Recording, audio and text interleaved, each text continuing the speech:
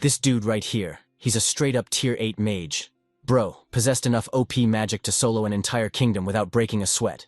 But because his power was way too fire, the king he loyally served got totally paranoid and secretly poisoned him. Talk about being backstabbed no cap. Ian wasn't about to take this massive L.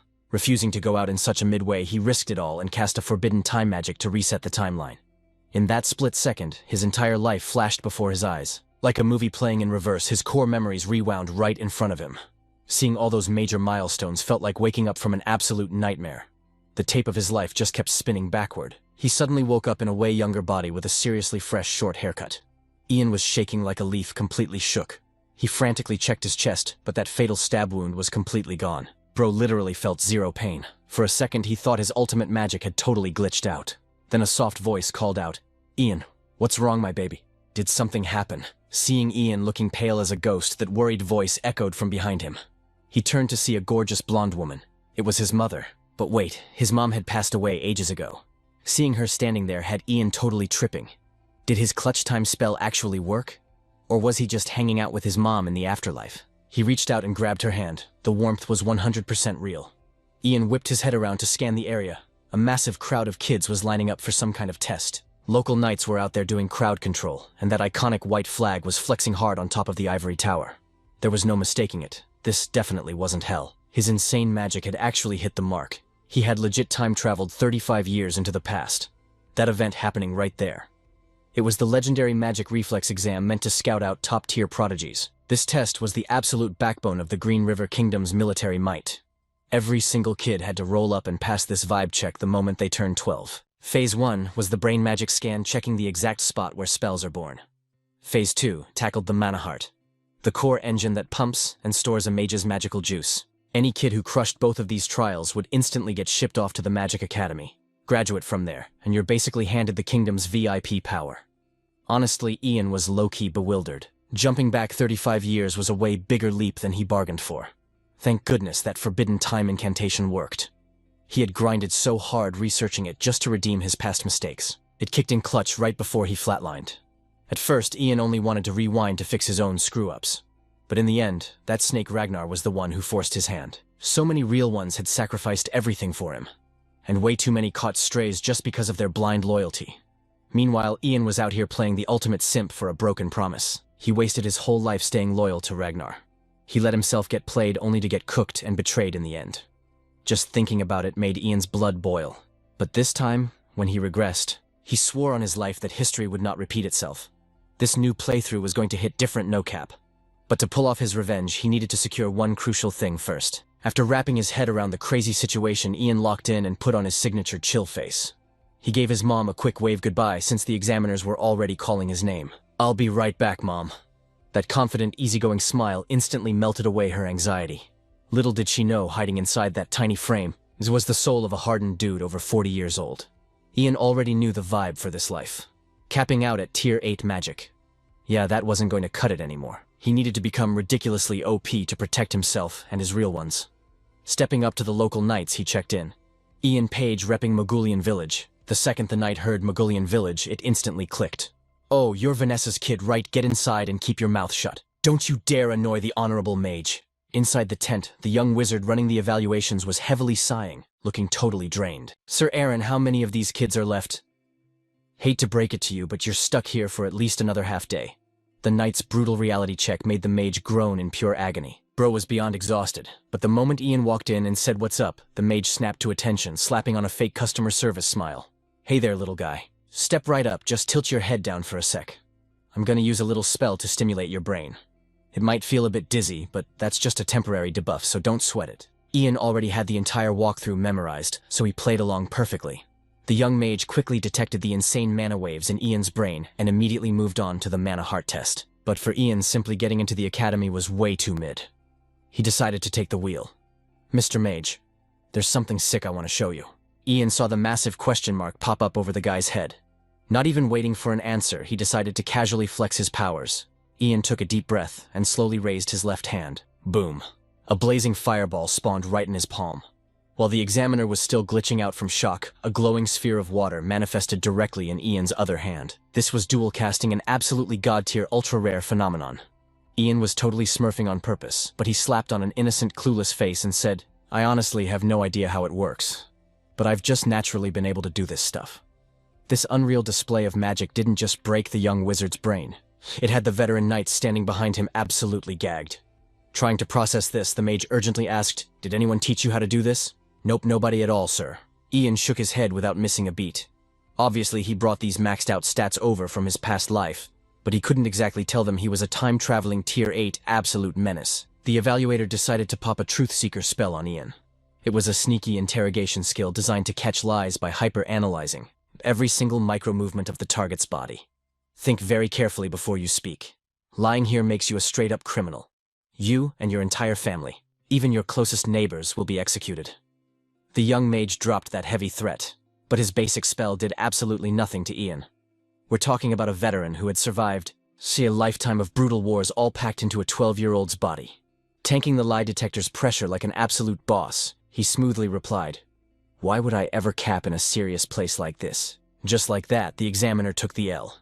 His high-level scan couldn't detect a single drop of deception, which meant the kid standing in front of him was a legitimate generational prodigy that needed to be protected at all costs. But before anyone could say another word, a terrified scream shattered the silence. And that voice belonged to Ian's mother. Outside the tent, a grimy knight had a death grip on her wrist. Even though she was visibly disgusted and fighting to pull away, the scumbag just barked, "Shut it. Don't you know VIPs are working in there? You've been a lonely widow for 7 years straight. You must be desperate, huh? At your age, you're totally past your prime. So stop acting like you're high value. You should be thanking me that someone's actually giving you the time of day." This trash mob was the exact same knight Ian had met earlier, the one who instantly recognized him as Vanessa's son. Back then, Ian thought he was tripping when he saw that creepy smirk, but turns out this creep had toxic intentions for his mom all along. Hearing the massive commotion, Aaron and the crew rushed out of the tent. What on earth is going on out here? But the second he saw the scene, that trash-tier knight instantly dropped Vanessa's arm. "It is nothing," he stuttered. "This lowly kitchen rat forgot her place, so I was just teaching her a lesson." Talk about absolute garbage behavior. Before anyone could even blink, Ian dashed forward, completely aggroed. Lowly. He was ready to absolutely destroy this dude, but the young mage stepped in and blocked his path. He dropped an absolute bombshell on that midnight. Just minutes ago, Ian had been officially recognized as a mage after hitting both awakening requirements. Truly, an OP moment. Because of this insane level up, his family's status instantly skyrocketed to noble tier. And disrespecting a noble or a mage, that is literally like picking a fight with the emperor himself.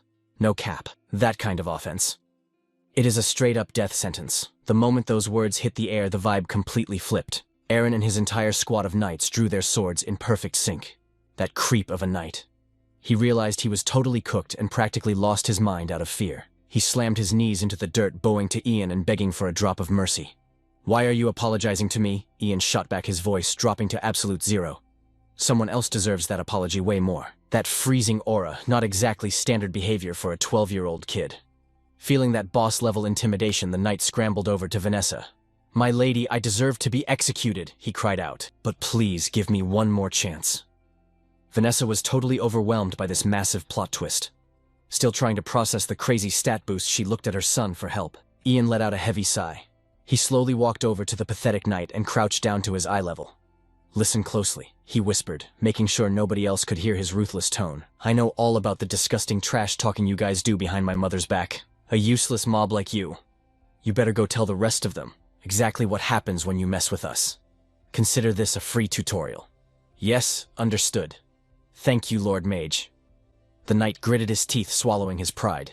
With the trash dealt with, Ian turned to the young mage and gave him a solid thanks for the clutch assist. "Protecting mages is literally the Ivory Tower's main quest," the guy replied with a friendly smile. Then he turned his focus to Aaron, assigning him a new escort mission guard, Ian and his mother, from now on. He promised to send the rest of the intel through a crystal ball later. And just like that, Aaron escorted Ian to the Knight's Inn. Ian totally vibed with the plan, keeping a tight grip on his mother's hand. He waved goodbye to the young mage. The dude watched Ian walk away, completely mind-blown by the kid's stats. To have that kind of genius-level IQ and insane talent at such a low level, it was actually unreal. The Royal Palace and the Ivory Tower were about to get seriously hyped. Later that night, while the entire server was fast asleep, that perverted knight stumbled out of the inn, totally wasted, and hauling his gear. He stumbled down the street, spitting non-stop toxic trash talk. Getting publicly humiliated by a kid had him fully tilted. His twisted mind was still plotting to violently ruin Vanessa's life someday. He fantasized about doing it right in front of Ian, forcing the overpowered kid to beg on his knees. In his delusional brain, that sounded like the perfect revenge plot.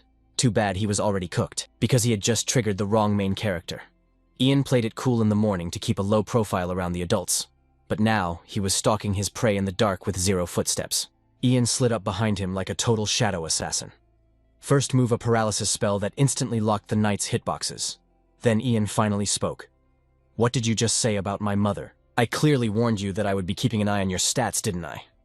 His voice was chillingly calm, but the sudden ambush and the debuff magic made the knight absolutely lose his mind. His vocal cords were basically offline. Ian just kept dropping cold, hard facts. "Today you got totally humiliated by a lowly kitchen maid's son. The absolute shame drove you to get wasted and wander down this empty street. And then, in a tragic accident, you slipped on this bridge, fell into the raging river below, and hit a game over." As he narrated the fake cutscene, Ian manipulated the scene to match his script perfectly. Splash. The knight's useless body plunged into the dark water. Ian stood on the edge of the bridge, his expression completely deadpan. For a split second, he actually debated if going PK mode was the right call. He regressed all this way just to find a path to redemption, hitting the reset button on his timeline so he could make better choices, and finally wash the blood off his hands. But running into a toxic NPC like this guy made him realize some stats just cannot be reset. Ian just wanted to keep his party members safe, no matter the cost. He was ready to go all out for that goal. Even though he swore he would avoid an evil alignment, this playthrough some absolute villains practically begged to be deleted from the server. Like that perverted knight, or the ultimate boss who poisoned him in his past life, Ragnar. Just thinking about Ragnar made Ian's HP drop. Seriously, what drove that guy to spout such unhinged dialogue? It felt like the lore was finally clicking into place. After successfully clearing his revenge quest, Ian dragged himself back to the inn, his stamina bar completely red. His head was pounding like it was about to explode. He never expected his mana pool to hit 0 after casting 1 basic paralysis spell. But then again, this level 12 body was still way too underleveled. He desperately needed a physical upgrade, and fast. His mother Vanessa was still fast asleep, completely clueless that her son had sneaked out. Looking at her peaceful face, terrifying flashbacks from his previous playthrough crashed into his mind. Back then, after just 1 year at the Magic Academy, he was already ranked as a top-tier mage. But his mother, left behind in this dusty mogul territory, got hit with a terminal debuff and passed away. She never even got to see him unlock his true class or enjoy the VIP lifestyle he earned. But this run was going to be completely different. Ian made an unbreakable vow to carry his mother to the end. He would secure the best possible ending for her. In his past life, his defense stats were basically useless. He failed to protect his guildmates and completely abandoned his own family. He had absolutely 0 clutch potential back then. That massive failure was his ultimate fuel to completely break the system in this new life. The next morning, deep inside the capital city Green Riverium, Emperor Terry Green River was holding a high-stakes briefing with the Ivory Tower Master. The guy was a level 5 mage named Herbert Leon. "Tower Master, what is your read on this?" Terry asked, his vibe completely unbothered. "I cannot rule out any glitches at this point. However, mana is essentially soul energy circulating right through the bloodstream. The exact moment you manually control that soul energy boom, you officially unlock the Mage class. Stimulating the brain's mana core through external tricks is the most basic awakening hack out there. Normally, the Academy teaches these meta strategies just like how I and the other pros leveled up. But there are legends of players who claim they awakened completely solo. And those rare unicorns, they can casually spam first-tier magic just like the legendary First Mage. Herbert dropped the massive lore bomb without even stuttering. The first mage he was hyping up was an insanely overpowered entity from the ancient patch notes. Without that guy carrying the entire human race, humanity would have never unlocked the magic skill tree. He literally figured out the awakening mechanics without a single tutorial or guide. You could call him the absolute goat of the mage community. His existence was basically on par with mythical dragons or literal gods. The only difference, dragons were just fake news, but the first mage was a hardcore reality. And the reason they were suddenly geeking out over a solo awakener, it was all because of Ian. The dual casting flex he pulled off yesterday completely broke Herbert's understanding of the game logic. The Tower Master needed to see this glitch with his own eyes. "The scout mage we sent to Mogul Village is definitely not a troll, Your Majesty. If this is not just some hyped-up rumor, then that kid's potential is straight-up dangerous. That is all the intel I can drop right now." Terry paused for a second. Suddenly his eyes locked onto the door. "Crown Prince, are you lurking out there?" "Yes, father." A seriously young voice echoed back. "It is me." "Get in here," Terry ordered. The heavy doors swung open, revealing the ridiculously good-looking face of the kingdom's current crown prince, Hayden Green River. Terry literally summoned him for a massive quest. No cap, the last time this dude stepped outside the palace was exactly 5 years ago, back when they were patrolling during a totally mid-harvest. But this time, the Emperor was sending his son on a hardcore run. He backed him up with cavalry, 300 royal guards, and 3 Tier 3 mages. Hayden's main quest heads straight to the Magulian territory and secure a kid named Ian Page. Wait, did you say Ian Page father? Hayden asked, totally confused. He is literally just a kid. Isn't deploying me and an entire army for this a little too extra? Are you seriously telling me you have not heard the rumors? Terry fired back. He sounded so disappointed before letting out a heavy sigh. Forget it. I told you to stay updated on the server's global chat. I will just assign another prince to this quest. Hearing that, Hayden started sweating bullets. He instantly begged his dad to let him keep the mission. He swore he would clutch up and finish the job without a single glitch. After mulling it over, Terry finally decided to lock in his crown prince for the job, and told him to go gear up as soon as possible because this was going to be one massive grind. Right after Hayden dipped, Herbert also asked to log off, claiming he needed to head back to the Ivory Tower. So, supplement yes work. What exactly do you need to prep? Terry questioned him instantly. You know how us mages absolutely hate touching grass. If I do not go back and hype them up right now, I might not even spawn 3 mages to party up with the Crown Prince tomorrow. Terry figured Herbert actually made sense, so he rushed him to head back. But the second he stepped out of the Emperor's study, Herbert's face turned completely toxic. His sidekick Mage thought they were fast-traveling back to the tower, but nope. Herbert had other plans. He muttered that he had some major interference to run first. Meanwhile, back in the Magulian beginner village, Ian was chilling at the Knight's Inn. But in his head, he already knew the score. Sooner or later, both the Ivory Tower and the Royals were going to make a move on him. He flashed back to the rookie mage who tested his stats yesterday. Just seeing how that guy instantly validated his magic, right after the tutorial quest was over. Ian knew for a fact that Snitch had instantly messaged his higher-ups, but honestly, that was exactly what Ian wanted. The current Emperor was practically sweating to scout a totally overpowered carry for Crown Prince Hayden Green River. On the flip side, Herbert, the boss of the Ivory Tower, was secretly hard-carrying the 5th Prince Jonah. This was going to trigger a massive guild war between the Royals and the Tower. Whether Ian sided with the Emperor of the Tower or just went solo, his busted stats meant his potential was limitless. The only difference in this playthrough, Ian was not some clueless noob letting non-playable characters manipulate him. While Ian was busy theory crafting his next move, a massive crowd had already swarmed the inn. Suddenly, the rookie mage from yesterday started yelling at max volume, snapping Ian right out of his thoughts. Kingdom Mage Ian Page, please receive the Emperor's official patch notes. Ian actually flinched. The Emperor's decree. Looks like Terry's aggro was way faster than he predicted. The second Ian popped his head out the door, he was hit with the dude's absolute try-hard customer service smile. Are you awake, kiddo? The Emperor just dropped a special quest line for you. I will teach you the royal emote sequence first, so just copy my movements. Ian nodded like a good little recruit, but honestly, he already had these emotes locked into his muscle memory since his last life. Without missing a beat, Ian smoothly dropped to his right knee and slapped his left hand over his heart. His execution was so clean and flawless that it left the other guy totally shook. He literally questioned if this was actually Ian's first time performing this animation. Shaking off the glitch in his brain, the guy readied up. Gripping his magical crystal ball, he announced in a dead serious tone, Mage Ian Page, listen to the words of our absolute ruler. I highly rate Ian Page's overpowered stats and officially verify him as a Kingdom Mage. I am greenlighting his name for the Ivory Tower leaderboards, and I invite him to the Royal Palace. My eldest son has been dispatched to escort you. May your fast travel be free of lag. Once the full unskippable cutscene ended, Ian casually got back on his feet. A whole new squad of knights had already spawned in. Leading them was Aaron, the Magulian knight captain, whose quest was to escort Ian to the Lord's estate. For him and the rest of his guild, escorting the Crown Prince and Ian was an absolute flex. Because of that, he treated the kid like he was carrying fragile legendary loot. And it was not just Aaron.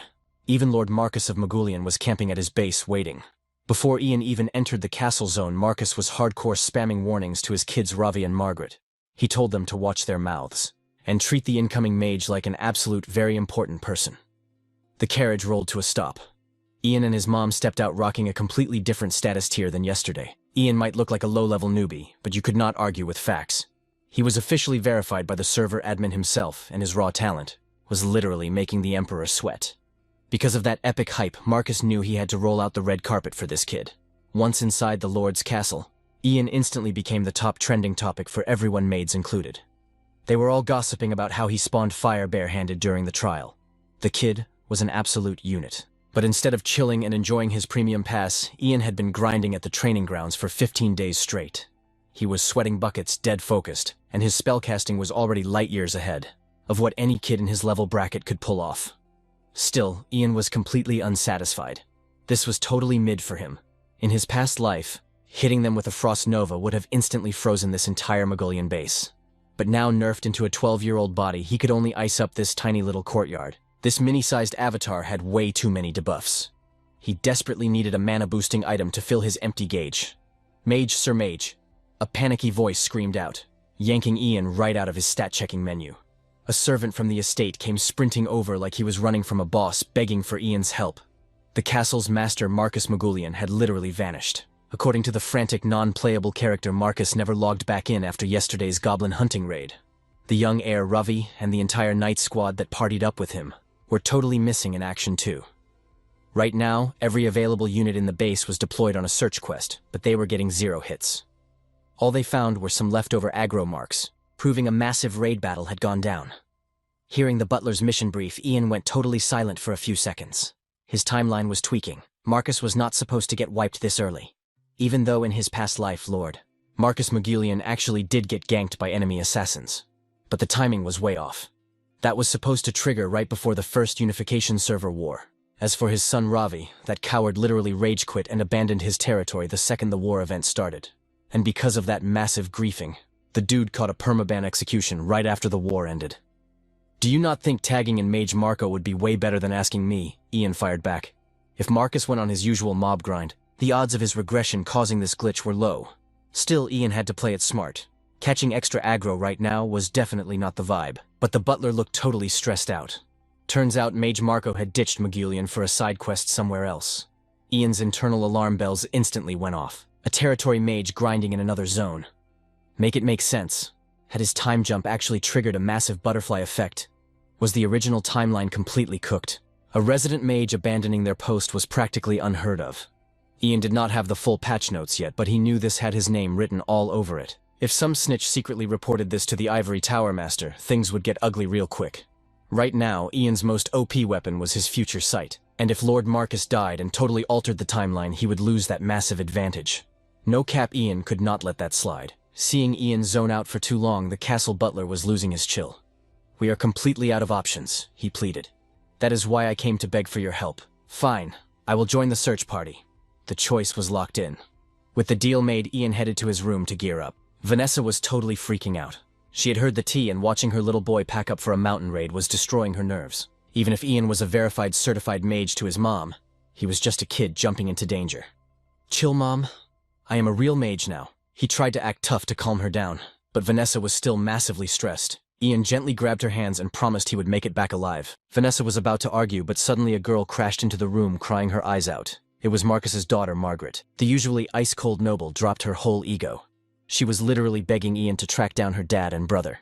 "If you find them, I will do anything to repay you. I will make my father shower you with gold, land, and servants, just please." Her frantic energy was giving Ian a massive headache. He just wanted to dip, but as he casually glanced at her, a gold ring on her finger caught his eye. Basic cash was mid to Ian, meaning this ring had to be absolute fire. "I promise I will bring them back," Ian declared with zero hesitation. Margaret instantly breathed a sigh of relief. A faint smile finally broke through her tears. Then Ian hit her with a request. He asked to borrow the ring on her hand. His excuse: he could sense heavy magical energy radiating from it. "This item might help me track the Lord," he claimed. Hearing that Margaret had zero reason to say no, she instantly slid it off and dropped it into his palm. The second Ian slipped it on, an electric surge rushed through his veins. It felt exactly like his past life. This was no basic jewelry. It was the Mogul ring, a low-tier artifact that gave a raw boost to the user's mana pool. Looks like Marcus had skipped his actual heir and gifted this epic drop to his favorite daughter. "You absolutely have to find them. I am only loaning this to you. It is a family heirloom." Margaret panicked a bit, seeing Ian practically drooling over the loot. Yeah, I know." Ian brushed it off to keep her calm. He was not trying to steal her gear. He just needed a temporary buff to cover his weak mana stats. With his physical limits holding him back, having this item gave him a major confidence spike. Locked and loaded, he and the castle knights rolled out.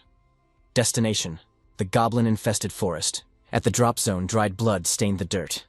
Ian asked if the knights had buried the fallen, but they shook their heads. They had not found a single body. The whole squad assumed the victims got completely devoured by mobs. Ian stepped up to the front line and scanned the area like a hawk. Aside from the gore, the only things left were dozens of dead goblins.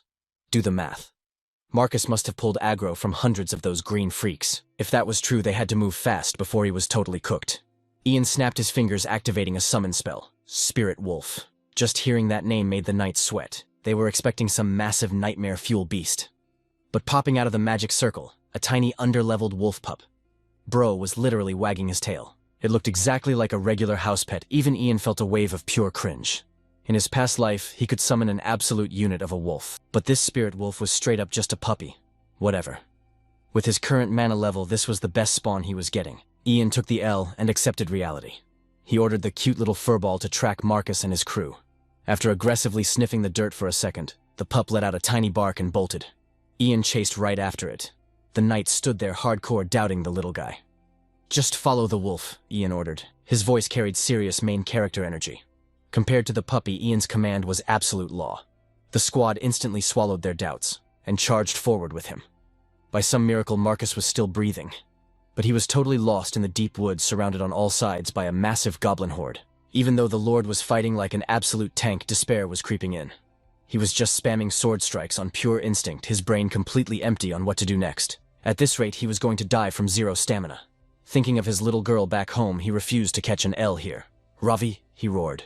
"We will hold the line against these freaks. You have to find a way back to the palace. Warn them that Mount Magulian is under a goblin siege move." Too bad Marcus's air was entirely useless. Bro was literally shaking in his boots. Even when a goblin crept up to backstab his dad, Ravi was too paralyzed by fear to even scream a warning. It was not until the monster launched itself into the airblades ready to strike that Marcus finally realized he was wide open. In that exact moment, dodging or countering was physically impossible. But his HP bar was saved. Ian dropped in clutch just in time. He had to stop this timeline from going completely off the rails. Boom, a single frost nova from Ian absolutely deleted the monster. And it was not just the one attacking Marcus. Every single goblin in the radius got frozen solid. An insanely OP flex coming from a literal 12-year-old kid. Marcus was running on empty. He caught one blurry glimpse of the boy's face before passing out from exhaustion. Luckily, the rescue mission was a total W. Faint sobbing echoed in his ears. "Father, Father." Marcus groggily booted back up. He blinked at his surroundings, and sure enough, his daughter was camping by his bedside. Shocked to see him awake, she cried out, "Sure." Father Marcus could not believe he had survived to see her again. "Margaret." He slowly pushed himself up, rubbing his pounding temples as he looked at her. "Ooh, bro, what even happened?" Margaret had to jog his memory, reminding him that Ian literally clutched up and saved their dad. Thinking about that insane carry, she totally broke down, tears streaming down her face. "Dad, you and bro were knocked out cold for 2 whole days. I was losing my mind over here." Catching wind that Lord Marcus was finally awake, the head butler speed-walked into the room. "My lord, thank heavens you are back online." Spotting him, Marcus immediately demanded a status update. "Hoga, is the rest of the squad safe?" But the butler completely froze up, stumbling over his words. "Well, about that." Hoga took a heavy breath before dropping the bad news. 12 guards and Sir Rowan, they did not make it back. They are totally cooked. A heavy silence hit Marcus hard. Shaking off the gloom, he asked his butler, "Where is that OP mage? I need to see him face to face right now." Meanwhile, Ian was out on the training grounds grinding his stats solo. Suddenly, someone called out, "Mr. Mage." Turns out it was Hoga pulling up on orders from the Lord himself. "Found you at last," the butler gasped. Ian did not miss a beat.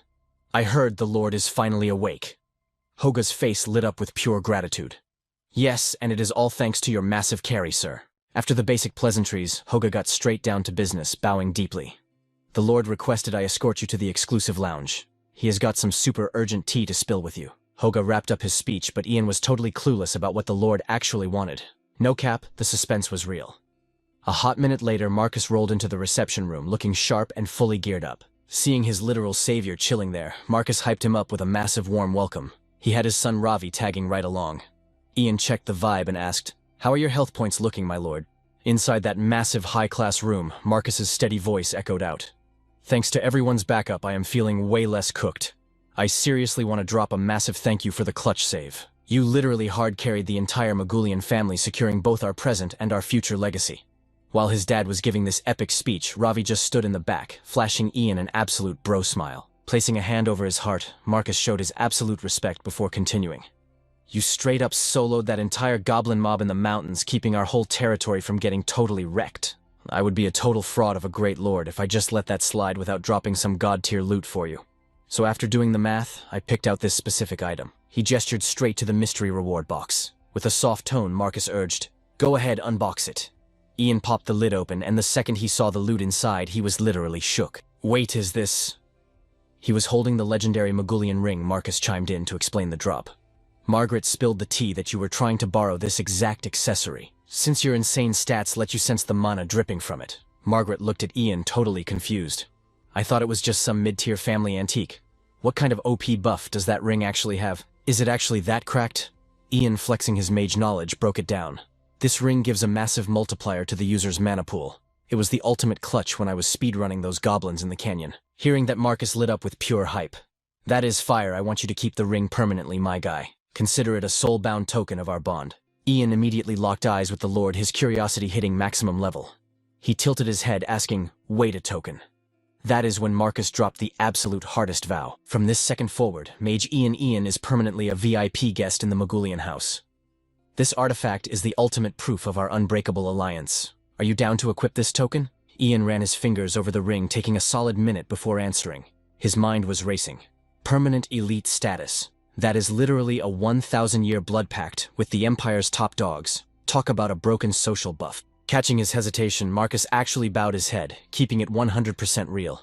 "Our entire faction will always leave the door wide open whenever Lord Ian wants to roll through. If you ever need backup or extra aggro pulled, we swear to be your absolute ride or dies." But Ian...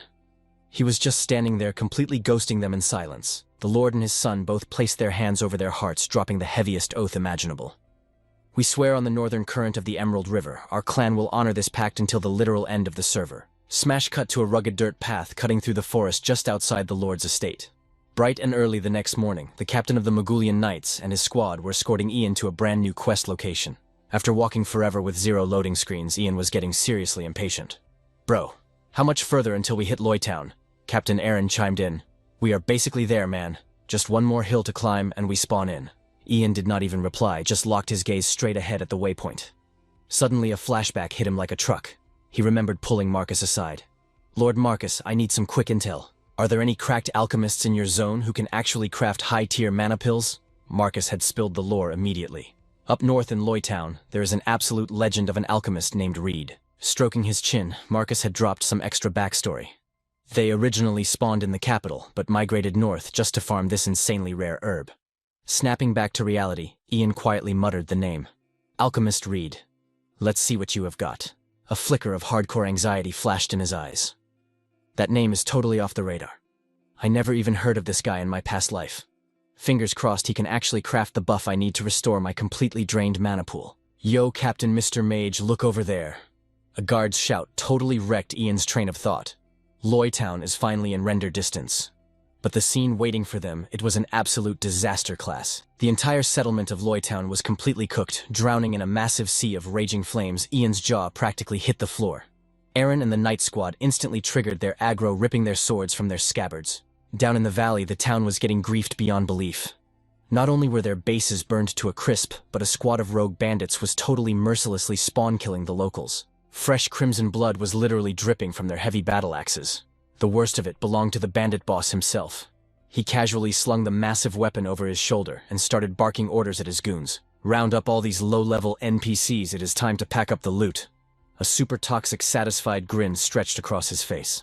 "Speedrun this wipeout, boys. We have got another zone to raid next." The second the boss dropped the command, his cronies snatched up a random kid nearby.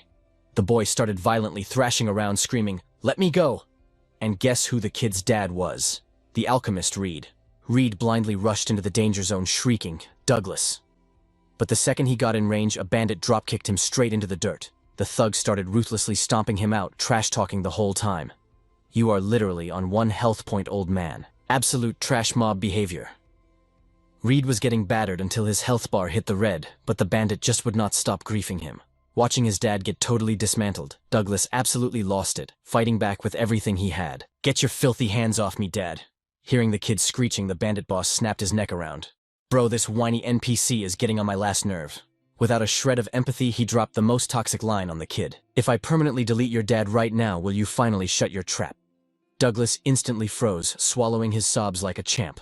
He was completely paralyzed, terrified that one wrong movement would get his dad sent straight to the graveyard. But the psycho bandit boss had zero chill.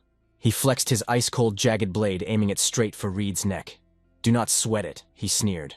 "I'm going to auction your kid off to a super-exclusive guild. Game over." The look in the boss's eyes was pure unhinged villainy, literally zero humanity left in his code. Douglas let out a completely soul-shattering shriek, watching his worst nightmare unfold. But right before the fatal blow connected, boom. Douglas watched in absolute shock as a massive high-level ice spike perfectly sniped the boss through the chest. Crimson droplets splattered across the kid's face, leaving him entirely glitched out in disbelief. The raid boss was literally one-shotted instant knockout. It took a whole second for the server lag to clear and his goons to realize their leader was smoked. One of the thugs started panicking. "Yo, what the heck was that hitbox?" Another bandit finally registered the element that just wrecked their boss. "Wait, is that actual ice magic?" The bearded minion started totally losing his mind. "Bro, who the heck is casting that from out of bounds?" Ian locked in, feeling the raw magic surging through his veins. He flexed his hand, checking out the Magulian ring. No cap, this loot was actually working. He stared at it, totally hyped. Thanks to this buff, his mana pool was absolutely cracked. He was easily hitting third-class mage levels now. Back in Roytown, he had totally wiped the floor with those bandit NPCs. But honestly, the collateral damage was literally insane. Houses were straight up cooked, burnt down to the foundation. The locals were taking a massive L, mothers, kids, and even the toughest dads. They were all on their knees sobbing over their fallen family members. Our OP young mage Ian just stood there taking in the tragic vibes. Suddenly someone yelled out to him, "Yo, Sir Mage." It was Captain Aaron hollering. Ian immediately checked the stats. "Captain, did your squad take any damage?" Aaron grinned. "Nah. Thanks to your clutch carry, we didn't take a single hit." Ian let out a breath. That is a massive W. But low-key he was sweating about the alchemist he came to find.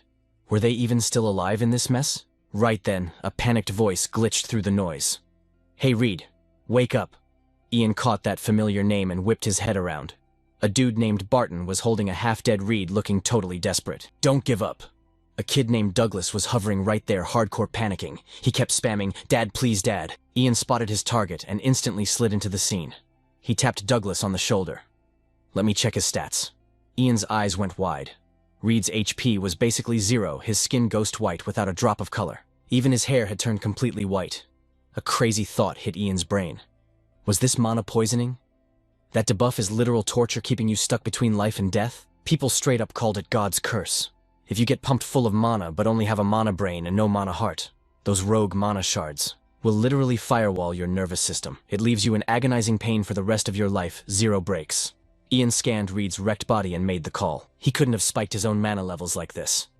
Some toxic mage definitely griefed him on purpose. Ian thought, these status effects are cooked.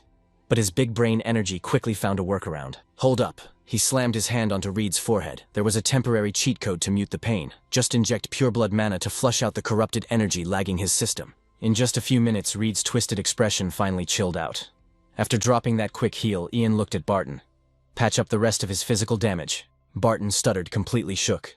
"Yeah. Thank you so much." Just as Ian turned to dip, a tiny hand grabbed his jacket. It was Douglas looking up with shaky eyes. "My dad. Is he gonna be okay?" Ian looked at the kid and gave it to him straight. "For now." In his head, Ian knew the truth. You can temporarily patch this glitch by transferring mana, but there is no permanent fix for this cursed debuff. Hearing that, Douglas started stressing hard. "Wait, so the pain is gonna come back?" Ian didn't say a word, just processing the harsh reality. The mana I just gave him will eventually go toxic too.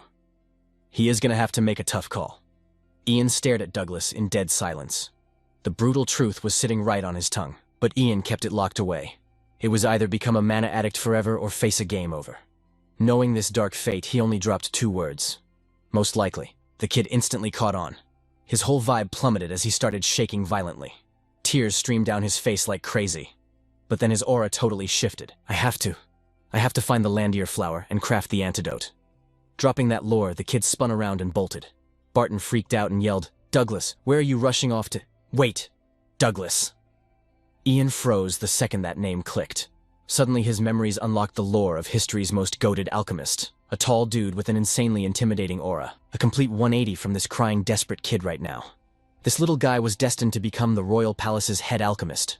The legendary Douglas Hayden. Ian remembered his ice-cold glare. A guy who started at rock bottom but leveled up to stand beside Emperor Jonah, all thanks to his insane IQ. Back in Ian's past life, that guy had major beef with all mages. Connecting the dots, Ian's brain went into overdrive. An alchemist wrecked by a mage's mana poisoning. And a specific herb his dad was grinding to find up in the north. Douglas's exact words kept replaying in his head. I have to find the Landier flower and craft the antidote. It all led Ian to one crazy realization. An item that could totally cancel out a body's mana. If that drop was actually real. A ghost from his past echoed in his mind, dropping a massive spoiler. It is a poison that hard counters magic. Right in your bloodstream. Boom, Ian remembered everything. He stood there absolutely stunned by the plot twist, but then he instantly popped an agility buff and dashed after the kid. Oh. Douglas. In a literal flash, Ian teleported right in front of the kid, making him screech to a halt. Ian gripped his shoulders to lock him in place.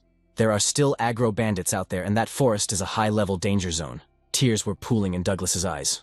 But I don't have time to camp here. If I don't grind for that flower and brew the antidote right now, my dad is gonna... While the kid was mid-breakdown, Ian fast cast a spell. Sleep. Douglas slurred his words like an NPC lagging out. I need to... A second later, his legs gave out completely. Face planting into Ian's shoulder, he was still mumbling. The flower. Ian gently caught the knocked-out kid. Fast forward a bit, and the sun was filtering through the trees, lighting up the whole forest zone. Douglas was out cold on a patch of green grass. His tiny face looked so peaceful and totally harmless. It was wild compared to Ian's past life flashbacks, sending his thoughts spiraling. Honestly, looking at him now, if his older self wasn't constantly radiating dark energy, their faces were basically identical. Ian sat quietly next to the sleeping kid. His brain was running simulations. If he hadn't spawned in Roytown, this kid's dad would be getting a game over, and Douglas would have been sold off as a slave by those mob enemies. Then the emotionless face of past life Douglas hit Ian like a truck. That busted poison he drank back then. This dude definitely crafted it. He probably took the quest and brewed it fully, knowing Jonah's toxic master plan. Thinking about this, Ian paused, calculating his next move. He side-eyed this mini version of Douglas. A dark, intrusive thought popped up.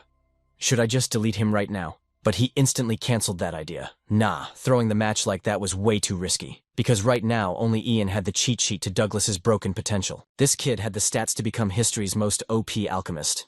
I could totally recruit him to my party. Even as he plotted this epic W, Ian was still low-key stressing. Even if his storyline changed this time around, there was no guarantee he wouldn't pull a betrayal and stab him in the back.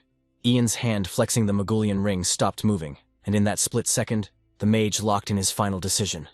Just then, a voice broke his focus. Sir Mage. Captain Aaron walked up panting hard. Ian asked, "What is the status?" The captain, totally out of breath, replied, "You randomly dashed off, so I had to chase you down." Once his stamina recovered, Aaron noticed Douglas lying there.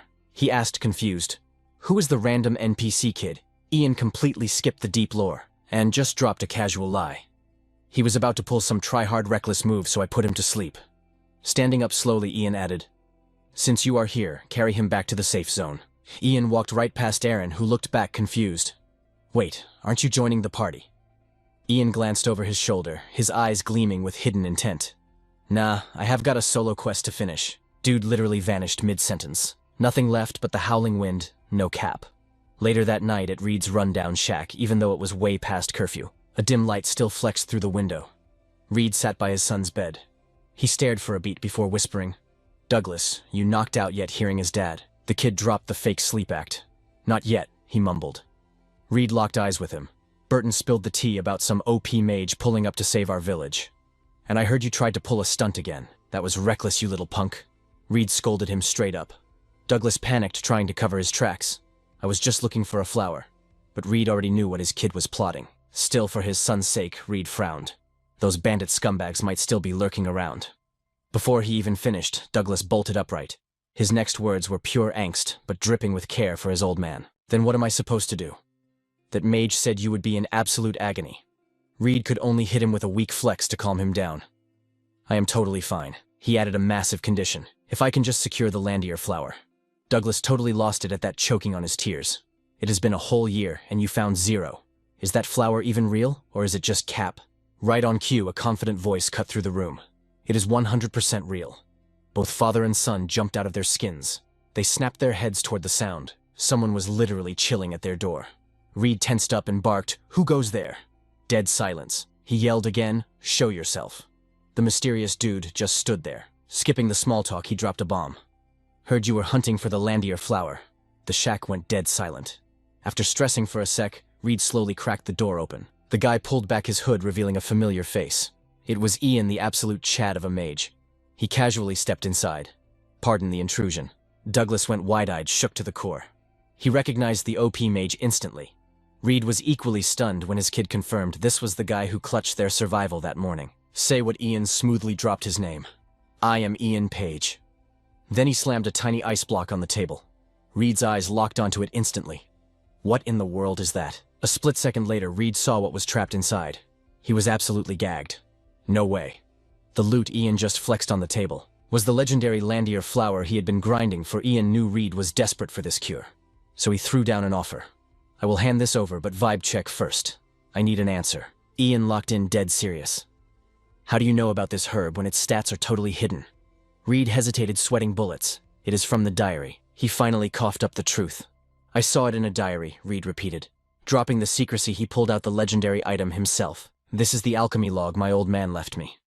Reed flipped through the worn-out pages, stopping at a specific spread. "Take a look at this page right here." Slap in the middle, the diary dropped massive lore on the Landier flower. It straight up nullifies mana. Found only in the northern continent, a 12-petaled beast of a plant. Toxic blue stems and roots turning to dust the second it gets picked. Unfarmable and unharvestable. Ian snatched the diary, scanning the stats. "Your dad was an alchemist too." Reed nodded. It was the family hustle. Ian instantly connected the dots. "So this book is an heirloom item." Reed shrugged it off. "Pretty much." Ian tilted his head, staring straight into his soul. "Then you should know the meta. For a mage running a mana heart and brain, that mana-canceling Landier flower is straight-up lethal poison." Reed froze, completely stun-locked. He scrambled to defend his turf. "I get your point, but our family alchemists would never. We do not craft potions to grief other players." Terrified Ian would cancel him, Reed doubled down. "I swear it on my family's honor, no cap." But Ian's razor-sharp gaze had already drifted. His scanning eyes locked onto Douglas instead. The kid low-key panicked under the heavy stare. Seconds ticked by before Ian's icy blue eyes finally chilled out. Understood. He picked up the frozen Landier drop again. "Thanks for passing the vibe check." Out of nowhere, Ian dropped 2 cold words. "Also, watch this." He instantly flexed his magic on the ice block. Blue flames violently erupted from Ian's hand. He casually muttered an apology. A second later, the ice completely melted and the Landier flower withered into absolute nothingness. Ian watched the ashes crumble and hit him with reality. "Even with my OP stats, I could not find the real deal. I just crafted an ice clone." Reed was absolutely shook. "Did you just bait me?" Ian smirked. "Just proving a point. You can track down this flower anytime." Then he threw down a massive counteroffer. "Reed, how about we make a trade?" Still salty about getting juked, Reed hesitated. "A trade." He kept quiet while Ian laid out the terms. "I will pump you full of mana on repeat. That way mana poisoning will not flatline you." He made a bold promise. "I will also unlock a way for you to safely consume the Landier flower." But internally, Ian was plotting. He knew he could mine the data. The exact intel Jaina and Douglas had grinded for in his past life. Ian doubled down. "So pack your bags and follow me to the capital." Reed was totally lost. The capital? Why the heck would I go there? Ian laid out his demands like a boss. "I need you to craft mana potions to buff my low reserves. Then you will learn to brew the cure for my mom's illness." Hearing this, Reed was mad confused. "Why not just hire some top-tier alchemist?" "My crafting skills are totally mid," Ian clapped back. "I want someone in my party who can spam feed me potions." Then he glanced at Douglas. "This kid literally sprinted into a bandit-infested zone just to score meds for you. Make the right call, man. Do it for him." Douglas blanked out for a sec, realizing the OP mage was hyping him up. A crazy thought flashed through Reed's mind. This guy is no ordinary kid. Just who is he? Snapping back to reality, Reed asked for a minor timeout. "Can you give me a sec to process this?" Ian could not care less about the clock. He answered coldly, "Take all the time you need." He stared at the father-son duo, his mind racing. In this timeline, Douglas will not lose his dad or become some tragic slave NPC. Ian's gaze was locked and silently waiting for Reed to drop his answer. Looking at the kid's innocent smile, Ian swore to himself. His god-tier talent will never fall into the hands of Jaina. The next morning, Ian was camping outside, patiently waiting for the duo. Suddenly, Alan's voice broke the silence from behind. Lord Mage Ian whipped his head around. Alan came to drop the status update. "The squad is ready to head back to the Lord's castle." Ian stayed dead quiet. He was totally holding out for Reed, but the shack's door remained completely AFK. Ian sighed, giving Alan the green light. Fine, let's roll out. Just as disappointment started eating away at him. Did he really ghost my offer? The door creaked open with dramatic timing. Reed and his son stepped out carrying their basic inventory. Douglas hyped up the moment, calling out, "Hey, Mage." Ian locked eyes with them, genuinely surprised. He spun around and closed the gap. "So what is the verdict?" Reed hesitated before spitting it out. "I made my choice. Like I even had another option. I need to survive first." He grumbled, walking down the steps with his kid. But a massive grin was already taking over Reed's face. "You better keep your promise, kid." Scoring the exact answer he wanted, Ian's vibe instantly lit up. Bet on it. Suddenly his eyes drifted down to the little guy. It looked like Douglas was gearing up to drop a line of his own. The kid hesitated. "Can you actually heal my dad, no cap?" Ian exhaled, flashing a confident smirk. "Yeah, I got this." Still skeptical, the boy double-checked just to be sure. "For real." Keeping his cool, Ian replied softly, "For real." Douglas's face instantly lit up. "Then can I call you boss from now on?" Ian felt a bit awkward, but rolled with it. "Sure, why not?" Douglas placed a hand over his heart, looking dead serious. "Understood, boss." Looking at this innocent kid, Ian couldn't help but get a massive flashback. In his past life, Douglas was an absolute menace, cold and ruthless. "Get out of my sight," Ian thought to himself, completely baffled. Was he seriously this soft as a kid? Just then, the heavy sound of galloping hooves crashed the moment. Ian snapped his head around while Douglas stood there, completely clueless. A soldier on horseback skidded to a halt right in front of them. He leaped off, rushing straight up to Ian with pure panic in his eyes. "Sir Mage, we need to head back to the castle right now." Ian raised an eyebrow. "What is the emergency?" The soldier quickly spilled the tea. "Word is the Crown Prince just crossed the Gamus River." Ian's eyes widened, genuinely caught off guard. The Gamus River. He already crossed it. The soldier stammered, "Yes, sir. The intel just dropped this morning." Ian went silent, his mind racing. Why are they just now telling us? But he instantly knew what his next move had to be. "Yo, I'm going to need to borrow your horse." The guy looked skeptical. "Wait, do you even know how to ride?" Ian stepped up casually, running his hand along the horse's mane. "Not really, but we're about to be besties." Turns out Ian had a totally OP cheat code. He just spammed his taming magic right on the spot. A few seconds later, the horse's vibe completely shifted, utterly loyal to Ian. "I need to hit the castle, think you can get me there." Suddenly, the beast took a few steps back, and then it smoothly lowered itself to the ground, making it super easy for Ian to hop on. While the crowd stood there completely shook, Ian started handing out orders. "Mr. Aaron, make sure you bring Mr. Radio with you." By now, Ian was fully mounted in the saddle and ready to bolt. "I am heading out first." Scene shift to the other side of the map. Crown Prince Hayden's massive convoy was rolling deep. Right in the middle of the heavy cavalry was his tricked-out royal carriage. Inside, Hayden was staring out the window, totally lost in thought. He was replaying a major flashback in his head. "You summoned me, father." Emperor Terry looked dead serious. "Listen up before you head out. Rumor has it that Herbert has been secretly meeting with the 5th prince." Hayden flinched, totally caught off guard by the drop. He kept his mouth shut and let the old man speak. "Half the nobles are absolute simps for the Ivory Tower. So you know damn well that whoever the Tower Master backs is going to win." Terry wasn't blind.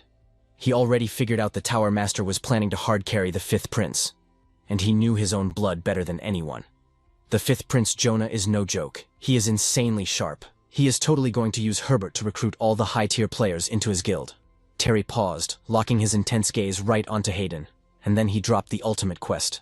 "Ian Page, you need to pull whatever strings you have to recruit him. Lock him down before the Ivory Tower even gets a chance." Even after that massive lore dump, Hayden just sat there in silence. But the Emperor's voice kept living rent-free in his head, basically telling him to secure this OP kid to build his own power base. Thinking about that stressful memory made Hayden sigh heavily. He aggressively messed up his hair, totally stressed out. Okay, sure he is a mage, but he is literally just a kid. What is he going to do? The Ivory Tower is stacked with magic users, yet none of them are backing my squad. Suddenly, Hayden's eyes turned incredibly dark and toxic. How dare that old fool ditch me, the literal heir for the 5th prince? His brain was plotting absolute villain arcs. "The second I hit the throne, those clowns are getting permanently banned." Just then, the second Knight Captain Oliver Zeus pulled up.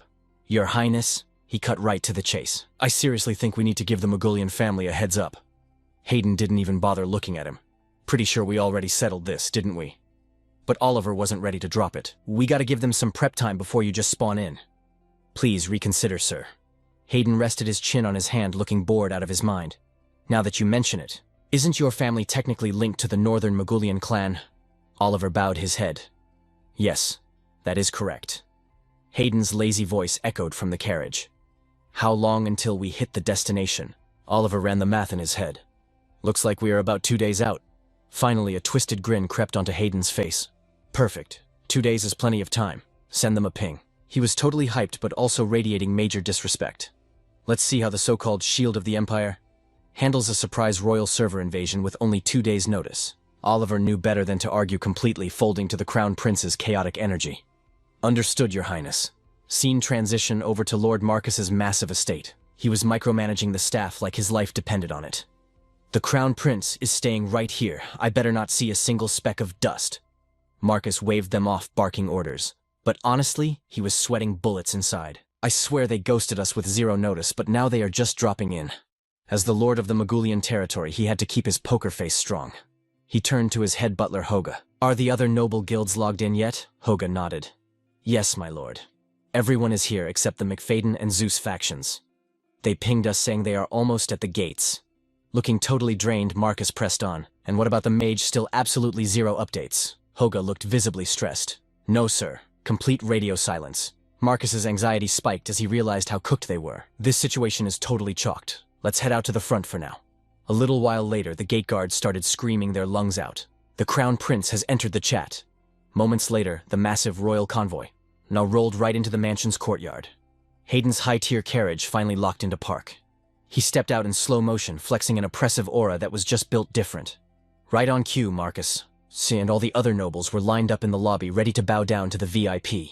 Some random dude leaned over and whispered to Marcus, My lord, where in the world is our mage? Marcus was stumbling over his words. The mage is... Suddenly, a massive shout shattered the tension. Whoa, stop.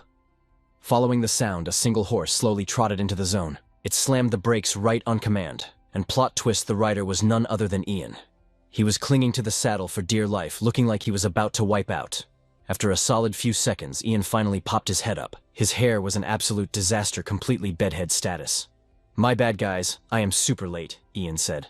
Marcus, totally flustered, replied, You actually made it. That is all that matters. Right this way. The crowd took one look at Ian's goofy state, and immediately started gossiping. Wait, that actual child is the rumored OP mage. Bro can't even ride a mount without looking cooked. Marcus grabbed Ian by the shoulder to hype him up. This mage was summoned by a direct imperial quest. By the laws of the Empire, you need to take the top-tier spot. After locking in his role, they walked straight up to the Crown Prince boss fight. They had an intense staring contest for a minute, before Hayden broke the silence. So, you are the famous Ian Page. Ian didn't instantly reply, scanning the arrogant royal from head to toe. His mind was racing. Man, it has been a hot minute since I've seen this dude. Then his eyes flicked over to the Ivory Tower squad hovering nearby. And right in the middle of their group, Ian spotted a raven-haired girl. As if her spider senses were tingling, she turned right toward Ian and smirked. Her name was Cecilia. A knowing grin slowly crept onto Ian's face, because he knew exactly what she was, an undercover mole from the called Empire. Fast forward. Cut to the super lavish banquet inside Marcus's mansion. Oliver was trying to play babysitter. Your Highness, please do not get totally wasted. But Hayden wasn't having it. What else is there to do in this mid-place besides chug this wine? He started absolutely venting his frustrations. I cannot believe I traveled all this way just to socialize with these annoying NPCs. After grinding that massive travel distance, this party is a total flop. And honestly, that kid's vibe is completely off. I hate him. I just want to log out and go to sleep. Listening to the prince aggressively whine, Oliver just stood there biting his tongue. Meanwhile, Cecilia stood chilling in the shadows, far from the loud basic crowd. She took a sip of her wine, thinking about this wild coincidence. The Chorus Empire was actually showing interest in that kid. She remembered the Empire's recent orders. 2 strict commands were given.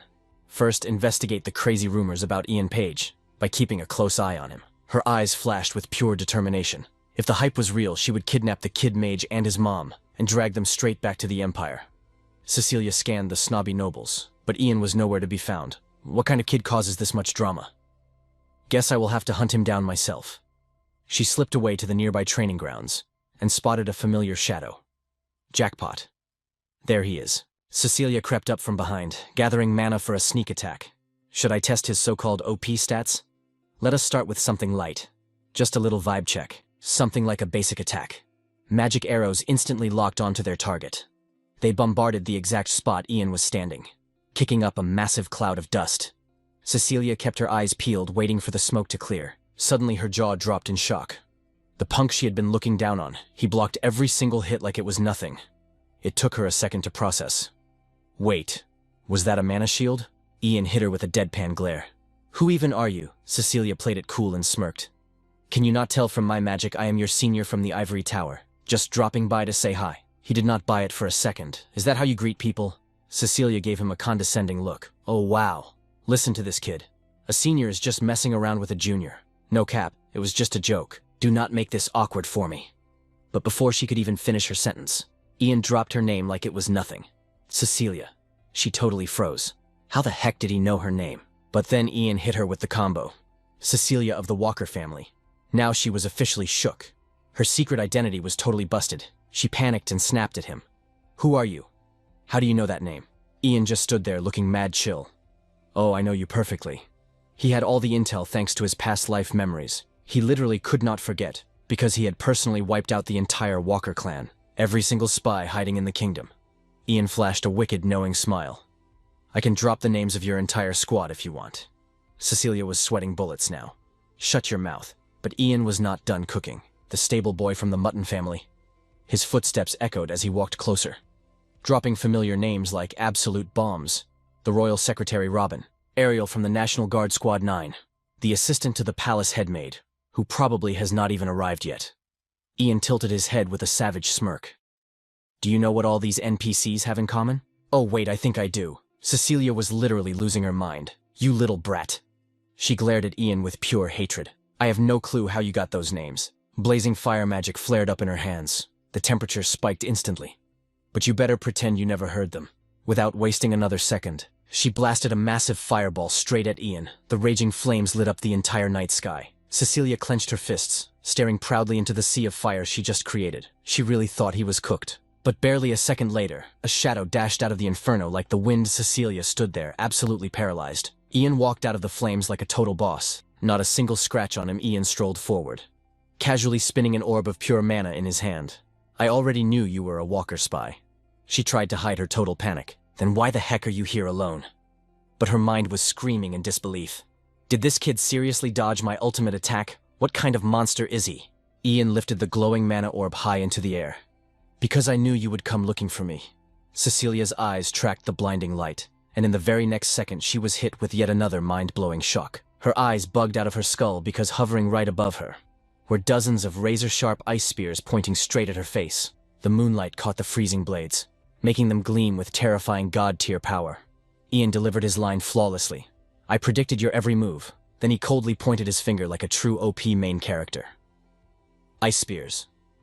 On his command, the deadly barrage rained down. Cecilia stumbled backward in sheer terror, clutching barely enough time to pop her mana shield, just before she got turned into a pincushion, but her mid-tier shield could not handle the pressure. Massive cracks instantly webbed across the barrier. Damn it, she screamed in pure panic. Meanwhile, Ian was already conjuring a massive fireball. The raw power was absolutely insane.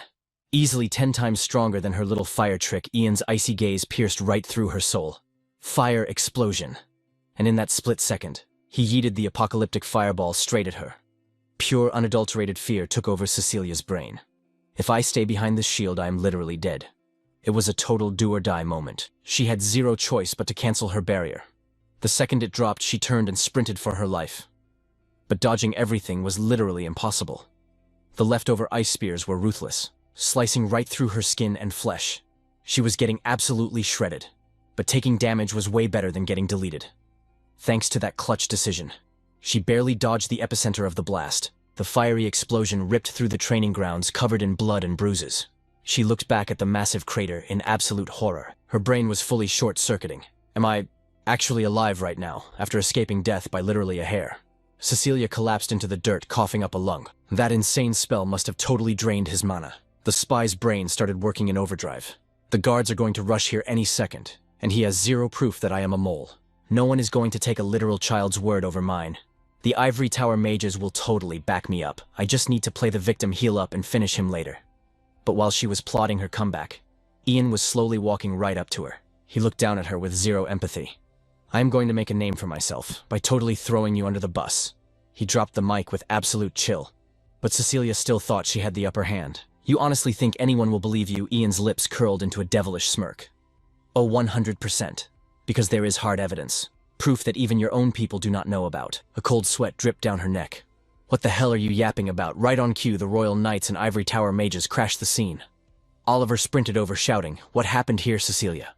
The mages saw their senior laid out in the dirt, and rushed over to carry her. "Oh my god, what happened to you? Who did this?" Ian stepped up completely deadpan. "Yeah, that was me." Every single jaw hit the floor as they stared at him. Oliver locked eyes with Ian, looking dead serious. "Kid, you need to explain this right now. What happened?" It was time for Ian to secure his Oscar. He lied straight through his teeth without missing a beat. "I was just minding my own business when I saw this woman talking to some sketchy guy in a mask." Cecilia's eyes almost popped out of her head. What the heck? Ian put on the perfect innocent victim face, and then she just snapped and tried to murder me. Oliver processed the crazy story. "So you messed her up this badly in self-defense?" Ian nodded like a traumatized kid. "It was either her or me. I had to survive." Oliver narrowed his eyes cautiously. "Do you have any proof to back up this insane claim?" Ian hit him with the clutch info. "I saw them showing each other something. A secret tattoo on their bodies." Oliver frowned, gears turning in his head. Without hesitating for another second, he barked an order. "Search her body for a mark." The two tower mages immediately stepped up to block him. A guy named Finn got super defensive. "Yo, Captain. Do you not think you are crossing a line? Did you forget we are elite mages of the Ivory Tower?" But Oliver was not having any of that fragile ego nonsense.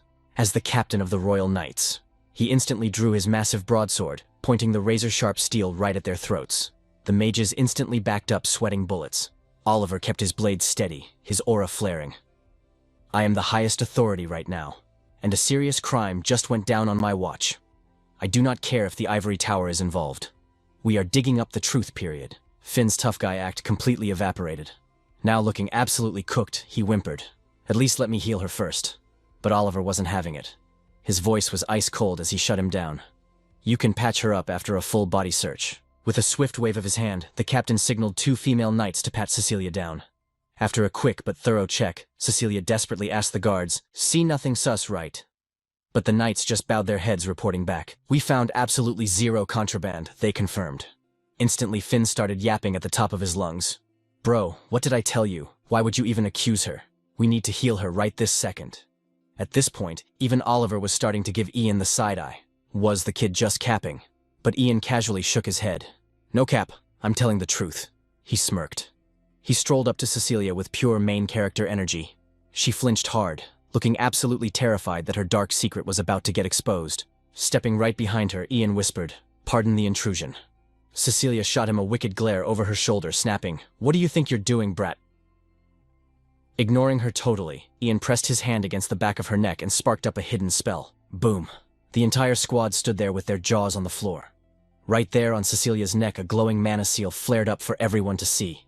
Even Cecilia looked entirely shook by her own hidden tattoo. "What kind of trick did you just pull?" she hissed.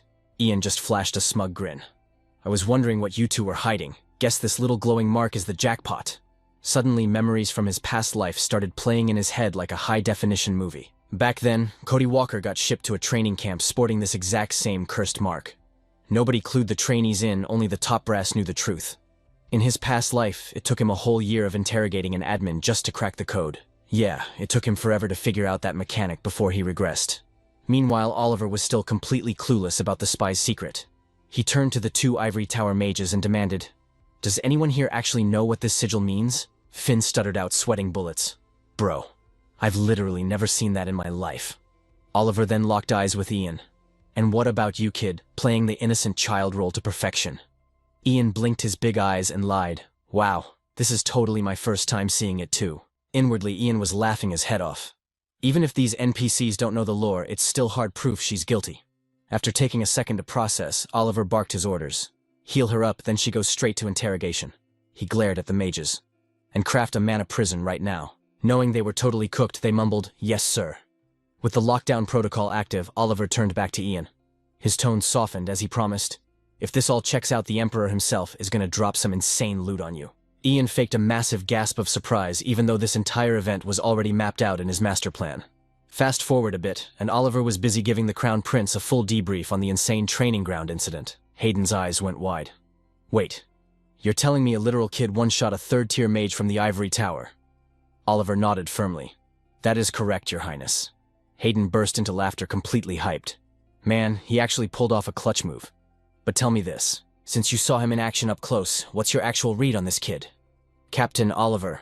Oliver's face turned dead serious. Honestly, the rumors from the dispatch team were spot on. The way he calculates his moves and speaks, there is no way he's just an average kid. Hayden crossed his arms, his gears clearly turning. Bet. I think I need a one-on-one chat with him before I make my final judgment call. Captain, bring the boy to my chambers. Moments later, Ian stepped into the royal room, bowing with flawless etiquette. You summoned me, Your Highness. The Crown Prince didn't even waste time with small talk. Exactly. Word on the street is that Ivory Tower Mage was actually an enemy spy from Gone. And from what I gather, she wasn't just some low-level mob either. Hayden leaned forward, laying on the praise. The fact that you solo cleared her and secured the capture is extremely top-tier work, kid. But Ian played it cool, hitting him with maximum humility. You're hyping me up way too much, Your Highness. I just got lucky. A deeply satisfied smirk crossed Hayden's face. Humble too. Because of your massive carry today, I want to grant you a legendary reward. Name your prize. Anything you want. Ian instantly read through the royal's hidden agenda. His mind raced at light speed. Bro is definitely trying to psychoanalyze me. He wants to see if I'm greedy for power or gold. Should I drop my real request now? Might as well shoot my shot. Faking a shy hesitation, Ian murmured, Well, if it's not too much trouble, I'd love to visit the ruins of the old Ivory Tower on our way back.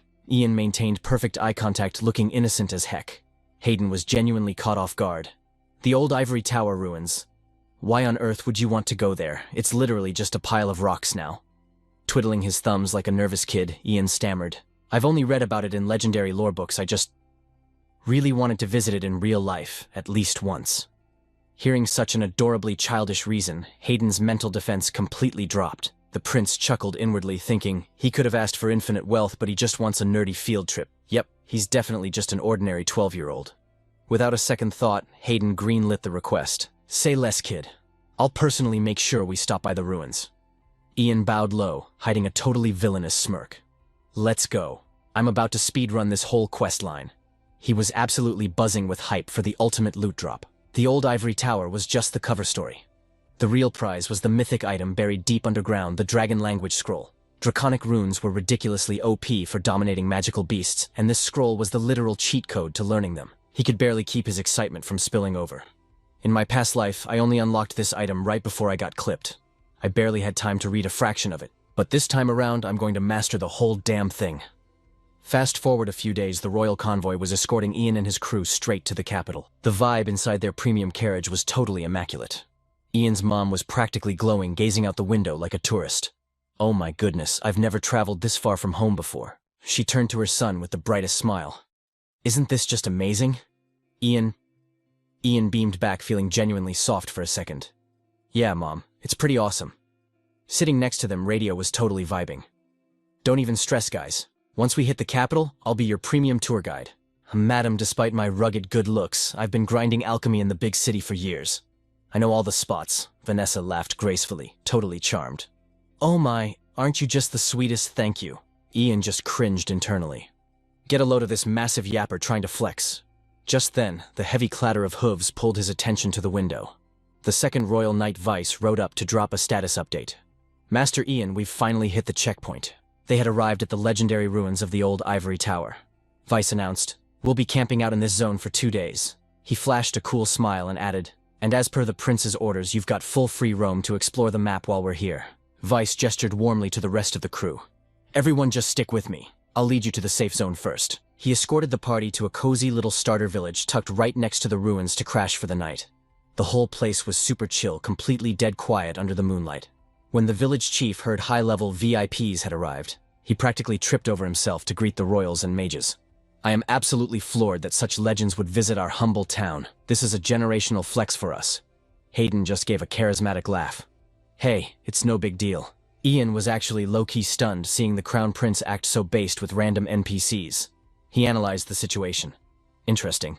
So he actually plays the benevolent ruler card with commoners. Flashbacks from his previous timeline hit him like a truck. Back then, Hayden constantly had zero chill.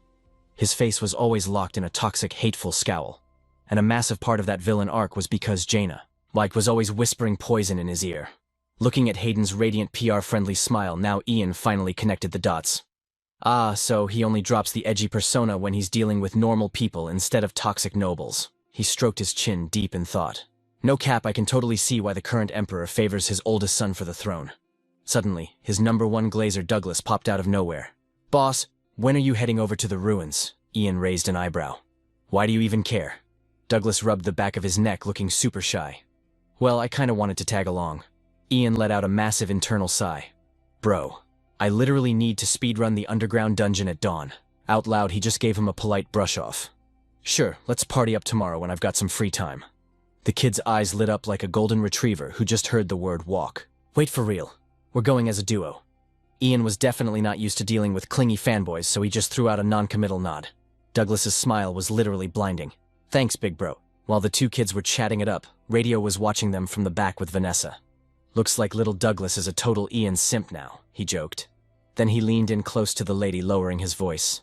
Honestly, there's something I've been meaning to ask you. Radio was way too curious to hold back his inner monologue. Has Ian always been this ridiculously mature? Because no shot that kid acts like a normal 12-year-old. Vanessa just watched her son with the softest, most loving gaze. My Ian.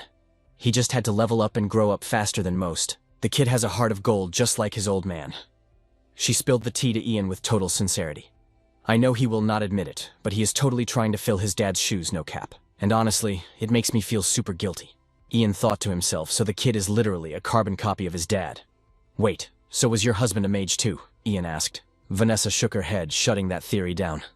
Nah, Fran was completely ordinary. The memory of her husband still lived rent-free in her head. Her voice cracked with sorrow. He went missing right before Ian was born. He left for work like normal, but only his stuff made it back. 5 years had passed since that day. Her eyes looked so hollow as she spoke. Ian could not help but think about the dude who had been ghosting reality for 12 whole years. Vanessa choked on her words and let out a heavy sigh. Never mind, just forget I said anything. The villagers hooked them up with a spot to crash for the night. By the time the sun peeked out the next morning, Ian was already pulling up to the ancient Ivory Tower. He took his time getting major déjà vu from his past life. It felt like chasing the wind and following the stars. Ian flashed back to his previous run. That whole timeline was literally an endless grind, especially after the Unification War ditching the tower and the entire empire. His brain went into overdrive. Was stepping into the tower back then just pure RNG? Nah. He immediately shut that thought down. No way, something was definitely pulling the strings.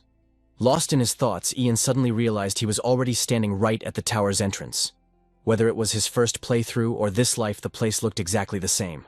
Ian strolled inside his mind, instantly pulling up the lore of this place. 300 years ago, the mages threw down in an epic turf war. It was the Ivory Tower versus the Dragonians, the literal descendants of dragons. Back then, the gargoyle army and the dark magic of the Dragonians were so OP, they could have easily wiped the empire off the map. But the Emperor and the ultimate Gigachad Archmage Mizzen Green River rallied the top-tier mages. He pushed back hard, absolutely cooking the Dragonians. He drove the gargoyles straight to extinction and clutched peace for the empire. But get this, that absolute legend Mizzen Green River. The guy who carried them to victory straight up rejected the Emperor's throne. Instead, he claimed ownership of the tower and built the capital around it. Welcome to Green Riverium. Fast forward to now, and the place was totally wrecked and abandoned. Ian did a quick lap around the tower, scanning for hidden loot. It is definitely around here, he muttered. His hand brushed against a hidden switch. Instantly, the floor beneath him started shifting. In a flash, a secret staircase leading down into a dark tunnel popped up out of nowhere. Jackpot! Ian did not even flinch and walked straight down. The vibe down there was pitch black and sketchy. Ian instantly cast a light spell, summoning a mini sun that exposed every single corner of the room. The rays of light pushed back the heavy darkness. Suddenly, the glow hit a massive monster statue. It was humanoid, but rocking long ears, razor-sharp fangs, and full-blown wings. The detail on it was insanely realistic. Ian stared at it, remembering how shook he was the first time he found it. But right on cue, the stone started vibrating like crazy. A split second later, the statue literally broke free. It morphed into a flesh and blood beast and let out a deafening, raw roar. The reason it caught him off guard in his past life was wild. Who would expect a gargoyle, a mob that went extinct 300 years ago, to be camping down here? In a blink, the beast vaulted off its pedestal, moving way too fast for Ian to track. But less than a second later, the gargoyle was right in his face. It lunged at him like an absolute psycho. Ian kept his chill perfectly. A water sphere spawned in his palm and instantly scaled up in size. He blasted it straight at the monster. The beast had zero time to dodge and tanked a brutal critical hit straight to the gut. The knockback was so insane it pinned the gargoyle against the corner wall before finally dropping it. Ian watched in silence, his guard totally up. In his past life, one-shotting this thing was a breeze, but his current stats meant he had to sweat a little. And sure enough, his worst fear was confirmed. The gargoyle was literally unharmed. Its glowing eyes locked onto Ian with zero hesitation. It had just marked him as its primary target, and it was out for blood. The beast kicked off the wall using the momentum to blitz Ian again. Catching the aggro, Ian quickly chanted, casting Ice Spear. Lethal spikes of frost erupted from the ground at his command. The mob rushed in with zero defense and got instantly impaled through the stomach. Its agonizing shriek echoed through the entire dungeon, but Ian was not letting up. Crackling electricity sparked and surged all around his body as he prepped his next combo. Ian locked eyes with the gargoyle, his gaze cold as ice. The next second, a massive lightning strike nuked the monster from above. After a few moments, the beast completely stopped twitching. Its entire body was deep-fried and smoking like crazy. Ian stared at the burnt carcass. Gargoyle cleared, he thought to himself. He kept his cool, already calculating his next move. Now, it was just a matter of time. Right on schedule, a hidden mechanism popped up right beside him. The heavy stone door slowly crumbled away, revealing the path forward. A smirk formed on Ian's face. Exactly like my first playthrough. He popped a feather fall spell and drifted down like it was nothing. His boots hit the floor, taking those crucial first steps into the real vault. Running on pure muscle memory from his past life, Ian marched forward without missing a beat. He headed straight for the legendary loot he came to claim. Found you way earlier this time, he thought, totally hyped. The dragon language scroll was just chilling there on a stone table. A random thought crossed Ian's mind, who the heck actually stashed this here? He tilted his head, super curious. Was it a literal dragon, or maybe the first ever mage? Ian carefully picked up the scroll like it was made of glass. The dragon language, an insanely mysterious magic. I could not even decode this in my last life. But if I can pull it off this time... Mid-thought, Ian just completely froze. The scroll was totally blank. Not a single letter was on it. He flipped through the pages, but it was just empty parchment all the way through. Bro, what the heck is going on? Suddenly, a wild theory hit him. What if it is blank because he already consumed its power in his previous life? Realizing he was totally cooked on this one, Ian slowly closed the scroll. If only I could have read it just one more time in my past life, he muttered internally. Ian opened his mouth, trying to force out a chant, but he just stood there completely stunned. It finally clicked for him, he could not make a single sound. But Ian quickly locked in and re-evaluated. The dragon language was not some basic vocal chant. It was a god-tier dialect literally rooted in raw mana. That meant there was only one logical explanation for this nerf. The dragon language vanished because he could not use time magic right now. And without the dragon language, he had zero ways to rewind time again. You could see the frustration written all over his face. He honestly thought he could just spam the reset button, but looking at the bright side, finding out about this hard limit right now was a massive win. Because getting blindsided by this later would have been an absolute disaster. More than anyone, Ian knew the stakes for his second playthrough had just skyrocketed to extreme difficulty. Scene transition. A massive, totally thriving city slowly rendered into view. A guard turned and gave the heads up. Sir Ian, we are about to hit the capital Green Riverium. The convoy carrying Ian and his family rolled through the massive city gates. Ian gazed out the carriage window. Finally made it to the capital. In the back, Cecilia was locked up tight in a prisoner's cage. I need to keep my guard all the way up, Ian reminded himself, because there was a high-key chance of things going south fast. If Cecilia managed to break out and link up with another Owalker, their whole empire would instantly put a tracker on him. She would definitely expose him as the guy who knew the hidden lore of the Owalker bloodline, and that would make his run 1,000,000 times more toxic. Ian's internal monologue got cut short by a sudden commotion outside.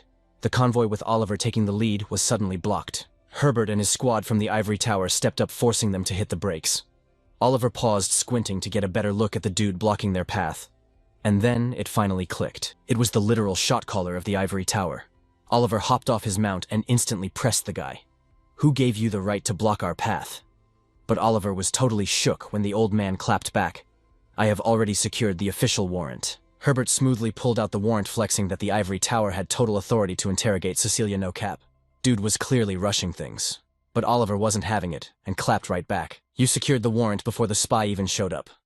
But Herbert just brushed it off, claiming this kind of mess needed to be speed-run as fast as possible. He straight up told the captain to take a chill pill, saying the Ivory Tower would hard carry from here on out.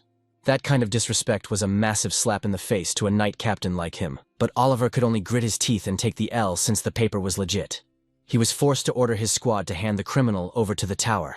But hearing that word, criminal, Herbert instantly got salty and checked the captain. She isn't cooked yet. Until the truth drops, she's still an Ivory Tower mage. Watch your mouth. Oliver clenched his fists. He was mad salty, but you don't justify the Emperor's orders. His knights were losing it too, totally mauling over the situation. We literally did all the heavy lifting to catch her. So why are they stealing our kill captain? This is totally mid-Emperor's orders or not. Meanwhile, Ian was chilling in the carriage, catching the whole broadcast. He instantly read their playbook. It wasn't about protecting her because she was part of their guild. They just didn't want some basic tier knights interrogating one of their own. A high-level mage. Now they were gonna lock her in the tower's most cursed dungeon and try to sweep this whole raid under the rug. Even if she was a legit spy, there was no escaping that aggro. Vanessa sitting next to Ian was totally clueless about the drama outside. She looked stressed, asking, "Why is it so chaotic out there?" Ian just gave her a chill smile. "It's nothing, Mom. Don't stress." But turning away, he let out a heavy sigh. Another boss fight to deal with. Suddenly, a voice from outside grabbed his attention. "Sir Ian the Prince wants to hit up one spot before we head to the castle." Scene transition to a crazy, luxurious, absolute unit of a mansion. Ian stepped out and instantly got hit with extreme déjà vu. This was the exact same base Ragnar gifted him when he hit level 5 in his past life. Hayden strolled up from behind with a massive flex of a smile. "Vibing with it, this whole mansion is your new drop." Ian immediately switched to respectful mode, bowing low to secure the goodwill. "Your generosity is straight up OP, Your Highness." Hayden just laughed it off. "What are you even yapping about?" Meanwhile, Ian was doing the math. In his past life, he was 26 when he unlocked this crib, getting it 14 years early. Absolute clutch. Hayden, totally missing Ian's internal monologue, kept plotting. "Your family can spawn here for now, but you're rolling to the castle with me. We've got an emperor to meet, no cap." The second Hayden finished, Ian hesitated, his lips parting like he wanted to pause the game. But he decided to just shoot his shot. "If you'd buff me with one request, sir, could I do a quick speed run of the mansion with my mom?" Hayden gave it an easy green light. "For sure, go crazy." A super rare, genuine smile finally broke through Ian's poker face as he thanked the Crown Prince. The mansion was high-key magnificent. From the god-tier exterior architecture to the totally dripped-out interior decor, everything screamed premium VIP access. Vanessa took one look around and was literally shook. "Oh my god." Ian trailed behind her, asking, "You vibing with it, Mom?" She stuttered, "How could I not?" That's when Ian dropped the ultimate lore. This was their new permanent base. Vanessa's jaw practically hit the floor.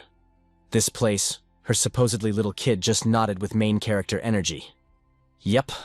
Seeing his mom so hyped gave Ian a massive serotonin boost. But then a dark memory hit him. By the time he unlocked this achievement in his past life, his mom had already been logged out for good. Meanwhile, Vanessa was still geeking out, absolutely mind-blown that someone could actually live in a place this fire. "It's even crazier than the Lord's castle," she gasped. Ian thought to himself that even with his broken god-tier magic from before, he couldn't revive her. Snapping out of it, he gave her the rundown. "This place used to be a royal guild house, Mom." She was gagged all over again. The royals. Staring at her back, Ian locked in his resolve. This timeline was gonna be different. Every quest he wanted to complete for her and with her was finally unlocked. He stepped up, asking for her official review. "So, what's the verdict?"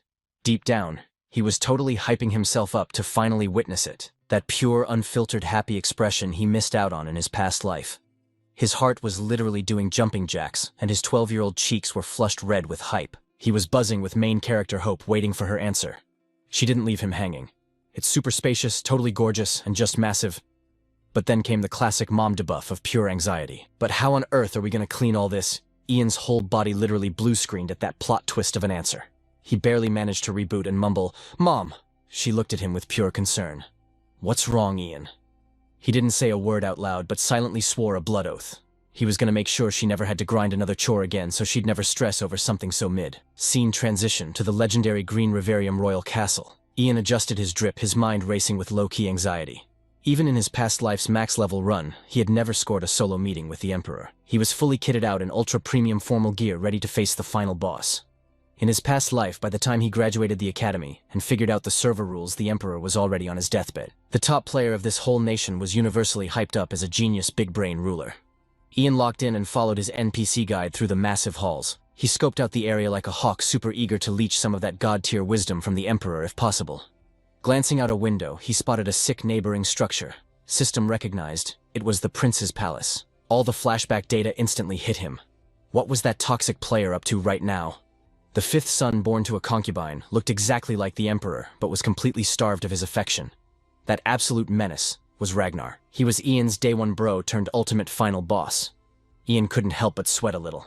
How am I going to deal with his aggro in this playthrough? Finally, the guide stopped. They pulled up to a massive set of double doors. Sir Ian, right this way. The Emperor is ready for you. As the doors slowly grinded open, Ian checked his posture, totally locking in for the encounter. Time to face the server admin. Inside the VIP room, both the Emperor and the Crown Prince were waiting for him to spawn in. Ian immediately dropped to one knee, playing the respect card. This lowly one is beyond hyped to be in your presence, your majesty. Terry's booming absolute unit voice echoed out, ordering Ian to raise his head. He sized the kid up and spoke. The hero of the North, Ian. You've speedrun some insane achievements in record time. Ian kept it humble. Thank you for the buff, your majesty. Being the literal ruler of the game, Terry didn't sweat the small stuff. Stop trying to hard-try the etiquette. You obviously haven't done the tutorial for noble manners. That's enough, get up. Ian smoothly got back on his feet following the command. But his brain was buffering over that last line. You haven't been taught manners, so don't try too hard. That exact dialogue tree was super familiar to him. Actually, the very first time he met Ragnar, that toxic snake dropped the exact same line. Terry broke his train of thought. You fast-traveled a long way here. Vibing with the mansion, I hooked you up with one of my own royal bases. While the Emperor was talking, Hayden was just standing on the sidelines staring at Ian. The second they made eye contact, Hayden threw up a massive, goofy wave. Ian didn't want to grief his reputation in front of the admin, so he kept his focus. It's an absolute unit of a crib way beyond my wildest specs, sir. But mentally he was raging. What is this guy doing, acting like a troll in front of the Emperor? Terry heard the corporate answer and pressed harder. So is that a W or an L? Do you like it? Dropping the polite act, Ian gave it 100% realness. It's a massive W, sir. My mom is beyond hyped. Terry seemed totally satisfied with that loot drop of an answer. He smirked. Is that so? But then he instantly skip-gapped straight to the main quest. Let's cut the filler. Are your defensive stats up right now? Do you know why I sent my direct heir to escort you and dropped a premium mansion in your inventory the second you logged into the capital? Hit with that zero hesitation question, Ian's brain stalled for a sec. Should I just drop the filter and be direct too? He stared at the fiercely elegant man in front of him, and he literally couldn't stop seeing the ghost of the fifth Prince Ragnar. The Emperor didn't sugarcoat a single thing. Straight up, no cap. He was exactly like the rumors said. Ian clenched his fists tightly under the table, fighting the absolute hardest urge to just lose his chill. Because until I secure the bag, I'm literally just a 12-year-old kid. Gotta play the part flawlessly. Ian knew the ultimate flex right now was acting like a totally clueless newbie. He slapped on his most innocent face. Isn't it just because my base stats are higher, I mean from what the guild says? My magic level is just insanely OP. Terry completely cut him off. You think you're better than the rest? The Emperor's eyes narrowed. Is that really what you believe, kid? The vibe in the room instantly flatlined. The tension was actually insane. Ian mentally paused, calculating his next move. Seeing the kid sweating, Hayden stepped up. Father. He interrupted, trying to break the ice. Hayden forced a nervous laugh to save the run. Come on, he's literally just a kid. Terry blinked, totally thrown off guard. This was genuinely the first time his son had ever clutched up to protect someone else. Maybe this overpowered little mage is the ultimate carry Hayden needs for the throne. The Emperor smirked to himself. Fair enough, he finally replied. Terry locked eyes with Ian again. You're raw stats, kid. That's exactly why I summoned you here. Even elite knights and max-level mages are hyping up your insane potential. Word on the street is you hard-carried that spy-catching mission too. The Emperor's voice echoed through the massive room, heavy with absolute dominant authority. When my citizens pull off massive W's, they get properly rewarded. So spit it out. What's your ultimate loot? He asked straight up, dropping all formalities. Ian mentally cheered. Let's go. The trap card was finally activated, getting the Emperor's ultimate authority. I've been theory crafting this moment for days. But remember, you are just a kid. Before Ian could even speak, Hayden jumped in to be his hype man. He actually mentioned wanting to check out the old Ivory Tower. You know how young kids are super curious. I say we give him the green light. Hearing Hayden serve the perfect assist. A sneaky smirk flashed across Ian's face. Terry didn't even sweat the details. Bet he nodded smoothly. I'll grant you a royal seal. It's basically an all-access VIP badge for the palace. Right on cue, a royal servant stepped up and handed over the legendary item.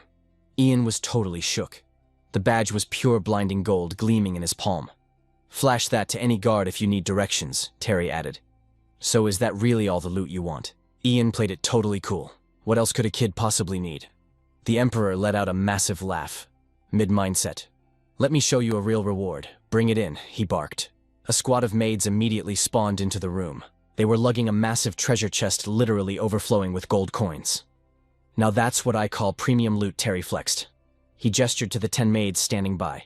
I'm dispatching this elite cleaning crew to your villa so you can just chill. Looking at the new support squad, Ian instantly thought about his mom stressing over chores. Looks like she's finally freed from the daily grind. Thank you, Your Majesty, he bowed with zero cap. A hot minute later, the whole royal audience was finally a wrap. Ian stood solo outside the massive doors. His brain was working in absolute overdrive. The Emperor definitely hits different from regular NPCs. Instead of feeling blindly loyal, my radar is going off with pure sus vibes. Honestly, he probably treats everyone like potential ops. Just like that toxic snake Ragnar. Ian's grip tightened around the golden VIP pass, being permanently paranoid. That's basically the ultimate meta for ruling an empire. That was literally Ragnar's favorite catchphrase. Dark memories flooded his mind with every step he took. Nah, shake it off. Gotta lock in on the main quest. The clock is ticking, and I can't afford to throw.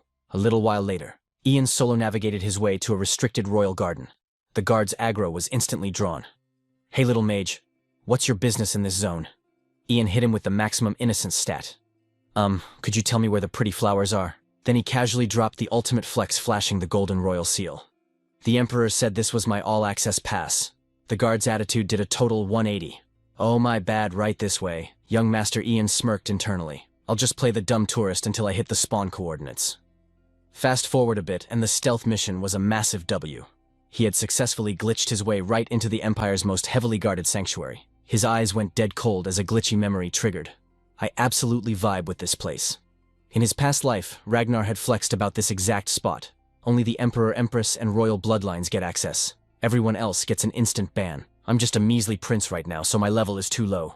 But one day, I'll be the one running this server right. That psycho had smiled when he dropped that lore.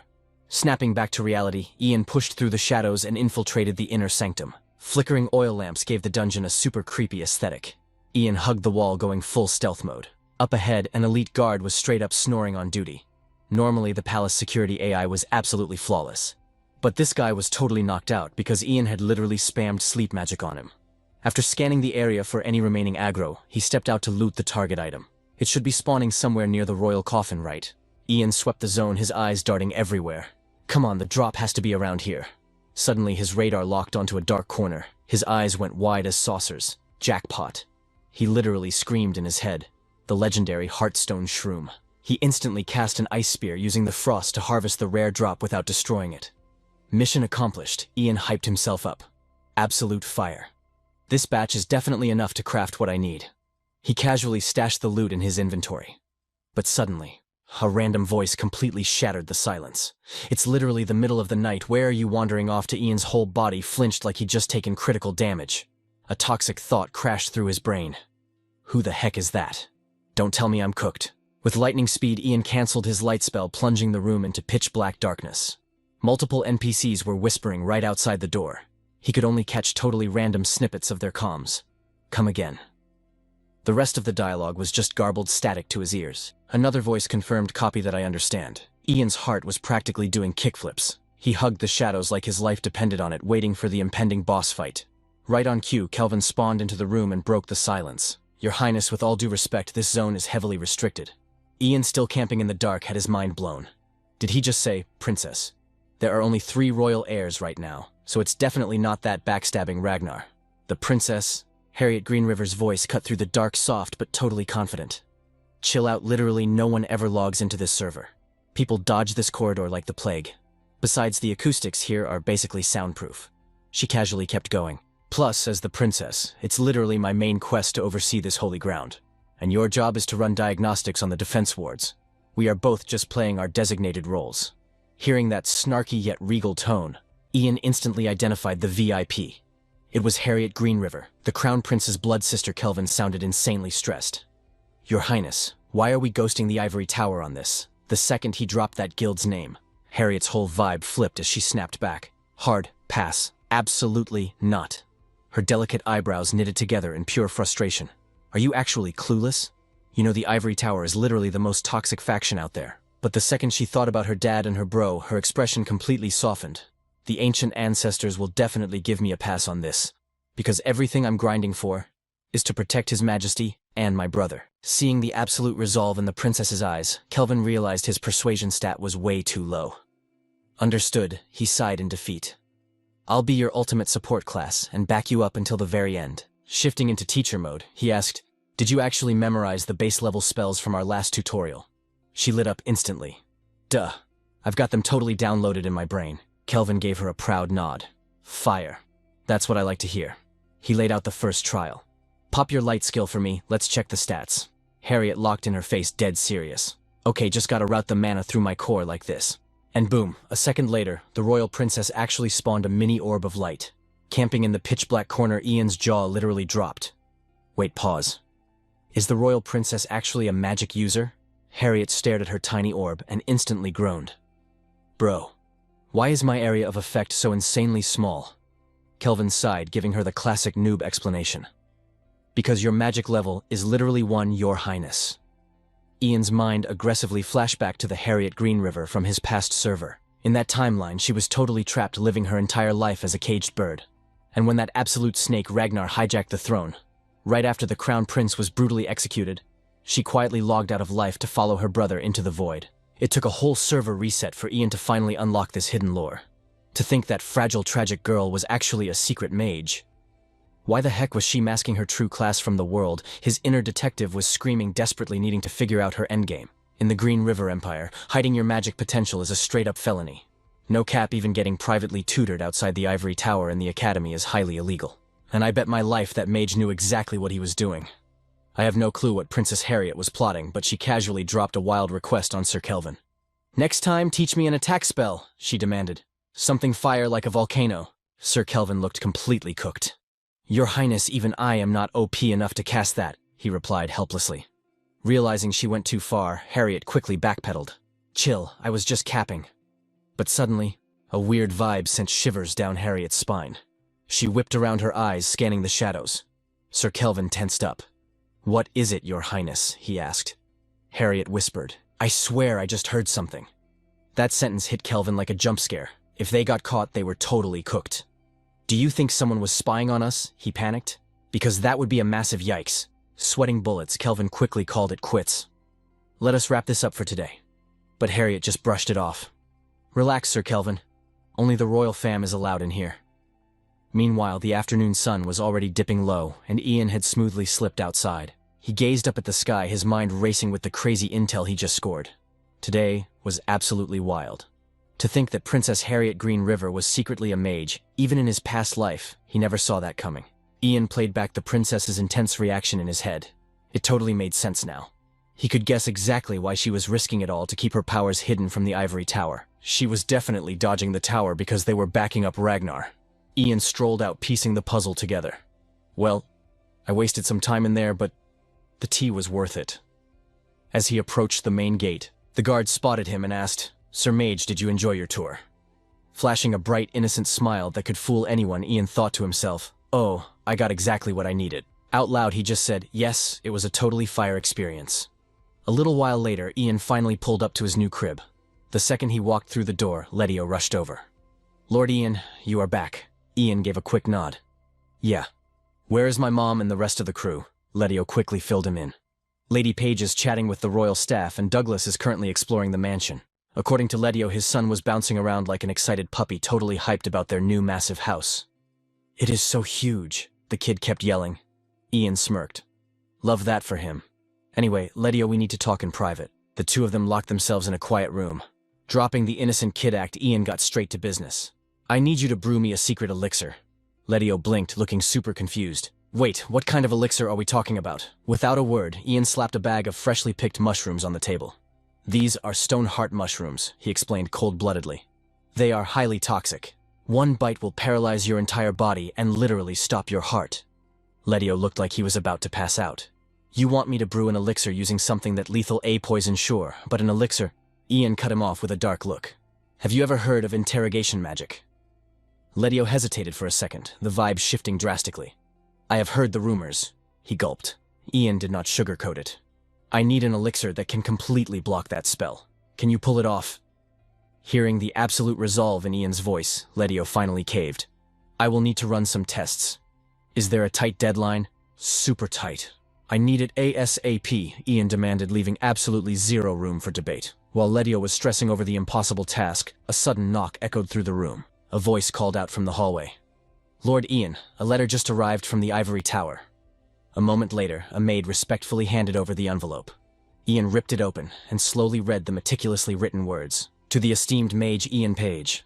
Much like the royal family, the Ivory Tower is incredibly hyped to meet you. Normally we would wait until your official academy enrollment. But flexing our skills by teaching a generational prodigy alongside regular newbies would honestly be a piece of cake. Ian's eyes narrowed as he read between the lines of their arrogant flex. Therefore, we are calling for a meetup in exactly 1 week. We fully expect you to accept this summon as a mage bound to the Ivory Tower's roster. Tossing the letter aside, Ian turned to Letio with a serious glare. You have exactly 1 week. Letio practically choked on his own spit. 1 week. Ian raised an eyebrow, showing zero mercy. Is that going to be a problem? Knowing Ian was dead serious, Letio let out a massive sigh of defeat. No 1 week is totally doable. I just guess sleep is off the menu for me, he muttered, sounding completely cooked. Ian felt a little bad, but he could not afford to drop his guard. My bad for pushing you, but you are my only clutch right now. Fast forward 1 week. A high-class deep blue carriage rolled through the streets. It was Ian's personal ride heading straight into the belly of the beast, the Ivory Tower. Sitting alone in the silent cabin, Ian fished something out of his pocket. It was a pitch-black vial. The Stone Heart elixir. Chugging this bad boy would artificially flatline his heart rate for exactly 2 hours. A shadow of doubt crossed his face. Are 2 hours really gonna cut it? He muttered, staring out the small window. Up ahead, the massive, intimidating structure of the Ivory Tower pierced the sky. This was the very place he had completely ghosted in his past life, and now he was walking right back into the trap. Lord Ian, his driver announced. We have arrived. The second Ian stepped out of the carriage, a soft voice caught his attention. You actually made it, Lord Ian Page. A young woman strutted out from the tower, introducing herself as Maris with a super fake corporate smile. Welcome to the absolute pinnacle of magic, the Ivory Tower. Maris gestured enthusiastically. Right this way, please. I will personally escort you to the Tower Master. She led him straight into the massive grand lobby on the first floor. Ian tilted his head back, taking in the crazy high ceilings. Looking at this totally familiar setup, a cold smirk crept onto his face. Past, present, or future, this stuck-up place literally never changed. Maris pointed straight ahead. Do you see that shiny golden plate over there? Ian gave a slow nod. Yeah. She immediately launched into tutorial mode. That is our premium elevator to the upper levels. We call it the Mana Lift, she bragged. The gold ones are strictly VIP, reserved for high-ranking mages to hit the top floor instantly. If you would be so kind as to step on it. Ian casually stepped onto the glowing golden plate without breaking a sweat. Maris gave him one last polite bow. The elite mages are all waiting for you in the master's quarters at the very top. Good luck up there. The moment Ian locked into position, the golden plate beneath his feet glowed up. A complex magic circle covered in ticking clock symbols flared to life in an instant. A blinding flash of light completely swallowed the lobby. But Ian just stood there, completely unbothered. He had spammed this exact teleporter 1,000,000 times in his past life. Under the cover of the bright light, his hand tightened around the black vial. Without missing a beat, he popped the cork and downed the elixir. In a split second, the Mana Lift hit the top floor. The absolute madman was fully buffed and ready to face whatever boss battle awaited him. He confidently strode up to a massive black door. The heavy doors slowly creaked open, and Ian stepped right into the lion's den. Sitting at the head of the room was the ultimate big boss Tower Master Herbert. Welcome to my domain, Ian Page, he sneered. The old man was slouching in his throne like he owned the entire server. Thanks for accepting our little invite, he mocked. Seeing Ian's stone-cold expression, Herbert chuckled. Do not just stand there acting all NPC. Take a seat.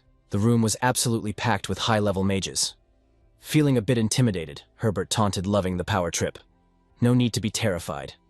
Literally every single boomer in the room was glaring daggers at the young prodigy. This is just a tiny little initiation ritual. The master lied smoothly. Every single mage who joins our guild has to go through it.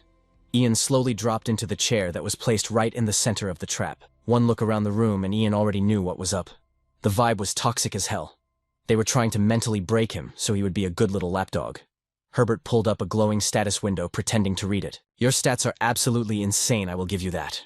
You are practically a walking cheat code, Herbert admitted grudgingly. But honestly, I think you are a little too sus. The old man did not even bother making eye contact as he dropped his mask. But hey, are we not all bros bound by mana, a bond thicker than blood? If there is any bad blood between us, we should totally clear the air right now. Ian pulled the ultimate innocent card.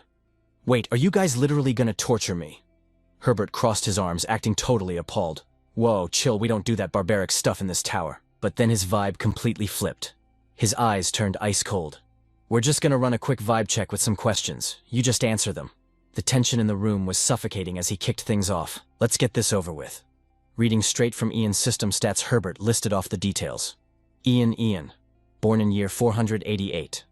Zodiac sign Crimson Sun. Your dad Finn, Ian, was a roaming adventurer. Your mom Vanessa, Ian, used to be a castle maid. Am I tripping, or is all this correct? Ian kept it 100. No cap, that's all true. Some bald dude chimed in, spill the tea on your connection with alchemist Radion. This was it, showtime. Ian was ready to put on an Oscar-worthy performance. Thanks to a low-key clutch secret potion, his heart rate was totally flatlined as he replied, My mom's super sick. I needed an alchemist who could slide us steady meds. The Lord actually hooked us up. Another boomer started interrogating him. Why'd you go snooping around the old Ivory Tower? Ian didn't miss a beat. Read about it in books, thought it sounded fire, so I went. Next up was the guy in the blue robes, Ronan. Do you remember the mage Cecilia? Ian shrugged it off. Obviously. Ronan's voice stayed dead serious as he pressed on. You saw her chatting with some masked dude. Then Cecilia got busted trying to straight up end you. Can you swear in your life this actually went down because she's been completely ghosting our questions? Ian faked a hardcore PTSD shudder. I swear on everything, I legit thought I was cooked. A white-haired lady instantly jumped in. Can you swear that absolutely nobody taught you magic? Ian locked eyes with her. Yes. 0 teachers. Ever. But she was totally salty and wasn't buying it. Oh really? Then what about the fireballs, the spirit summoning the ice crystals? How are you flexing all these OP skills? Make it make sense? And don't give me that, I just did it garbage. Ian kept a straight face. I literally just imagined them. He casually broke it down. Like picturing a flame popping off in my palm. I just visualize it and boom, one day it actually worked. He made it sound like basic math. The entire room lost their minds. No way, that's absolute cap. They kept yapping and arguing over him for ages. Only Herbert stayed chill deep in his own thoughts. His face was stone cold. The Ivory Tower's most busted truth-detecting spell was confirming every word. He didn't take his eyes off Ian for a single second. A wild theory flashed through his brain. The legendary first mage. Could this kid actually be his reincarnation? But a bunch of other crazy possibilities popped up too. What if this kid was actually a max-level mage in disguise? So high-leveled that even an advanced detection spell got hard-countered. It was literally impossible for a kid to have this much mana. Herbert's brows furrowed so hard they almost touched. What the heck is this kid? Right when the vibes were getting way too chaotic, Helen, a tier 4 mage, lost her temper and snapped. Enough already. She was visibly fuming. Why are we yapping about useless trivia? Stop stalling and ask the real questions. Ian was just standing there like, bro, what is happening? The other mages tried to get her to touch grass.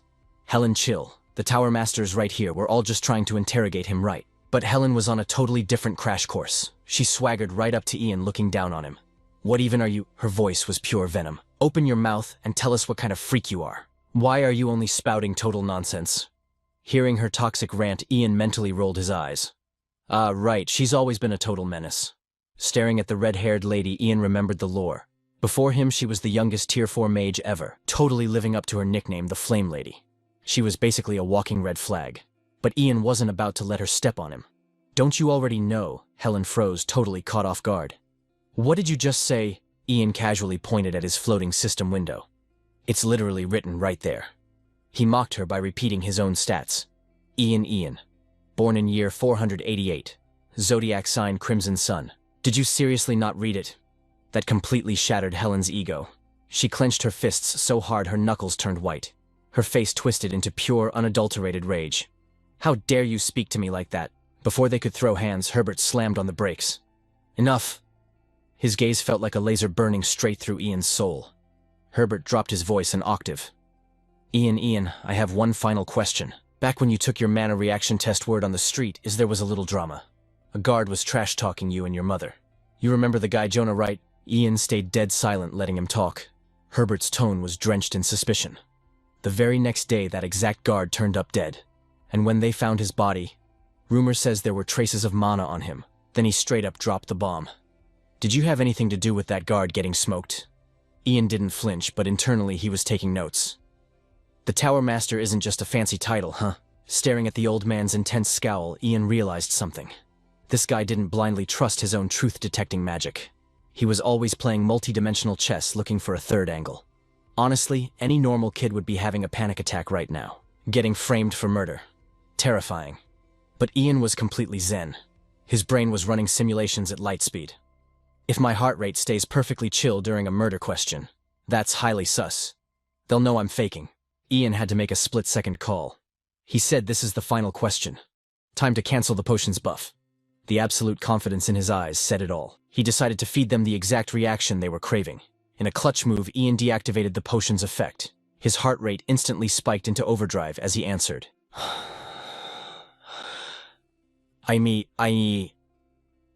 I don't know anything about that. The mages in the room instantly sensed the massive vibe shift.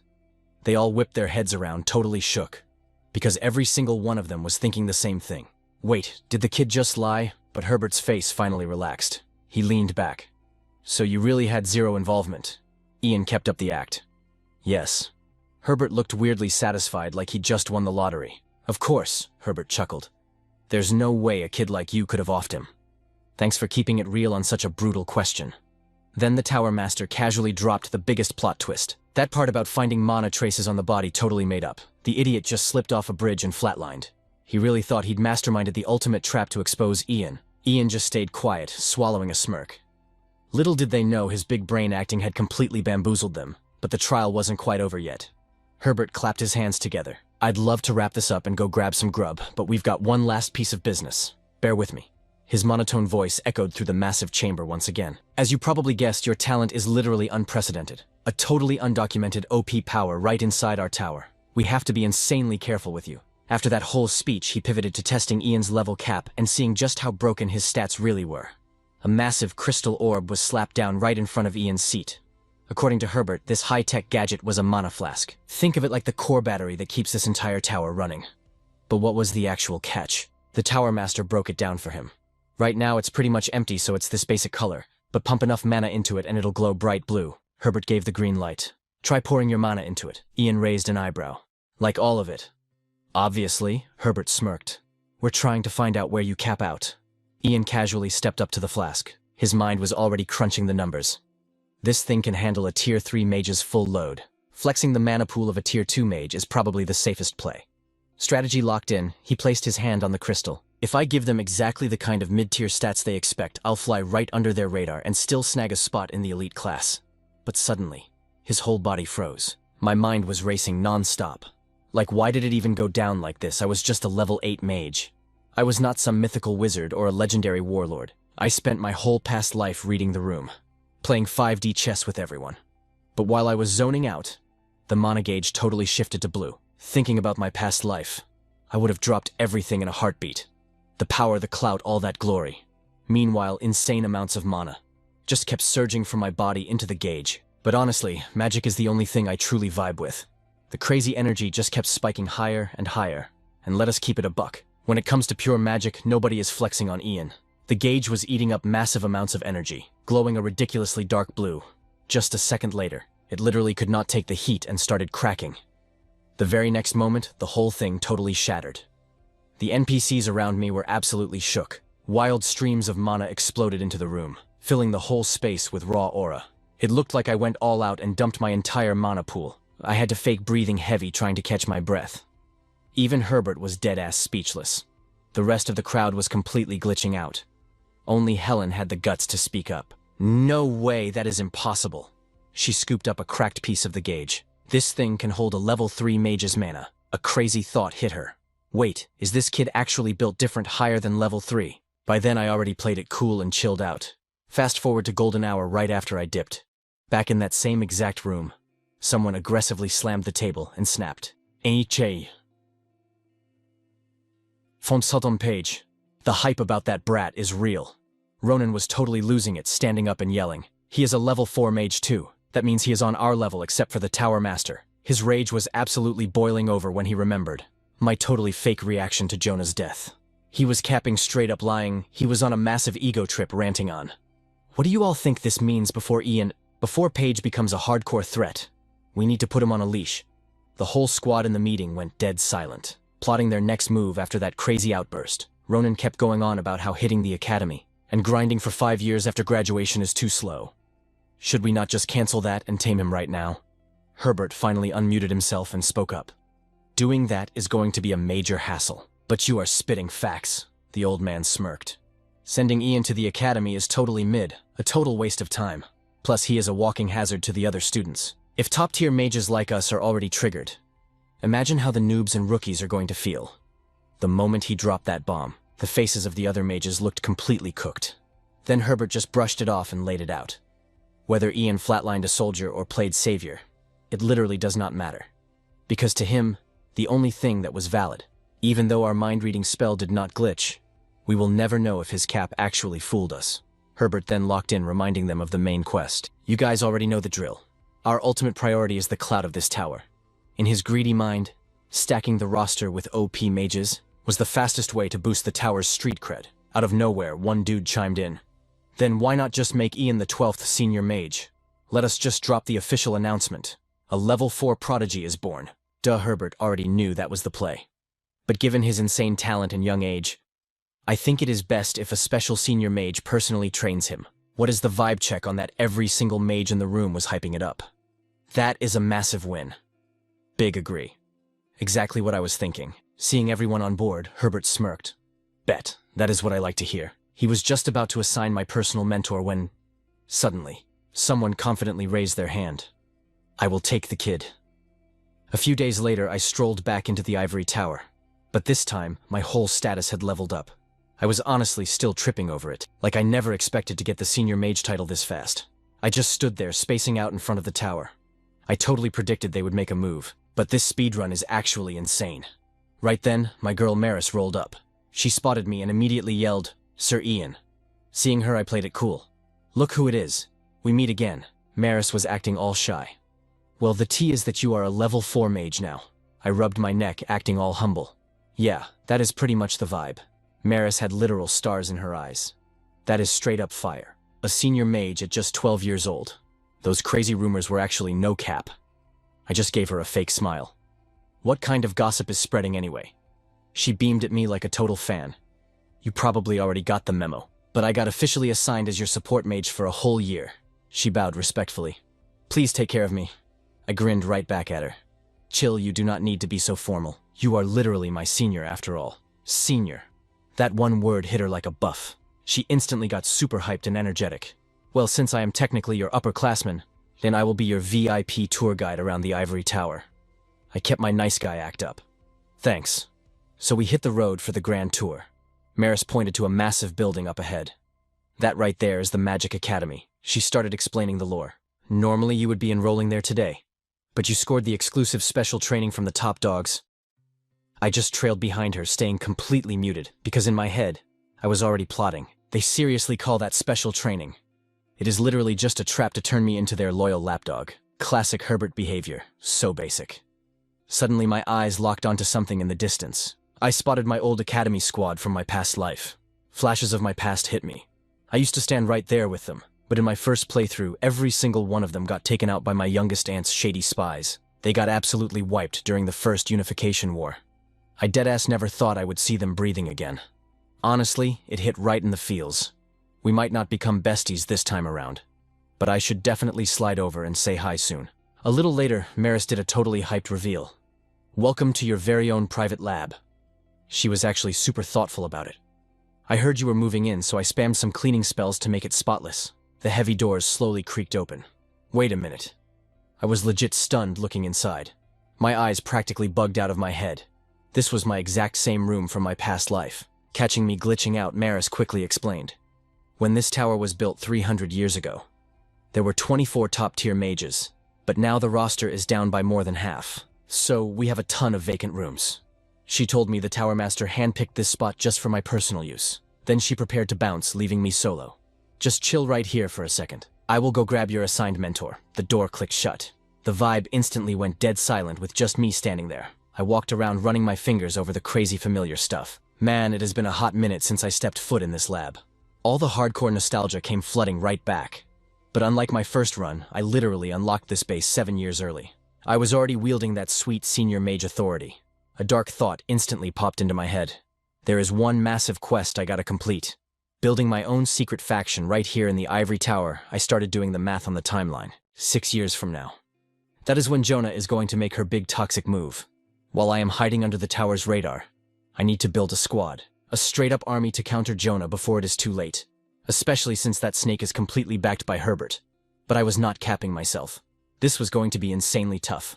Let us be real. The whole power system here is literally built on simping for the Tower Master. It is all about fear flexing levels and crushing the weak. There is only one absolute way I can pull off this clutch. I have to hit a level equal to or straight up higher than the Tower Master himself. The day would come when he would completely own this tower. Ian sighed heavily. Loki playing the polite kid was his best strategy right now.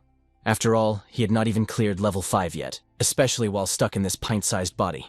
Suddenly, the door crashed open, making Ian jump. Someone was stomping right into his room. Zero hesitation. Zero respect. Hello, Ian turned around, already annoyed. A fake smile plastered across his face. Yep, he was about to deal with some major drama. Did they seriously have to send her of all people? Surprise, surprise, it was Helen. Standing there, trying to flex. Long time no see, she smirked, totally trying to trigger him. Cocky brat. Ian stared her down. Helen. Of all the times for her to show up, Ian played totally dumb. Oh, you are the one who cleaned up that broken vase. But she did not rage, she just scoffed. You are way past just being a cocky brat. Helen calmly stepped up. All right, you probably got the memo. She kept talking. Proper etiquette, tower history, and magic theory. That is the mid-stuff you would learn at the academy. But the Tower Master wants to keep you here. Ian recalled Herbert's exact words. The other kids would be totally cooked if an OP monster like him joined their class. Helen casually cast a spell while talking. A random book floated off the shelf. She grabbed it like she was the main character and sneered. What is even the point of this? Suddenly a massive wave of books flew off the shelves. A second later, they all crashed onto the floor in a massive mess. She tossed the book away like it was trash. Boring stuff like this is definitely not my vibe. Those old hags can teach it way better. Suddenly, Helen leaned right into Ian's personal space. Cecilia, you totally wrecked her, right? She kept rambling on. I had major hopes for Cecilia. Her combat magic was high-key fire. If you had not exposed her, she might have actually made it. She could have followed in my footsteps. Crazy how she turned out to be a total snake. Her eyes locked onto Ian again. But you actually beat her. Ian just stood in silence, letting the redhead yap. Helen added, Since I am officially your teacher now, I am going to teach you something real. She started listing off mage classes. There are tons of different mages out there. Mages built for raw combat. Support mages who just carry the squad. And alchemy nerds who never touch grass. As for everyone else, Helen looked totally disgusted. Just absolute trash. She turned back to him. Which one do you think I am?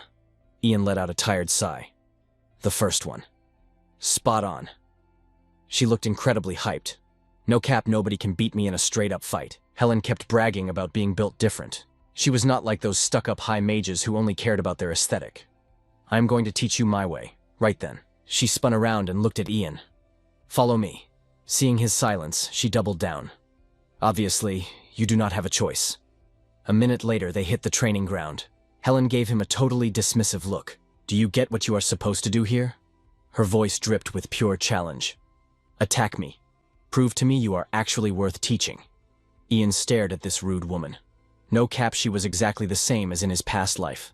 Even back then, she was always trying to start beef with these challenges. But this time, he was not going to let her control the vibe. A fierce, ruthless determination flashed deep in Ian's eyes. I am going to crush her ego right here. The mages hanging around immediately started eavesdropping. Whispers started flying everywhere. What kind of test is this kid? I mean, Ian, is it not way too dangerous making him fight her? Helen kept up her crazy arrogant energy. Looks like we got enough of an audience now. Ready to start. While Ian did a quick warm-up, she kept running her mouth. You go ahead and take the first swing. I am the teacher, so I will give you a handicap. Ian smirked, throwing off his cloak. You sure about that? That one line successfully triggered her. Helen snapped back, clearly annoyed. Who was worrying about who here? He dropped into a combat stance. Then I am not going to hold back. Ian reached out his hand, ready to cast. His magic. He closed his eyes, gently whispering an incantation. You could literally see the raw aura radiating off his body. Helen just stood there, flexing with zero defense. Looks like you have learned a few tricks. Trying to put up a barrier first? Her eyes were full of pure mockery. "Whatever mid-barrier you cast, I will shatter it in one hit." Right as she said that, massive fireballs spawned right behind her, ready to absolutely nuke him at any second. But right then, Ian cast Ice Block.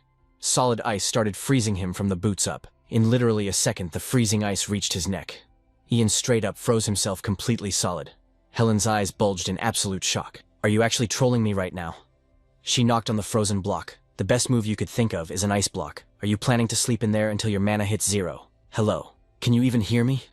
The reason Helen was reacting like this was because Ice Block was the ultimate defense spell, but once activated, the user is forced into a deep sleep, meaning they absolutely cannot cast anything else. She kept complaining. "Oh my god, I have 0 clue what is going through your head. I was seriously an idiot for hoping that." Suddenly the words completely died in her throat because a terrifying sound echoed from behind her. The crowd caught the weird noise too. "What the heck? What is that noise?" Only Helen realized it was coming straight from Ian's ice block. She instantly spun around to look. Her fiery red eyes went completely dead with shock. An absolutely impossible thought crashed into her mind. No way. That is literally impossible. Helen kept trying to deny reality while staring intensely at Ian. Right at that moment, Ian's eyes, which should have been dead asleep, suddenly snapped wide open. Helen was totally losing it. He is actually moving inside the ice block. That thought made her unconsciously back up. Suddenly, a massive swarm of roots erupted from the ground, totally boxing her in. She gritted her teeth and cursed. Damn it. The roots just kept growing, relentlessly attacking Helen. Each one whipped around at insane speeds. If she zoned out for even a second, she was going to get skewered. She had to try hard, dodging wildly while spamming fire magic to fight back. Helen glared at the roots chasing her down and yelled, "So annoying. Even when I burn them, they just keep spawning. If this keeps up, I am going to be the one completely cooked here." Her focus snapped right back to Ian. "Before that happens, I need to reach that brat inside the ice." She thought to herself, desperate to figure out how to yank him out. But right now, she had absolutely 0 strategy. How do I even do this? How was he moving and casting at the exact same time inside solid ice while she was caught up overthinking? A massive root lunged straight at her blind spot. Helen could not react in time, staring in pure terror. A piercing scream echoed across the entire training ground. The red-haired mage was totally locked down by the roots. With the fight practically over, Ian casually unfroze himself and stepped out. Only then did she finally fold. "I guess the rumors about you having the first mage's talent are actually true." Helen sighed. "All right, I lose, so can you get these filthy vines off of me already, kid?" But Ian coldly replied, "No, not yet. Ending it this fast would be way too mid." Acting like she misheard him, she asked, "Wait, what?" Pure panic flashed across Helen's face. "What more do you even want? I literally just said I lost. Why are you not stopping?" His arm slowly raised, charging up the next attack. Dead-ass lightning started crackling across Ian's hand. Even heavy dark clouds started rolling in above them. Staring at this absolute nightmare, Helen screamed in terror, "Wait, kid." But the lightning in Ian's hand only got thicker, completely ignoring her screaming. "Bro, this is just a sparring match," Helen screamed, her voice cracking with pure desperation. "Ian, stop. Seriously, stop. Right now." But Ian was not having it. 0 hesitation. A split second later, he triggered a massive area of effect lightning spell. The entire sky behind him lit up like a crazy neon glitch. Massive bolts of lightning crashed down, leaving Helen absolutely cooked. The peanut gallery of onlookers. Yeah, they were stunned silent. Not a single peep from those guys. All those annoying vines and tree roots around them got instantly deep-fried into ash. Helen was standing there, mouth wide open. It took her a hot minute to realize she had not actually taken a single hit. That insanely OP strike Ian had perfectly sniped the exact roots that were trapping him. "Am I actually alive?" she thought. Crazy, right? Who knew an arrogant snob like Helen could get humbled that fast? Staring down a literal 12-year-old kid, her panic spiked right off the charts as Ian stepped closer. He had not even flexed a muscle yet, but she lost her mind and shrieked, "Stay away from me." Ian just hit her with that cold, soft tone. "Lady Helen." Hearing her own name drop like that completely paralyzed her. No cap, she was visibly shaking like a leaf just from his voice. "Do you actually have anything left to teach me?" Ian flashed this totally wicked, mysterious smirk. She could not even speak, just shaking her head no, like her life depended on it. Ian chuckled, totally satisfied with the ultimate flex. "Cool. I will be bouncing then." He casually dropped. With that mic drop, Ian just turned his back and walked away. His footsteps were light, totally unbothered. Glancing at the crowd of gawkers blocking his path, he sighed. "My bad for asking, but can you guys move? I am low-key exhausted." Like the Red Sea parting, they instantly scattered to make way for him. After that totally clutch performance, nobody dared to call this kid Mage mid ever again. Cut to a beautiful sunset over at the Ivory Tower. The tower mages were rushing around like crazy. Tower Master Herbert side-eyed his subordinate. "What is Helen's current status?" The guy bowed his head. "She is looking totally wrecked, sir. Has not eaten a single bite in days." Herbert's face darkened with pure rage. He could not believe she picked a fight with a 12-year-old and completely trashed her own reputation. What a massive L. He realized he had totally messed up by thinking, "I tried to crush Ian Page's ego by having her mentor him," he muttered. "Never in a million years did I think Helen would get so utterly cooked by a literal kid." Reality finally hit Herbert like a ton of bricks. This was never about whether they could keep the kid in check. Ian was not some tame dog they could just put on a leash. Bro was an absolute lone wolf. Herbert tried to cope with his massive fail, trying to chill himself out. "Guess we need way more time than I thought to turn this kid into a handy tool." He hurried down the hall to a private room, the heavy doors swinging wide open the second he arrived. Turns out the VIP waiting for him was none other than 5th Prince Jaina. The guy smirked. "So you finally showed up?" Herbert instantly bowed. "My deepest apologies. Looks like I am a bit late, Your Highness." Prince Jaina snapped his fancy book shut and waved it off. "No sweat." Then leaning in, he hit the Tower Master with a demand. "Before we get into it, mind giving me the full tea on what went down?" Jaina's face practically lit up with chaotic curiosity. He wanted all the juicy details about that crazy incident with the young mage Ian Page. Fast forward to a super bright morning over at Ian's totally decked-out mansion. Douglas was literally skipping out the front door, pure vibes. He was rocking a fresh high-tier academy uniform with insane detailing. Definitely a massive glow-up from his old basic fit. His face was glowing with pure hype. "Dad, I am totally ready to roll. Let us go." His old man matched that energy, suited up in a crisp new blazer, grinning ear to ear. "All right, let us hit the road." He turned back to Ian, who was chilling inside with a book. "Ian, I am dropping Douglas off at the academy." Douglas was buzzing like a hyperactive puppy.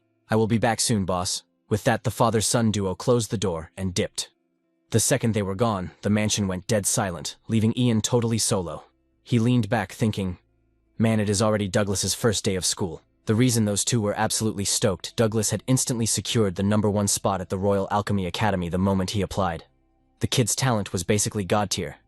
Ian felt super relieved knowing that. Figuring he already had the Ivory Tower's one-on-one curriculum fully downloaded in his brain, the rest should be a total breeze. He snapped his book shut and sank deep into the plush sofa. "Looks like I finally got some downtime," he muttered. But honestly, his break lasted exactly 2 seconds before he was back on his feet. His mind was racing again. "Ever since I rewound time, I've been grinding non-stop. Ragnar has not made any major moves yet. But no way am I just gonna sit around and AFK." Fueled by that thought, Ian started pacing, plotting how to uncap his max power. "My physical stats seriously need a major buff." Ian's intense gaze locked onto the world outside the window. His tiny hand rested against the glass, trembling just a bit. He was low-key stressed out. "Can I seriously afford to just chill right now?" Suddenly a maid stepped into the room. "Lord Ian." She handed him a super premium invitation shipped straight from the royal palace. Ian stared at the fancy card, totally confused. An invite for real. Even after grabbing it, he was scratching his head. There is zero lore about any event happening right now. Squinting at the royal wax seal, it finally clicked. This sick invite was actually from the first prince himself. Fast forward to that evening, and Ian pulled up to the venue for this massive gala. The spot was a ridiculously opulent castle dripping in gold. Even standing right out front, Ian was in sheer disbelief that he got dragged to a high society gig like this. Because in this world, there was a massive unwritten rule. Commoner mages absolutely do not get invites to these elite noble parties. Like never. He rested his hands on his hips, totally weirded out. What is this dude actually thinking? Checking out the insanely massive estate, Ian was mind blown that the first prince personally threw this bash. Mostly because in Ian's memories from his past life before the regression, that prince was an absolute shut-in who totally ghosted the other nobles and never hosted a single decent event. That toxic mindset completely tanked his political debut, and as a result, the entire aristocracy hardcore cancelled him. Obviously, the Hayden from his past life was not acting like this. That version of him totally failed to build any solid alliances, and in the end, the fallout was brutal. His rivals snatched basically all the first prince's political power. Ian let out a heavy sigh. Honestly, it was a massive skill issue on the prince's part for always ghosting the emperor's advice, all thanks to his lazy and wildly reckless vibe. But Ian could not stop wondering what exactly pushed the guy to randomly take the initiative this time. Well, whatever, Ian thought. This is probably a massive W for me. Still remembering he had never set foot in an elite spot like this in his previous life, Ian figured he would just camp out quietly in a corner. Gathering his resolve, he finally stepped inside and handed his VIP pass to the bouncer. "Welcome, Lord Ian Page." The massive double doors slowly groaned open. Who knew what kind of final boss-level drama was waiting for him in there? The interior of the castle was decorated with absolutely insane drip. It was ridiculously classy, screaming top-tier royal aesthetic. The second Ian stepped into the room, every single eyeball locked onto him. People were totally side-eyeing him and whispering the latest gossip. Ian forced this totally awkward fake-it-till-you-make-it smile. Yeah, this was not his vibe at all. Right on cue, a servant's voice boomed over the crowd. "The first prince has arrived." The entire banquet hall instantly froze, and everyone bowed down hard in pure respect. Hayden strutted in with absolute main character energy. His hair was slicked perfectly, and he was rocking a flashy blue formal suit that totally stole the show. Hayden smoothed his voice and announced, "Huge thanks to all the VIPs who pulled up to my banquet today." Standing high up on the balcony, his voice echoed through the whole massive room. "As you guys already know, I am running the show tonight on behalf of His Majesty the Emperor." Hayden kept the hype going. Normally I would kick off a party like this with some boring speech, but tonight I want to drop a totally unexpected introduction. Finishing that line, Hayden flashed a massive grin and locked eyes straight with Ian. The realization hit Ian like a truck. Wait, is this guy seriously about to put me on blast? Right then, Hayden completely cranked up the dramatic flair and yelled, "Our absolute VIP tonight. The youngest fourth-class mage in Ivory Tower history, my legendary guest from Magulian, boom." He literally pointed his finger straight at Ian. Hearing his own name, Ian Page, blasted on the loudspeakers had him glitching out for a few seconds. The entire party dropped into stunned silence, but Hayden completely shattered the awkward vibe with one wild look. Hayden was all smiles, totally hyping Ian up. He just kept running his mouth saying, "You probably figured it out, but I threw this whole bash just to show you off." Ian forced a smile and replied, "Thanks, I guess." Hayden totally thought he was being genuine and fired back. "No sweat." That is when it hit Ian he was totally cooked and trapped in this social nightmare. He cursed under his breath. "Damn it, this is a massive setup to flex to the nobles that I am on the Crown Prince's squad." Knowing Hayden's mid-brain power, this 200 IQ play definitely came straight from the Emperor. Hayden kept yapping, "I heard all about your epic run in the Ivory Tower." He puffed out his chest like a proud dad. Ranking up to High Mage on day one, absolutely fire. I can only imagine the look on those boomer mages' faces. The Crown Prince laughed, remembering their first meetup in Morgan. No cap. I originally wondered why I had to drag myself out there for some scrawny kid. Ian mentally facepalmed, muttering, "Scrawny really." But Hayden just kept pouring his heart out. "I seriously never expected you to be this insanely OP." He was grinning from ear to ear, laying down his absolute truth. "Even though I only threw this party because my old man made me, pulling you into my party was the best move ever." And then this dude literally winked at him. But the night's main event was just starting. Hayden smirked and said, "There is someone else I gotta introduce you to." He pointed across the room. "Follow me." Before Ian could even process the first curveball, another one dropped. Following Hayden's finger, he spotted a gorgeous blonde girl rocking a fit that perfectly matched the Crown Prince's royal drip. Zero hesitation, Hayden announced, "Meet my little sister Harriet." She gave a graceful, picture-perfect nod. "It is an absolute pleasure to meet you, Ian. I am Harriet Greenriver." Her voice was super smooth as she added, "Your stats are practically legendary around the palace right now. Even I have been hearing all about your massive carry." Her main character energy was completely blinding. "I am totally honored," Ian managed to say. Harriet gave a shy smile. "Sadly, I can only drop by to say hi tonight, but please let me treat you to lunch sometime. I really want to hear all about your insane clear rate over in Magulian." Ian rubbed his neck awkwardly. "I only know how to talk about magic and grinding monsters, so you would probably get bored out of your mind." But she was not backing down at all. "Not at all," she beamed. "I am not just obsessed with magic, but with the whole system of how our world operates." Flashing a smile that could literally cure depression, she locked eyes with him. "So, I seriously want to pick your brain, Ian. Expect a letter from me very soon. I hope you enjoy the rest of the party," she cheered. Ian gave a polite bow. "Appreciate the massive flex, princess." After that, Harriet and Hayden headed back to the VIP zone. Left solo in the crowd, Ian just stared at the princess's retreating back. Seeing her casually spilling tea with the other noble girls had his brain working on overdrive. Princess Harriet. She hit way different than the rumors he had heard in the palace. He then glanced over at Hayden, who honestly looked like he was sweating bullets. Still, the guy was somehow clutching the host role like a pro. Having seen enough, Ian made his call. "Yeah, I am going to head out." Before the aggro could shift back to him, Ian stealthily slipped out to the balcony. Almost instantly, his radar pinged on a guy standing in the shadows. "Sir Oliver, is that you?" The knight turned, looking totally caught off guard. Lord Ian walked up with a smirk. Sir Oliver looking absolutely cracked in that formal gear. Top-tier drip right there. The hardcore knight captain's face immediately turned completely red. It was a direct order from His Highness, he muttered. And just like that, the conversation totally flatlined. The silence dragged on, making the whole vibe extremely awkward. Ian mentally kicked himself. Bruh, dodging the party just to get stuck in this cringe moment was a massive fail. Finally, Oliver broke the ice. I heard the rumors. Ian tilted his head, playing dumb. What rumors? Oliver locked eyes with him. Helen, the High Mage from the Ivory Tower. Word on the street is you absolutely clapped her in a duel. Ian had literally just heard this exact same dialogue from the Crown Prince inside. People are actually leaking that Ian asked, feigning shock. I thought the Ivory Tower kept their player versus player logs strictly confidential. Oliver let out a heavy sigh, sounding completely over it. If our intel network was that mid-knights would be totally useless in the current meta. The phrase current meta really struck a nerve with Ian. He knew the Green River Empire was currently hard carried by a handful of top-tier magic casters. Meanwhile, physical knights had been nerfed so badly in the public eye. They were basically treated like high-end cosmetic skins, just pure decoration. Oliver cut through his thoughts. It is honestly insane. Not only are you the youngest 4th-class mage ever, but you straight up soloed Helen the Lady of Fire. Honestly, sometimes I seriously doubt you are actually just a kid. Ian felt a cold sweat drop. Whoa, let us not get crazy here. You are hyping me up way too much. But Oliver's face turned dead serious. Nobody can deny it anymore. You have completely secured the Crown Prince's trust. That is a solid fact. His Highness usually ghosts the other nobles, but he threw this entire VIP event just for you. Because of that, there's something I have to confirm. Right there on the balcony, the knight captain literally dropped to one knee. His eyes burned with fierce intensity. Whose faction are you really backing? Ian was totally stunned by the sudden heavy roleplay. To me, your insane stats and your crazy fast level-ups do not mean a thing right now, Oliver declared. What keeps me up at night is that the Ivory Tower mages are openly boosting the 5th prince. So lay it out straight for me. Are you siding with the tower? That is kind of a trap question, Ian replied coolly. Nobody with half a brain would actually leak their faction choice right here. But Oliver was not backing down. As the knight sworn to protect His Highness, I need a direct answer. Oliver's glare was razor sharp.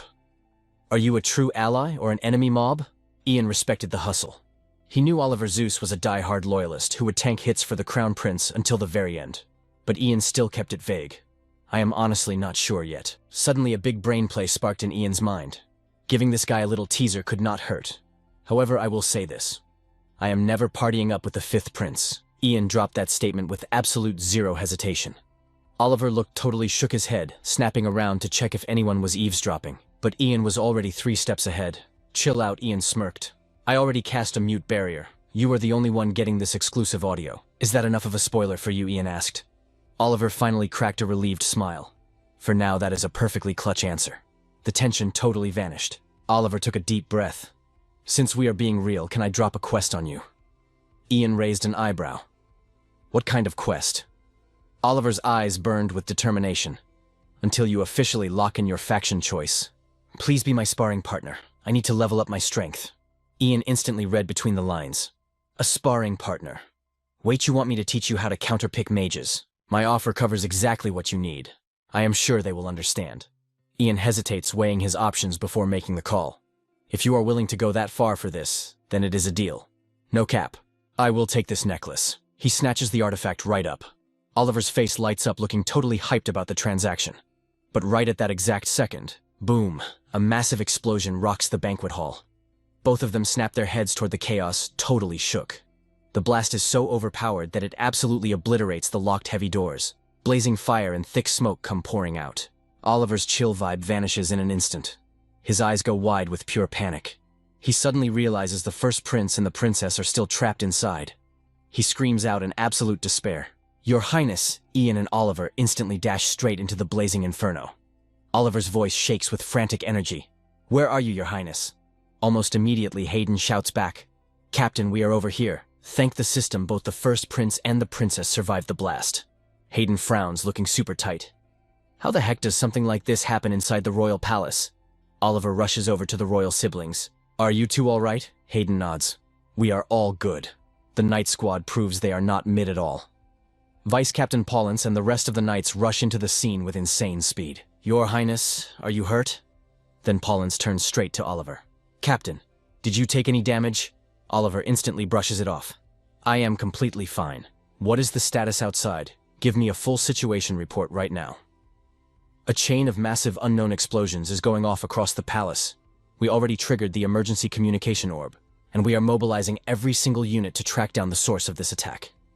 Ian's face drops the moment he hears about the emergency orb. Why? Because the Royal Emergency Communication Orb is a massive network linked directly to Knight Command military camps and even the Ivory Tower. It basically summons every piece of overpowered muscle straight to the palace. Popping that emergency orb means every single soldier and mage is leaving their posts to rush right here. A super dark thought flashes through Ian's mind. What if this whole explosion was just a massive bait? Panic hits him like a truck as he realizes they might be cooked. Could it be? Ian instantly flexes his aura, casting a massive mana barrier that completely shields everyone in the hall. Remembering that Harriet actually knows some magic, Ian turns sharply to the princess. Do you know how to funnel mana into a barrier? She blinks, totally caught off guard. Wait, what? Ian's voice is dead serious. This is a straight-up emergency. I need a yes or no answer. Harriet hesitates, looking nervous. I learned the basics, but... Before she can even finish, Ian cuts her off. Then can you keep it locked in? Without waiting, he wildly spins around. Ian strides right up to the terrified maids. I need answers now. Did a maid named Isabel come through here? The girls are literally shaking in their boots under his intense glare. One terrified maid stammers out. Yes, she did. She was assigned to an isolated palace, but she said she wanted to peep the banquet. Hearing that, all the puzzle pieces click in Ian's head. No cap, their real target all along was Cecilia. By using the explosion to bait all the heavy hitters to the palace, they can easily infiltrate the Ivory Tower while security is totally mid. Ian coldly calculates the absolute worst-case scenario. Whatever happens to Cecilia does not matter, but I cannot let her leak my stats to the Walker clan. Meanwhile, deep inside the dark dungeons of the Ivory Tower, a shadowy figure slips right past the defenses. Heavy footsteps come to a dead stop right in front of Cecilia's cell. Long time no see, Cecilia. Gotta say, I am kind of shocked you haven't kicked the bucket yet. The guy is completely covered up, so she doesn't recognize him at first. Who is there? He slowly pulls back his dark hood. It is me, Daniel. And his very first words to her are pure disrespect. Honestly, I am super disappointed in you. I thought you were actually top tier at being a spy. Seeing his face, Cecilia completely loses her chill and screams, Daniel, bust me out of this hellhole right now. He just gives her a cold, empty stare, obviously.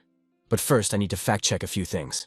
She desperately blurts out, I swear I didn't spill anything that crazy kid Ian Page. He literally knew everything from the very start about the existence of the Walker clan, and every single person inside our ranks.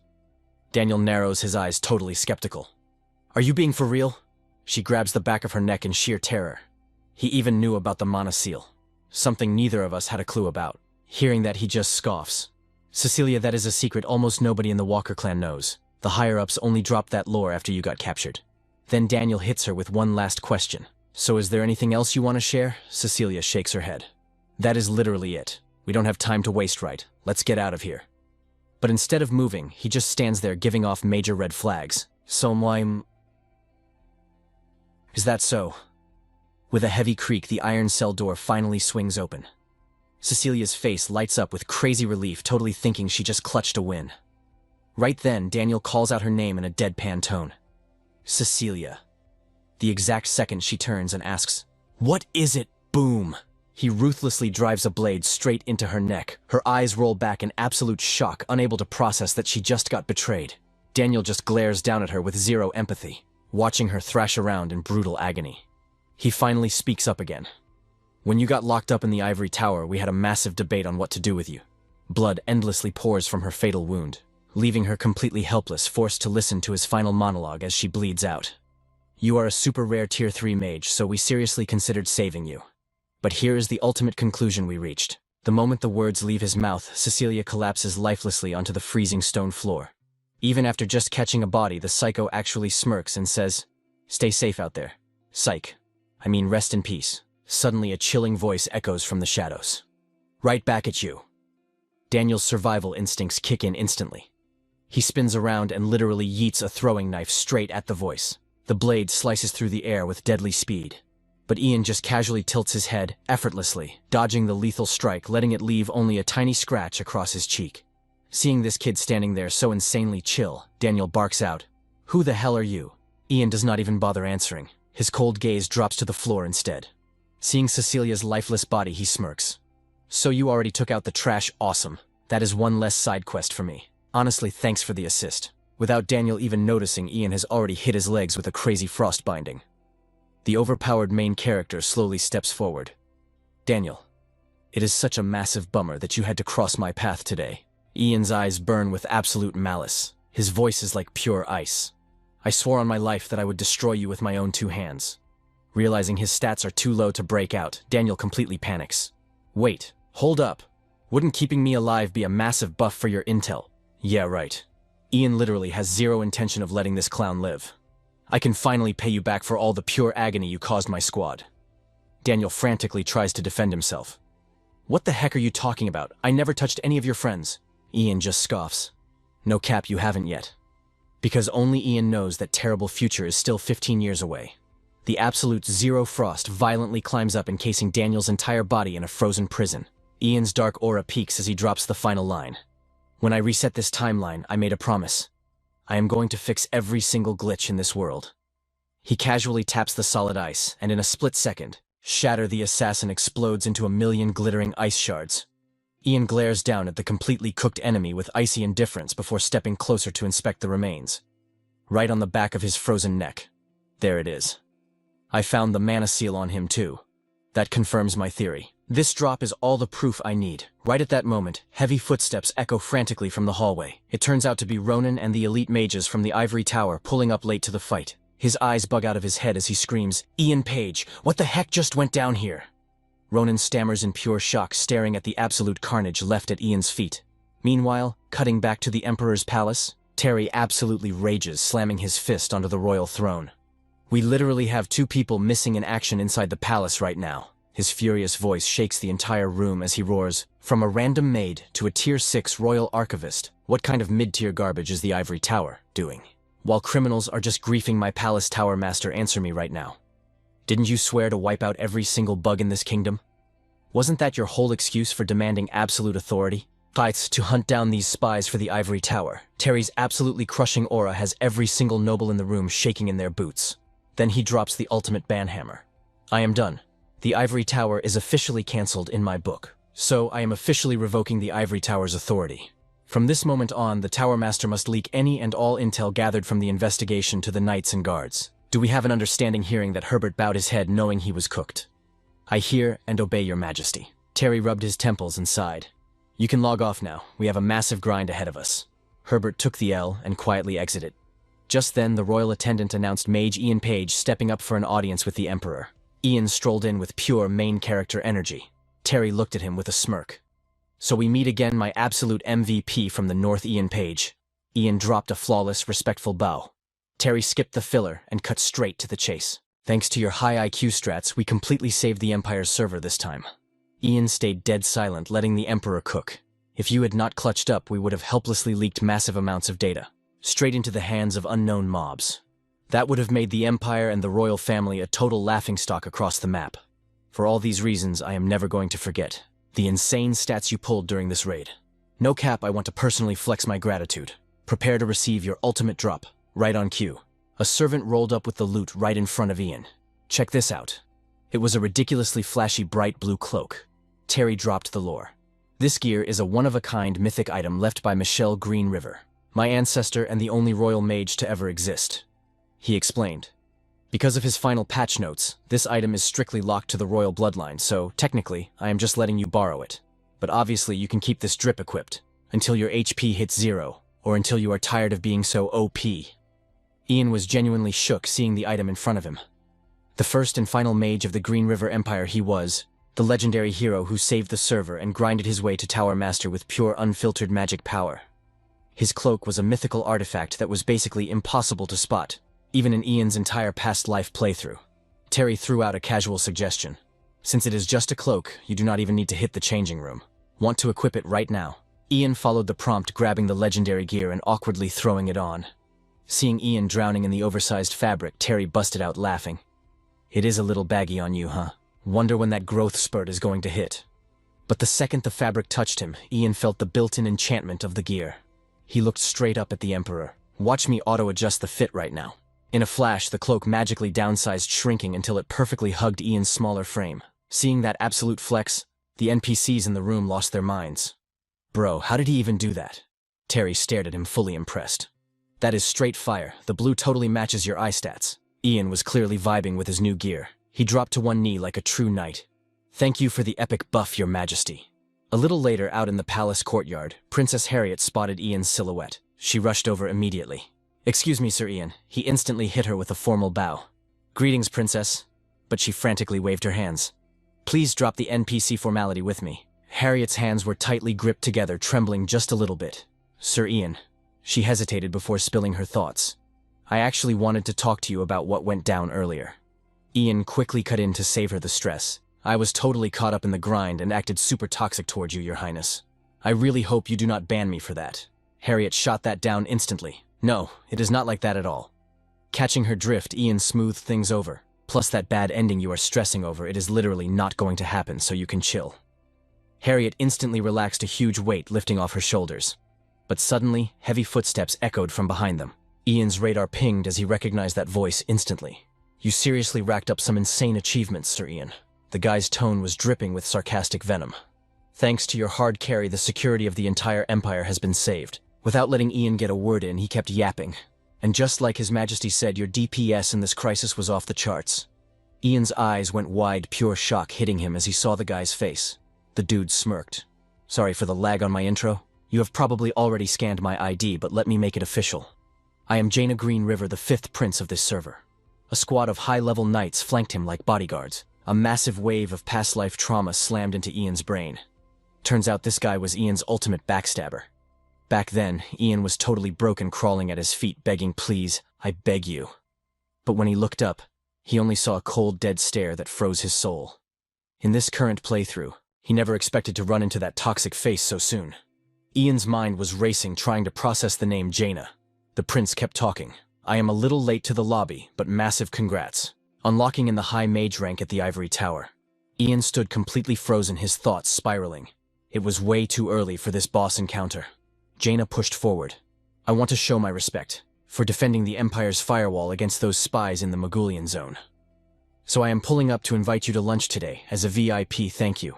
Jaina completely ignored Ian's frozen, totally checked out expression and kept pushing. Do you have free time to accept my quest? Ian's fists clenched so hard his knuckles went white. Just as the tension peaked, Harriet stepped up for the clutch save. My bad, Jaina, but his schedule is totally blocked with me today. The prince played dumb, tilting his head. Oh, for real. Guess we re-roll for tomorrow then. Ian finally snapped out of his stun and kept his cool. I highly apologize, but that is going to be a hard pass, Your Highness. A flash of toxic rage crossed Jaina's eyes. He shot Harriet a warning glare, but quickly masked it with a fake, soft tone. I understand. Jaina locked eyes with Ian. Major bummer, but I will keep an eye out for our next run. Good seeing you, Sir Ian. Ian gave him absolutely nothing, hitting him with the silent treatment. Jaina dropped his final line before dipping out. Catch you later then. With a swish of his cape, Jaina and his 2 knights marched away. Ian and Harriet just stood there watching the 5th prince fade from the minimap. Once the coast was completely clear, Harriet spoke up, sounding shy. Sir Ian. I totally spoke without thinking. I am super sorry. Ian brushed it off. No stress at all. But his eyes stayed glued to Jaina's retreating shadow, dark thoughts swirling in his mind. I triggered his encounter 2 years early, and right now he is just a low-level prince hiding his massive villainous endgame. In that exact moment, Ian locked in his resolve. I am shutting you down, Jaina, no matter what it takes, before you can even farm enough exp to build your faction.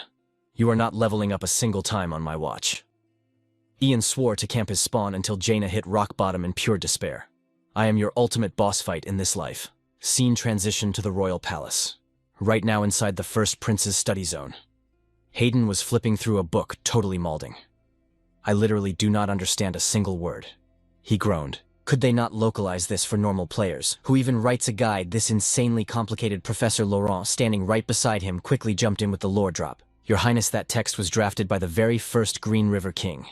It is the ultimate walkthrough on how to rule, breaking down the core mechanics of leadership. As the first prince and heir to the server, you have got to max out these stats. Hayden stared at the massive stack of hardcovers on his desk, internally screaming. I have to grind through all of this. Within minutes, the towering pile of books got even taller as Laurent dropped another load. The professor did not hold back. On top of that, you need to level up your history, philosophy, economics, politics, and etiquette skill trees. Once the stack of books literally blocked Hayden's vision, the professor finally chilled. This is the complete required reading list. The more Hayden looked at it, the more he wanted to rage quit. Yeah, I am totally done caring. He pulled a random excuse out of thin air to dodge the grind. The feng shui in here is completely cursed today, Professor. Laurent looked like he was about to cry real tears. Your Highness, please. If you do not hit the books right now, your dad is going to absolutely end me. Hayden completely ignored him, pivoting the conversation. He looked at the vice captain. Yo, Vice, today is the final day of the sparring event between Captain Oliver and Sir Ian, right? The vice captain did not even blink. Yes, sir. Hayden's eyes lit up, already zoning out. They are probably throwing down right now, completely abandoning his study quest. He immediately jumped out of his chair. Let's roll. It has been a hot minute since I spectated their one-on-one PvP. Meanwhile, over at the Royal Knights HQ, right in the main training arena, Captain Oliver was slowly regulating his breathing. He slowly dropped his stance, completely locked in. Oliver made a silent vow. I'm not giving up until the very end. No cap. Gripping his sword like his life depended on it, his eyes snapped open. His instinct screamed that he was about to get cooked. Right on cue, an absolute downpour of ice spears came crashing down from the sky. But Oliver wasn't about to back down from this raid. He charged forward full throttle. Thanks to his insane 1,000-hour grinding routine, he effortlessly dodged every single frosty projectile. His boots skidded hard against the dirt, pulling off a clutch emergency brake. That split-second reflex totally saved his life. But the combo wasn't over yet. Massive, jagged earth pillars violently erupted around him. They shot up from the ground, aiming straight for the kill. Oliver vaulted into the air using those towering rock spikes as his personal stepping stones to get massive airtime. His movement speed was absolutely busted, leaving nothing but a blurred streak of light. Just like that, he broke out of the trap's aggro zone, but he knew better than to slack off now. He kept his focus maxed out, bracing for the next phase. And boom, incoming. An absolutely massive fireball was heading right for his face. As the blazing meteor closed the distance, Oliver looked like a literal speck of dust next to it. But his eyes, zero fear, pure hype. He raised his blade high, totally ready to parry this insane boss attack. His rapid sword slashes literally tore the inferno apart. In that moment, the captain was completely dead, set on finally landing a hit on this OP monster. He glared through the fading flames, scoffing inwardly. Is this the limit of a mage class?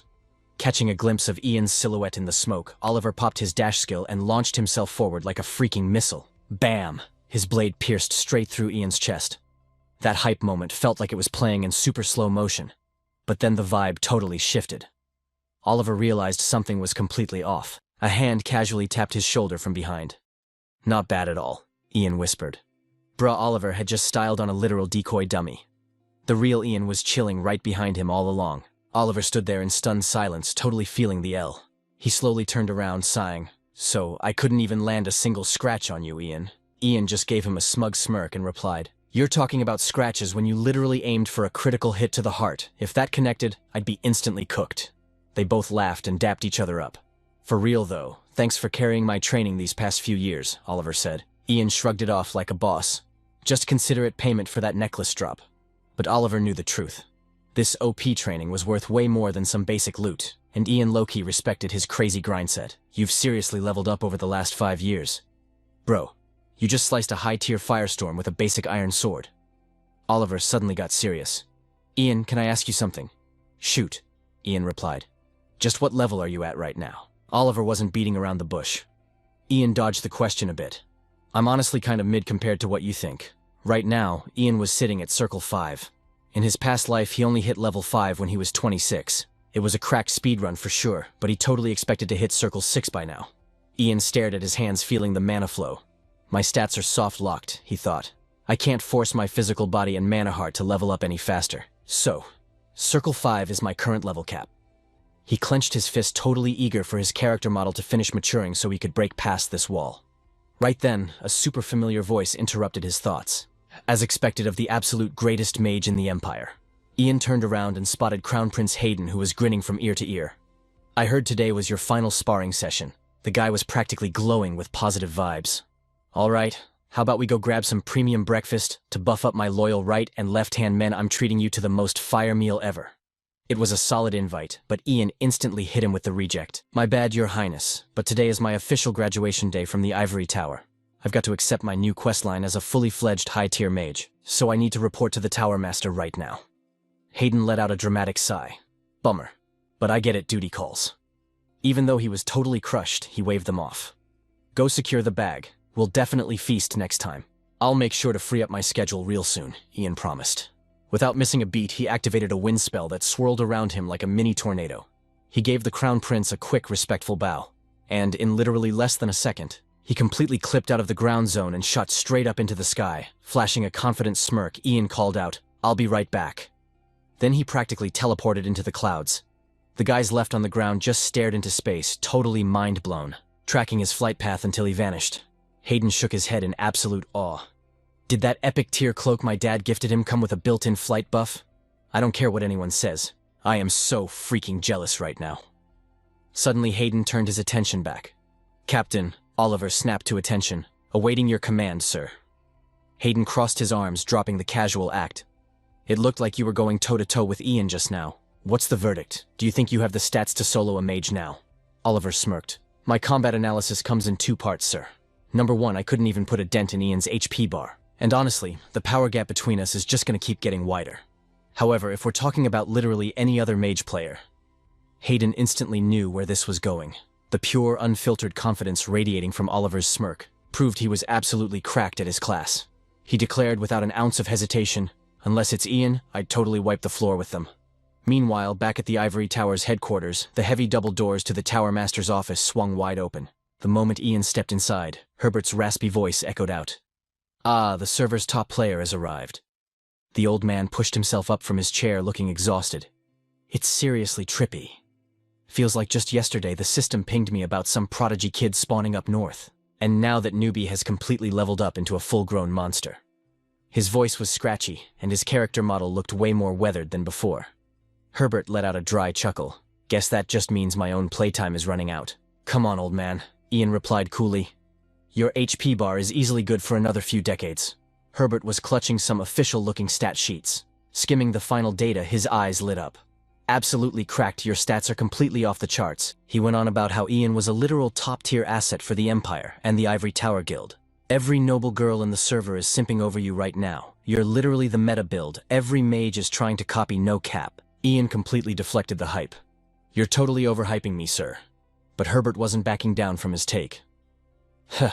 We're about to find out if I'm just hyping you up or spitting straight facts." Suddenly the quest giver tone kicked in. "As you know, today is your tutorial's endgame. If you were just some basic mid-tier academy student, we'd spawn you in some starter zone nearby, but your stats make you a totally unique case. So instead, your final event is just yapping with this old boomer." Ian smoothly replied, "Not at all, sir. It's honestly a massive flex to be here." "Thanks, kid. Even if you're just spamming dialogue options to be polite." Herbert started rummaging through his messy desk inventory and tossed a slick premium ID card right at Ian. "Quest complete. Congrats on unlocking the official mage class." Herbert explained that this VIP badge was his golden ticket across the server. This bad boy gives you admin-level authority to command Imperial guards and non-player characters however you want. "Trust me, you're going to be spamming that perk a lot." Ian tilted his head, looking genuinely curious. "Is the server really that desperate for high-tier mage players?" Herbert let out a heavy sigh. "Bro, it's not just about the quest board being full." His brows knitted together in obvious stress. "Our high-rank player base is basically non-existent ever since Helen logged off to live a normal life. What else are we supposed to do?" "Look, I'm not trying to be a toxic guildmaster here, but your hard carry potential is literally crucial right now." Ian nodded, catching the vibe. "Got it. So my quest log is about to be totally maxed out." Herbert nodded grimly, backing up his point. "You're our absolute main damage dealer and the Ivory Tower's wildcard. You're about to get hit with some heavy server-wide responsibilities." With a flick of his wrist, a glowing holographic menu popped up. "But since this is your first real campaign, I'll let you pick your own starting zone." The glowing user interface displayed 3 massive territories. Ian locked his eyes onto the floating map. The first spawn point was Rodmia, the Empire's ultimate naval trading hub. The second option on the list was Benson, basically the biggest iron farming zone on the map. But Ian's gaze instantly snapped to the third option, Fyric, the frozen wasteland in the northeast. It was the exact same tutorial zone he got stuck with in his previous playthrough back in his past life. The dev team sent him there because the local mage had completely wiped to a freak accident. Ian confidently tapped the third holographic icon, locking in his choice. "I'm locking in Fyric. That place looks fire." Herbert smirked, totally vibing with the main character's bold pick. That zone is totally cooked right now. The higher-ups flexed by sending 2 Tier 3 mages and a whole military squad, but they still got completely wiped. Those mobs from the Great Plains are throwing a massive tantrum out there. Herbert slid Ian a mission scroll. "All the raw stats are right here read up. Need an answer by tonight. If you drop this quest, I gotta find someone else. But Ian cut him off cold. Nah, I am taking it. His voice was absolute zero. I am heading to Ferric. Later that afternoon at Ian's crib. Douglas literally froze with a meat skewer halfway to his mouth. Bro, you are hitting up Ferric for your very first run. That zone is notoriously cracked with monster spawns. Douglas choked on his own words the second Ian hit him with a pure death glare. Sitting next to them, Ian's mom dropped her fork. Ian, she whispered, anxiety spiking. Isn't that territory basically a death trap? Ian quickly activated his reassurance mode. No cap, Mom, it is really not that deep. Just a temp gig. I will bounce back in a few months. Vanessa respected her son's grind, but a shadow of sadness still nerfed her vibe. I get it. You said you're rolling out next week, right? This giant mansion is about to feel super empty. Seeing his mom low-key stressing, Ian swore he would speedrun the mission. And be back before you know it, Mom. Sensing the vibes getting way too heavy, Douglas hyped up the room. Boss, you gotta check out the potions I brewed in the lab. Before you log out for the trip, I crafted some absolute fire loot. They will definitely clutch up during your quest. Reed immediately checked his son. Douglas, you are grown now. Ain't it time you stopped calling Ian that? Douglas looked totally deflated. What is wrong with calling him boss? It goes hard. Then he shifted his gaze to Ian. Ian caught the look, completely clueless about what this kid was plotting. Douglas hit him with the most innocent face. How about I just call you big bro? Ian literally spit-taked his water across the table. Those two words short-circuited Reed's brain entirely. Even Ian and his mom were left utterly speechless. But Douglas was heavily vibing with the new title. He smirked and dropped it again. Big bro. Ian's system buffered for 5 whole seconds. Is this seriously the same Douglas I knew in my past life? While Ian was glitching out, Vanessa was absolutely living for it. It is so awesome. You got a cute little brother now, and I just unlocked a brand new son. Ian face-palmed hard. Mom, please. Right next to them, Reed's heart started beating out of his chest. Lady Vanessa, what exactly do you mean by that? Ian side-eyed him hard. Bro, why is he blushing right now? Chaos instantly erupted between the father-son duo. You address him as Lord Ian, you brat. Reed barked. But Douglas was not having it. We are literally family now. Calling him Lord is way too mid-informal. Reed hit him with the brutal reality check. We are freeloading at his crib, you do not get to be picky. But Douglas immediately clapped back. What do you even mean? My 200 IQ genius brain is a massive buff for this family. At this point, Reed just threw his hands up. Genius man, whatever you do, you Mr. Genius. Vanessa just giggled, watching this wholesome father-son dynamic unfold. They were totally in sync. From the sidelines, Ian quietly watched his mom glowing with pure joy. Seeing her this hyped naturally leveled up his own mood. And suddenly a random thought popped into his headspace. Honestly, this setup ain't even that bad. But a second later, Ian's strict mode reactivated. You are still not allowed to call me big bro. Douglas instantly started bawling anime tears. Boom, fast forward 1 week. Ian stood tall in front of his mansion, full gear equipped. Reed's voice broke the silence. You all set for the drop? Heading straight to Ferric, Ian shook his head. Gotta pay respects to the Ivory Tower master first before I map out the route. I will lock in my travel plans after. But Ian's protective instincts were still acting up. What about the mana traps I installed around the crib? Reed just chuckled. Bro, you literally gave me the whole tutorial yesterday. Chill out, I will risk my own HP bar to keep Lady Vanessa safe. Ian locked eyes with him. I seriously hope it does not come to that. Suddenly Douglas skipped over. Hey big bro. Both Ian and Reed instantly gave him the bombastic side-eye, forcing the kid to quickly rewrite his script. I mean boss, he flexed a glowing potion vial and handed it to Ian. Equip this. It is a prototype Dad crafted, but I modded the formula myself. Douglas side-eyed Reed, lowering his voice like he was leaking patch notes. It is probably... He leaned in super close to Ian's ear. Probably way more OP than my dad's base version, no cap. Douglas flashed a smug, knowing grin. Ian could not help but chuckle. Good looks, kid. Thanks. Internally, Ian was calculating the stats. Douglas still has 3 years of grinding before graduating the Royal Alchemist Academy. But with his broken talent, the Royal Guild already reserved a master tier spot just for him. Sadly for Douglas, his dad's perception stats were maxed out. Reed bonked him straight on the head. In your dreams, you little punk. Ian examined the glowing vial in his hand, feeling the high-grade mana radiating from it. He instantly knew this custom buff was going to be absolutely clutch. After the chaos settled, Douglas dropped another innocent question. Boss, are you gonna fast travel to Ferric using a flying cloak? Ian shut that down immediately. Nah, I am taking a carriage to the city outskirts, trying to keep a low profile and avoid the aggro. Right then, Vanessa came sprinting out. Ian. She was carrying a massive loot box in her arms. Ian turned around. Mom, She carefully handed over the massive care package. Keep your stamina up on the road, I packed a ton of inventory for you. Vanessa went full top-tier support mode. Box 1 is your daily rations, the rest are stacked with beef jerky and dried fruit for late-game snacking. Her eyes were overflowing with pure warmth. I even baked those red bean cakes you are obsessed with. Ian's heart completely melted. Thanks, Mom. I will wipe my plate clean. Suddenly she stepped in close and wrapped him in a tight hug. Play it safe out there, okay? Do not take any critical hits, and absolutely no skipping meals, you hear me? The sudden physical affection caught Ian totally off guard, but his inner shields quickly dropped. He wrapped his arms around her, returning the hug with everything he had. I promise. He looked into her eyes with pure determination. I will clear this quest and be back soon, so do not stress. With the final goodbyes locked in, Ian gave a swift nod. All right, I am heading out. The carriage wheels hit the dirt, officially launching Ian into his next epic arc. His squad stayed at the gate, slowly fading into pixelated dots in the distance. As a regressor who had already speedrun 2 whole lifetimes, Ian thought his emotional stats were completely maxed out. But watching his found family disappear from view, he actually felt a heavy void in his chest. Ian had to mentally check himself. Trust the system. Trust the mom you love. He repeatedly chanted his own inner dialogue. She is going to be perfectly fine even while I am out of the zone. The mansion was practically a safe zone, heavily buffed by the royal palace's security. Plus, the capital's crime rate was basically 0. And there was his ultimate hidden card, the lethal mana traps that only his mom, Reed, and Douglas had the admin rights to trigger. Ian clenched his fist, his aura spiking. With those active, any trash mob trying to intrude will get instantly deleted. Staring out the window, he muttered his destination. Ferric territory. 25 whole years of regressor memories flooded his brain. Meanwhile, cut to a jagged canyon right outside Ferric. An absolute bloodbath was currently popping off. General Kalian Pierrick roared his commands, his voice shaking the earth. Slice their heads off 100 times and bring me the loot. Nobody logs out until this zone is cleared. His epic speech instantly gave the entire vanguard a massive morale buff. They clashed with the monster horde steel, screaming against raw beast muscle. But right in the heat of this insane raid, a scout came riding in hot.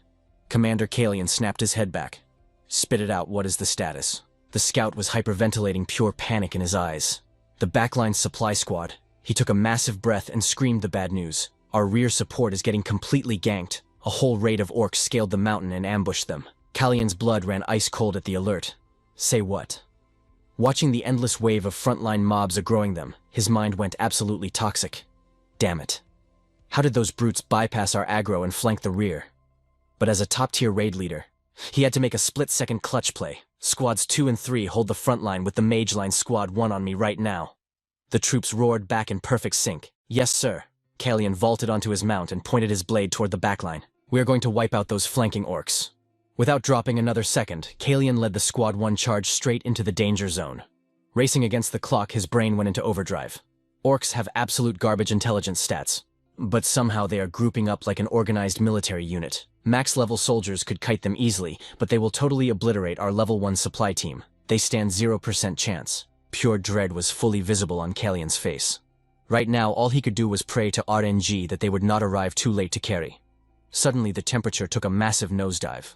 White flakes drifted down from the sky. Kalian slammed on the brakes, shook. Wait. Is this snow?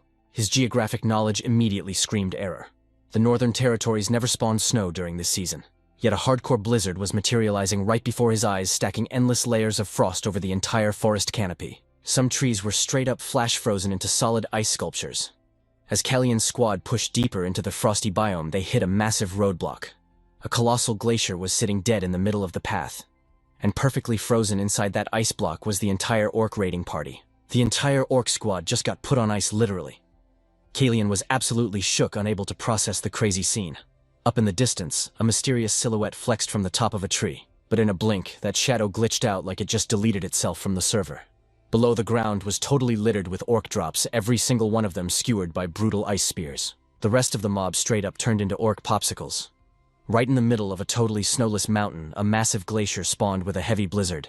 Stepping off that frozen peak, Ian touched down like an absolute boss. The second he dropped in, Kalian barked out, "Show yourself." Our boy just casually replied, "Heard you guys were getting cooked and needed a carry." Meanwhile, Kalian's jaw was practically on the floor. Then he dropped his gamertag. The name is Ian, an elite mage dispatched from the Ivory Tower. Ian Kalian muttered, his brain lagging for a second. Then it clicked. Wait, you mean the OP noble from the northern Magulian territory? Kalian's face instantly lit up. No cap. I did not expect a dude this young to pull up as our backup. I already heard about your insane stats completely wiping out that goblin army in the Magulian mountains when you were just a kid. He stepped up, throwing his hand out for a solid handshake. Huge honor to meet you, man. Ian matched his energy. The honor is all mine, General Kalian Pyrrhic, the most goated warrior of the Eastern Front. Kalian's grip suddenly went totally rigid. You must be completely drained from that massive fast travel across the map. His eyes went dead serious. But can I borrow a sec of your time? Because the lore we need to discuss is crazy deep. Later that afternoon at the main base camp, Kalian let out an exhausted sigh. I really did not expect their spawn rate to be this insanely high. Actually, scratch that.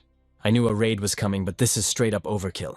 The mob aggro lately has been totally unhinged. Ian just stood there, quietly soaking up the intel. Looks like the Great Plains server is glitching out bad. Kalian's voice dropped an octave heavy with stress. Look, Ian, we spammed the support tickets to both the Royal Palace and the Ivory Tower. Those were max priority SOS calls. First, we desperately needed a massive loot drop and backup just to hold the line. Second, we requested a top-tier mage, someone with enough raw OP stats to clutch this whole nightmare. Ian kept his mic muted, flashing back to that wild AAA gameplay from this morning. Kalian kept venting honestly. I am absolutely blown away by your AoE damage against that monster wave, wiping them out instantly and then speed building that massive ice wall pure fire. The canyon is barricaded now, so our survival timer just got extended. But let us be real, that is just a band-aid fix, because the real boss fight is brewing out on the Great Plains. These mobs have been griefing our borders for years, so the guild is totally burnt out, and our health and stamina items are basically at zero. Pure dread flashed across his face. If we just had the supply drops and extra players, we could actually push back against this monster wave. Hitting that thought, Kalian's brow furrowed hard. But it looks like the Empire left our request on red. And since you practically solo-queued to replace the entire backup squad, we seriously need to craft a permanent patch for this bug. Taking in the whole debrief, Ian just nodded, say less. I get it. This entire scenario was already mapped out in his head. He slowly dropped the facts. My ice wall buff will hold up for exactly 10 days. If we keep a drone-level watch on the mountain spawns, our safe zone is secure for now. Within this 10-day window, I am heading straight to the Great Plains. Kalian practically choked. Wait, Ian, you are going on a solo raid. Ian locked in, totally unfazed. We need to uncover the root code of this glitch, and honestly wipe it out for good. But Kalian was clearly still doubting the kid's max potential. Love the main character energy, no cap. He pushed back, but I have sent endless scouting parties out there for months, and they all came back with 0 drops and 0 intel. The absolute despair in his voice was heavy. The only data we managed to mine is that different monster classes have straight up stopped their player versus player faction wars. It is like they formed a mega guild strictly targeting the human player base. The sheer terror of these nightmare mobs had seriously nerfed Kalian's mental state. He jabbed a finger at the holomap and explained these freaks are not just growing the ruined principality down west. They are swarming every single border zone at the exact same time. He kept going. Some servers have tighter choke points, so their casualty rates are way lower. Then, Kalian tapped another hotspot. But because of the Grand Canyon routing, all the mob traffic is bottlenecking right into the Pyrrhic estate. After crunching the numbers, Kalian caught a wild anomaly. But the most sus part of this whole meta. Down at the southern border of the plains, the native tribe has not caught a single aggro wave. He dragged his finger across the map to highlight the zone. Ian tuned in as he dropped the theory. It is like there is an invisible firewall blocking the mobs from entering their territory. And right there, Kalian hit his big brain conclusion. We are betting heavy that this glitch is tied to the chaos popping off in the southern plains. But our squads literally cannot break through the canyon's death zone to send an investigation team down there. Soaking that in, Ian went away from keyboard in his own mind for a sec. A massive bug in the Great Plains. This definitely was not in the patch notes from my past life, he thought to himself. Sure, there were always minor raids from the plains, but an event of this scale is totally new. Snapping back, he declared, I need to fast travel to the southern border straight to that native tribe. Kalian nodded hard. Exactly. If anyone has the lore on this, it is the tribal chief, the absolute king of mages. But Kalian looked mad skeptical. Do you honestly think we can just casually bypass his aggro radius and secure an audience? But Ian just flashed an overpowered smirk. 100% piece of cake. In a flash, the server time shifted to nightfall. Out in the massive wildlands, the night sky looked like it was rendered in pure magic. Ian camped out solo on the sniper tower, his brain racing. The Great Plains. He stared up into the galaxy, letting the heavy lore theories flood his mind. Now that I think about it, that epic tier item should still be sitting in its spawn location. What Ian was hyping up was an ancient artifact handed down straight to the King of Mages, the chief himself, the legendary scepter of the Great Plains. Visualizing its stats, Ian nodded to himself. I honestly vibe with that staff. A legendary weapon crafted from rare white birch, absolute fire. But a harsh reality check snapped him out of his daydream. Exactly 3 in-game years from now, the Green River Empire, Huwood Empire, and the Ruin Principality are scripted to form a mega alliance to raid the Great Plains, to completely wipe the server of these mobs. Ultimately, the monster factions will be utterly cooked, and those 3 nations will split the massive resource drops of the plains between themselves. Ian's fists clenched so hard his knuckles went white just thinking about it. Because during that exact event timeline, the King of Mages vanishes, and the entire native tribe gets aggressively nerfed into slavery. His brain was spiraling through the possibilities. A plotline that never existed in my first playthrough just triggered. Ian realized his own regression must have massively glitched the timeline. A sudden wave of icy dread hit his chest. A chaotic boss event in the plains that I have literally 0 spoilers for.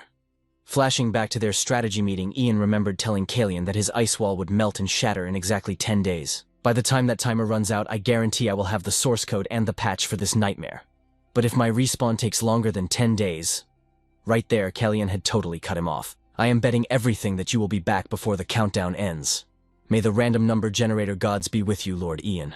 Snapping back to real time, Ian was staring down a desolate mountain range, the textures so corrupted and dry that every tree was dead. Just like the strategy they locked in earlier, Ian was running this dungeon totally solo. Scanning the wasteland, Ian thought to himself. So this is the buffer zone, right outside the native territory. The absolute silence was massively soothed, like the background music had just stopped playing. Every path he walked was a total dead zone, 0 non-player character or player activity. Compared to the insane mob density up north, I have not spotted a single monster since crossing the southern border. Is this ghost town really the epicenter of the timeline glitch Kalian was stressing over? Guess it is time to find out. But our main character kept strolling deeper like he owned the place. The tribe caught his footsteps and instantly got defensive. Who goes there? Ian just deadpanned. Chill. I am not an enemy. I am a mage from the Green River Empire. One of the dudes yelled out, "How do you even speak our language?" Ian totally ghosted the question and cut to the chase. I do not have time to explain. I am here to see the Shaman King.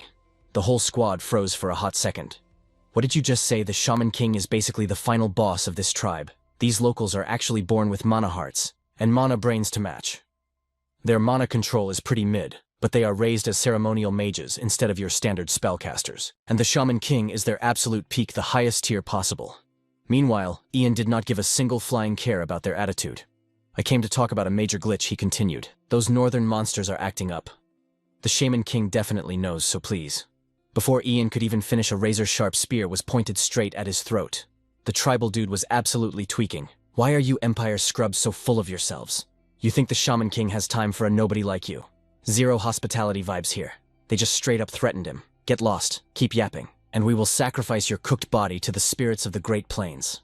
Facing that max-level toxicity. Ian just shrugged it off. Do I look like a guy who is going to dip just because you barked at me? Ian's patience meter was officially hitting 0. But the clueless extra lunged with his spear. Looks like you are choosing death. You really lack situational awareness, huh? The tribal guy rushed Ian blindly, having 0 clue he was the one actually getting cooked. Out of thin air, Ian spawned an ice lance and cleanly sliced the dude's spear in half. A totally clutch parry. The tip hit the dirt before the guy even processed the lag. Ian dropped a savage warning. Your head is going to be next. His voice was super chill, but the emotional damage was critical. Stop throwing a tantrum and take me to the Shaman King. Suddenly, an ancient voice interrupted the chaos. What business does an Empire dweller have in my zone? Everyone, including Ian, whipped their heads around. Spotting the iconic staff in the old man's grip, Ian's internal database clicked. Are you the Shaman King? The old guy gave a slight nod. Yeah, that is my title. Ian smirked. I am honestly shook you came out to greet me. Without waiting for a comeback, Ian skipped the tutorial and went straight to the main quest. The mobs from the Great Plains are raiding the borders of the 3 nations. But when I traveled south, I literally saw 0 monsters. It is giving major sus vibes. Got any idea why? They are only growing the north. The old man deflected monster raids are pretty standard. We have no clue what is triggering this specific wave, but Ian's lie detector stat was already maxed out. The Shaman King flinched, totally caught off guard that his bluff failed. That cap made Ian visibly annoyed. Your gaslighting does not work on me, old man. Ian dropped the casual tone. Spill the actual tea. What is really going down? One of the tribesmen lost his mind. How dare this punk act so arrogant in front of our king? But the Shaman King waved him off. The old man kept his cool. I heard Empire mages coded a lie detection spell, but seeing it in real life is kind of wild. Locking eyes with Ian the Shaman King finally folded. No cap, there is no point acting sus with you anymore. I will give you the real lore. The old man got dead serious. Years ago there was a prophecy. It said our beautiful plains would turn into a literal sea of fire and golden light would dye the whole map red. My people, who have camped on this server for thousands of years, would be torn apart and forced into slavery. This intel left Ian absolutely stunned. The old man slowly broke down the tragic backstory. We were totally helpless. We knew our guild would get wiped out if a war broke out. Even so, we could not just sit idle in the base and pray the prophecy was fake news. The massive lore drop continued. Then one day a mysterious lady found us. She enchanted this staff with some crazy buffs, shared her overpowered magic with our tribe, and vanished. Hearing this, Ian narrowed his eyes. A mysterious lady sounds sus, the king added. She also gave us one strict rule. If an outsider spawns in our territory.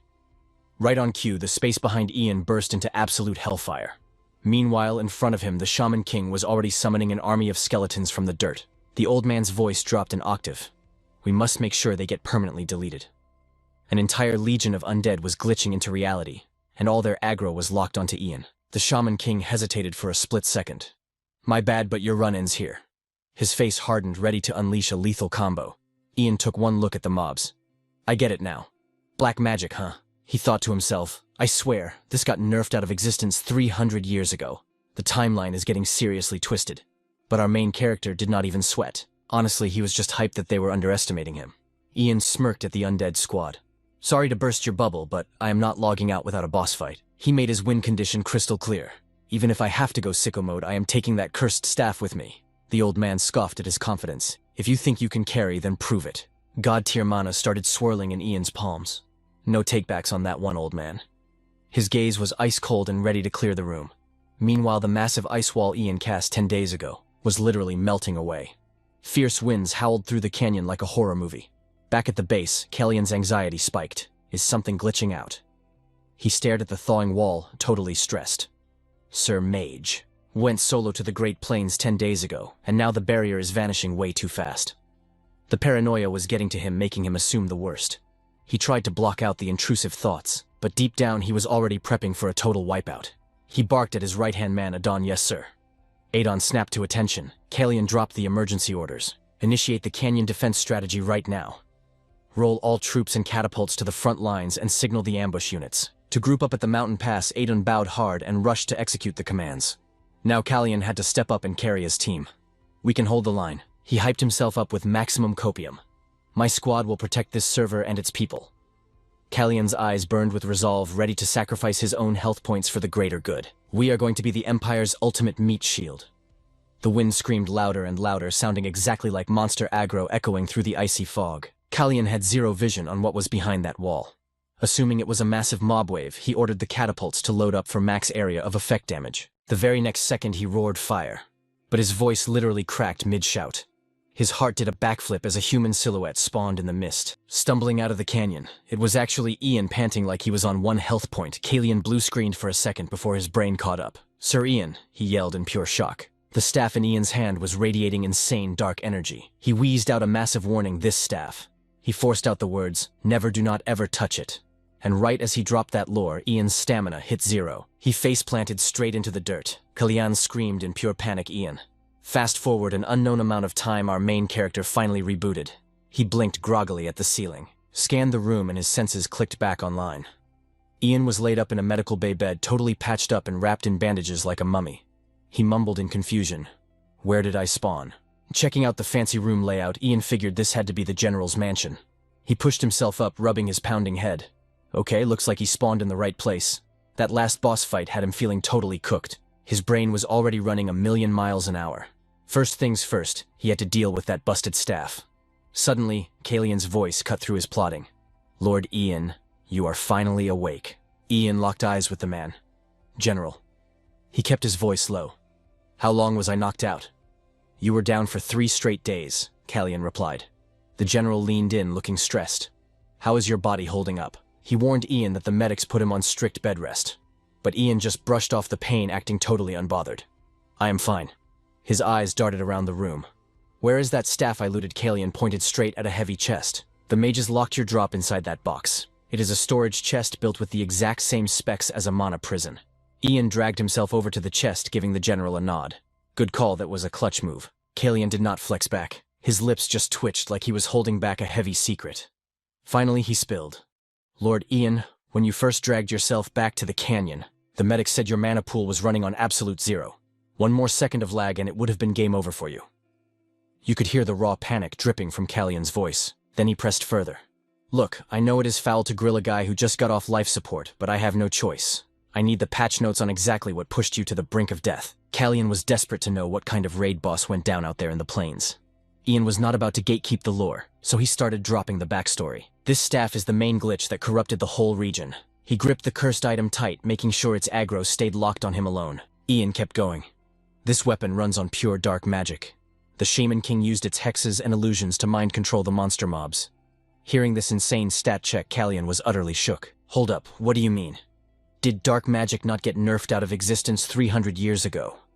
Ian casually started channeling a spell into the staff as he fired back. Yeah, but some anonymous hacker decided to leak the dark magic meta right into the Shaman King's brain. We just do not know who the dev is yet. Blue mana sparked from Ian's fingertips, washing over the twisted weapon. Ever since their king got permanently deleted, the dark and illusion skills fell apart. The monster mobs broke aggro and swarmed the new user of this staff. Piecing together the clues, Ian came to a wild conclusion. It feels like an automated curse coded to wipe out the evidence, processing the full debrief. Kalian finally got it. No cap. So that is why your extraction mission was so insanely brutal. This staff was basically a tracking beacon. If this item is that toxic, shouldn't we just dismantle it and trash the parts? But Ian just shrugged with main character energy. Nah, the stats on this thing are too fire to waste. Kalian was completely thrown off by that casual flex. Are you deadass right now, just like that? Ian's cleansing spell finished, turning the dark cursed wood into a shining legendary tier relic. Ian smirked. Yep, that is literally it. I scrubbed all the dark magic malware right out of its code.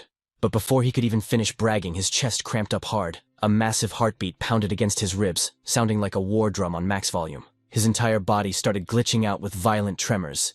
Even the overpowered staff slipped right out of his grip and hit the floor. The pure agony was critical. My chest. His vision was fading to black, the graphics rendering into a total blur.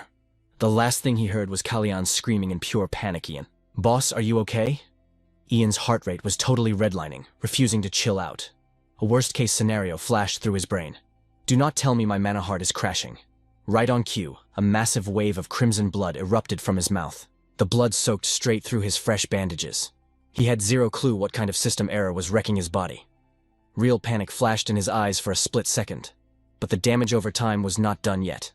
He started hacking up blood all over again. Chunks of dark blood splattered across the floor, painting the room in sheer horror. Kalian was hovering over him, absolutely freaking out. Are you still with me? Seeing the health points dropping so fast, the general lost it. He snapped his head back and yelled at Adon to fetch the healer immediately. Right away, Sir Hayden bolted.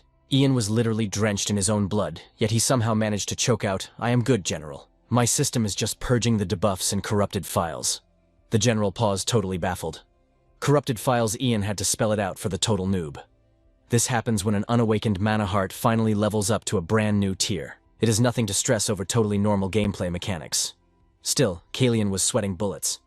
You are absolutely sure you are not dying? I am sure. Ian stared down at his own hands, his mind racing. If my stats are reading right, I just maxed out tier 5 and broke straight into tier 6. The disgusting blood that covered his hands literally dissolved into thin air. I can feel my mana pool surging at a completely broken god tier level compared to before. A cocky smirk crossed Ian's face at the massive power spike. But Kalian was still treating him like a fragile glass cannon. Well, that is a massive win. But just to play it safe, we are still having a healer run a full diagnostic on you. Ian nodded calmly. Thanks for the premium treatment. Kalian sighed, looking suddenly serious.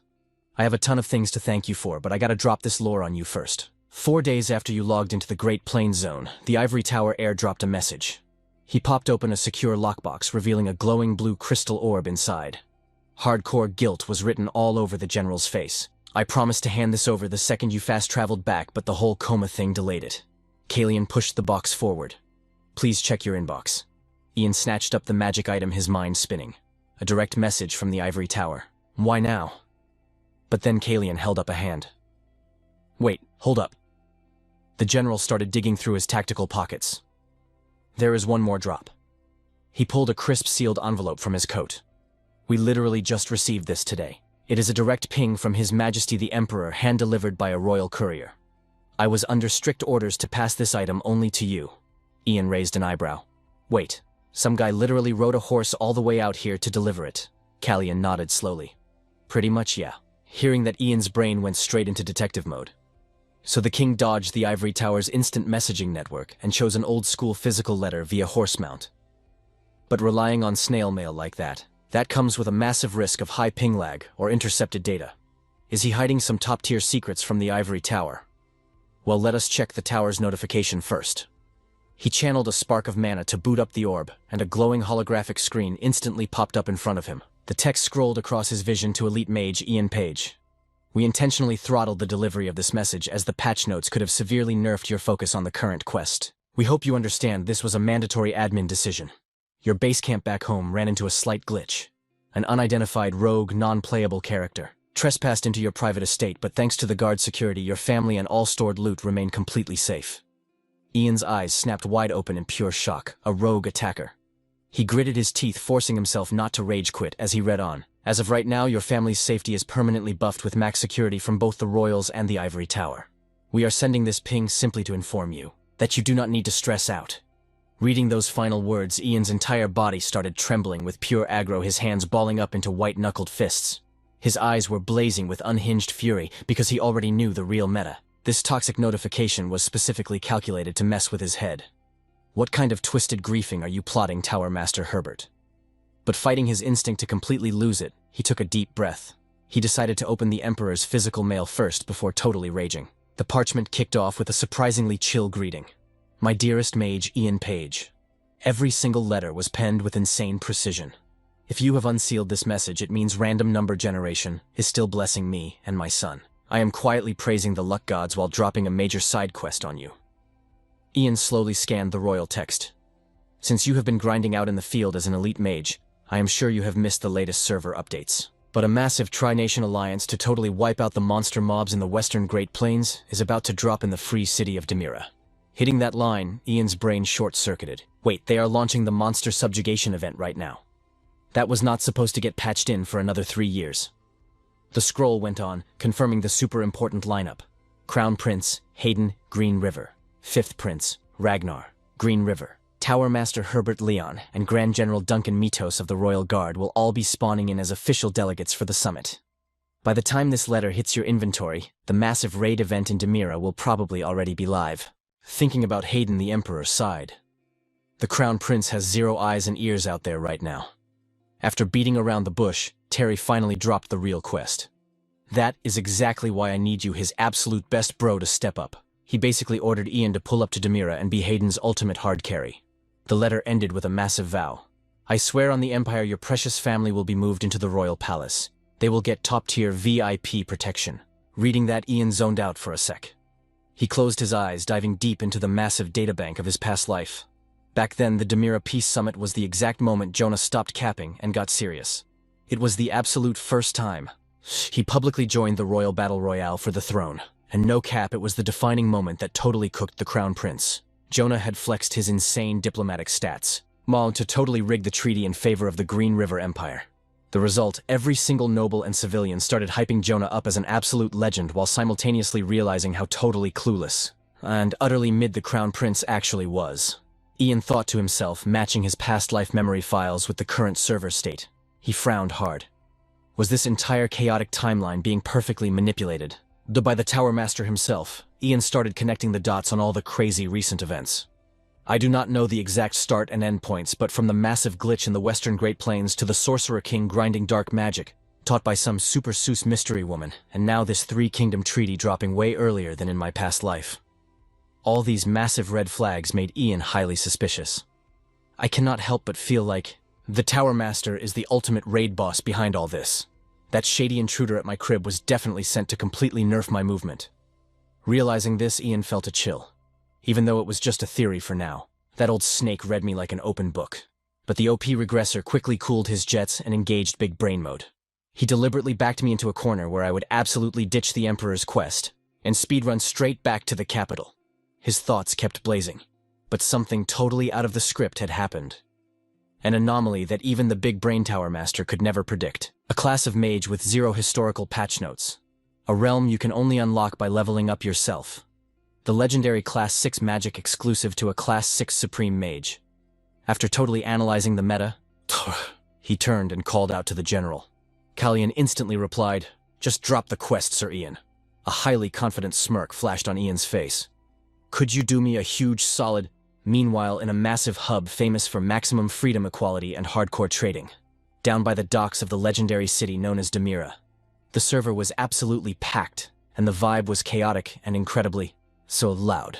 Crown Prince Hayden was already on site. Looking super stressed, he muttered to himself, "Why the heck is Ian's comms totally down right now?" Oliver, standing right next to him, tried to chill him out. "Please, hold on, Your Highness," he explained. "He is pulling up as your official royal proxy. Even you cannot forcefully buff his movement speed right now." But Hayden was totally freaking out. "I know, but my anxiety is off the charts." The current meta was looking insanely bad for Hayden. He kept venting. "You see the state of things. Almost all the envoys are Ivory Tower loyalists. They are entirely made up of nobles backing that absolute clown Jonah." His eyebrows pulled together in major frustration. "The vibes are completely off. I seriously wish Ian was here to clutch up for us." Oliver opened his mouth to reply, but decided to stay mute. On the flip side, Herbert was mentally scheming.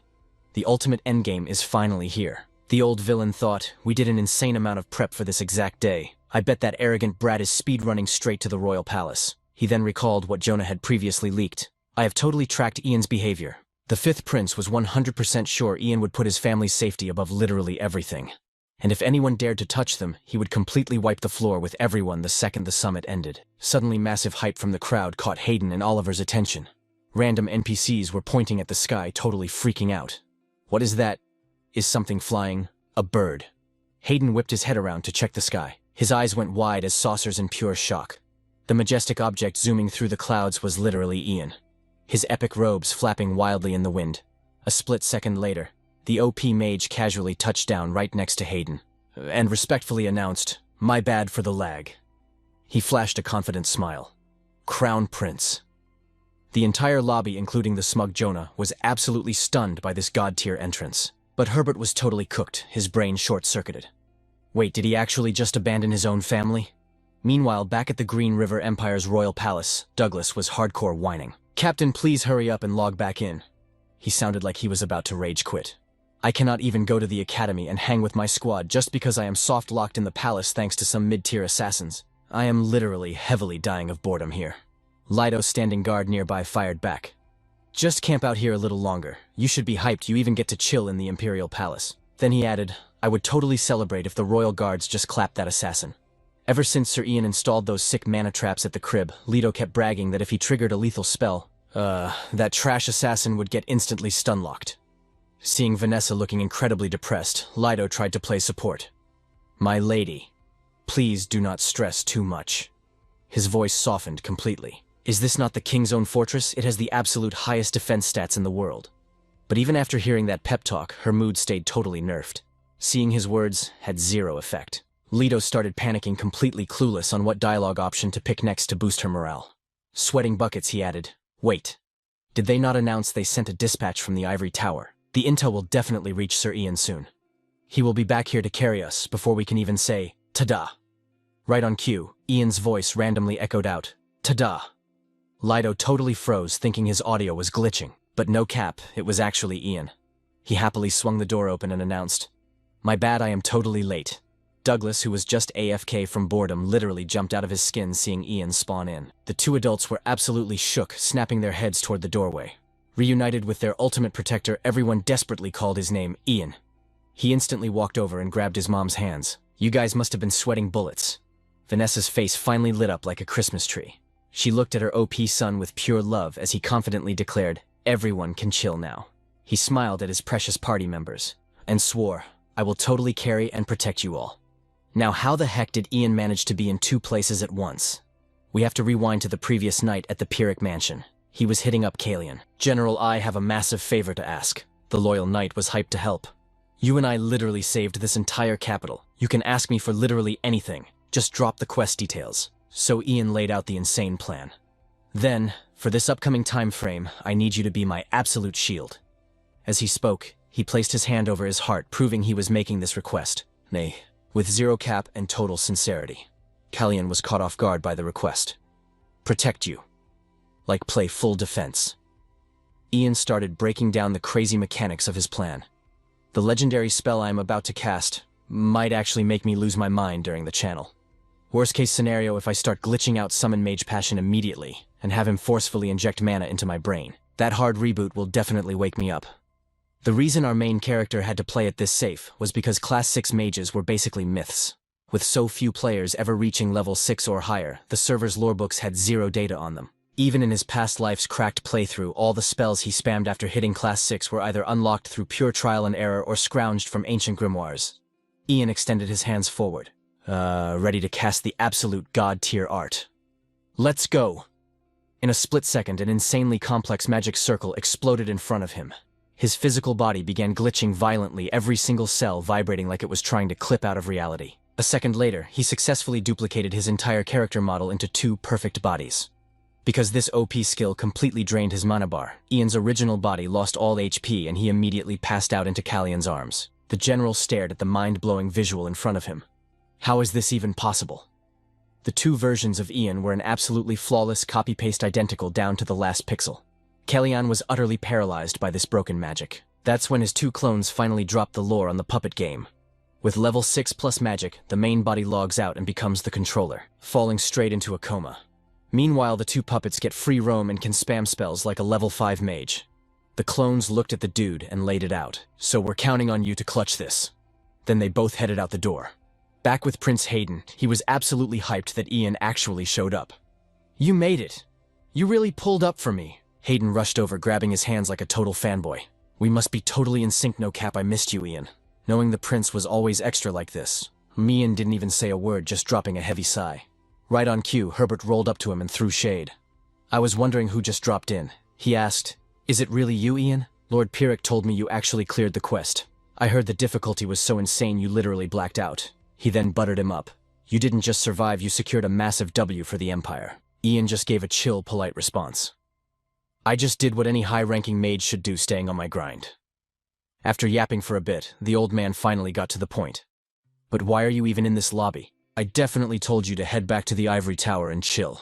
Haven't you heard the crazy drama with your family? Ian cut him off. I got a letter from the Ivory Tower. He placed a hand over his chest. But right after clearing the quest, I got a direct ping from the royal family. The letter in his hand was straight-up receipts proving why he was there. Ian kept going. The second I got the royal order, I joined the squad to carry the crown prince. Herbert, totally sus, asked, Mind if I check that letter real quick? Ian handed it over without sweating. Go for it. The old man didn't even hesitate to tear it open. The letter had the Emperor's legit name and the royal seal proving Ian wasn't capping. Herbert was shook. I thought they'd try every trick in the book. But to think Ian Page would actually ditch his family and speedrun over here. Thinking about this, a toxic smirk crept onto his face. Herbert said, I can see this royal order is legit, but you're locked out of the delegation. Hayden overheard and totally lost it. Locked out. Are you dead-ass mocking my father's command? Like he already had a counter ready? Herbert made his excuse. Your Highness, this is all about the trust mechanics between the 3 nations. He claimed the squad's party size and guard count were hard-locked and couldn't be modded. That was the rule. We all locked in during the last negotiation. According to him, the diplomats were running on pure trust. How could we just drop another player into the lobby, especially a high-ranking mage, into the delegation? Hayden was getting super heated listening to Herbert's BS. I believe the Emperor will totally get why we can't let him join the party. Ian thought to himself, the Tower Master isn't capping. Even though it's not a full-on war event, these servers have history. Plus, this treaty is for 3 nations that have been super sus of each other for ages. Only when the safe zone is totally secured do the air squads and guards actually link up. Ian knew the meta perfectly. The delegation is hard-capped at 3 high mages including the Tower Master. If another OP walking nuke like me joins the treaty, is absolutely cooked. Realizing this, he finally spoke up. Diplomacy is all about trust, that's a totally solid point. I fully get why the Tower Master is stressing. Hearing the exact answer he wanted, Herbert instantly dropped the aggro. He turned around to leave and threw shade. If you get it, then log out. You hanging around this city could totally glitch our diplomacy, Herbert told him. I feel bad doing this to you after you speedrun that crazy quest to get here. But I hope you realize we're totally out of options. Suddenly completely ignoring how mid his situation was, a sly smirk flashed across Ian's face. He said, "I'll slide into the Emperor's DMs and explain everything. But what if a high mage actually gives up their slot in the delegation?" Dropping the most sincere tone, Ian pitched his idea. "Could I sub in for that guy?" He even added, "This is a direct quest from the Emperor, so we really should be flexible about the rules." Herbert hadn't even taken a single step before he whipped his head back. "Obviously you could, but who would actually?" Before he could finish yapping, someone instantly stepped up. "I'll drop my slot." Volunteering to give up his spot, the guy stepped right up to the front. It turned out to be Ronan. He raised his hand, totally chill. "I'm giving my delegation slot to him." The whole lobby went dead silent. Nobody dared to breathe, terrified that opening their mouths would get them permanently cooked. Even Hayden and Oliver were totally shook for a second. They never expected someone to actually give up their VIP pass for Ian. Herbert was completely triggered, yelling, "What the hell are you saying, Ronan?" But Ronan was completely locked in, with his decision. Ronan started laying out facts. "Like I just said, aren't we players of the Empire? No real citizen ignores a royal quest." Hearing Ronan spit facts, a hint of a smirk flashed in Ian's eyes. He kept going. "Even if it causes some diplomatic lag, the delegation's whole objective is to rep the Empire as its citizens. It's an epic quest. But if giving up my slot helps clear the royal order and keeps the diplomacy stats high, then I'll gladly log out of this mission." His logic was so flawless that Herbert was completely muted. Ronan respectfully looked at Hayden and said, "I'm transferring the sacred quest of being in the delegation to Ian Page. I'm asking your highness to greenlight this switch." Hayden instantly approved. "Say less, I'm seriously blown away by your absolute loyalty to the server. For all the grinding you've done for the Empire, I'm ordering you to pack up and safely fast travel back to the capital." Ronan bowed. "Thanks for the buff, your highness." Then he turned back to Ian, looking like he had more to say. Ronan smoothly handed over his spot. "I'm trusting you with my place in the squad. Don't fumble this quest, make sure you 100% complete it." Ian smiled, absolutely winning. "Thanks, senior." But the guy just brushed it off. "No need to thank me." All the lore about this dude started flooding back into Ian's mind. High Mage Ronan. Based on his past life memory files, this guy was one of the few mages who wasn't totally toxic. Sure, he was stubborn as a rock, but his loyalty wasn't just blind simping for the boss. The Tower Master, or the Ivory Tower. Because Ronan was built different like that, Ian could totally read his code. Ian smirked mentally, knowing the guy was only obsessed with leveling up his own magic stats. By bribing him with some absolute fire spells that even Tower Master Herbert couldn't unlock, Ian easily dragged him into his party. Ronan then gave a quick wave. "All right, I'm logging off from this." He literally copy-pasted Herbert's exact words. Since a high mage wandering around this city without a delegation tag would ruin the diplomacy, just like the Tower Master said. Herbert was literally shaking with pure rage, totally nerfed, and unable to do a thing. The reality finally hit him. "I thought he was just some noob, but he's already hacked his way into my Ivory Tower." Herbert glared daggers right at Ian, the kid's name living rent-free in his head on repeat. Ian Page. Herbert scowled, his villain arc fully activating. "I am not letting a brat like him grief my master plan. To rebrand the entire Empire into the Ivory Tower's server, a strategy I've been cooking up for ages." He stared Ian down, fully locking onto him as the ultimate final boss. Right behind Ian at that exact moment. He was also spectating the whole drama. Jonah stayed completely muted, but the intense look in his eyes proved he was already treating our boy as a massive threat. The cocky smirk on Jonah's face was totally wiped out. Massive, insanely aesthetic castles and top-tier architecture filled the skybox. This was Demira, a totally neutral safe zone. Demira belongs to absolutely no one. That is exactly why all three nations respect its massive hype. For hundreds of years, this place has been the ultimate symbol of freedom and raw neutrality. The second they hit the gates, Demira's 19th mayor Angolo Novello rolled out the red carpet. "Right this way, please." Hayden did not miss a single beat, asking, "Where is everyone else?" The mayor kept it completely chill, replying, "We already escorted the others to their VIP zones." Angelo pointed toward a massive crib next door. "The Green River squad can crash in this building over here." He even hooked Hayden up with absolute top-tier treatment. "Your Highness, you can take that exclusive detached mansion. It is fully decked out for our absolute most important guests." Hayden scoped out the luxury digs and smirked. "Not bad at all. Total W." Then he spun around to face Herbert. "So, current Tower Master, do you have any side quests planned?" The old man kept a perfectly straight face. No special events on the schedule before the big day. It was impossible to read Hayden's mind, but he just gave a sly grin and nodded. "Got it. Say less." Next, he barked orders at the high-ranking mages. "All right, you guys are on standby. Go chill. Ian, you are with me. Let's move." Hearing his cue, Ian bowed respectfully. With the squad dismissed, the duo dipped out, but Ragnar just stood there like a statue glaring daggers at their retreating backs. A little while later, in his private suite, the door creaked open. It was Herbert. Before the old mage could even drop a single word, Ragnar fired the first shot. "I am not going to hold you responsible for that." Then he brought up Ian. That mage glued to his side. He is a massive headache. His eyes turned ice cold, completely locked in. "I am getting major bad vibes about this whole setup." Herbert bowed his head. "I completely understand." He quickly tried to smooth things over. "But please do not stress yourself out, Your Highness. Ian's magic might be absolutely OP, but the real battlefield right now is diplomacy." In his eyes, raw power meant zero at a fancy table.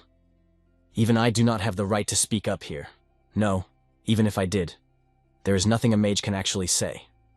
Herbert was just desperately dodging the blame, no cap. When nations clash in the massive political arena, why do they even bring a rookie mage along? To him, having an OP caster at a peace summit was literally just for flexing, total aesthetic. Then Herbert dropped the serious reminder.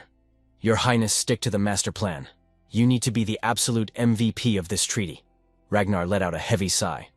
"Yeah, I know, but it still bugs the hell out of me." Deep down, he was sweating bullets over one major flaw. "I have tried to recruit Ian so many times. I basically begged him to join our squad, but he keeps curving me. If we let him roam free, he is going to leave us cooked." Ragnar shot a deadly side-eye at the Tower Master. "I expect you to patch up this glitch, ASAP." The old man bowed respectfully. "Consider it done, my lord." Herbert swore on his life that he would deliver the ultimate W for the prince. Meanwhile, a totally different vibe was happening across the yard.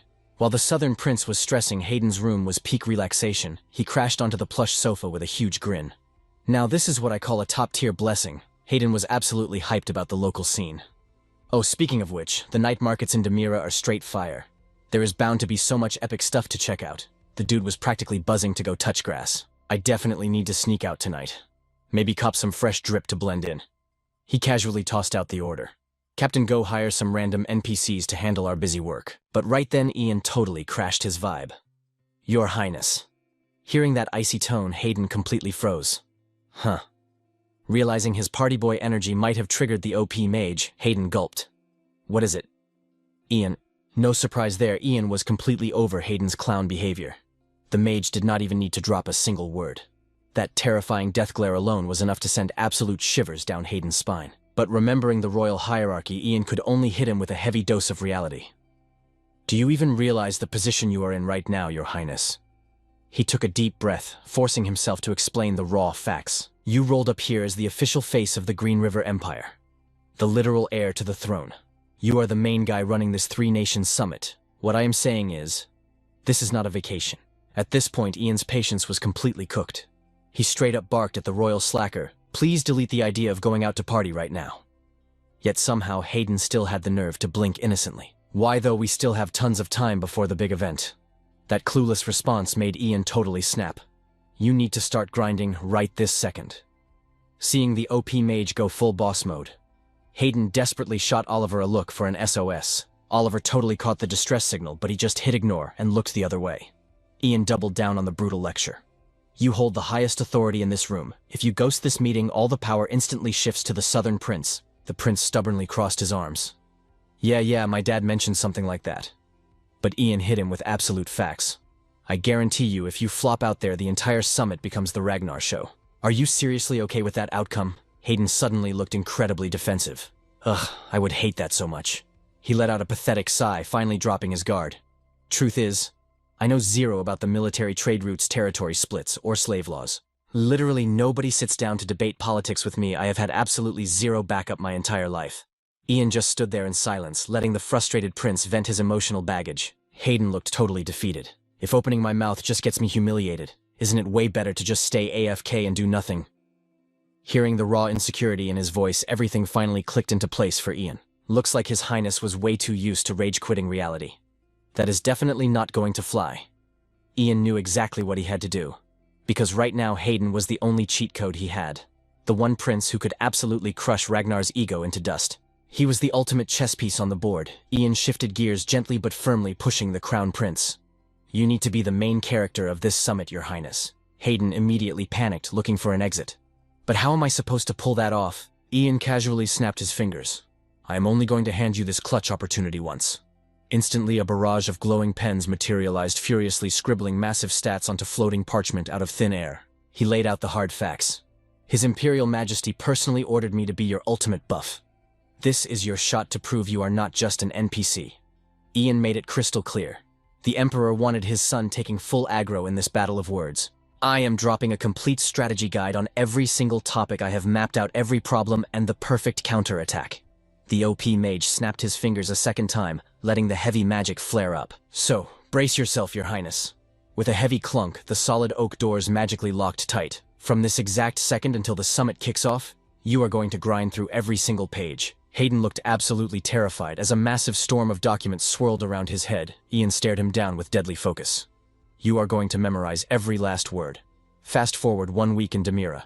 The highly anticipated three-nation peace summit had finally arrived.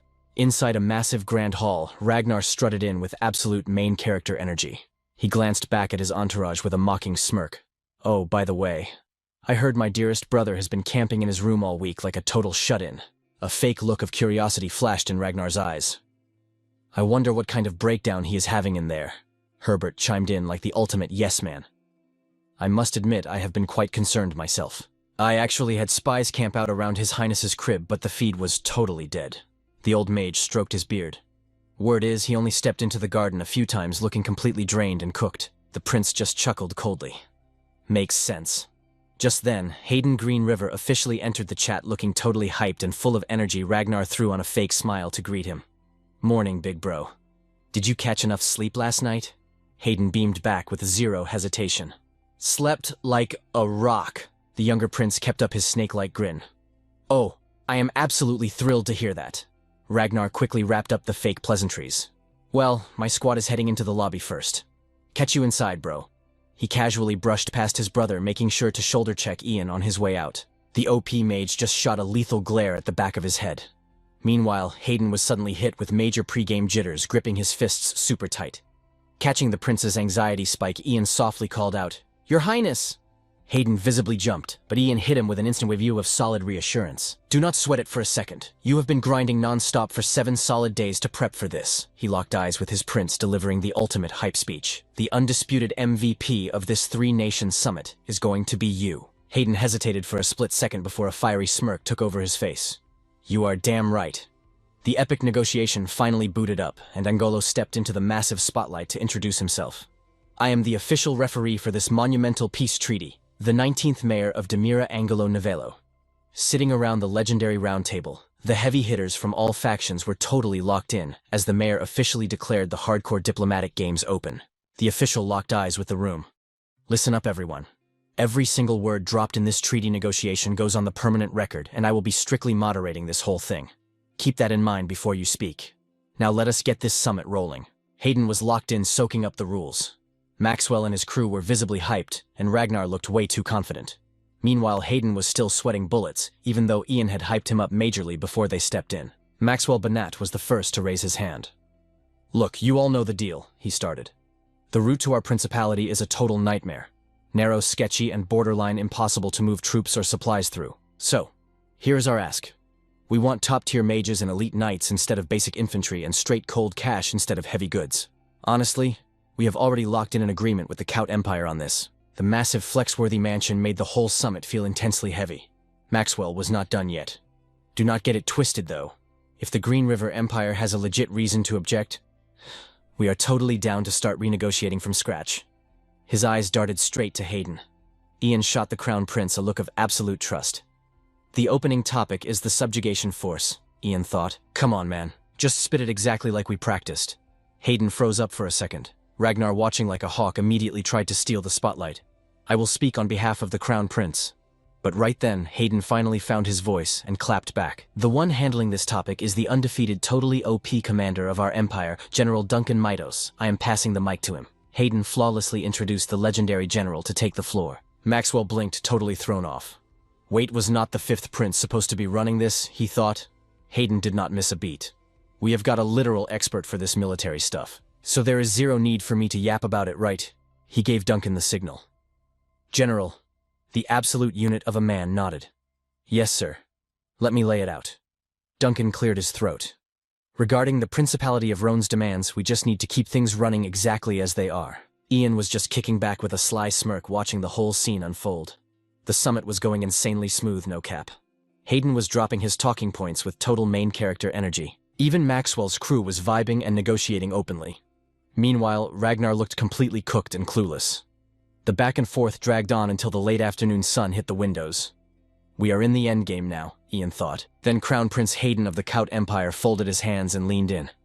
Let us keep it 100% real. He called out the absolute mid-tier idea of splitting the territory into 3 pieces without a solid game plan. That is exactly why a blind split is a massive L for everyone. The sheer quality of the land and natural resources across that massive zone is wildly inconsistent. Score a prime spot and it is like hitting the ultimate jackpot. But if there is nothing but dirt underneath, that whole sector becomes totally useless trash. Outside, the sky was already turning pitch black. Some nations are going to take a massive penalty, and they are definitely going to be salty about it. Honestly, calling it salty is playing it nice. We all know that kind of beef is exactly what sparks a full-blown war. Ian's smirk vanished, replaced by dead serious focus. This is it, he thought. The absolute peak of this summit. The post-war division of territory and resource rights. Hayden laid out his ultimate demand.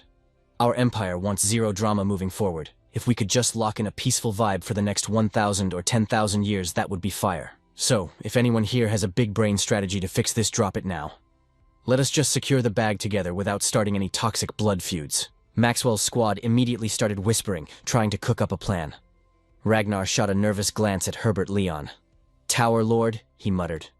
The old snake just gave a creepy smile, leaving Ragnar sweating as he slowly raised his hand to speak. This might be a low-key suggestion, but I would like to pitch. Bam! Hayden slammed both hands onto the table like an absolute boss.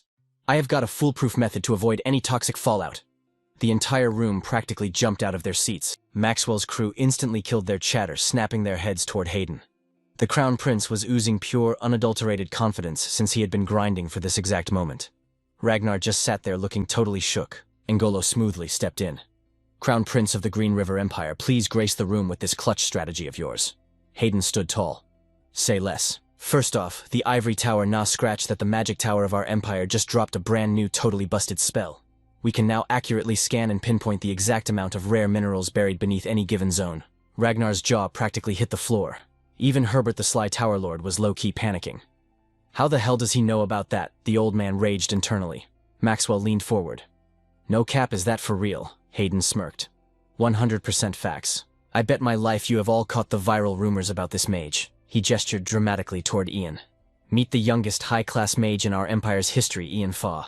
He is the genius who literally coded that spell into existence. Maxwell was mind-blown. Using magic like a literal cheat code. That is insane. Herbert was sweating buckets now. Did this brat actually read my mind? He thought. Did he realize a mineral scanning spell was the ultimate trump card for this summit? For this exact treaty? The Tower Lord glared at Ian with pure venom. How could a snot-nosed kid figure out the exact meta of this high-stakes negotiation? Ignorant to the drama, Hayden confidently took the floor. We are planning to spam this spell to craft what we are calling a resource map. Because let us be real, we need to know exactly how OP that land is. He practically painted a holographic map in everyone's minds. It is the ultimate glitch-free solution. Once we have the full map downloaded, we can carve up the Great Plains fairly among our nations, perfectly balancing everyone's specific demands. Maxwell stroked his chin. The borderlines might end up looking like a messy jigsaw puzzle, but honestly, we are going to be grinding, farming, and mining that zone for the next 15 years anyway, right? Meanwhile, Ragnar was dead silent, absolutely mauling in his seat. He shot a toxic glare at Ian, but Ian just locked eyes right back, radiating pure boss energy. Ian let out a slow, savage smirk, the smile of a player who just wiped the whole lobby. Hayden was still dropping facts. I am 100% sure there is no strategy more clutch than this. That is my final pitch. Cut to the outside world. A crazy aesthetic sunset was draped over the massive castle. Oliver was on standby praying for a win when he spotted Hayden practically sprinting out the doors. Oliver flinched in surprise as Hayden yelled, "Captain!" Hayden dashed over, vibrating with hype. "Your Highness," Oliver called out. Hayden could not even stand still, his voice cracking with pure adrenaline. "Captain, you seriously should have seen it. I completely carried that entire summit today. I flipped the whole script. Ragnar and that creepy Tower Lord looked so incredibly cooked. Their faces were priceless. It is a massive tragedy you missed it."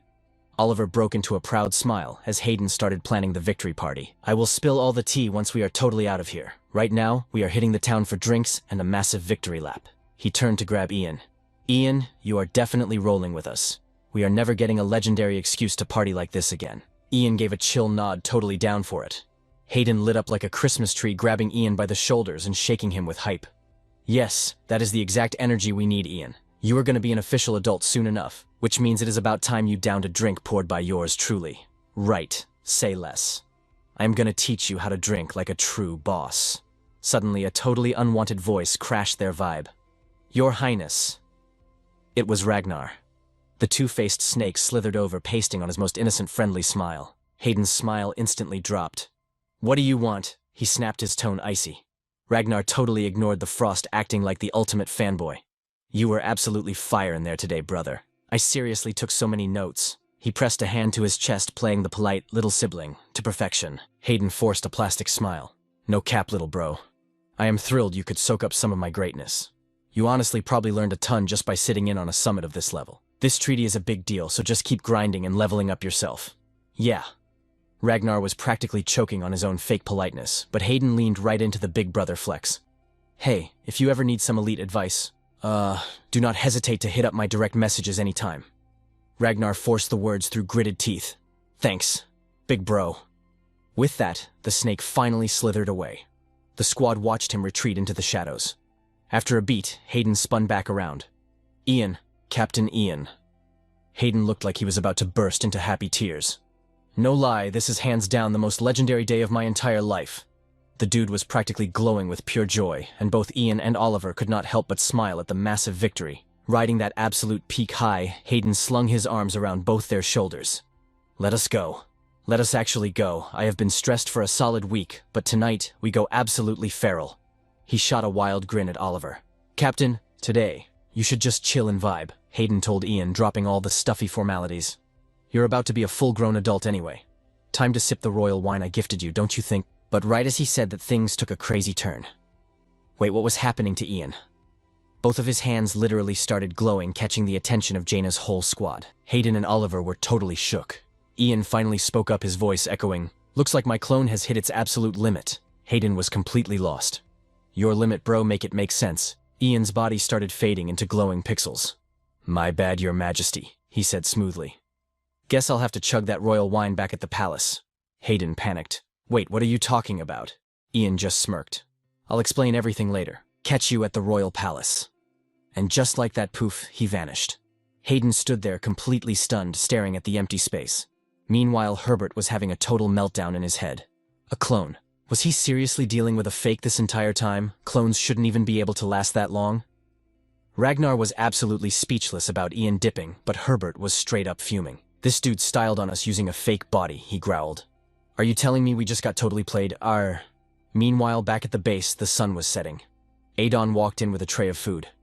Sir, I brought the grub. Callian was chilling by the bed, keeping watch over Ian.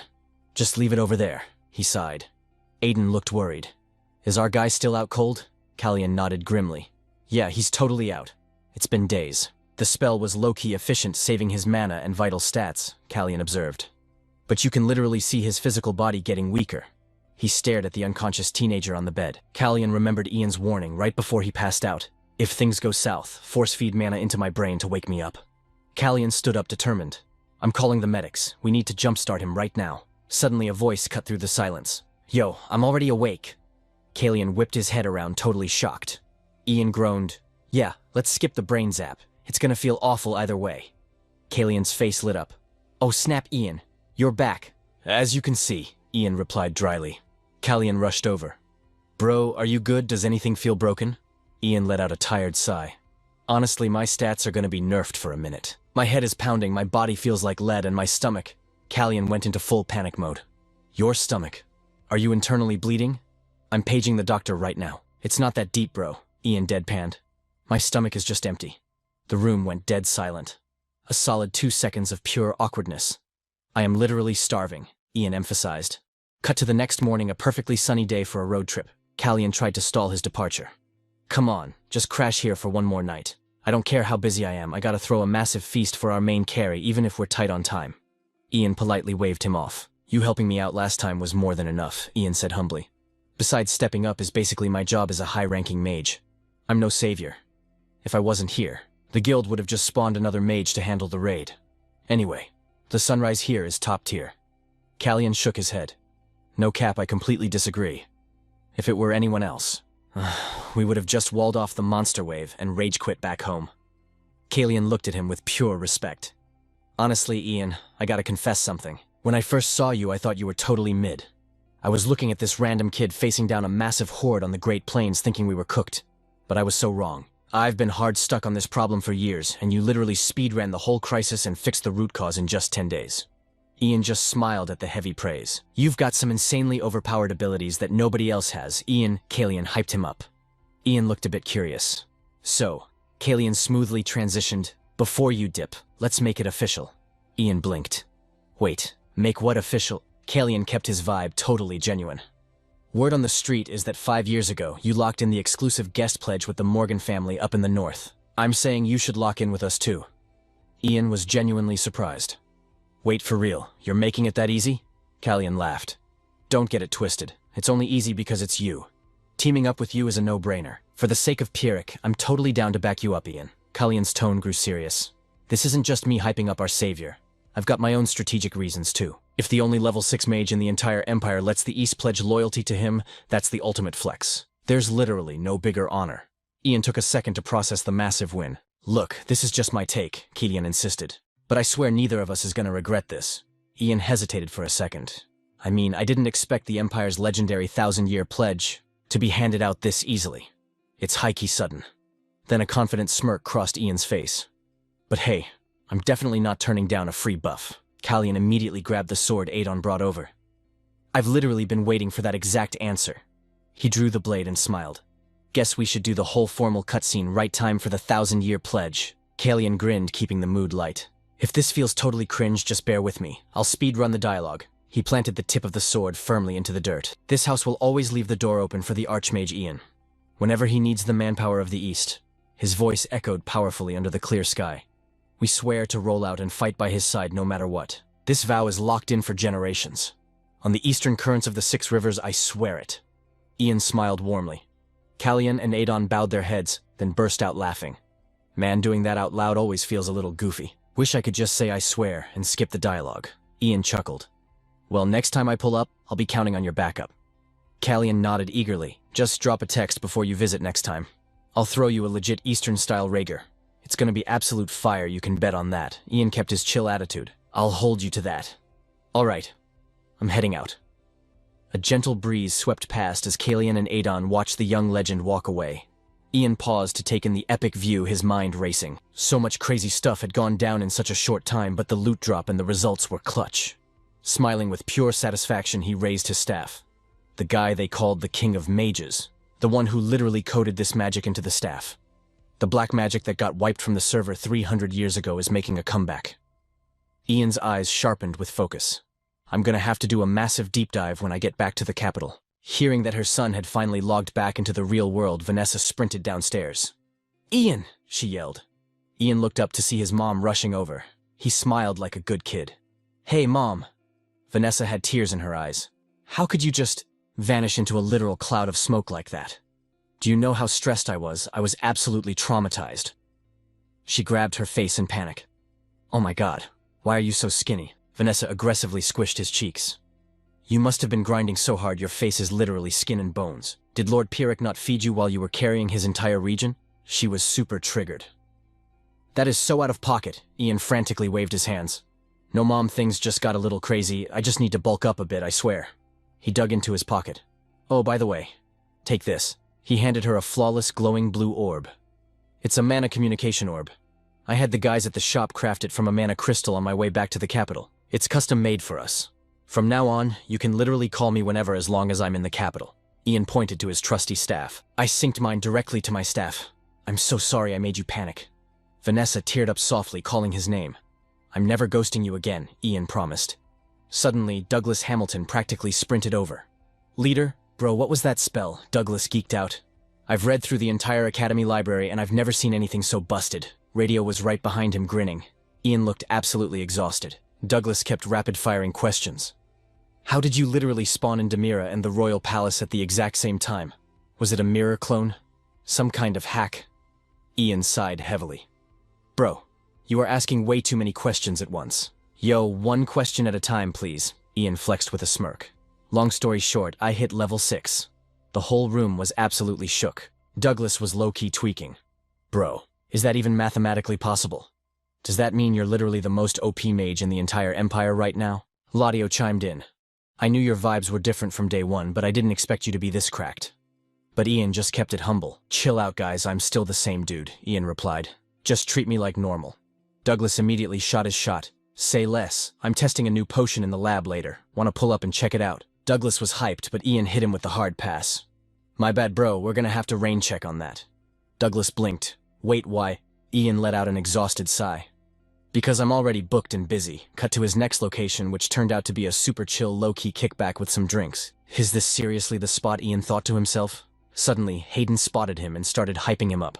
You probably guessed it already, but this whole bash is literally to celebrate your massive W. Ian was tripping out, feeling massive déjà vu. He told me to pull up in casual drip, so I was wondering what the vibe was. Guess this explains it. Yo, Sir Ian, welcome to the function, Vice called out. Oliver was there too, and the duo dragged our boy straight to the main table. Grab a seat and make yourself at home, boss. Yo, get some snacks over here. Hayden slammed a massive pint on the table, totally hyped. Chug it down, Ian, massive GG's on hitting level 6 no cap. I literally snuck the most fire barrels of booze into the palace for this. You can't find this top-tier stuff anywhere else. The whole crew was going absolutely feral over the drinks. All right, squad, bottoms up, Hayden yelled. Ian low-key panicked. Wait, in my past life, I barely touched this stuff. Mostly because Jonah was completely sober. They always said booze just nerfs your brain and ruins your aggro. He nervously picked up the overflowing cup. Ian gulped hard, bracing himself for the worst. He went full send and downed the entire thing in one go. Hayden smirked. How's it hitting Ian? Slapping the glass down, Ian wiped his mouth. Wait, that's actually straight fire. Hayden grinned. For real. Glad you're vibing with it. The rest of the squad quickly pivoted. Your Highness, you gotta spill the tea. What actually went down in Demira? Say less, I got you. Hayden laughed. He immediately started yapping, getting super into the lore drop, leaving Ian totally ghosted in the corner.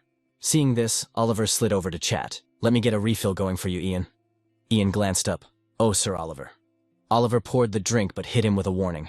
If you're a total noob at drinking, you probably shouldn't try hard right now. If you get wasted and lose control, you might accidentally nuke the entire night squad. Ian chuckled. Bro, you're literally always stressing over nothing. He glanced over at Hayden. Not gonna lie, I'm kinda shocked His Highness is so tight with the knights. Like they're just goofing off together. Is it even chill for him to do that? Oliver shut that down quick. Every single knight here has sworn their absolute loyalty. They're totally ride or die. Ian let that sink in. Ride or die, huh? Oliver stared at Ian for a hot second before dropping a bomb. I think I finally get why you literally have 0 friends. Ian was gagged. Hold up, where did that even come from? Honestly, I've known since day one. Oliver deadpanned. Do you remember our very first chat back in the Morgan territory 5 years ago? Cecilia ended up being a rat, and you captured her alive. Oliver pictured the tiny bite-sized Ian from back then. You had just soloed a level 3 mage spy, but you acted like it was just a regular Tuesday. Your face was totally blank, 0 emotions. Your poker face is insanely OP. Kids your age are supposed to have no filter, but you were completely unreadable. Placing his drink down, Oliver broke it down.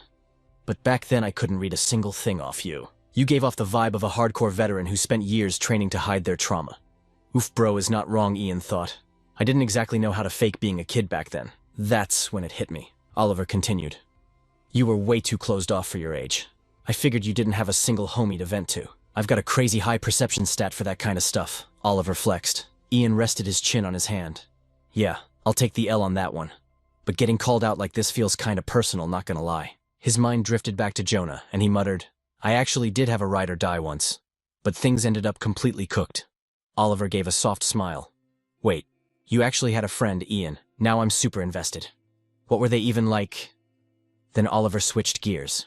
Also grinding alongside you for 5 years. I realized one more thing. Ian was instantly on guard. Bro, what now? I'm low-key terrified of whatever you're about to drop.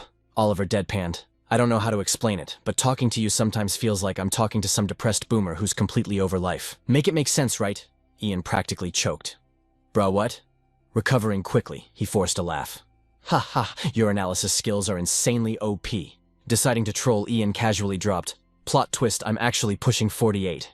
I just spam anti-aging magic to keep my aesthetic. Oliver's jaw straight up hit the floor. Bro, I'm capping. Ian quickly backpedaled. Look, since I have negative friends and the emotional range of a rock, my jokes just sound way too serious. Please don't cancel me for it. Oliver's soul returned to his body. Putting on his best responsible adult voice, he sighed, "Since I'm the older one here, I'll let that slide." Ian smirked. "Appreciate the mercy, big bro." It was pitch black outside, but the function inside was still absolutely popping off. After chugging way too much, Ian stealthily ghosted the party. Rubbing his pounding temples, he groaned, "Oof, I definitely took too many hits. I never got this wasted in my past life." Suddenly a voice called out, "Yo, Ian!" He jumped, looking over to see Vice just chilling by the exit. "Vice Captain." Ian blinked. "What are you doing camping out here?" Vice laughed awkwardly. "Ha ha ha, my alcohol tolerance is basically 0. 2 cups in and I was totally cooked." "I'm just AFK catching my breath," Vice asked. "What's your excuse?" Ian sighed. "Same here, just touching some grass. I'm still not entirely used to his vibe yet." Ian secretly scanned Vice, his mind racing. "Vice Captain of the 2nd Royal Knights, Vice Paulins. In my past life, his sword skills were ranked number 2 overall, right behind Sir Oliver. Bro was literally born a commoner," Ian analyzed.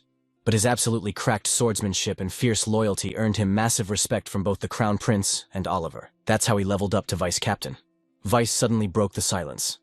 "Hey, speaking of which, didn't you say this was your very first time drinking? How's that hitting you?" Ian chuckled. "Not gonna lie, it's pretty solid. A few sips won't nerf me." Vice cracked up. "That's a massive dub. We should totally grab drinks more often. Plus the rest of the squad really wants to thank you. Even Captain Oliver, who literally never talks, was yapping your ear off right. And I haven't seen His Highness smiling like that in ages. It's all because of your crazy OP carry, Ian." Ian hesitated, feeling kinda awkward. "Appreciate the hype, bro, but I basically just gave him a little buff to keep moving forward." In his mind's eye, Ian could already see the epic cutscene of Hayden getting crowned. Every choice he makes is setting off a massive butterfly effect. The timeline is totally cooked compared to his past life. Nobody has a clue what kind of crazy future this will trigger. Inside, Ian is fighting some heavy mental battles. Meanwhile, Ragnar is plotting in the shadows. He is flashing a wicked grin, definitely cooking up something toxic. On the flip side, Terry Greenriver is just chilling with a book. He is straight up a top-tier wise emperor. Ian's mind drifts to his mom and his family. He pictures Vanessa's bright, warm smile. Ian makes a vow. He can only protect his squad if he keeps leveling up and pushing forward. A confident smirk crosses his face. He sends a mental warning to his haters. This is literally just the tutorial phase. Back with Ragnar. He gets right up in Herbert's face. "What is your master plan now?" Old man Ragnar's expression is pure villain energy, toxic and ruthless. He snaps. "What did I literally tell you? I said to cancel this kid before he became an actual threat. Did I not warn you 1,000,000 times?" Herbert nervously replies. "Yeah, you did say that, Your Highness." Ragnar keeps roasting him. "And what was your excuse every single time? You said if we just chilled for a bit, you would turn him into an OP weapon. You promised to hand him over to me. You kept feeding me that same cap and brushing it off right. Look at him now. The kid is straight up goated and blocking our every move." Herbert looks like he knows he messed up big time. He admits, "I totally miscalculated, no cap. I should have packed him up immediately, but I dragged my feet." Herbert frowns and adds, "Nobody expected a rookie kid to pull off such a clutch move." He keeps trying to save face. "I am done making excuses, but I swear this is the last time you will have to wait." Ragnar gives him a death glare. The last time. Herbert doubles down. "Yes, the absolute final time. I am begging you to hold on just a little longer." He puffs up his chest, looking way too confident. "Because my trap is completely set." Out of nowhere, Herbert calls someone out. "Helen, come say hi to His Highness." Ragnar is shook. "The Helen, you mean that top-tier mage who vanished years ago?" Ragnar is literally flabbergasted. Helen slowly pulls back her hood and speaks in a dead, robotic tone. "It is an honor to meet you, Your Highness." Her vibe is incredibly sinister, and her eyes are glowing blood red. Ragnar stammers, completely weirded out by this creepy energy. Herbert quickly jumps in to chill him out. "Please do not freak out, Your Highness. She is just a human girl now. A completely brainwashed loyal pawn who only follows my commands." He brags that she is a permanent minion who would literally drop dead for the prince. Ragnar strokes his chin, putting the pieces together. "Tower Master, wait a second. Does she know?" Herbert cuts him off. "Yep, you guessed it. It is the forbidden sauce." His face turns dead serious as he brings up Ian and the dark magic. "That absolute menace, Ian Page. He is a massive thorn in our side, but soon he will be permanently brainwashed to serve you until he dies. So please stop stressing." Ragnar is still sweating bullets, but Herbert keeps hyping him up. "Your Highness, if everything goes according to plan, you are definitely claiming that Emperor's throne." This old dude is raging hard just thinking about Ian. Herbert growls through his teeth. Level 6.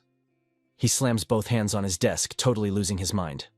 A level 6 mage Herbert is radiating pure killing intent, his aura flaring up like a literal bonfire of rage. He completely loses it and yeets a glass artifact straight into the wall. Herbert's hatred for Ian is off the charts. He silently curses that little punk to the grave. Suddenly footsteps echo from the doorway. Marco is standing right there looking down respectfully. He asks Tower Master, "Did you summon me?" But then Marco freezes. He notices Herbert trying to look super serious and composed, completely hiding the psychotic meltdown he was just having a second ago. Herbert speaks in a calm, fake, gentle voice. "Ah, you are here, Marco." Marco looks confused. "Did something bad happen, sir?" Herbert stutters for a split second. "No, it is absolutely nothing." Then he starts his emotional manipulation. "I just randomly remembered the first time we met. It has been 25 years, Marco. You were literally a newborn baby, so obviously you do not remember. But to me that memory is still crystal clear." Marco's face lights up with a massive innocent smile. Herbert keeps spinning his web of lies. "You were an abandoned infant wrapped in a blanket, and you just smiled right at me." He keeps laying on the fake nostalgia. "I watched you roll over and take your first steps. I was so obsessed with watching you grow up that I even slacked on my tower duties." Herbert fakes a super proud dad look. He says, "I always hoped that one day, that little abandoned kid would not just unlock his mana, but actually level up into a fully fledged official mage. Who could have predicted this glow up? I am honestly so proud of you, my boy." Marco immediately bows, totally buying it. "It is all thanks to your massive kindness, sir." Marco blindly adds, "If I ever get the chance to repay your favor, I will literally do anything for you, sir." Herbert raises a hand, sounding like a loving father. "You are basically my own son. Asking you to repay me is crazy talk." But then he drops the bait. "However, the reason I called you here is actually a huge favor. If you are not doing anything tonight, could you swing by my private mansion?" Marco immediately bows his head, completely loyal. "Say less, sir. Just give the word, and I am there." Herbert lets out a quiet chuckle, but behind that smile is a pure sinister trap waiting to snap. He says, "Thanks, kid. I will catch you later then." The scene totally shifts to a sketchy, dead quiet night market. The rusty door of a tiny pub creaks open. The owner, Gareth, casually welcomes the customer, but his eyes practically bulge out of his skull when he recognizes the guy. Staring at the silhouette in the doorway, Gareth yells, "Holy smokes, who is this? If it isn't the Ivory Tower's youngest high mage prodigy." "Ian Page." Ian looks at him and asks, "You know who I am?" Gareth smoothly replies, "Obviously there is literally nobody in this district who hasn't heard your name." He bows to Ian and says, "I never expected a massive VIP like you to drop by my rundown joint." Gareth's face suddenly turns serious, full of suspicion. "But do you mind telling me why you are actually here?" Ian keeps it incredibly chill. "No need to be so defensive, bro." Ian drops a heavy bag of coins right on the table. "I am just here as a paying customer looking to buy some premium intel." Gareth is absolutely mind-blown and stutters. "I heard the Ivory Tower's high mages get crazy research funding, but dang, the rumors are true." Gareth hesitates for a second, then asks, "All right, bet. What kind of tea are you looking for?" Ian's vibe turns deadly serious. "I want to buy absolutely everything you know about dark magic." Gareth strokes his chin, looking totally thrown off. "Oh wow, dark magic. Aren't you supposed to be the expert on that stuff compared to us?" Ian replies, "On paper. Sure. But textbook facts aren't what I am hunting for." Ian narrows his eyes, his voice dropping low. "The intel can be totally obscure, or even sound like pure cap. I need the underground dark web type secrets, not the mid-garbage the public gets fed." Gareth waves his hand with a knowing smirk. I totally get your vibe now." He adds, "We actually just stumbled onto something totally related to that.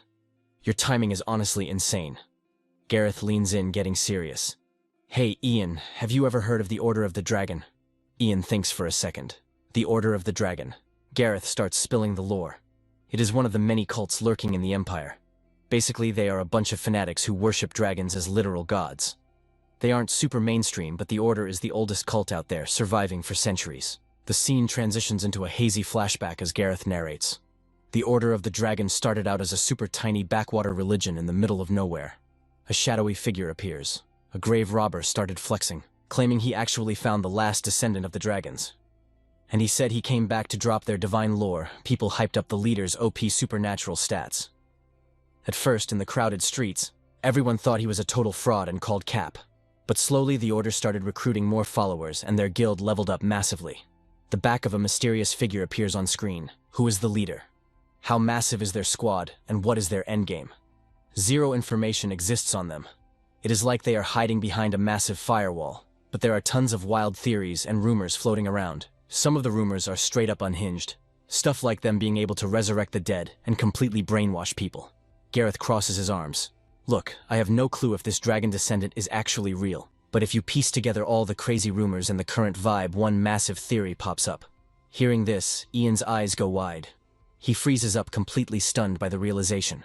Gareth confidently states, "We are 100% sure the Order of the Dragon is connected to dark magic." He looks Ian dead in the eyes and keeps dropping bombs. Lately, major power players in the Empire have been secretly digging for intel on this order. The lore drop continues. Dark magic requires some seriously twisted, inhumane loot that goes way beyond normal mana. That means there are insanely wealthy factions backing this up and buying that sick stuff. He smiles slyly. They keep a low profile, but word on the street is, only the chosen ones get to join this sketchy cult, and finding their hidden members is no joke. I mean, if they can actually brainwash and mind control people, couldn't they just hex the highest-ranking elites in the whole Empire? That is completely OP. Gareth let out a low chuckle and gave me the rundown. He said, "That is all the intel we have got for now. We are going to keep digging into these creeps, so if any new drops happen, I will slide a letter your way." Ian pulled his hood up, ready to dip out. Glancing back, he said, "No cap, please keep sniffing around." Gareth waved at his retreating figure.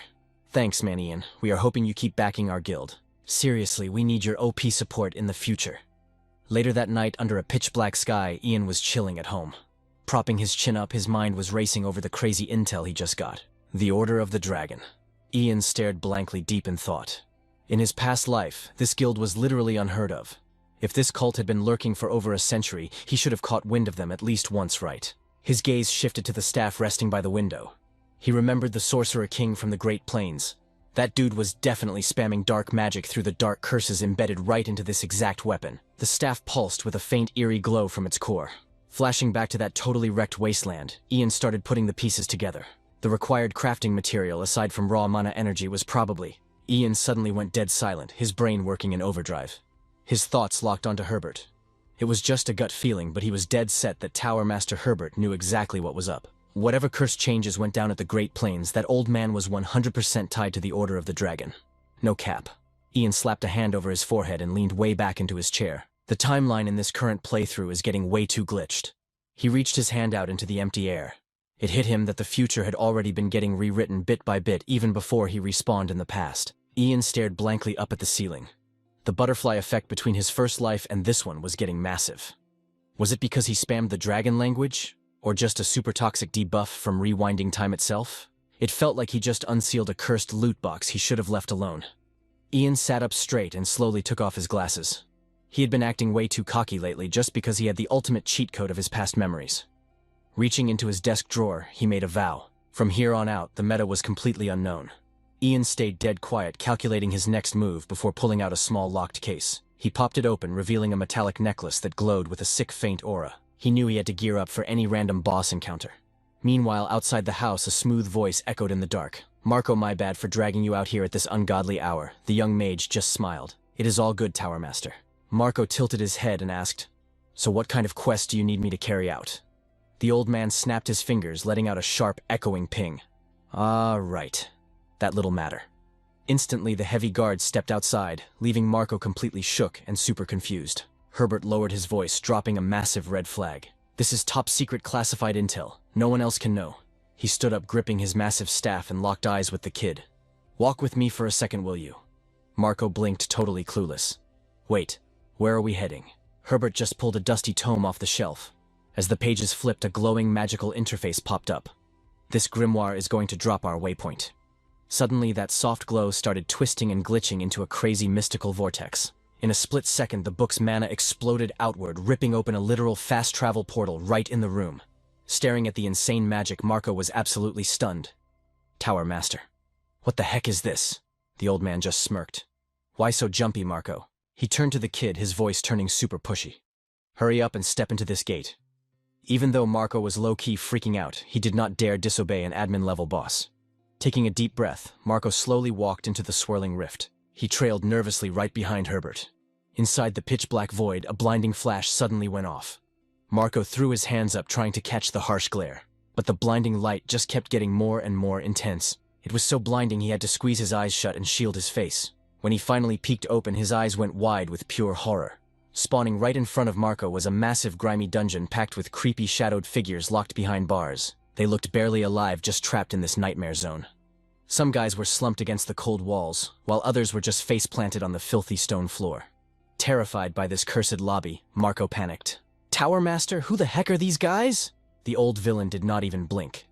"Chill out, kid. These guys are nothing but crafting materials." Marco was utterly gagged, his voice cracking loudly. "Wait, what do you mean? Materials? Bro, are they not literally human beings?" He glanced over at the next iron cell and completely froze. Locked inside was a dude straight up missing an entire arm. Marco's stomach dropped as he recognized him. It was Chris. He stuttered out, trembling. "Bro, you were definitely..." Herbert instantly cut him off. He was one hit point away from dying anyway. A tragic little accident while grinding his magic stats. Another mage with completely hollow eyes slumped weakly against the bars. All the mages dumped down here share the same pathetic backstory. They were all practically cooked from botched quests, random accidents, or terminal debuffs. Sometimes we even bag mages imported from rival servers.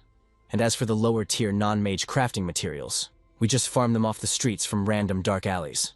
The old man spoke with zero chill. Since they were already bottom feeders crawling in the dirt, their lives were basically garbage tier anyway. He watched Marco's face turn completely white with horror. He just kept monologuing with that cold, deadpan vibe. "The mages in here are no different from the street trash. Hard stuck at level 1, getting trolled and looked down on by the entire empire in total disgrace. I am simply doing them a solid and pulling them out of their miserable slump." Marco was tripping out, stammering. "Dude, what the heck are you even saying?" Suddenly, Herbert's chill facade snapped into something totally demonic. "They are the ultimate sacrifice to power up the Ivory Tower's empire." The second the words left his mouth, Herbert raised his massive staff. A toxic wave of dark mana exploded through the dungeon block. Seeing Marco literally shaking in his boots, the crazy old man smirked. "Chill out. I am not going to turn you into a mob drop, I promise." Herbert's eyes went wide, looking straight up unhinged. He hissed with a twisted grin. "You are basically like a son to me, right?" Suddenly a nasty shadowy aura erupted from the floor. It snatched Marco up like a trap spell before he could even hit the dodge button. Dark corrupted veins instantly crawled around Marco's eyes. His health points felt like they were draining as his whole body glitched and convulsed violently.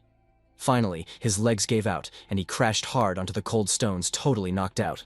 Herbert just looked down at him and commanded Marco, "Get on your feet." Like a perfectly programmed mindless bot, Marco instantly stood up without flinching. The boss commanded, "Look right at me." The kid tilted his head up, his eyes totally dead. "Who am I?" Herbert asked. Marco replied in a robotic tone, "The absolute tower master of the Green River Empire, Lord Herbert Leon." Herbert smirked and pushed further. "And who exactly are you?" The kid answered flatly, "My name is Marco, a level 2 mage of the Ivory Tower and currently the loyal assistant to the tower master." Right then, the twisted old man tossed a shiny little dagger right at him. The blade clattered onto the stone floor right in front of Marco. Herbert tested him. "Think you can chop off your pinky with that weapon?" Zero hesitation. Marco just bent down and grabbed the hilt. Like a zombie, he blindly raised the razor-sharp edge right against his own pinky finger. Right in front of the madman, crimson blood just started pouring out like crazy. Herbert let out a totally unhinged villain laugh. "Now, you are finally my real son." Fast forward to the next morning back at the main tower. The whole lobby was going absolutely nuts with the latest gossip. The tower master just slammed the pause button for an indefinite leave. A group of mages nearby were whispering loudly. "Man, the old boss has been dealing with way too much drama lately. Plus he is basically a fossil at this point." The dude kept rambling. "And then there is the whole Ian situation, right? Not only is that kid the youngest high-tier mage in server history, but he also just speedran to level 6. The tower master has to be sweating bullets under all that pressure." The girl next to him looked stressed.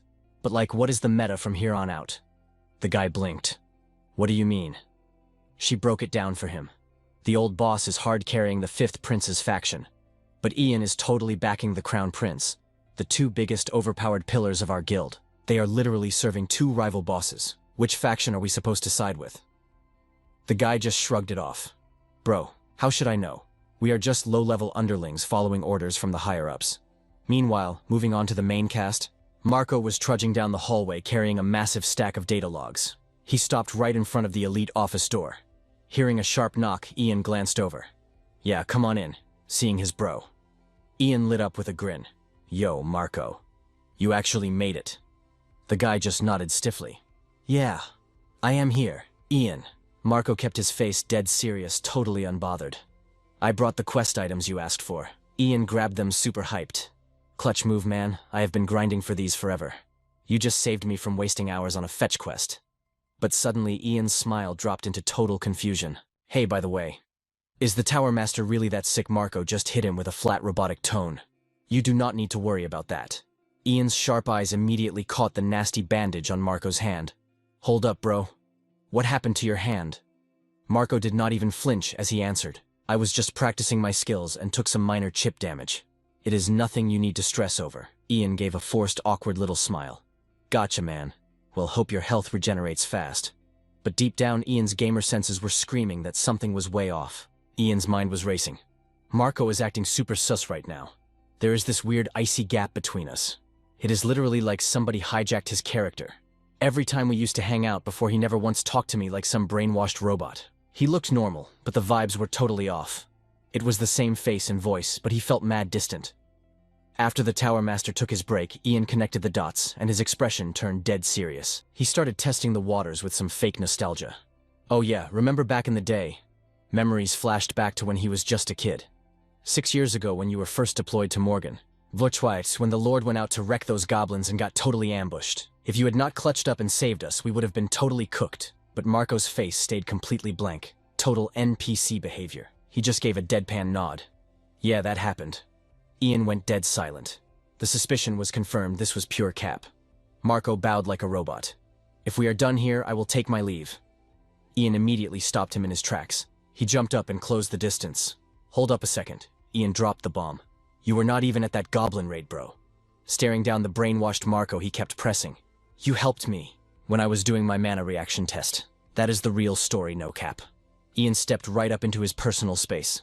If my memory is right, then my bad for doing this. He whipped out his magic staff. Marco looked confused. What are you talking about? Ian gripped his staff like an absolute boss. He locked eyes with Marco, his face screaming pure determination. The orb on his staff started glowing like crazy. Ian whispered the spell. He dropped the word with heavy impact. Dispel! A massive magic circle popped up right in front of them. The blinding light hit Marco straight in the face. Instantly, his eyes bugged out and his body totally gave out, collapsing to the floor. Marco started hacking and coughing as this gross dark magic aura evaporated from his body. His eyes stayed wide open until a spark of life finally returned. The nasty dark energy totally faded away. Ian took a knee and checked on his bro. Marco, you back with me? Marco was freaking out. Why the heck am I here? Ian kept his cool and broke it down. I just hit you with a dispel to wipe out the debuffs. You were getting mind-controlled by some dark magic, bro. The memories came flooding back and Marco started hyperventilating. Stop him! Suddenly he was shouting in absolute terror. We have to stop him right now. We gotta stop him, Ian. We have to stop the Tower Master. Ian frowned, realizing things were getting super heavy. Drop the lore. Tell me exactly what went down. Fast forward to later that evening. The scene shifts over to Herbert's territory in the Ivory Tower. The butler hit him with the update. Tower Master Ian is here to see you. Herbert raised an eyebrow. Is he flying solo?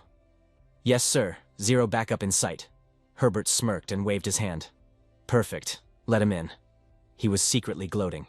Hook, line, and sinker. The kid took the bait. The old snake was playing 4-dimensional chess. The only reason I brainwashed Marco with dark magic was to give you an excuse to pull up. He knew an OP mage like Ian would easily spot the dark aura. Everything is going exactly as planned. I had to waste some rare materials, but whatever. It is a top-tier investment if it means taming a level 6 attack dog. Materials can always be restocked. Herbert took a chill sip of his hot tea, waiting for his prey. Footsteps echoed down the hall, getting closer to the door. He hit him with a fake smile. Wow, you actually showed up in person today. Having the legendary level 6 mage check on my health, I am honestly honored. Ian played along, dropping a respectful bow. The oldest elder of the Ivory Tower is sick. Obviously, I had to come check your vibes. I am really hoping you bounce back fast. Ian lied smoothly. Herbert kept his poker face going. Appreciate the kind words, kid. Take a seat, the tea is absolute fire. They just sat across from each other, the tension in the room thick enough to cut with a sword. Ian finally broke the ice. Marco is not doing too hot. The old man acted totally clueless. Oh no, did I pass my bug to him? Ian shook his head. I checked his stats. That is definitely not what is going on. Herbert chuckled like a totally normal grandpa. Haha, thank goodness. That Marco kid grinds way too hard. Always worried he is going to burn himself out. Ian placed his teacup down with a clink. Yeah, well, he told me something completely insane. Herbert's smile vanished. The vibe instantly got heavy. Ian kept pushing. He said you have a secret portal in your mansion, and that you are down there doing some seriously messed up dark magic experiments. Herbert let out a fake nervous laugh, playing the victim card. Bro, how is that even possible? Marco is sick, he must be tripping. But Ian was not backing down. His tone was cold as ice. He was mind-controlled by dark magic. Ian narrowed his eyes. And the guy who cast it on him was you, the man he looked up to like a father. His voice dropped into a low, threatening growl. He literally begged me to stop you. Herbert just blinked, acting like a total innocent. I have literally zero clue what you are yapping about. He casually set down his tea. A portal to a lab, sure, that exists. It is just the power of an artifact. I lucked into finding it. Pretty handy cheat code for this old man's aching bones. Herbert chuckled dismissively. But dark magic experiments, that is cap. You are taking the joke way too far. He stood up from his chair. But, hey, since we are on the topic, want to come check out my lab? Herbert's eyes were practically dripping with evil intent. He was plotting something nasty. Because honestly, seeing is believing. Way better than you just sitting here suspecting me. Ian stayed totally chill, taking it all in. He let out a slight smirk. Only if you are inviting me. The old man started walking, tossing a look over his shoulder. Follow me. Herbert was not done talking. Yeah, I will give you the VIP tour right now. The Tower Master is supposed to be a role model. Having my name dragged through the mud with dark magic rumors, that is mad disrespectful. He walked over to a heavy curtain, while Ian tailed him silently, ready for anything. Herbert calmly yanked the curtain aside. He pulled out a super old book. This is the portal, Herbert explained with zero hesitation, powered entirely by this artifact right here. If you pump mana into this book, anyone can trigger an 8th tier portal spell. Ian kept his mouth shut, just scanning the old man like a hawk. Herbert fired up the warp gate and urged him forward. All right, let us go in. Just like Marco did, Ian followed him into the pitch-black void. As they walked through the dark passage, Ian's mind was racing. In his past life, Herbert Leon was hailed as the absolute GOAT, the greatest Tower Master in history. His memories flashed back to the legendary Mage, so the guy who laid the foundation for unifying the entire continent. He was known for being humble, honest, and mega kind, a leader who put everyone else first. This was the dude who backed Ragnar, now treating Ragnar as his true king and carrying him to the throne. Under him, the Ivory Tower hit peak authority, becoming the most OP faction in human history. Ian got lost in thought, his eyes turning distant. We both served the same master, and I honestly respected him. Suddenly, the old man stopped dead in his tracks. Ian, Herbert called out softly. His voice got super deep and philosophical. You know what? He stared blankly at his floating staff. There was a time when I actually wanted to be a hero. I wanted to grind and become an OP mage, strong enough to protect the Empire and save the suffering people out there. Herbert held out his shaking, wrinkled hands, staring at them like they were cursed. But reality hit me hard. I finally woke up. He suddenly clenched his fists tight, his vibe turning toxic. Raw magic power alone is not enough to change the game. It is totally mid. He slowly looked up, his voice echoing in the dark. Herbert grabbed his staff and dropped the truth bomb. But there is a different kind of power in this world. He shot Ian a wicked side-eye. A cheat code that can actually make me a hero. Out of nowhere, massive waves of foul dark magic erupted around him. The nasty energy instantly locked onto Ian, catching him totally off guard. The sinister aura wrapped around him like chains. Ian gritted his teeth, letting out a painful grunt as the pressure hit him. Herbert reached out his hand, a tiny glowing light hovering over his palm. This is the power to command an army of top-tier mages. With this buff, I can actually secure the Empire and protect the masses.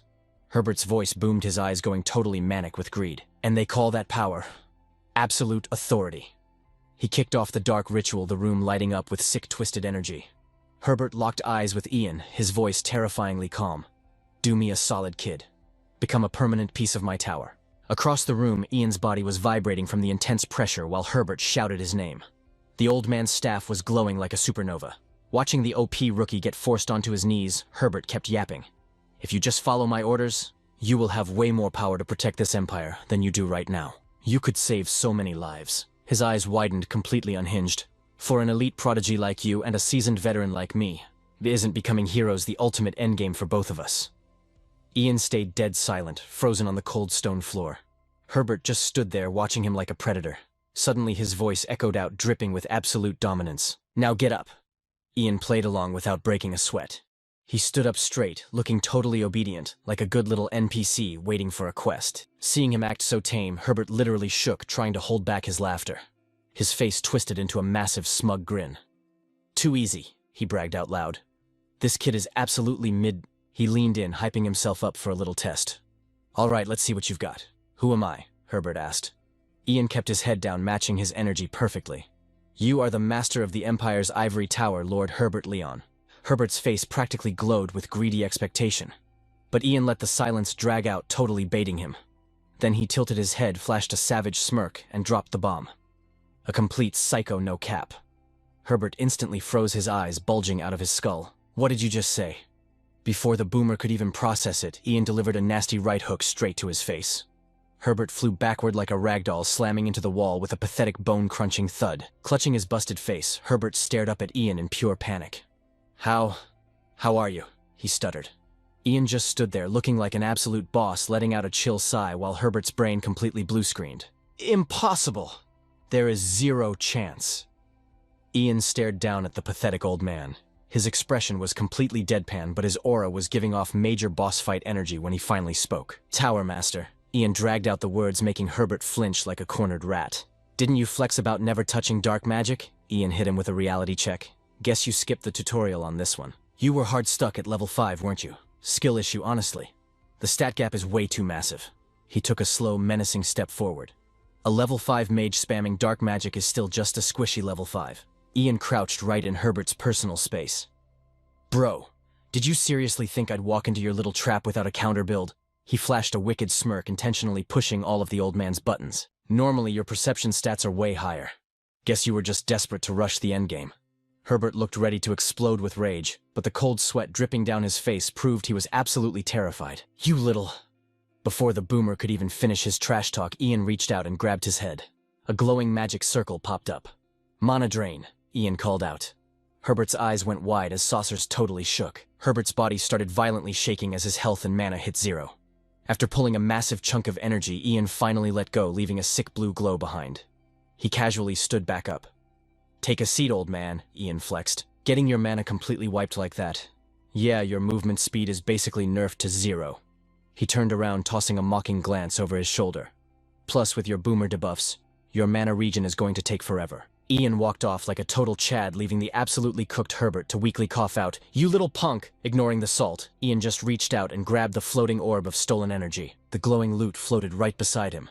He used it as a flashlight, heading deeper into the dungeon until he hit the jackpot, a massive hidden vault. The gold bars inside were shining like high-tier legendary drops. The place was hoarding an insane amount of gold rings and ultra-rare pearls. Ian actually burst out laughing at the sheer audacity. "The humble and righteous Tower Master, what a total scam." He leaned against the vault door, taking in the crazy loot stash. "You literally have 0 family tree, so what was even the endgame here? Why hoard all this premium currency? Bet you weren't planning to drop a single coin back into the Empire's servers. You really thought you could stash all this loot offline in your own base?" Ian scoffed, dripping with sarcasm. "Were you planning to take your inventory to the afterlife or something?" Meanwhile, Herbert was still glitched out in the corner, shivering with 0 stamina. Ian's gaze then shifted toward the holding cells. Inside, the vibe was insanely dark, with captured NPCs looking completely drained of life. They were all huddled up in pure misery. Ian stepped closer, his edgy aura dropping for a second. Their health bars were flashing red, but some were still holding on.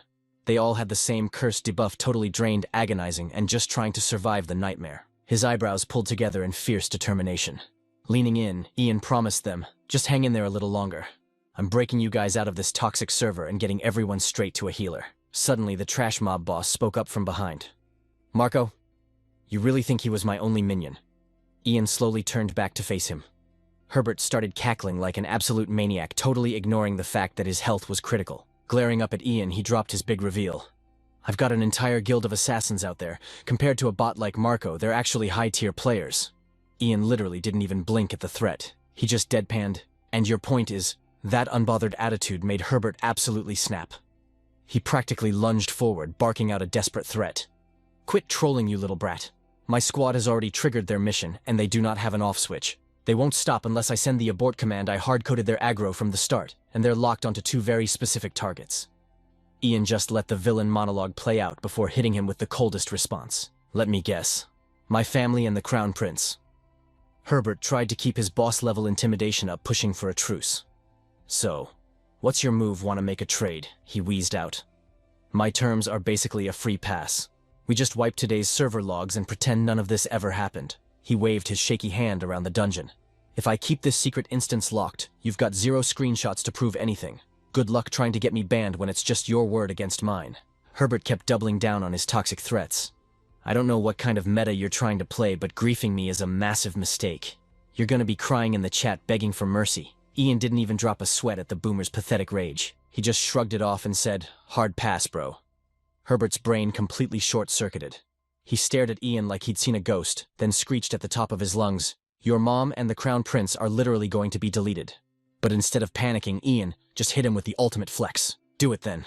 I double dog dare you," Ian provoked. Literally unable to process this chaotic energy, the old man stammered, "What?" Ian tilted his chin up, his eyes glowing with pure disrespect. "I said bring it on. Let's see who gets clutched." Scene transition. Back at Ian's home base, the night was pitch black. Vanessa was chilling elegantly out on the balcony. Suddenly, a super smooth voice broke the silence. "Lady Page." It was Radio stepping out from the shadows with a quick heads up. "The wind is going crazy tonight, you know." Flashing a gentle, completely zen smile, he suggested she head back to the safe zone inside. But Vanessa's face instantly tightened, majorly stressed. "Ian is completely MIA, she confessed. "And he left me on read. The crystal comms are completely dead." Her eyes drifted into the distance, totally failing to hide how anxious she was. "He's not the type to ghost his own mom. He always drops a message if his quests run late." She rambled. Radio just gave her a super soft smile, trying to de-escalate the panic. "Lady Page, respectfully. Ian is literally the only level 6 mage in the entire server. A whole mob of elite bandits would drop to their knees the second he pulls up. You seriously have 0 reason to stress." But that logic did not fly with Vanessa. She instantly clapped back, her voice shaking with emotion. "Stats don't matter to me, he's still just my little boy."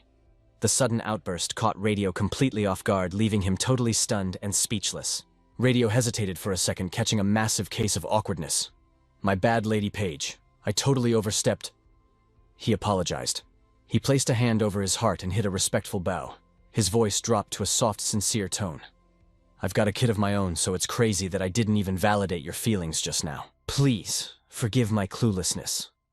Seeing how genuine the guy was, Vanessa's defensive aura instantly vanished. She gave him a small, forgiving smile. "It's fine, really." Staring down at the completely ghosted street below, she started spilling her actual thoughts. "I just feel like Ian is constantly hard-carrying everyone's burdens." Her mind drifted back to flashbacks of her son's solo leveling grind. He refuses to party up or ask for backup. He literally tries to solo every single boss fight in life. And it seriously breaks my heart. Vanessa was visibly spiraling, her hands nervously fidgeting with the fabric of her dress. The self-guilt was hitting her like a truck. As his own family, I just want to be a solid support class for him, someone he can actually lean on. But it makes me so mad that my only role is just sitting here like an NPC waiting for him to log back in. Radio immediately jumped in to stop her guilt trip. "Please don't blame yourself, Lady Page." He flashed a soft, knowing smile. "The only reason Ian has those insanely overpowered stats is because he has a real home base to return to."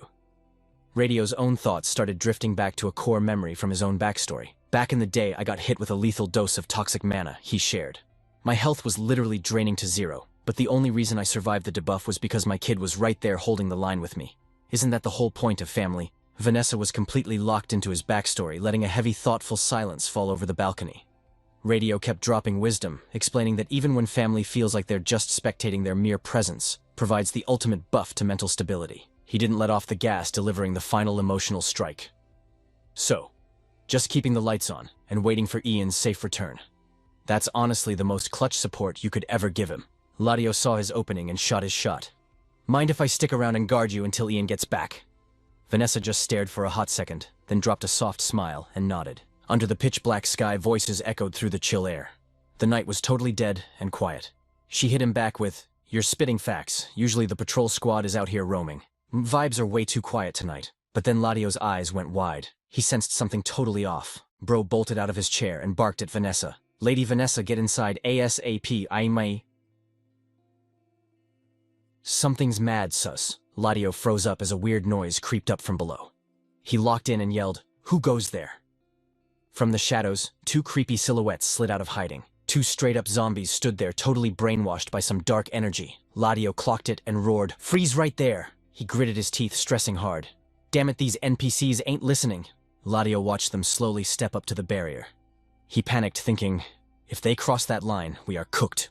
Suddenly his eyes bugged out in pure shock. Ladio whipped around to face Vanessa. His body moved on pure instinct. He screamed, "My lady!" Bro threw his entire body over her, yelling at the top of his lungs, "Get down!" He didn't even give Vanessa a second to process. The defense system triggered a massive blast of fire lightning, struck down hard. Not too far away, Hayden and Oliver whipped around to watch the fireworks. Hayden jumped and yelled, "Holy crap, that scared me." Looking totally spooked, the prince whined, "I nearly dropped dead. Why is the sky tweaking with random lightning?" Oliver immediately stepped up. "Your Highness, are you good?" Then dropping a dead serious tone, Oliver stated, "The vibes are way off. We need to bounce back to the palace now." Hayden threw a massive tantrum, straight up refusing. "Head back already, bro, be for real. We haven't even done anything epic yet." He stared at the slums, rubbing his chin. "I used all my riz to get the king's permission for this. I'm out here moving in stealth mode among the commoners. Taking an L and going home now is not an option." Hayden turned back, looking curious. "More importantly, Captain, I got a question for you." Oliver bowed low. "Shoot, Your Highness." Hayden scratched his cheek, looking mad awkward. Could you teach me how to go crazy with a sword?" Oliver was absolutely floored. "Swordsmanship, sir." Hayden ducked his head, blushing hard. Embarrassed, he quickly tried to cover it up. "It's no big deal, just some basic self-defense, you know." "Is it a heavy grind? Honestly, just learning some sick poses is enough." Suddenly, Oliver's radar went off. Someone was watching them. Clueless Hayden kept yapping. "Like, I just want to unsheath my blade looking OPA." Right on cue, Oliver whipped out his own sword. Hayden totally misunderstood and cringed. "Whoa, bro, I didn't mean teach me right this second." But Oliver was locked in. "Your Highness, get behind me." Now. While Hayden was still buffering, Oliver gripped his sword and barked a command. "Second Knight Division, shield His Highness." Out of nowhere, a massive squad of knights rolled up. They formed a hardcore human wall around Crown Prince Hayden Green River. Oliver roared, "Drop the stealth act and show yourself." A shadowy figure slowly stepped up. Oliver stood his ground, eyeing the black-cloaked lurker. His brows stitched together as realization hit him. "It's you," he muttered. Standing right there was a high-tier mage from the Ivory Tower, Helen. Oliver kept his guard totally up. "Rumor said you ghosted everyone years ago. Why are you crashing our spot?" She didn't say a single word, just kept creeping closer. Her dead-eyed attitude made Oliver snap. "Hold up, spill your master plan right now." Their eyes locked in a deadly standoff. The tension was absolutely off the charts. Finally, Helen dropped the bomb. Hayden Green River. Cold sweat dripped down Oliver's face. She glared with pure killing intent. "I'm here to delete anyone blocking our path." Oliver's eyes blew up in pure shock. No time to waste. He dashed forward at Godspeed. He swung his blade to slice Helen in half, but she blocked that heavy strike with her staff. Helen's eyes suddenly flared with a crazy glow. Oliver parried hard and shoved her back. She touched down, skidding across the dirt. Her gaze turned lethal as she chanted, "Fire blast!" Insane heat erupted around her. Searing flames morphed into OP fireballs. The blazing spheres homed straight in on Oliver. He took a defensive stance, but a cocky smirk flashed across his face. Out of nowhere, he swung his heavy blade. He literally sliced the fireball clean in half. The flames split into two sick trails of fire. Witnessing this impossible flex, Helen's eyes went wide in disbelief. But Oliver wasn't giving her a single frame to react. He launched himself forward like a rocket. Oliver closed the gap blade, ready to secure the kill. It was an all-out brawl. Helen moved like water, dodging his insane combos with ease. Then Oliver vaulted into the air. He raised his sword for a brutal downward smash. But Helen popped her mana shield just in time. The absolute defense tanked his critical strike. Oliver's sword violently clanged against the barrier and got swatted away like it was nothing. He dashed back to create some distance. He watched her chill out and drop the shield. Oliver smirked like an absolute menace. "A mana energy shield bet. Guess it's time to test my new loadout." He slowly stood up tall. He scoffed. "I low-key wanted to show Ian first." Oliver used his teeth to rip off his glove, then ran his bare hand down the cold steel of his blade. But honestly, a practice run right now sounds pretty fire. Suddenly he sliced his own palm. Crimson blood coated the glowing steel. "I can't blast mana like a normal Awakened because my mana heart is basically nerfed in half. But literal fire mana is coursing through my veins." Helen watched Oliver drop into a hardcore battle stance. She called out his weakness. You can only keep that buff up for a few seconds. He swung his blood-fueled mana blade and roared, "Watch me break the meta."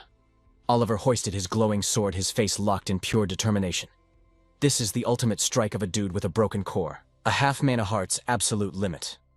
He blitzed forward at god-tier speed. Oliver smashed his flaming sword into her shield. The unbreakable barrier totally shattered into a million glitchy pixels. Helen's brain practically short-circuited.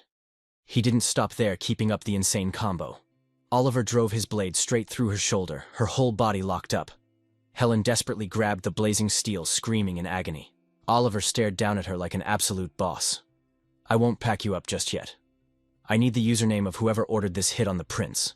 So don't even think about rage quitting." Meanwhile, over at Herbert's location, things were getting mad spicy. The old man's eyes popped out of his skull. "What?" Ian stood there flexing on Herbert while the dude was totally losing his grip on reality. "What are you talking about? I didn't do jack." Ian just tilted his head, dropping max disrespect. "Unlike some backstabbing snakes, I actually trust the squad I've built over the last 5 years." Herbert barked back. "Even with them, you're catching an L today." Ian heard that and just started cracking up. "Bro, are you for real? Ha ha ha, Tower Master." He brushed him off like dust. "Did you seriously think I was just AFK this whole time? Didn't you literally send some sketchy mobs to raid my base while I was doing quests in Demira? You can't spam the same trash strat twice, old man." The second those words dropped, Herbert's face glitched with pure terror, dripping with cold sweat. Ian smirked, revealing those intruders were already getting griefed by his mana traps. Honestly, they might already be logged out of life. Finally, he tilted his head and gave a savage shrug. "Looks like your little negotiation is cooked. This whole parley gives me 0 EXP anyway." Ian laid down the law. "You're getting dragged to court, but honestly, a death sentence fits your toxic gameplay way better." He smiled, but his aura was giving straight-up final boss vibes. "Because I'm the one who's gonna make sure you get banned. That Ivory Tower you grinded 15 years of blood and sweat to build, I'm claiming all your loot." Ian swaggered right up to Herbert's face. He whispered with max disrespect, "All that grinding for 15 years just to build this tower. Thanks for leveling up my new base." He paused inches away from the old man, completely cornering him. "To be real, I wasn't even planning to go this hard." Ian leaned in and clamped his hand right onto the dude's skull. Herbert froze in absolute panic. Suddenly, crazy high-voltage lightning blasted from Ian's palm. Ian whispered coldly, "Buffing the Ivory Tower's stats is literally your job as the master." While Herbert violently convulsed from the electric shock, Ian just kept yapping. "I totally get why you backed the 5th prince instead of the crown prince. 'Cause honestly, I used to think Jaina was top-tier ruler material too." Ian didn't even flinch as the old man screamed in agony. "Farming secret gold stashes behind our backs. Typical NPC behavior, nothing surprising there." He pressed harder, the electricity surging to lethal levels. "But dragging my family into your mess, that was the absolute worst mistake of your playthrough." Ian scoffed. "However, a king's rage is literally an area of effect attack that spares nobody. No cap cut to the royal palace the very next morning." The vibes in the throne room were incredibly heavy as a booming alpha-tier voice echoed through the massive hall. Tower Master Herbert Leon's ultra-toxic crimes were finally dragged into the light. Emperor Terry Green River chilled on his massive throne, addressing his entire army. He declared, "That absolute clown completely forgot his sacred duty as Tower Master, and he totally ghosted the light to speedrun dark magic." Flashing back to the grim cursed prison cells, the Emperor dropped more lore. Worse, he literally used human souls as upgrade materials, farming them without a single drop of mercy. He sacrificed innocent mob characters and his own mage guildmates. Terry slammed his fist onto the table, his rage hitting max level as he roared, "This is a high treason offense. Even getting deleted from existence would not pay for his sins." His face was locked in pure, unfiltered fury.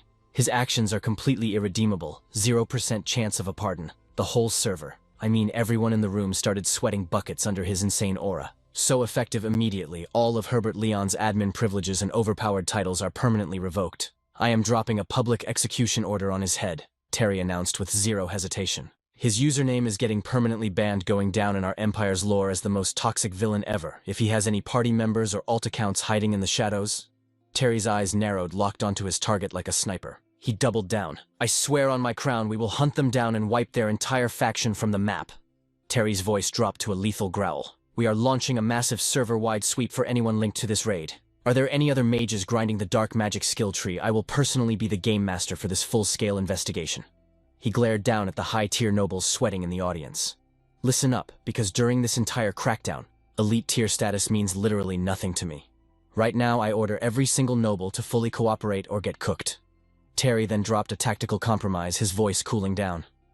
I bet some of you only joined the Tower Masters Guild, without even knowing his dark questline. I will allow those clueless newbies to get their debuffs cleansed and reset to their base stats. But his tone turned absolutely chilling. However, the penalty for High Mage Helen?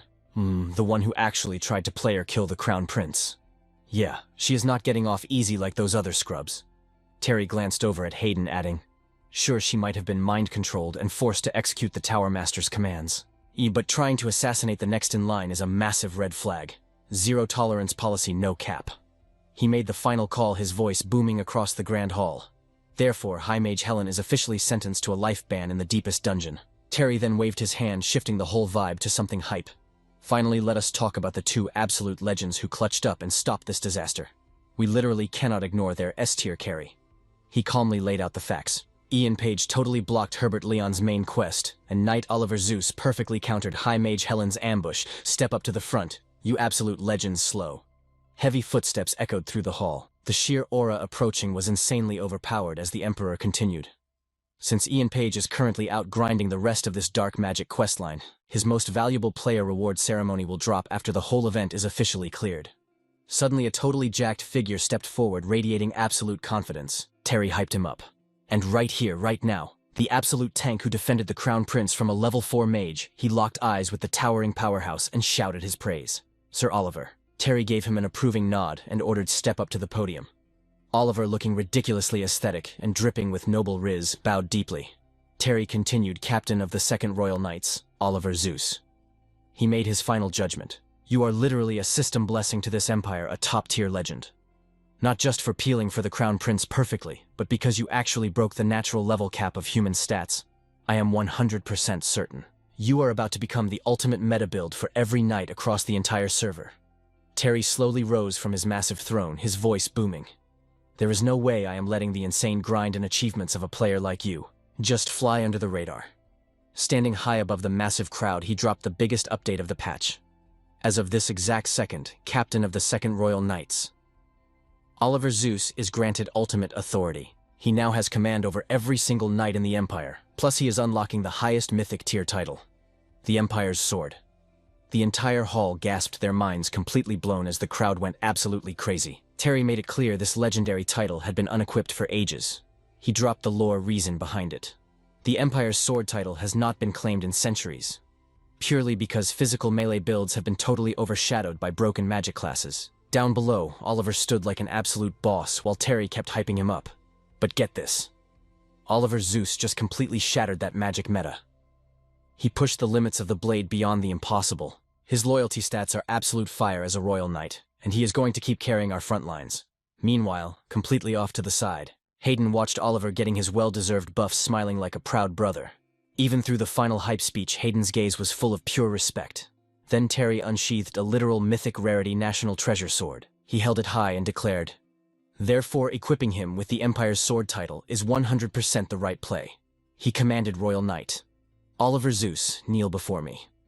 Oliver instantly dropped to one knee to accept his new overpowered status. Oliver kept his head bowed, totally locked in. Terry gripped the divine blade, radiating sheer boss energy. With an epic, unshakable tone, Terry chanted, in the name of the true bloodline of Green River. He hovered the glowing mythical blade right over Oliver's shoulder, continuing the ritual. I officially award the Empire's Sword title to Knight Oliver Zeus with my utmost respect. Terry stared deep into his soul and asked the ultimate question. Are you ready to equip this legendary Class A position left totally unplayed for centuries? Oliver did not even hesitate to drop his response. On my honor as the Empire's Sword. He threw his head back, pure determination burning in his eyes. I swear I will spend all my health points to protect this server to the very end. But suddenly, a totally different cutscene triggered. Deep in the castle, a sharp, whiny voice shattered the peace. Father Ragnar spawned into the room, his face looking totally triggered. He started raging out loud. No matter how I run the math on this, it makes zero sense. Ragnar threw a massive tantrum. Why would you just instantly kill the Tower Master, the absolute boss of our Ivory Tower? You have to roll back this update, please. Do you not realize the massive server-wide debuff this will cause our nation? He started sweating out an essay of arguments, coping super hard. The Tower Master is a literal level 5 S-tier mage. Executing him would leave our entire magical military looking totally mid. Ragnar was grasping at straws, spitting out excuses. But wait, there is more. He tried to project a totally doomed endgame scenario for the Empire. The second the Tower Master gets deleted, the rival guilds are going to find out. That includes the Kout Empire who have been camping our borders forever. Even the Ron Duchy is going to see we are totally vulnerable. They are totally going to raid us the second they finish their Great Plains questline. He was absolutely losing his mind, screaming his head off. Our top damage dealer is about to be executed. Our internal faction is going to completely collapse into a toxic wasteland. If they have even 1% aggro toward us, this is their perfect opening. They are going to see this as a free speedrun to our capital. After letting him rant, Terry finally broke his silence. He turned his icy gaze toward Ragnar and dropped a reality check. Herbert Leon is not even our top-ranked mage anymore. He emphasized the next part with chilling, nonchalant swagger. The current #1 mage in the tower is the first human in history to hit level 6. It is obviously Ian Page, duh. Terry casually brushed off the panic. He is about to inherit the Tower Master admin rights anyway, so our overall combat power is totally fine. Honestly, I am treating this as a massive patch update to buff the Ivory Tower. We are finally getting a much-needed generational meta shift. Ragnar heard that, and his face completely scrunched up in salty disbelief. Terry muttered with boss energy, "Am I wrong? Go on, debate me." Ragnar clenched his jaw, totally cooked, and mumbled, "You are right. From this point on, Ian Page is literally going to hard carry the Ivory Tower into a brand new era." But Ragnar refused to take the loss and tried to negotiate again. He started theory crafting out loud. Still, the current Tower Master has a super high stat pool just like him. Plus, he has decades of actual raid experience. If he co-leads the Ivory Tower with Ian Page, our empire could literally speedrun to global domination in record time. He started painting a totally delusional perfect endgame scenario. Think about it. If a young, overpowered prodigy and a veteran grandmaster run the tower together, they will totally balance each other's aggro out. Ragnar pressed his luck. That basically means all the stress of keeping the guild in check. It will be handled internally by the Ivory Tower itself. Is that not literally the most flawless meta ever? Terry pretended to chew on the idea, then slowly nodded. You make a valid point. Ragnar paused, his eyes lighting up like he just pulled an ultra-rare unit, but then Terry instantly smashed his hopes into pieces. However, his voice dropped to an absolute zero chill as he blasted him. The Tower Master did not just dabble in the forbidden dark magic skill tree. No, it was way worse than just some edgy side quest. As the master of the Ivory Tower, he was totally out of pocket. He literally farmed countless mages and innocent civilians as raw materials for his dark magic. People he was actually supposed to protect. He sacrificed them without a second thought. Ragnar just stood there totally stunned. Terry wasn't having it. He knew the Tower Master crossed the line and went completely psycho. Terry waved his hand, hitting Ragnar's request with a hard reject. The only thing that dude wanted from sacrificing all those lives was pure overpowered stats and control. Didn't he literally try to delete Ian using dark magic to protect his own rank, only to get caught lacking? Ragnar squeezed his eyes shut. His whole body was shaking as he tried to keep his cool. Clenching his fists, he stubbornly clapped back. But the Tower Master is literally the second most overpowered guy in our entire empire. His methods might be toxic, but his dark magic build could be a top-tier weapon. No cap. It could massively buff our empire. Ragnar pitched his idea, trying to look completely innocent. As for the crafting materials for the dark magic, we could just use high-level criminals instead. Terry heard that and immediately lost his chill, yelling strictly. Justifying sacrifices for some greater good. That right there is exactly your problem. Ragnar. The prince flinched and asked, "Wait, what?" Frowning with pure disappointment, he laid it out. "That is exactly why I can never make you my heir. Dark magic is a straight-up absolute crime. It corrupts the soul and completely glitches the world's natural order. Our founder, Michelle Green River, went through absolute hell to ban dark magic. She worked incredibly hard to wipe it completely off this server." Terry dropped his voice, dead serious. "You already knew all of that, didn't you?" He looked right at Ragnar. "I know your mindset, your vibe, and your massive ambition. You have insanely high intelligence stats," Terry warned him. "But you are missing one crucial stat, and I am betting you know exactly what it is." He gave a harsh warning.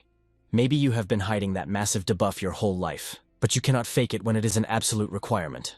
Terry walked right past Ragnar, glancing back over his shoulder to drop one last hit. "Just like what you are doing right now." He broke it down. "The ultimate endgame of politics is to spawn justice in this world.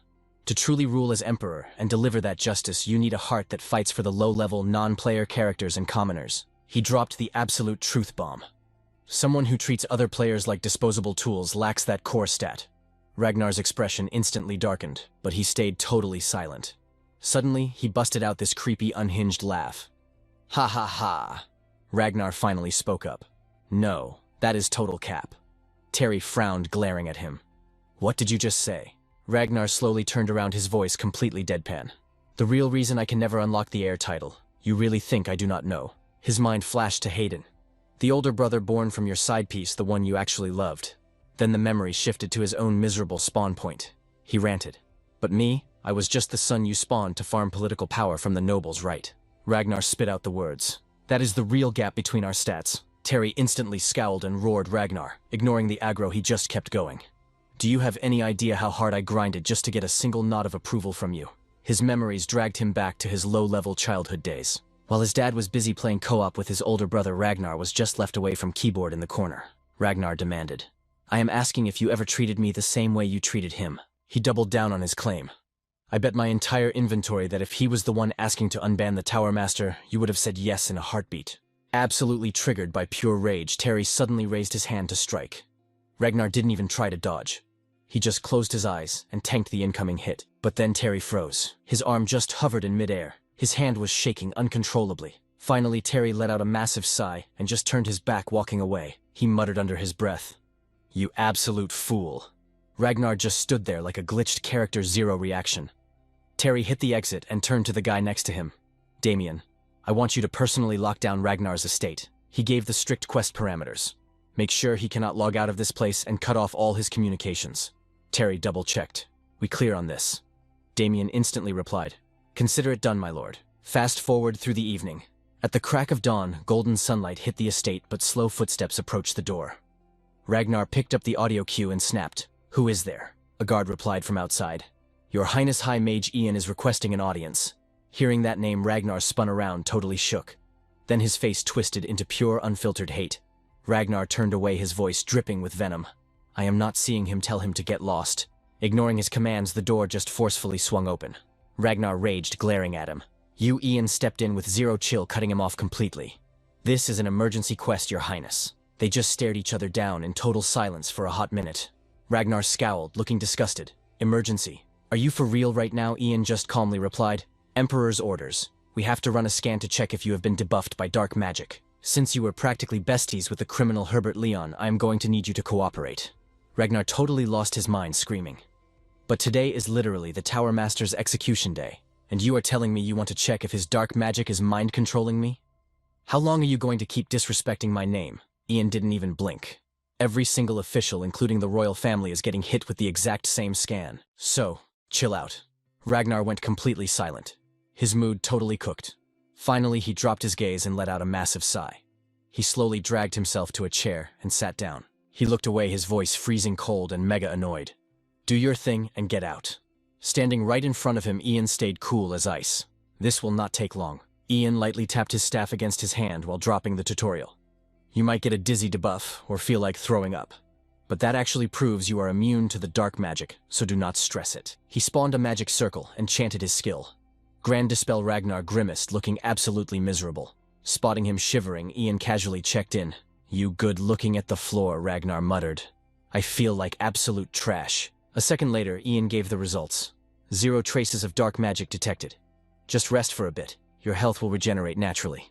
Ian placed a hand on his chest and gave a polite system-like bow. I will be taking my leave now. He spun on his heels, ready to exit the zone. He barely took a few steps before Ragnar suddenly called out. Hold up. Standing behind him, Ragnar added, I have a question for you. Ian stopped dead in his tracks, waiting for the dialogue prompt. Ragnar hesitated for a split second before asking, You? Why the heck are you partying up with my brother, Ian? Glanced back as Ragnar kept talking. You have enough intelligent stats to know exactly what I mean. He laid out his logic. My brother is totally mid. He is definitely not Emperor material. Do you have any idea how many nobles and retainers have already dropped his faction? Ian didn't rush his response, calmly dropping an absolute bombshell. I do not serve the Crown Prince. He said it straight up. Ragnar's face instantly glitched into pure shock. He stammered, completely lost. Wait, what the heck do you mean by that? Ian ignored the prompt and just said, I am logging out now. Please get some rest, Your Highness. The moment he dropped that line, he walked straight out the door. But then Ian suddenly stopped in the hallway, caught in deep thought. The hands gripping his staff started trembling. He slowly lifted his hand, staring at it, while his inner monologue went wild. Looking at his uncontrollably shaking fingers, he reminded himself. In my past playthrough, I did not serve Hayden Green River. Ian flashed back to the moment in his past life. He remembered kneeling before Ragnar, bowing to that arrogant top-tier face. The memory kept rolling. I literally swore my absolute loyalty to him back then. Ian clenched his fists super tight. He slowly lifted his head, making a mental note. This whole questline I am starting, it is revenge. But it is also straight-up high treason. Right in front of Ian stretched a massive, empty corridor. It looked exactly like the dark path he was about to walk down. Scene transition. By the time the sun fully set for the day, a sudden knock echoed through the estate. The door slowly creaked open, revealing a shadowy silhouette. It was Damien. Demphir stepped in, catching the prince deep in thought. He called out, "Your Highness." Jaina totally ignored the vibe, taking his sweet time before asking, "Is the Tower Master really cooked?" Demphir replied softly, "Yes." Flashback to this afternoon, showing Herbert panicking like crazy. Demphir continued. Over at the Green Riverium Square execution grounds, he literally lost his head. Jaina replied with zero rush. "Is that so?" He added, his voice sounding fake depressed. "Understood. You can dip now." Demphir caught the mood and tried to be clutch. "Please do not be sad, Your Highness." Jaina let out a weak chuckle. "Ha ha. Sad." Then he suddenly stepped up. Demphir slapped a letter on the desk, sliding it over, chill as ever. Spotting it, Jaina looked Seuss and asked, "What is this?" The old man just said, "This watcher will take his leave now, Your Highness." Jaina just stared hard at the envelope. He finally reached out and grabbed it. Holding the letter, he quietly skimmed the contents. The second Jaina finished, a wicked smirk spread across his face. He whispered to himself, "We are not cooked yet. There is still a chance." Scene transition. Over in Emperor Terry Green River's office, Ian and the big boss were sitting face to face. Ian dropped the status update. The survivors from Herbert's spatial gate are currently healing up in a safe zone. We are also bagging statements from the Ivory Tower mages who are still sane. The investigation is totally locked in, he added smoothly. As for all that secret loot he was hoarding, we are sweeping it straight into the royal treasury. Ian kept going. We also ran dark magic checks on his inner circle. Good news is nobody triggered any sus reactions on the test. Terry casually lifted his teacup. He handed out some heavy glazing. "You have carried this whole operation, Ian." Setting his tea down, he sighed. "I never expected Herbert to be so insanely out of pocket." Terry rubbed his chin, totally beating himself up over it. "I am taking a massive L for this. I should have checked his Asus behavior way sooner." Ian replied, "I did not catch it either. I mean, the guy was famous for being super frugal and legit." Getting super serious, Ian analyzed the situation. No one expected him to hide such a toxic side behind that holy grandpa energy he projected. Ian looked right at the Emperor. "Moving forward, I will keep dropping updates. I will track the Ivory Tower probe and the dark magic screening progress." Terry nodded, bet. He then added, "Since things went down like this, let me ask you one real question." Ian did not even blink before answering. "Say the word, Your Majesty." Terry crossed his arms, looking dead serious. "What are your plans for the Crown Prince?" Ian's eyes shot wide open, completely caught off guard by the vibe check. After a second, he awkwardly tried to dodge. "I am not quite following you, sire." The Emperor immediately cut him off. "Ian." "Nope." Terry frowned and hit him with facts. "You know exactly what I mean." The two of them just stared at each other in heavy silence. Finally, Ian broke the tension. He decided to just drop the filter. "I cannot swear absolute loyalty to the Crown Prince." Terry was actually shook. He asked, "You cannot be loyal." But then Ian followed up with a clutch save. "However, I will carry him so he can safely secure the throne. With zero cap, he promised. And I will make sure he levels up into a legit wise king. In the future, I will give it 100% to back him up." The Emperor rubbed his chin, letting that sink in before speaking. "So you will not pledge blind loyalty, but you will still be his ultimate support." Terry chewed on that for a second, then finally said, "All right, that is a W in my book." Terry took a chill sip of his tea and ordered his guards open it up. The guards hauled in a ridiculously long, sus-looking box. He looked at Ian and declared, "Take it. This is the staff we snagged when we threw Herbert in the dungeon." The box popped open, revealing the legendary loot inside. Terry added, "I am sure you know this, but the whole process of picking a new Tower Master is not a walk in the park. Even with a clear-cut heir, the red tape is totally crazy." Hearing that, Ian just stayed quiet and let him cook. The Emperor broke it down. "Normally, taking over the Ivory Tower needs an official royal stamp of approval." He kept going. "But in a chaotic meta like this, we cannot just leave the top spot empty for long. I decided it is way better to speedrun the whole process. Because of that, I am entrusting this OP staff to you." Terry set his tea down and said, "One more thing, Ian. I need a massive favor." Ian instantly replied, "Just drop the quest, Your Majesty." The Emperor narrowed his eyes. I highly doubt Jaina is going to quit even though his entire squad just got wiped out. A visual of the scheming prince flashed by. He went on. I know his toxic ambition and zero-chill temper better than anyone. If Jaina manages to steal the throne, it will be an absolute bloodbath with too many innocent lives lost. Hearing those heavy words, Ian just stayed quiet, calculating the odds. The Emperor calmly stood up and confessed. However, as his dad, I dealt him some permanent emotional damage. Terry was totally guilt-tripping himself. Thinking aloud, he is probably going to hate me rent-free until the day I die. He turned away and dropped the main objective. Can you sub in for me? Terry looked at Ian with total trust. Can you stop him? Ian slowly reached out and gripped the epic staff. He dropped to one knee, paying massive respect to the king. Quest accepted, Your Majesty. The Emperor smiled. Then, I leave it all in your hands. Ian Page, Master of the Ivory Tower. Hard cut to an afternoon shot of the tower. The heavy doors slowly creaked open, and the main character strutted in. Everyone inside started hyping him up. All hail Ian Page. He locked his eyes on his shiny new boss chair. Suddenly, Herbert's toxic words lived rent-free in his head. Ian, did you know I actually wanted to be a hero once? Ian stared out the window, letting the memories play. I wanted to solo defend the Empire. To be the OP mage who saved everyone crying in despair, drifting to a flashback of him in some weird isolated spot. With my own choices, I will command endless mobs of people. The power to legit protect the Empire's wealth and its citizens. Normies call that kind of flex absolute power. Ian's gaze got super distant as he thought power, then the brutal memories of his past life crashed in. That was the thing you wanted to protect even if it meant team killing me. Ian kept staring out the glass and muttered, I do not want to play the hero. His expression went ice cold. The only thing I want is... His face tightened with pure rage to absolutely delete that punk Jaina Green River. Ian plotted further, and I will give him a game over. That is way worse than death. An incredibly humiliating end. That is my entire reason for respawning. And that is the gift I am delivering straight to you, my ultimate revenge. Cutting back to Jaina, the dude was still sitting solo plotting in the dark, crunching some evil numbers. His face looked hyper-focused like he was queuing up his next toxic strat. Meanwhile, Hayden spotted Ian and hyped him up. Yo, what is good? Tower Master. Ian looked totally drained just dealing with this crown prince. Ian shut it down. The patch notes are not officially out yet, so hold off on that title. Hayden waved it off. Who even cares? It is literally just us in the lobby.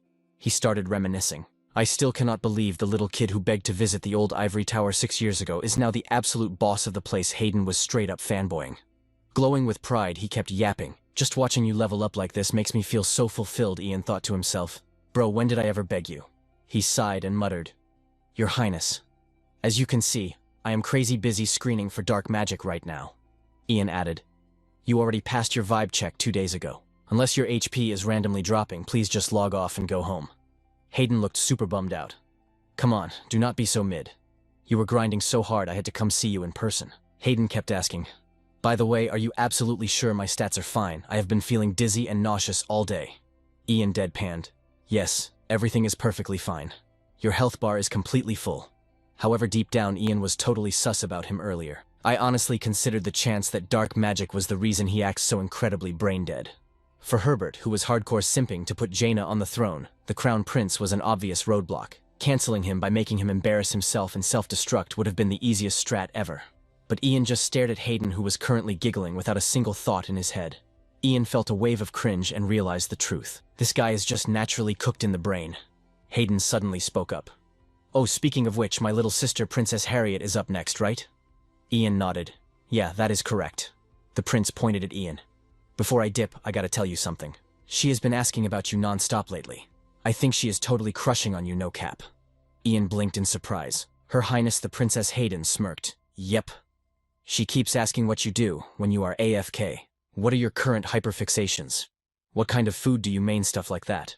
Ian was utterly baffled, wondering what kind of buff does she even get from farming that info. Hayden kept yapping. But the problem is, even though we are total bros, I could not answer a single question because I have zero clue. He started walking out but flexed a quick look over his shoulder. Make sure you drop the lore for Harriet when you see her. It might just be the little things, but he's totally gonna vibe with it. After dropping those facts, Hayden dipped and shut the door behind him. Ian stood there for a sec thinking, bro really had a glow up, huh? The Crown Prince was legit maturing, and his whole aura was way less toxic now. He was leveling up his stats and grinding hard off screen. Ian watched Hayden leave and thought, no cap, with the right tutorial he could actually be a top-tier emperor. Someone knocked on the door. "Yo, come in," Ian called out. The door cracked open and in walked Harriet Greenriver. "Long time no see, Sir Ian," she said softly. He hit her with a quick bow. "Your Highness, how have you been keeping?" Harriet hit him back with a soft tone. "Thriving honestly, and it's all thanks to you." Ian gestured to a chair. "That's a W. Take a seat." But Harriet just stood there looking mad awkward, making the whole room drop into dead silence. Ian immediately sensed her mana flaring up. "Hold up a Tier 2 silence spell you already hit Tier 2, he asked. She looked away totally embarrassed. "Well, actually," Harriet held up 3 fingers. Ian's jaw practically dropped. "Wait, Tier 3. Harriet nodded. "Yeah, my magic tutor confirmed my stats." Ian was hyped for her. "Massive congrats, I didn't expect you to grind to Tier 3 so fast," he smiled. Then he locked in. "So what's the tea? Why pop a silence spell just to talk to me?" Harriet hesitated, her voice trembling. "Sir Ian, what am I supposed to do with my life now?" "You're gonna need to unpack that for me," he replied. "I don't even know where to start." She sighed. Ian switched to his serious mode. "All right, let me ask you this first. Why were you keeping your mage class a secret?" Harriet clammed up, struggling to find the words. Well, she hesitated before finally spilling the lore. "It was my dad's call. When I hit level 12, they did a mana resonance test on me. My examiner was Kelvin. He realized I was packing crazy mage potential, but instead of reporting it to the Ivory Tower, he snitched straight to my dad, the Emperor. You know how it is. Becoming an Empire mage means giving up your royal VIP pass and becoming property of the Ivory Tower. Dad wasn't having it. He wanted me to keep my royal status. From then on, Kelvin was ordered to keep his mouth shut about my stats, and I spent my whole life stuck doing NPC princess quests. But then one day it hit me. I realized my thirst for magic was hard-coded into me. I couldn't just delete it." Ian put the pieces together. "So you secretly grinded magic and are just now telling me?" He thought to himself. Kelvin. He was one of the few who actually carried the crown prince in my past life. This princess rolled a lucky spawn. Harriet continued. "At first, I just wanted to be a support main for my brother. Back then, he literally had 0 party members. But the meta changed," she said. "Now he's got you an absolute unit and Swordmaster Oliver. Most importantly, he's finally on the right questline." Ian cut straight to the chase. "TLDR, you feel like you don't have a main quest anymore, right?" She nodded. "Pretty much. I'm just an illegal magic user, wondering if I'm accidentally aggroing my brother's mobs." Ian smiled, closing the distance between them. "That's an easy fix, honestly." She blinked, totally confused. "Wait, what?" Ian looked her dead in the eyes. "Harriet, just live your own life. It's literally that simple. Not the life of some royal NPC, but your own actual playthrough, Your Highness." She looked conflicted. "I don't know if I can do that." Ian didn't back down. "Your spawn point doesn't dictate your endgame. If you just follow everyone else's walkthrough, you're handing them the controller to your life." Harriet went dead silent, letting the reality check sink in. "Keep doing that, and you'll eventually forget who your main character even is," he explained. "You'll just wander around with 0 purpose, feeling totally cooked and empty inside." Ian was projecting hard from his own past life trauma, so I highly recommend you start making your own choices. From here on out, make the calls that move you forward. He hit her with max respect. "I'm 100% sure you'll find a build that works for you." Harriet looked at him softly. "Sir Ian..." She threw a wild reverse card at him. "Have you found the life you want to live?" Ian totally blue-screened. He struggled to find a non-cringe answer. Finally, he just sighed. "I honestly have no clue." He immediately kicked himself. "My bad, that was probably a mid-thing to say." Harriet panicked, waving her hands. "No, not at all." She took a breath.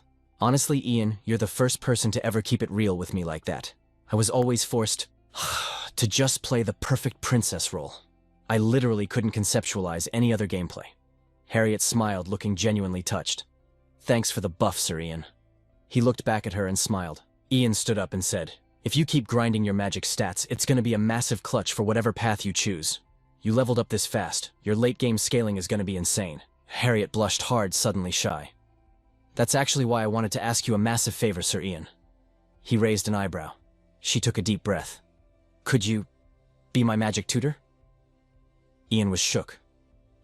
Wait, didn't you already lock in Kelvin as your mentor?" Harriet gave a totally defeated sigh. "About that. Kelvin said my level is too high and he's out of tutorials for me. He dropped me because his schedule is too packed, and honestly, no offense to him, he's only Tier 2. She suddenly slammed her hands together, practically begging. "Please, Sir Ian. Please, let me be your disciple." Ian was buffering. Ian's brain went into overdrive calculating the stats. "Bro, this princess is a straight-up prodigy." hitting Tier 3 naturally. You can't just get carried to that level. Her potential is easily on par with the former Tier 5 Royal Mage Misen Green River. Ian's internal monologue went crazy. Only a few top tiers could even spot her aura. She's got crazy main character energy. If she hits the high tiers, having her in my guild would be a massive W. He finally answered, "All right, bet. I'll do it." Harriet lit up like a Christmas tree. "Wait, no cap, but there's a catch," Ian added. "Whenever I need a clutch play, you have to back me up," she grinned. "Say less. Even if it's the hardest raid ever, I'll carry my weight for you, Sir Ian." He smirked. "You locked in without even hesitating. Not even gonna ask what the favor is." Harriet looked at him with zero doubts. "Because I trust you, Sir Ian." Hearing that gave him a major dopamine hit, making him feel a bit awkward. He played it cool. "Bet. We'll map out your training arc later. For now, let's do a quick system diagnostic." She nodded eagerly. "Got it." After running a quick mana scan, he gave his diagnosis. "Looks clean, zero traces of dark magic. You're good to stand up." But Harriet looked totally drained, wobbling on her feet like she had a debuff. "You might get a bit dizzy from the mana check, so take it easy," Ian warned. "Okay, thanks," she said weakly. Suddenly her balance completely gave out, and she face-planted right into his chest. Ian instantly caught her. "Yo, you good? Want me to call a healer?" Harriet's face went bright red. "No, I'm totally fine." The tension in the room spiked. After a beat of awkward silence, Ian spoke up. "Oh, by the way, Your Highness." He remembered the side quest Hayden gave him. He started casually dropping his bio, just like Hayden told him to. "When I'm done grinding at the Ivory Tower, I usually spend my time reading and theory crafting spells in my lab. Thanks to Douglas, I've also been getting into the alchemy meta." Ian kept rambling. "I'm not super picky with food, but spicy stuff is an absolute L for me." Harriet looked extremely flustered. "Sir Ian, why are you lore-dumping your stats out of nowhere?" she stammered. He hit her with the brutal truth. "The Crown Prince mentioned you were asking about my build." Harriet practically screamed in panic. "It wasn't a big deal." "Wait, my brother actually snitched." Ian looked super confused and mumbled, "Yeah." She was dying of embarrassment. Harriet literally speed-ran to the exit. "Okay, bye, take care, Sir Ian." She dashed out and slammed the door shut. Ian just stood there, completely lost. Huh. Did I trigger a bad ending? Meanwhile, the server was going crazy. The news about Tower Master Herbert Leon, a literal Tier 5 mage getting caught in a massive scandal, had leaked, sending shockwaves through the Empire. In response, Emperor Terry Greenriver personally took aggro on the situation, leading a massive purge on dark magic, and putting the entire Empire on high alert. Ian, the OP young high-tier mage, who was just drafted as the next Ivory Tower Master, ran a deep-dive investigation into the dark magic corruption, completely calming the panicked NPCs. As for the guy who got the guillotine, Herbert Leon's name was permanently logged as the most toxic villain in the Empire's history, alongside his corrupt noble guild. Suddenly a tense voice echoed out, "Who goes there? How long have you been camping in the shadows?" Herbert Leon totally ghosted the 5th Prince Jaina, shifting all his aggro toward the new boss of the Ivory Tower. Meanwhile at Ian's crib, our OP main character was just vibing with his morning tea. Then he spotted a massive stack of papers on the table. Ian was like, "What is all this junk?" Lloyd chimed in, telling him they were all VIP party invites. Ian groaned, looking completely over it. "Seriously, we haven't even finished cleaning up that dark magic mess and these NPCs are out here partying. No cap, they're clueless." Lloyd asked if he was going to read them, but Ian was like, "Hard pass, I'm not going anyway." Lloyd smirked. "Nah, you definitely want to check this one out." Ian raised an eyebrow. "What is it?" Lloyd dropped the bomb. It was a straight-up marriage proposal. Ian literally spit his tea across the room. Lloyd explained that Count Jair was trying to lock down an engagement. And get this, the bride-to-be was his 12-year-old daughter, with the actual wedding set to happen in 5 years when she grew up. Ian was mind-blown. She is literally 12. What kind of psycho is this guy? Lloyd just cracked up laughing. "Welp, you are a grown man now, bro. People trying to secure you as a husband isn't even a plot twist at this point. As the youngest OP high mage and the next boss of the Ivory Tower, you're gonna be swimming in marriage proposals, no cap." Ian aggressively scratched his head, grumbling. "These boomer nobles just want to use me as a cheat code for their political power plays." He was low-key raging. "I literally can't believe this dude is using his own 12-year-old kid for a political flex." "Bro is actually cooked in the head," Lloyd chuckled. "Big agree on that one. But hey, finding a W partner is just part of leveling up in life." He gathered the massive stack of letters and offered, "I will handle the dirty work and reject all these for you." Ian sighed in relief. "Bet, please do." "Thanks, man." Lloyd smiled. "No sweat. You are totally slammed investigating that dark magic questline, so I gotta make myself useful if I want to keep freeloading here." Ian went quiet for a second. He set his teacup down, his vibe shifting. "Real talk, I haven't even properly thanked you yet." Lloyd blinked, looking super confused. Ian locked eyes with him, showing mad respect. Thank you for keeping my mom safe, Lloyd. That was totally clutch. Lloyd froze for a sec before letting out a soft laugh. Ha ha ha, it was nothing, man. Honestly, those active mana traps you set up around the mansion were the real MVPs. Your traps totally wrecked those sketchy dudes. Plus, I already swore on my life to protect Lady Vanessa, ha ha ha. Hearing that, Ian's anxiety completely dropped. He smiled. Then I have a side quest I want to help you clear. Ian leaned in his eyes, turning cold. Which mage injected that active mana into your system and gave you that toxic mana poisoning? Drop his name, or tell me literally anything you remember about his face. Lloyd started sweating, totally caught off guard. Ian's aura flared as he promised, I am going to hunt that trash down and make him pay. Lloyd hesitated, rubbing the back of his neck. Ah, about that. I honestly don't remember. Ian was shocked. For real, Lloyd nodded. Yeah, it went down in the dead of night and back. When I was a low-level rookie, a lot of mages were hating on me. I was just grinding as a street alchemist in the capital, so I have no clue who the boss mob was. Honestly, there was a time I totally despised mages, especially when I realized I could randomly drop dead at any second and leave poor Douglas all alone. The crazy irony is I almost got wiped out by random bandits before the mana toxicity could even finish me off. But then, you showed up, and now I am not gonna die from that poison. My future with Douglas is way more important, so I just deleted all that toxic hate from my system. But trust me, I will never forget the epic save you pulled off to keep me alive. Ian just sat there taking it all in. Out of nowhere, he dropped some heavy lore. Lloyd, you've never even seen my dad's face.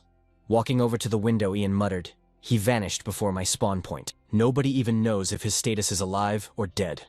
A soft smile crossed his face. But after meeting you and sharing a roof, it finally clicked. He looked right at Lloyd. If I had a dad, he would definitely be like you. It totally makes sense why Douglas is always so hyped and positive, and why my mom's HP has been recovering so well. It is all thanks to the potions you have been crafting. Ian's expression turned serious. As I keep leveling up, I am going to be away from my mom a lot more. He looked Lloyd dead in the eyes. I am counting on you to keep your promise and act as her shield. Lloyd immediately locked in. Bet on it, Ian. I will defend her no matter what. Ian checked his watch. It is almost time, right? Suddenly the door got kicked open and Douglas burst into the room screaming, "Boss!" He held up a glowing vial, totally hyped. I actually did it. The ultimate cure for mana toxicity, crafted right from the Landier flower. I gotta speedrun this to my dad. Then he froze, realizing Lloyd was sitting right there. Whoa, Dad. What are you doing here? I was trying to surprise you with this drop. Lloyd was absolutely shook. You actually crafted the cure for mana toxicity, Ian. What kind of cheat code is this? Ian smirked and explained, I used my Tower Master admin privileges to raid the restricted library. I found a high-tier spell to perfectly harvest the Landier flower. It is a crazy OP time-freezing magic that locks an object's state in place. Super lucky it actually works on plant items. Lloyd stumbled over to Douglas, staring at the absolute legend his kid had become. He burst into tears, wrapping him in a massive hug. Thank you, my boy, and thank you, Ian. The father-son duo just hugged it out, creating the most wholesome vibe ever. Douglas looked over his dad's shoulder at Ian. Boss, I am gonna grind until I am the most OP alchemist ever. I will craft potions for every insane debuff, so nobody has to suffer like my dad did. Ian just gave a proud smile as Douglas hyped him up. Thanks for everything, boss. Suddenly the scene shifted dramatically. Someone stepped into a dark ruin, his voice echoing. You are the final boss left standing. The dragonkin Ivantis stood there in dead silence. Michael Greenriver stared the beast down. The server barrier between the human realm and the dragon realm is shutting down for good. He coldly stated that the dragons brought nothing but chaotic griefing and destruction to this world, and the penalty for that server wipe was going to be massive. Michael declared, until your HP hits 0, you will tank all the karma your entire race brought upon us. He used his own legendary blood to cast a permanent bind spell on Ivantis, roaring, you are IP banned from ever leaving this zone. For eternity, the ultimate seal slammed into place with Michael watching coldly. Snapping back to the present inside Prince Jaina's base, the prince was absolutely shook. Bro, this is literally a flawless copy. Standing right in front of Jaina. So was a dude wearing his exact skin looking like a perfect clone. Jaina muttered. The cryptic message said I had to wait for a carry to arrive, but I did not expect a straight-up clone jutsu. He looked at the imposter. But how am I supposed to glitch out of here? Jaina groaned. Ian cast an insane Ivory Tower surveillance net over this entire zone. I seriously doubt we can just bypass his radar by swapping skins. The clone just smirked. You do not need to stress over his mid-tier magic. The Patriarch's power level completely gaps the current Ivory Tower master. Jaina's jaw dropped. The Patriarch. The clone nodded smoothly. You will get the full lore drop once you get a private lobby with him.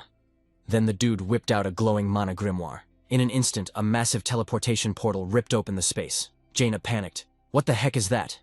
The clone gestured toward the glowing rift. Please step inside. It is a fast travel point to get you out of the capital. Jaina was stunned. A literal portal. Suddenly a hand reached out from the void inside the portal. It was Delphine. He called out, Your Highness, take my hand. Let's go. Jaina was absolutely sweating bullets, yelling in shock. Lord Delphine. Jaina grabbed his hand and leaped into the rift. They both spawned outside the city limits. Jaina was hyperventilating. Bro, how are you casting that kind of OP magic when even Herbert Leon could not unlock that skill tree? Delphine scoffed.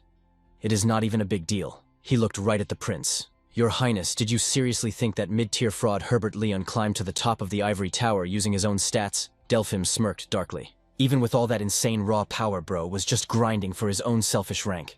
He was a low-tier NPC destined to get wiped out from the start. Honestly, we are chilling right now. So because that bozo totally griefed his own run. Jaina went silent, his mind racing. Delphine hyped him up. The map is massive, Your Highness. You probably thought this world was just controlled. Yeah, by a handful of elite admins and that you were one of them. Newsflash, not even the Emperor made the final cut.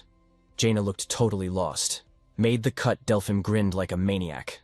Exactly. The Patriarch thinks you have the absolute perfect stats to be the ultimate ruler. He believes a true king is the one who will wipe the server of all the brain-dead casuals and patch this world with a massive high-tier update. Damien hyped him up, claiming he had the main character bloodline to unlock a whole new world order. The Grandmaster had been waiting ages for this exact moment, no cap. Prince Ragnar was low-key tripping. What the actual heck is going on, he thought. Wait, is there someone out there with magic even more OP than Herbert and Ian? How could a beast like that even exist? He had heard rumors about some rogue cult ditching the kingdom's religion. But the Imperial Knight Captain and the Ivory Tower Master being involved, that was wild. Are they plotting to rewrite the whole nation's faith? And they are totally planning to use a royal like me as their ultimate pawn to pull it off. But Ragnar saw the vision. In my current flop era, I need to snatch every single chance to level up my authority, even if it is completely toxic. His eyes were locked on the throne. To get that crown, I will exploit whatever it takes to claim what is rightfully mine. The duo finally stopped. We have arrived, Your Highness, Damien announced. A massive ancient castle loomed ahead. Please follow me, the guide insisted. The whole vibe was eerie and dark, dead silent except for the howling wind. Where even are we? Ragnar demanded. This is the legendary crib of the Dragon Clan, Damien replied. He dropped the lore that 300 years ago this place was wiped off the map. It was sealed away by the Ivory Tower's isolation magic. But the second that barrier got nerfed, humanity tracked it down. Ragnar's anxiety spiked. Why drag me all the way out here? Damien stayed muted and just kept walking. Out of nowhere, a whole squad spawned in. There you are, sir. They bowed with absolute respect, chanting in sync, We offer our highest loyalty to Your Highness. Ragnar scanned the mob, taking a second to process the scene. Are you guys all nobles? He asked. I am spotting a lot of familiar faces in this chat. Since this is the massive turning point for the world's radical awakening, Damien flexed. I only partied up with the absolute top-tier elites from the capital. Cool. But you are ghosting the most important details, Ragnar snapped. Why are we all grouped up, and who is the actual raid boss here? If we are in the same guild, now shouldn't you drop the stats? You will get the patch notes soon enough, Damien replied. Staring at the massive gates, he added, The Grandmaster is waiting for you inside. The doors swung open and Ragnar stepped into the zone. His jaw hit the floor when he saw what was camping in there. It was the dragonkin Ivantis waiting just for him. The guy's aura was terrifyingly raw and dripping with absolute dominance. The entire squad instantly dropped to their knees, hyping him up. The ultimate survivor, the final dragon. Ragnar flinched. So this beast is their actual guild leader, he realized. Ivantis' voice boomed with heavy boss energy. You are probably stressing over who I am and why I summoned you here. He puffed out his chest. I am the dragonkin Ivantis, the very last of my kind on this server. Ragnar was shook. Weren't they completely wiped out 300 years ago? He panicked. A mob that can cast the most broken spells. His character model perfectly matches the Dragon Clan archives. Is this really the final descendant of the dragons? Ivantis smirked. You look totally lost, kid. It is true that in the war 300 years ago, humanity cooked us and wiped our faction. Except for me. That is a fact.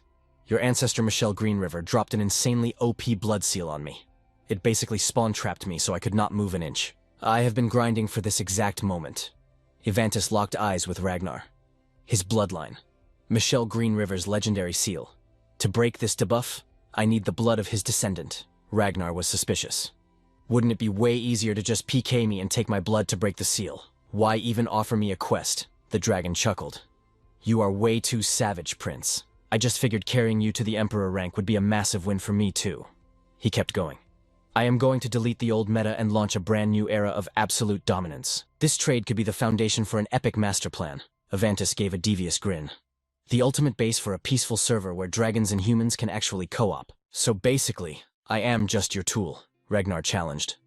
And if I say no, are you going to one-shot me right here while my imposter is chilling back in my room? I am not trying to grief you, he replied.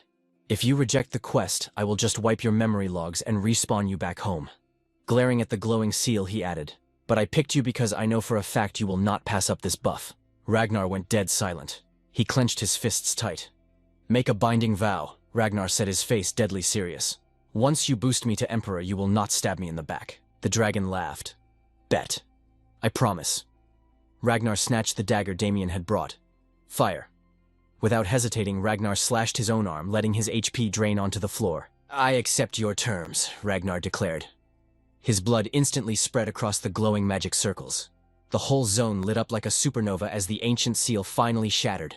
The dragonkin and the prince locked eyes. Ivantis flashed a wicked boss-level grin. Hehehehe.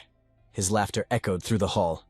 Good looks, Prince, he cheered, equipping a heavy cloak. Ivantis slowly stepped out of the shadows. Guess it is time to play stealth and blend in with the humans, right? He stared straight at Ragnar. Bro, your face is practically screaming in terror right now. Chill out, Prince. There is zero reason to panic. I am not going to aggro on you, Ivantis promised. He practically purred. I have a gut feeling we are going to be an unstoppable duo. He stepped up and grabbed a dark mantle. Throwing the cape over his massive shoulders, Ivantis smirked. Finally. Time to touch grass and taste the outside world after all these centuries. Cut to Princess Harriet, our stunning royal, who was currently having a major anxiety attack. Whatever she was obsessing over right now was living rent-free in her head. Tap. A heavy, moody silence settled in. Why hasn't he come to see me yet? She blurted out. Harriet wrung her hands together, totally spiraling. Did he literally just forget about me? Her maid standing behind her looked low-key stressed. She hesitated for a second before softly dropping the logic. No way, Princess, he is probably just tied up grinding through that recent dark magic investigation. Hearing her bestie say that, Harriet instantly snapped out of her flop era. A glowing smile unlocked on her face. True, he has been super swamped lately. She hyped herself up mentally. Exactly, that is definitely it. No cap. But literally 3 seconds later, the copium wore off. She was right back to stressing like crazy. The maid hovering behind her did not even dare to breathe too loudly. The silence in the room was so thick you could cut it with a sword. Suddenly, a loud bang shattered the quiet. 2 more maids barged in, looking absolutely shook to their core. Shakes. Mère Princess. Harriet spun around. What's tea? Did something happen? The 2 maids clenched their fists and yelled in sync. The moment has arrived, he is here. The left maid was speed-talking. He finally showed up. The right maid instantly followed up with the strat. Princess, just rock the formal dress, skip the jacket, trust me. Hitting perfect synchronization again, they screamed, Sir Ian is in the building. Before she could even process if it was real, hearing his name made Harriet's face burn cherry red. She asked one more time, completely staggered. He's actually here. She gripped her hands tight, full-on panicking, and shrieked, Somebody help me, I am so cooked. Fast forward, and she was already speedwalking into the ridiculously majestic main palace. Her fancy ribbon heels were clicking against the marble in a chaotic, nervous rhythm. Harriet was practically rushing. She could not wait a single microsecond longer. Hitting the main doors, she frantically checked with her squad. How's my hair? Is it a mess? She let out a massive exhale. Phew. Her maids threw their hands up, cheering her on like hype men. The one in the black dress locked in to calm her nerves. No cap. Princess, your fit is absolute fire today. The other maids hyped her up. Facts. Harriet turned, flashing them a peace sign. Catch you all later. They chimed back. You have totally got this. The heavy doors swung open, revealing Ian looking absolutely majestic. Bro hit her with that flawless knight's bow, dropping the most classic line. Long time no see, your highness. Harriet instantly short-circuited. She clutched her hands together, her face turning tomato red. Homegirl could not even make eye contact, her panicked gaze glued strictly to the floor tiles. She nervously mumbled, I low-key thought you ghosted me. Ian flashed a soft smile. My bad for the delay. The grind has been crazy lately. Harriet panicked. No, it is all good. Thanks for pulling up. She gave him a goofy, starstruck smile. That formal drip looks insane on you, by the way. He chuckled. I appreciate it. A tiny hint of shyness crossed Ian's face. Anyway, we should probably switch locations to grind our magic levels. He glanced around. There are way too many NPCs watching us in this palace. If anyone catches me flexing with the princess, the gossip is gonna be toxic. Ian was legit worried about her rep. Haters gonna hate, you know. Harriet felt her heart do a little flip. Bet. Let us head out, she agreed instantly. Allow me to escort you then, he replied smoothly. He offered his hand, asking with a sudden shy vibe. Can I hold your hand for a sec? Harriet totally glitched out. Wait, hold up. Hold your hand. Ian frantically backpedaled, blushing. Just for the teleportation skill, I swear. Harriet's blank stare was absolutely hilarious.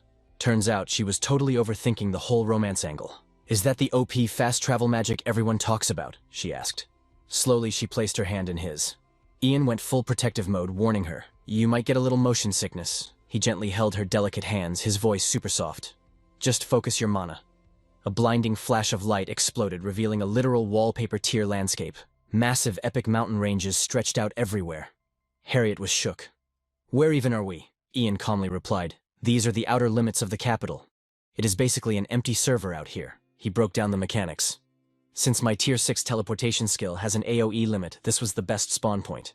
The map is massive and totally open, so it is the ultimate training ground to level up your magic. Seeing her still buffering, Ian added a soft, Your Highness.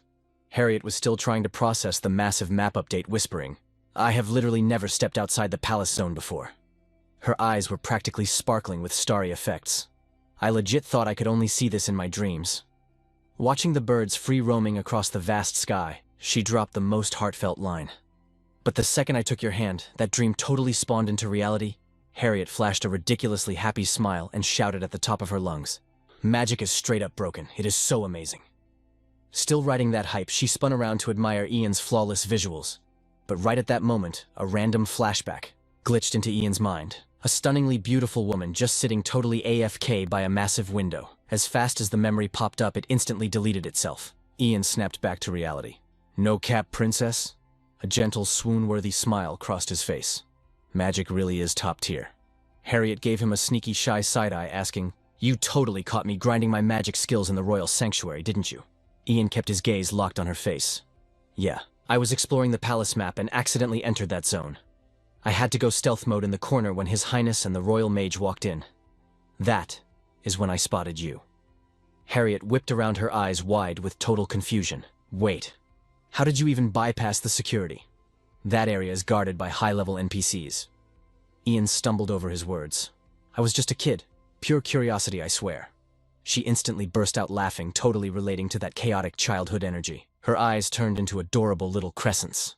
I feel that when I was a noob, my brother and I used to sneak into the restricted servers all the time, and we got cooked for it. Flashing a vibe that was equal parts mischievous and wholesome, Harriet looked up at him. She decided to strike a cheeky deal right then and there. I will totally pretend I did not hear about your little trespassing stunt in the holy sanctuary since you kept quiet about my secret magic grind. She kept playfully poking at his defenses. Guess we are officially in the same party now, huh? Ian just sighed, completely helpless against her chaotic energy. Yes, he muttered softly. Suddenly, her whole vibe shifted to dead serious. Oh wait, my brother is throwing a massive birthday event. You are definitely pulling up, right? Ian squeezed his eyes shut, clearly battling some heavy internal dialogue. Then, he dropped the bomb. I got the invite, but I am gonna have to skip this quest. Harriet sounded completely shook. Wait, why my brother is gonna be so bummed out? But Ian was carrying some heavy baggage about his low-level background, and he definitely did not want to deal with the toxic trash talk from the elites. That is why he was dodging the event. His voice dropped, sounding mad heavy. The Crown Prince's banquet is strictly for top-tier nobles. Even though I just unlocked the Tower Masterclass, my origin stats are literally commoner. The high society players would absolutely riot if I showed up. Ian was silently hyping himself up, knowing he had to carry the weight of his new title. Taking a massive breath, he laid out the lore. The guild power the previous Tower Master stacked up over 15 years is not just gonna log off. They are watching my every move. He paused, the tension spiking. Everything that was carefully built up could get totally wiped.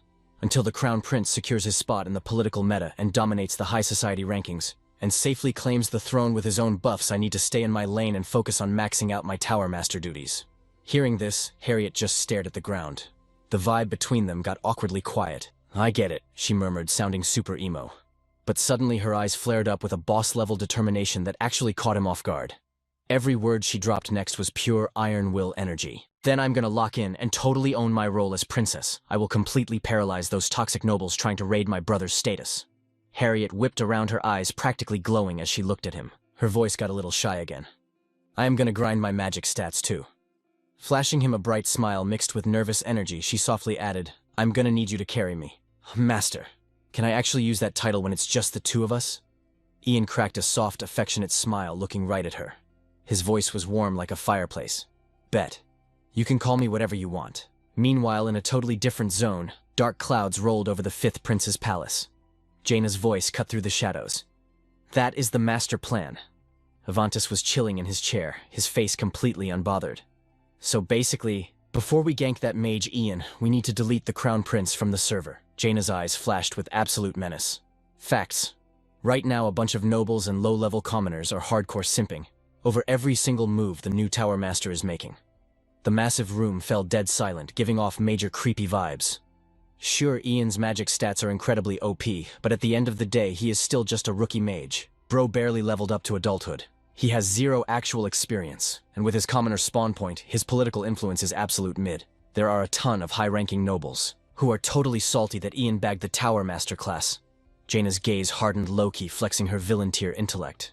If his VIP carry the Crown Prince gets wiped out, Ian's whole build is cooked. Then it will be an easy sweep to finish him off. Damien kept a stone-cold expression, his voice cutting through the room like a blade. We are gonna need a puppet player to pull off this raid. Jaina nodded, though a hint of hesitation glitched in her eyes. True, but I haven't locked in the right target yet. Damien just shot her a crazy confident smirk, placing one hand dramatically over his heart. Looking sharp and totally locked in, he pitches his play. You gonna trust me with this quest, sir? I know the exact guy to carry this mission. Jace locks eyes with Damien, looking absolutely confident. No cap. I'm leaving this main quest entirely in your hands. Don't fumble it, Lord Damien. With that, the strategy meeting is officially wrapped. The deal is sealed. Damien and his squad dip out fast. Now the massive guild hall is totally empty, leaving only Jace and Ivantis. The vibe gets heavy and dead silent. No more small talk. Ivantis breaks the ice. Guess I'll head out too. But Jace suddenly calls out, Hold up, Ivantis. He closes the gap in a flash, blocking his exit. I've got a question for you. Ivantis looks confused, but Jace doesn't beat around the bush. He drops the bombshell. With your insane stats, you could easily solo this empire. You don't need to use me to take the throne. If you just want to spread your ideology and build a new world order, you've got a million ways to clear that objective. Jace isn't holding back, spilling all the doubts living rent-free in his head. He needs to know the real lore here. So why did you ask me to party up? Ivantis stays totally chill, answering slowly. I need to track down a specific player. Jace's eyes widen, totally mind-blown. He rushes to ask, who exactly? Ivantis keeps his face stone-cold. The last remaining ancestor on this server. The time-controlling beast, the Golden Dragon. All Dragonborns are grinding to be just like him. Cold sweat drops down Jace's face. He sounds totally spooked. Ain't that just a myth? Some fake lore? Jace is visibly shook, but Ivantis stays cool as a cucumber. Totally unbothered. Without blinking, he spits straight facts. Most NPCs in this era think it's cap, but dragons are 100% real. They never left. We just can't locate him on the map, because he's chilling in an unmapped zone. But if a massive server wipe event hits this land, the Golden Dragon is bound to spawn. Suddenly, Jace connects the dots. He realizes what Ivantis is actually cooking. His voice stutters slightly. By a massive event, you mean Ivantis doesn't waste breath. He drops a single heavy word. War. Jace is absolutely shook by that drop, but he manages to keep his cool. He quickly presses Ivantis. Don't tell me. That guild war the Dragonborn started 300 years ago was just bait to make the Golden Dragon spawn. Ivantis locks it in. Spot on. His usual stoic poker face finally cracks. You can hear the massive salt in his voice. He is straight up bitter about taking that L, just like that guy claimed we aren't true dragon descendants. So the Golden Dragon actually buffed the humans instead. It makes zero sense that Michelle Green River could easily one-shot Dragonborns who outscaled humans by miles. Jace is still reeling from this massive lore drop. He's side-eyeing the whole story. But bro, there are literally 0 records of dragons in the world's databanks. It's not in the wiki. The official lore says Michelle Green River wiped the Dragonborns, using some insane OP magic she solo developed in her Ivory Tower. That was her carry. Ivantis takes a deep breath, looking totally defeated. That entity always deletes his own server logs. He wipes his tracks and vanishes into thin air. It's like he doesn't even exist in this reality. Just a ghost. Ivantis' eyes suddenly spark up, filled with pure raw emotion. But as a dragonborn, carrying actual dragon blood in my veins, my radar goes off. I can feel his aura. I can sense his presence. Jace tilts his body, half turning his back to him, and boldly calls him out. So your master plan is to make me the emperor, just so we can start a massive war. Ivantis' face shifts completely. He looks extremely smug, chuckling like a true villain. Yeah, that's exactly my play. But let's be real. This is a massive W for you too. He leans in, deadly serious. Unifying the whole continent. Ivantis is hyping up the stakes, dropping hints about the hidden threats, and pushing Jace to realize the insane risks involved. He lays it out straight. Isn't that the ultimate quest your ancestors wanted? If a world war kicks off, that guy will spawn to fix the chaos. I need to find him. Facing him, Jace's eyes are full of high-key suspicion as he asks, and what's your move once you actually find the golden dragon? Ivantis dodges the question completely. Instead, he acts like his social battery is completely drained. Man, feels like we've been yapping way too long. He stands up, brushing it off. Chill out. I'm just gonna roll with your game plan. Meanwhile, the chill morning vibe at the Royal Knight's Tower gets absolutely shattered. Paul's panicked voice echoes through the halls. Say what, are you for real? A fellow knight looking totally composed and zen nods straight back. No cap, Vice Captain. You've got an urgent summon to the Royal Knight Captain's office. Paul is totally baffled.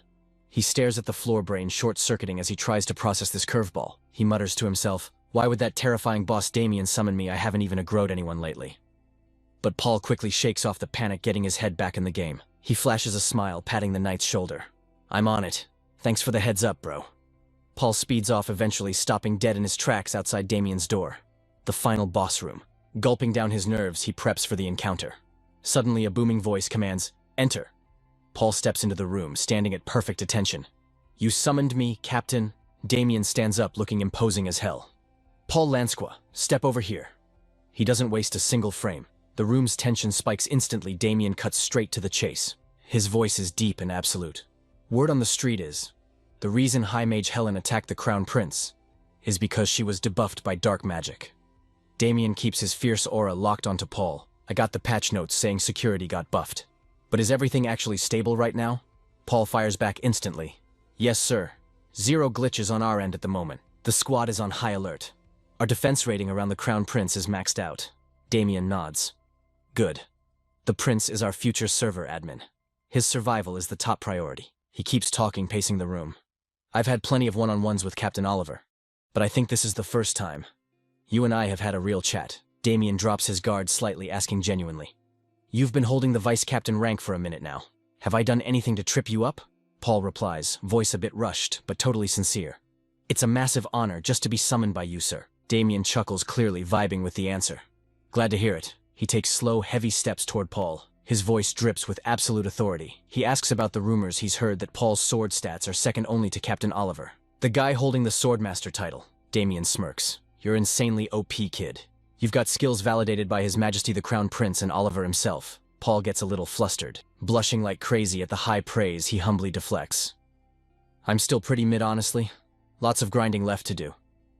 Damien sizes him up, instantly reading the kid's shy, humble energy. He shuts that down fast.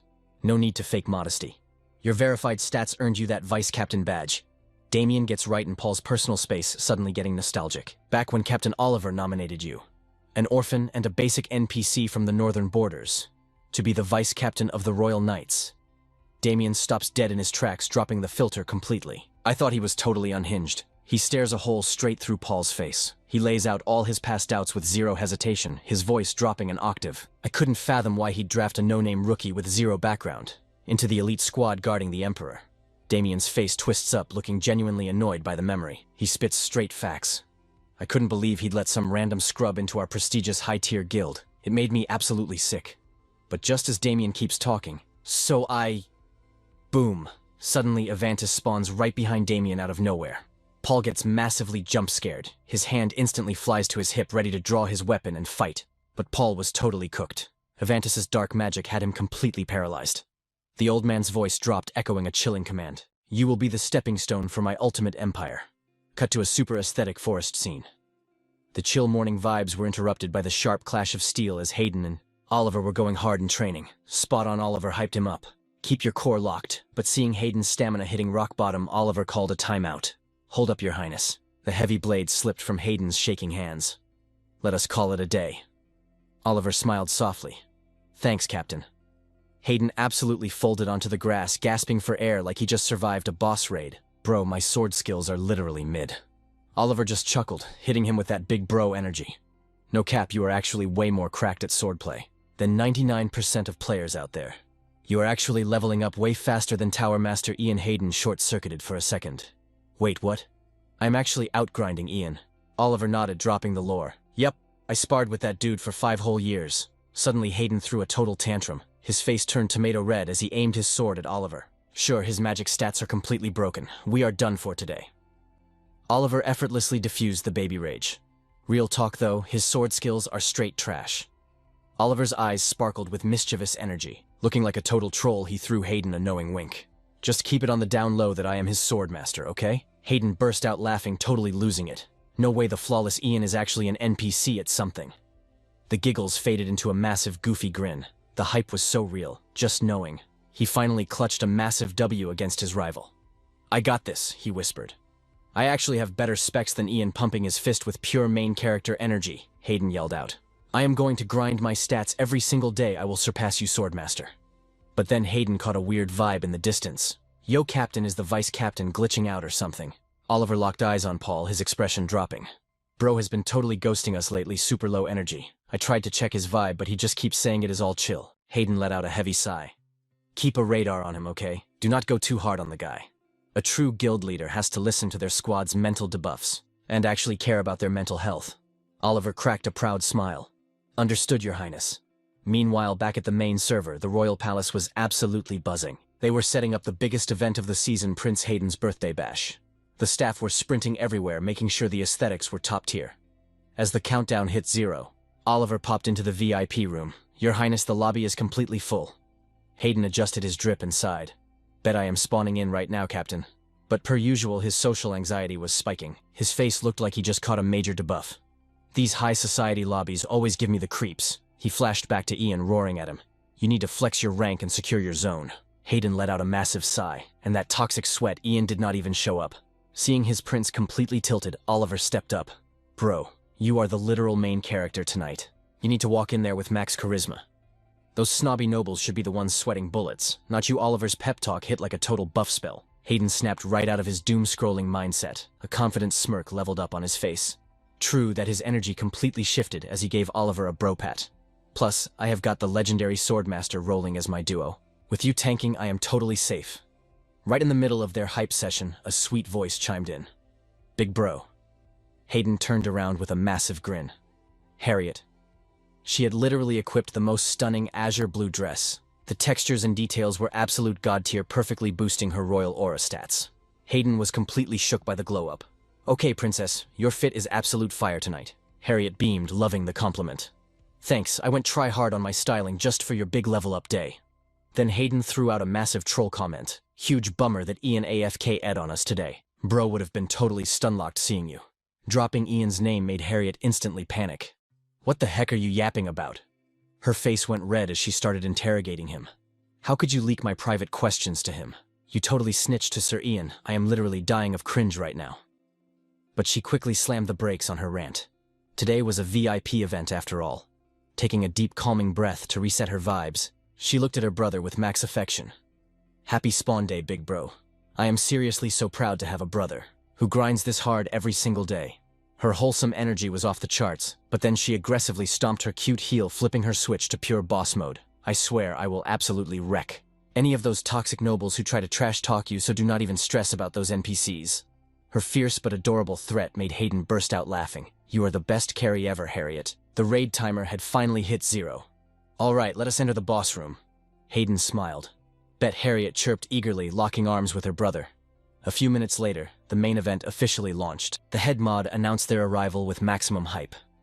Crown Prince Hayden Green River and Princess Harriet Green River have entered the chat.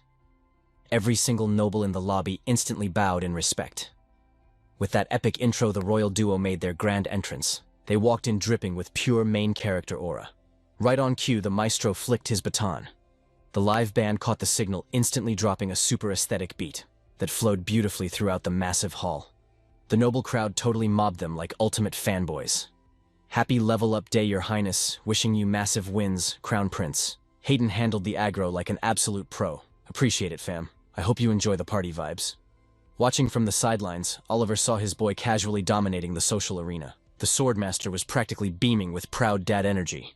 But then a massive plot twist dropped. Emperor Terry just spawned into the venue out of nowhere. The door guard was totally glitching out at the surprise visit, completely frozen in shock. Terry had to literally snap him out of his lag. Bro, what are you doing?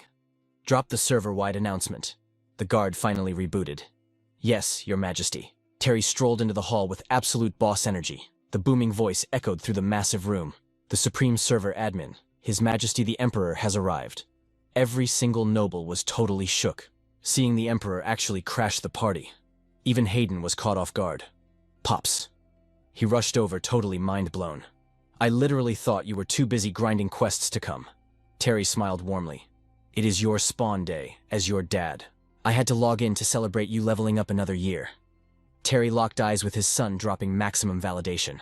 I am incredibly proud of you, my boy. Those words hit Hayden right in the feels, giving him a massive serotonin boost. Terry then casually strutted toward the VIP tables. Hayden tailed right behind him like a loyal party member. Glancing at the massive crowd, Terry grinned. Looks like the whole server logged on for the prince's big day. His voice echoed with pure king energy. After surviving the hardcore dungeons, we finally hit the golden era. Seeing this massive turnout is an absolute win. He then turned back to Hayden, getting super deep and philosophical. Watching your kid level up from a level 1 noob is pure magic, man. It is an absolute trip seeing how that tiny low-stat kid suddenly morphed into this high-tier adult. Terry hit them with a totally wholesome flashback. When this guy was just a level 5 toddler, he was tailing me through the courtyard. I stopped and asked him, "Bro, why are you following me?" Hayden flashed a super bright smile, remembering the exact cutscene. Because you are the one unlocking the map for me. In that memory, Terry had crouched down and ruffled little Hayden's hair with maximum dad affection. It was just an empty field tutorial zone, Terry chuckled. But that gave him the absolute buff he needed to keep walking. So I kept leading the raid, and he trusted my every move. Thinking about that early game grind, the Emperor actually got a little choked up. Time had totally flown by. The Emperor locked eyes with his son and continued. Ever since that day, you have been following in my footsteps. You have been doing an absolutely fire job. As your father, I always knew you had that dog in you. Hayden got a little flustered from his dad's massive hype. As soon as he finished speaking, Emperor Terry grabbed his wine glass. Everyone raise your cups, he announced with a booming voice. Here is to the future of the Empire, and may the prince score endless W's. The nobles raised their glasses and echoed endless W's. Finally, before taking a sip, he did not forget to say, "Happy birthday, my son." Hayden softly replied, "Thank you, father." But suddenly, right as Terry took his very first gulp of wine, he started hacking uncontrollably. Crimson blood sprayed from his mouth, completely painting the floor. Hayden was deadass paralyzed, his brain lagging as he tried to process the glitch. The entire room of nobles instantly froze in pure shock. Nobody dared to breathe a single word. Terry's face was twisted in absolute horror. Only Oliver, flexing those OP knight reflexes, snapped out of it, instantly lunging forward like a bullet. The very next second, the entire banquet hall went totally chaotic. Ear-piercing screams echoed everywhere. Your Majesty, your Majesty. Meanwhile, Hayden was completely soft-locked in place, watching his father repeatedly cough up fresh blood. The fancy glass slipped right out of his trembling hand. As the glass shattered against the floor, the cold liquid spilled everywhere. That was the exact moment the nightmare fully registered in his brain. Staring at the horrific scene, Hayden screamed in pure desperation. Your Majesty. Cut to the present, the sky was incredibly gloomy with heavy rain absolutely nuking the world outside his window. Hayden was sitting completely alone, totally zoned out. He was just staring into the void, lost in some seriously dark thoughts. His lips kept parting like he wanted to vent, but no words came out. Just as Hayden was stressing out of his mind, a voice echoed from the other side of the door. Your Highness Royal Knight Captain Oliver Zeus requests an audience. Hayden instantly snapped back to reality and jumped up. The captain hurried up and let him in. Before Oliver could even step foot inside, Hayden aggressively yanked the door open, shouting desperately. Captain Oliver bowed his head. Your Highness? Hayden's voice was shaking with hardcore anxiety as he asked, My father, is he okay? Oliver quickly dropped the status update he clutched up and survived the worst of it, thanks to fast healing. But his HP is still dangerously low. Every single doctor and top tier alchemist is sweating bullets trying to heal him. He will soon recover. Hearing this mid-update, Hayden completely lost his chill and aggressively cut Oliver off. What happened to the total scrub who tried to assassinate him? A sudden flash of sadness crossed Oliver's eyes. He lagged for a second after getting yelled at, but knowing the prince was just heavily stressed, he kept his cool and replied, "We instantly cornered and captured the culprit, the one who slipped the poison into His Majesty's cup. The suspect has already confessed to the whole crime." Hayden took a sharp, freezing breath. He was literally grinding his teeth, his eyes glowing with straight-up demonic fury. Hayden violently shook Oliver by the shoulders and screamed, "Who is the trash mob that did this?" His eyes were completely dead and pitch black. Oliver hesitated hard before answering the prince. "The culprit is..." Oliver's voice basically dropped to a whisper, getting so quiet that only the two of them could hear the boss-level reveal. The entire room suddenly got hit with a heavy mute debuff. Hayden's hands, which were tightly gripping Oliver's shoulders instantly, started shaking uncontrollably after hearing that specific name. Hayden was completely stun-locked for a solid minute, totally unable to process the absolute cap the captain just dropped. "What did you just say?" Meanwhile, in a completely different zone, an emergency server meeting was popping off among the high-ranking nobles regarding the Emperor's crazy assassination attempt. The furious voice of a dude in a red suit echoed through the whole room. Why the heck would the vice-captain of the Royal Knights want to assassinate His Majesty? He aggressively rage-quit his seat, slammed the table and roared, "Is he not the absolute closest knight to the Crown Prince right now? Keeping a two-faced snake like him in the VIP squad? What exactly have His Highness and Captain Oliver Zeus been doing this whole time?" The edgy guy in black sitting next to him chimed in. "The culprit definitely did not pull this off solo. We have to expose the mastermind behind this raid, no matter the cost." A boomer noble in blue hit them with a serious tone. "Word on the street is that Paulins bit his own tongue during the interrogation. Looks like he is going AFK on the truth." Right then, a white-haired noble tapped a specific line on his datasheet and dropped the lore. "I heard the guy is an orphan spawned from the northern border. That is right next door to the Kraus Empire, is it not?" He smirked and added, "Just think about it. Chat. 6 years ago, there was a massive chain reaction bombing right inside the palace." He was digging up Ian's crazy backstory from back in the day. That event broke the internet. A mage from the Ivory Tower, a royal maid, and a palace secretary were all outed as deep-cover spies for Kraus. Then, leaning into the conspiracy, he whispered, "Sure, he has totally OP stats for a young guy, but his background is complete trash. If you actually analyze it, the guy is insanely sus. There is a massive chance he is a hardcore sleeper agent trained by Kraus." The dude sitting across the table instantly hit back, but Paulins does not even have a mana seal debuff on him. Hearing that, the white-haired noble raged, "Does that even matter right now? The dude literally tried to poison the Emperor. Plus, he is keeping his mouth totally shut about his guild leader and his motives. He just kept spamming the same argument." Right when the whole room was screaming over each other, a guy in a gray fit smoothly took the floor. "These massive glitches only happened because we decided to party up with him without checking his stats and background.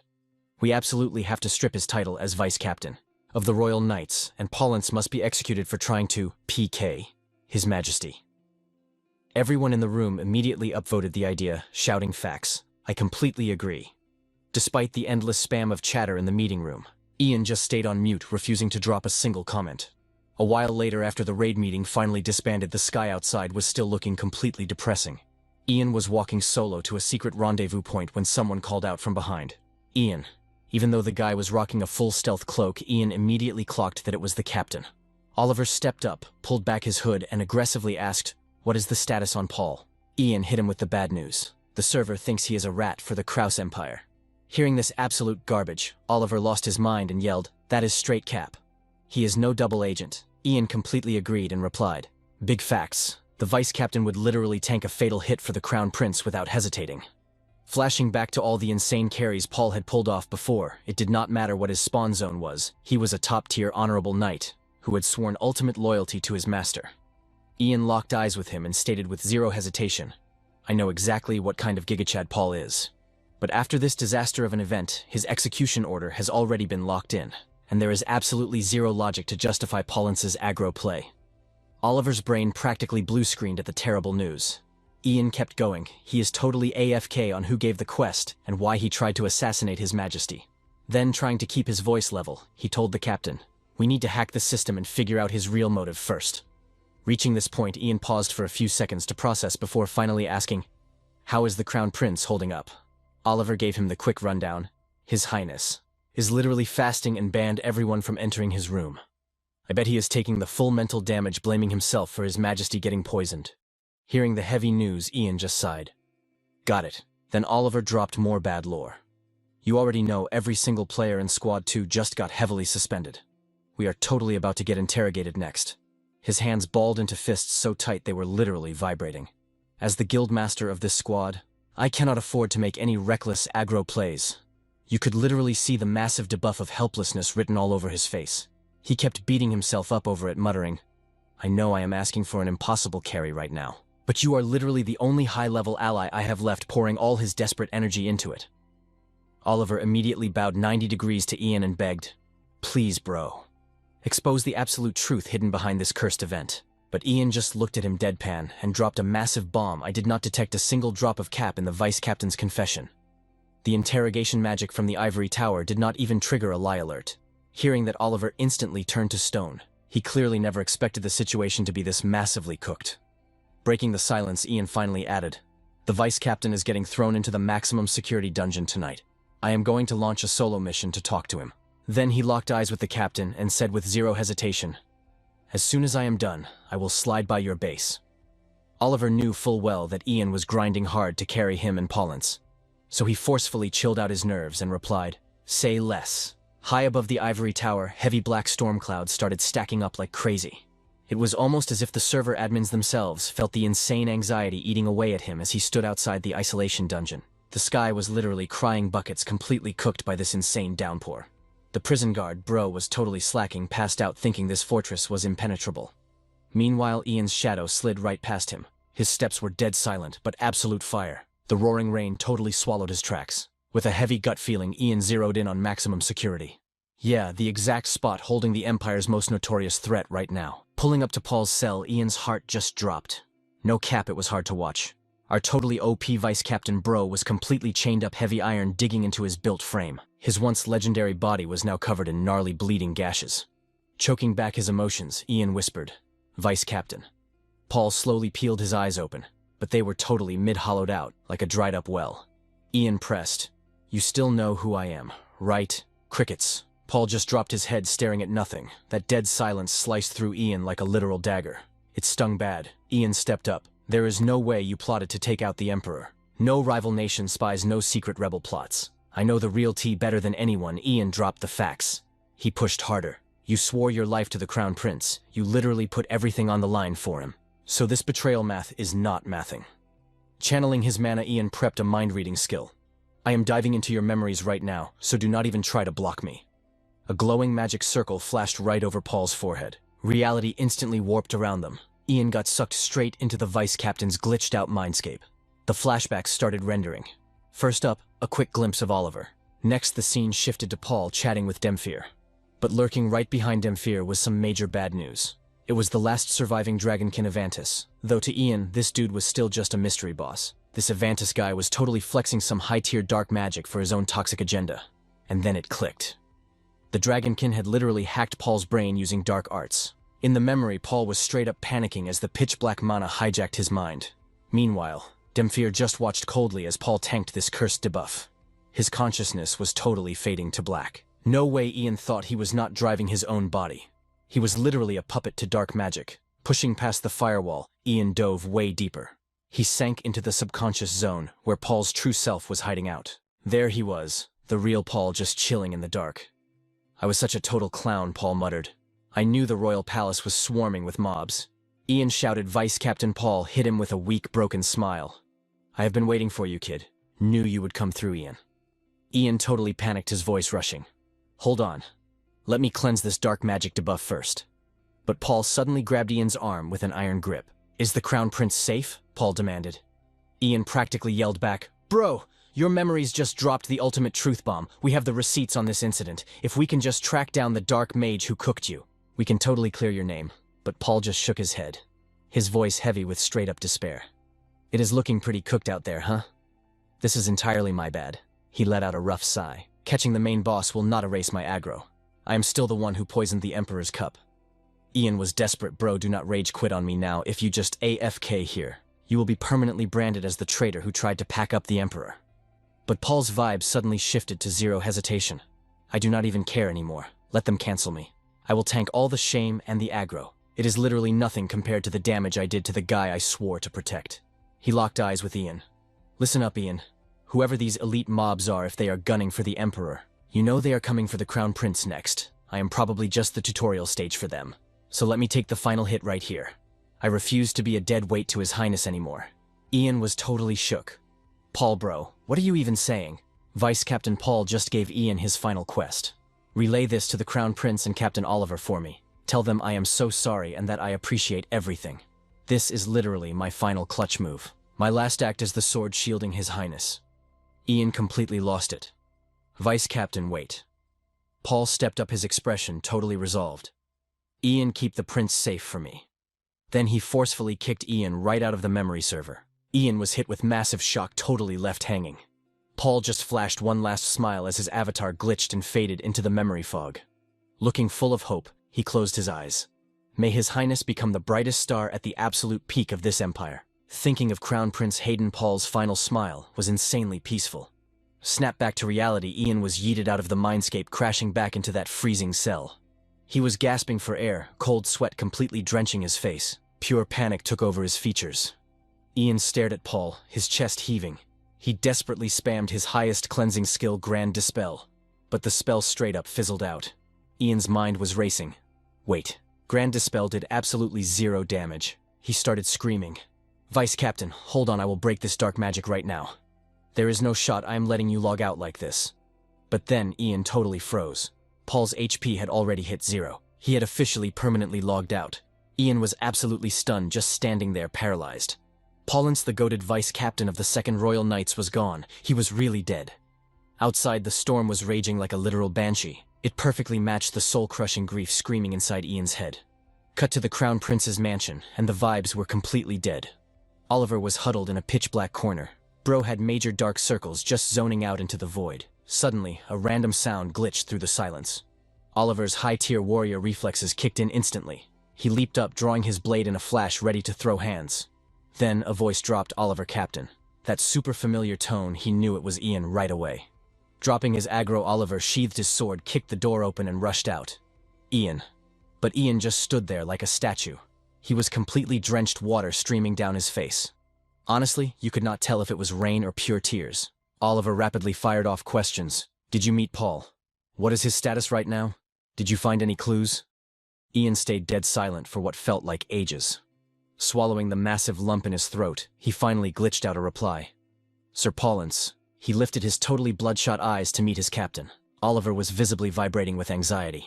Every word Ian dropped felt as heavy as a literal anvil. He passed away in his cell today. Oliver straight up froze, his entire body trembling uncontrollably. Whoa, what? He stuttered, completely short-circuiting. He slowly slapped his hand onto the desk. Gripping the edge with insane force, Oliver tried to tank the emotional damage. But the debuff was way too strong to handle. He totally broke down, dropping his head as gut-wrenching sobs ripped through him. It was pure, unadulterated heartbreak. The sound of a fully grown elite knight crying absolutely shattered the room's silence. Between his heavy sobs, Oliver started dropping the lore. Choking on his tears, his core memories started playing back like a cinematic cutscene. My first spawn point with Paul was at a northern border orphanage. It was fully funded by House Theus. Even back then, he was the most hyped-up radiant kid ever. Always smiling, always playing support, and carrying others way harder than himself. Oliver threw his head back, tears just pouring down. It was my dad who actually scouted Paul's insane sword proficiency. He officially decided to sponsor his leveling journey. After that, we basically PvP'd every single day like literal blood brothers. He completely lost his grip on reality. Continuing his tragic backstory, Oliver's voice was cracking with massive pain and pure rage. He grinded harder than anyone on the server. He was always about that true justice, and now he just gets wiped out in the most pointless way possible. Ian stayed totally chill, waiting out Oliver's emotional cooldown before finally dropping the next bombshell. Just before Sir Paul's HP hit 0, I managed to scan his memory logs. Oliver physically recoiled, his head snapping up to stare at Ian in pure shock.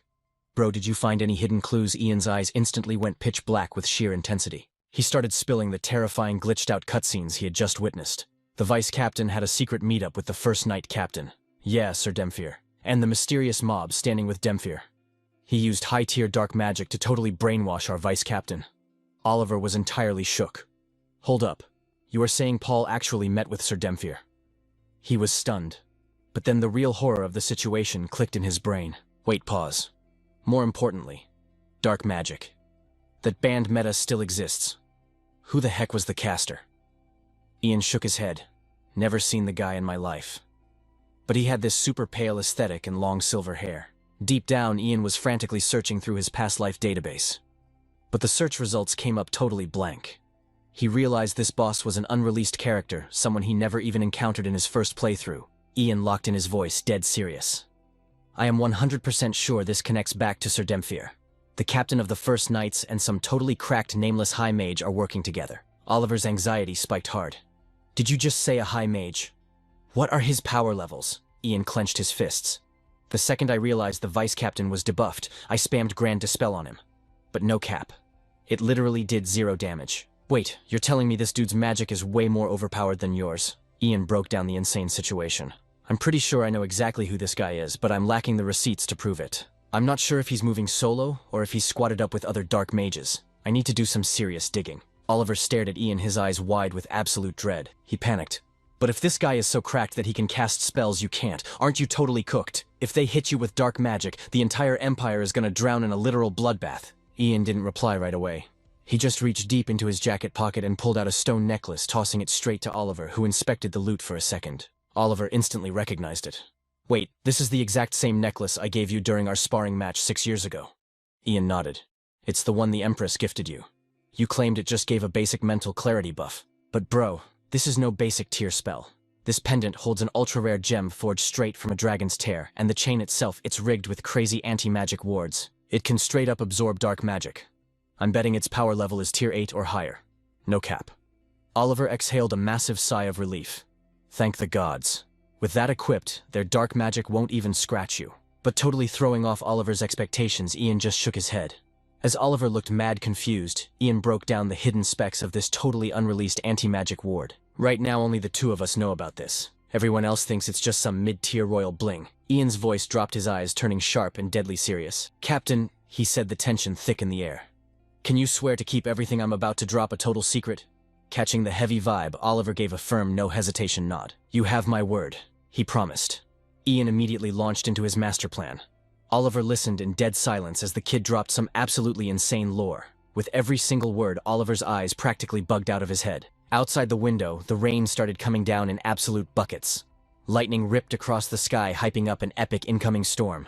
Over at Ragnar's insanely lavish mansion, the vibe was just as sketchy. It totally matched the doom and gloom weather outside. Delphine delivered the grim update. Paulin straight up died in his cell. Ragnar just sat back in his luxury armchair, staring at him in dead silence for a beat. Then he completely brushed it off, ice cold. Yeah, I know. Delphine kept the intel flowing. Also, some rats snuck into the dungeon. Looks like they figured out Paulins was hit with dark magic. Ragnar didn't even flinch, obviously. But that absolute scrub couldn't do anything about it anyway. Ragnar casually took a sip of his tea, absolutely zero stress in his voice, fully convinced Ian was still clueless about the dragonkin's existence. He figured that since the whole situation was still foggy, Ian would just try to dodge getting hit by dark magic. Tier 5. Herbert's dark magic can't even scratch Tier 6 Ian, but the dragonkin Ivantis, that dude is a way more OP mage than Ian. If we're talking human stats, he's a legit Tier 8 Grandmaster. Ragnar's eyes flashed with super toxic villain energy. Even though his powers are still nerfed by that seal, he's still miles ahead of Ian. Ian probably already sensed a mage way stronger than him in the area. Delphine immediately questioned, wouldn't he just rage quit and run for his life? Then, Ragnar busted out laughing. Ha ha ha, no shot he does that. If he was actually that brain dead, he wouldn't have been such a massive pain in my neck. Ragnar kept chuckling. Honestly, I have zero clue what's going on in that kid's head. 6 years ago, when he first pulled up to the palace, he was already rolling with the Crown Prince's squad. Yet he had the guts to say he didn't serve him. Ragnar stared down at his own reflection in his rippling cup of tea, muttering, I thought I was moving totally stealth. But sometimes it feels like he reads me like an open book, like he's known my playbook for lifetimes. He set the teacup down. Ragnar thought for a second before adding, for now, the best move is to camp out and just watch his next play. Fast forward to the crack of dawn at Ian's spot. The tension in the room was suffocating. He was gripping a heavily sealed letter like his life depended on it. He locked eyes with his ride-or-die head butler Hoga. His voice was low but totally boss level. Get this letter to Sir Pierrick in the east as soon as possible. And what's the status on the one I sent? To the Moglin estate up north. The old butler placed a hand over his heart, bowing with massive respect. Tracking says it's dropping there very soon, sir. Ian gave a tight nod. Copy that. He instantly handed Hoga another top-secret envelope, totally catching the old guy off guard. Take this one too, Ian ordered. It was locked down with his magical fingerprint. This is an official proxy authorization. Under the Merchant Guild's name, throw on a disguise and get the hell out of the capital. I know you get exactly what I'm saying. Hoga took the envelope, his grip tightening as he gave a rock-solid nod. The morning sun was just starting to blast through the window. Ian didn't leave any room for debate. Once the bags are packed and the sun dips, round up the entire staff and escort every single one of them. Straight to Moglin, taking my mom with you. Push north. Once Lord Morgan reads my letter, he'll totally hook us up with backup. Hoga replied with zero hesitation. Loud and clear, Master Ian. Suddenly, heavy footsteps echoed. It was Vanessa rushing in like she was running out of time. She screamed his name. Ian! He flinched, totally caught off guard. Mom. She was practically hyperventilating, her eyes radiating absolute unfiltered panic. Vanessa didn't even give him a second to explain. What on earth is going on? Why am I suddenly getting shipped out? Ian stepped up, trying to keep his chill to calm her down. I can't drop all the lore right now, but the capital is crazy dangerous at the moment. I've already sent word to Lord Moglin. He's gonna keep our squad safe. Vanessa was literally an emotional wreck. She fired back, her voice shaking with anxiety. How could I ever just abandon you here? If you're staying, then I'm staying too. He gently grabbed her trembling hands, trying to anchor her. His gaze was soft, but totally unbreakable. Mom, seriously, stop stressing over me. I'm completely grown now. Ian flashed her a confident main character smile. Plus, I'm literally a famous Tier 6 mage. I'm the absolute boss of the Ivory Tower. I've got more than enough stats to solo this, so chill. But she was totally unhinged, violently shaking her head as tears threatened to spill. You are literally just 18. You're my one and only son, Vanessa cried out. Why do you keep putting yourself in these insanely cooked situations? I can't just stand back and watch you get targeted. I'm not leaving you to survive solo. We go together. Ian dropped his head for a second, then looked back up, his aura shifting to something terrifyingly serious. Mom. She instantly froze, the words dying in her throat. She just stared in pure shock at her son, who suddenly felt like an entirely different, incredibly overpowered stranger. A heavy, suffocating silence dropped between them for a sec. Ian lowered his voice, begging her, Please, Mom. Just listen to me this once. You've got to trust my play here. He gripped both of her shaking shoulders, stammering out the hardest truth. If things go south, I might actually end up hurting you. Vanessa looked completely mind-blown. Slowly, Ian dropped his hands. He whipped his head toward the butler and gave his final command. Hoga, I need you to guard my mom with your life. He laid down the ultimate boundary.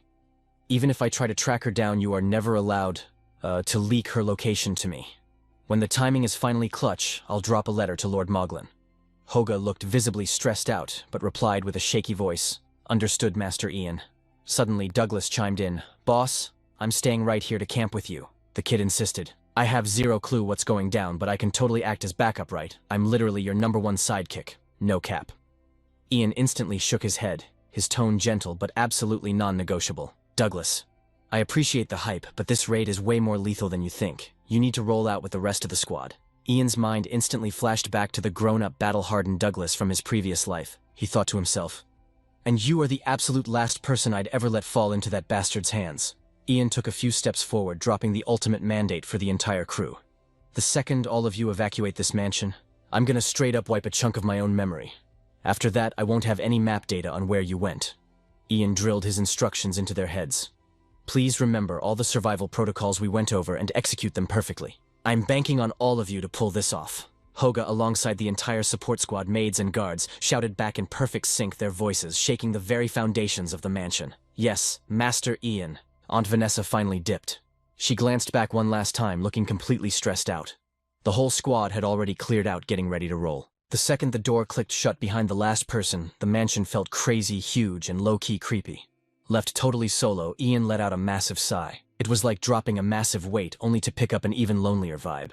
Staring at the box on the table, Ian thought to himself, only this necklace is left now. Then he pulled something else from his pocket, a tiny vial swirling with this sus dark purple liquid. The dark magic antidote, he whispered, and this. Cut to the crib of Ragnar, a total straight-up pawn for the dragonkin realm. A lackey rushed in, sweating bullets, to report.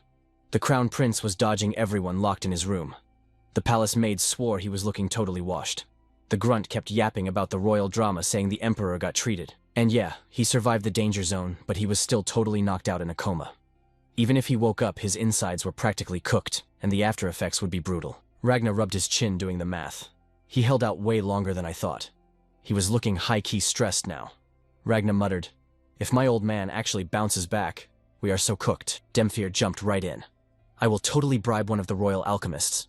He had already warned them they needed to make moves fast just to dodge any wildcard situations. No cap, the nobles could not care less about the prince or Demfir right now.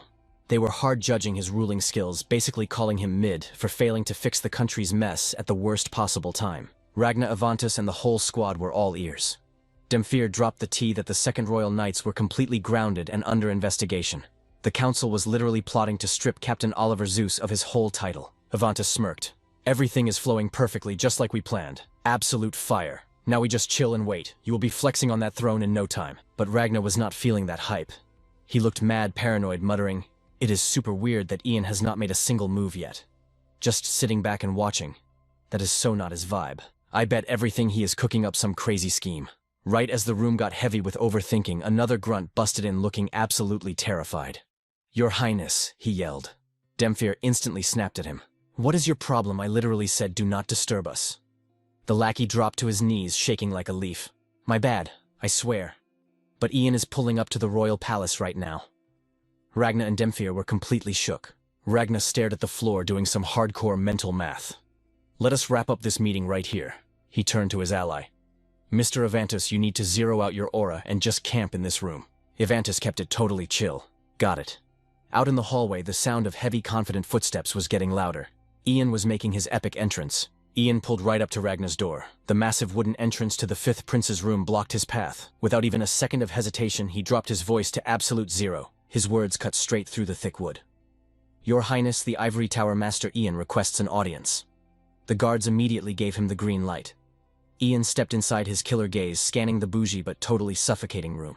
Ragnar Greenriver was just standing there looking scary calm.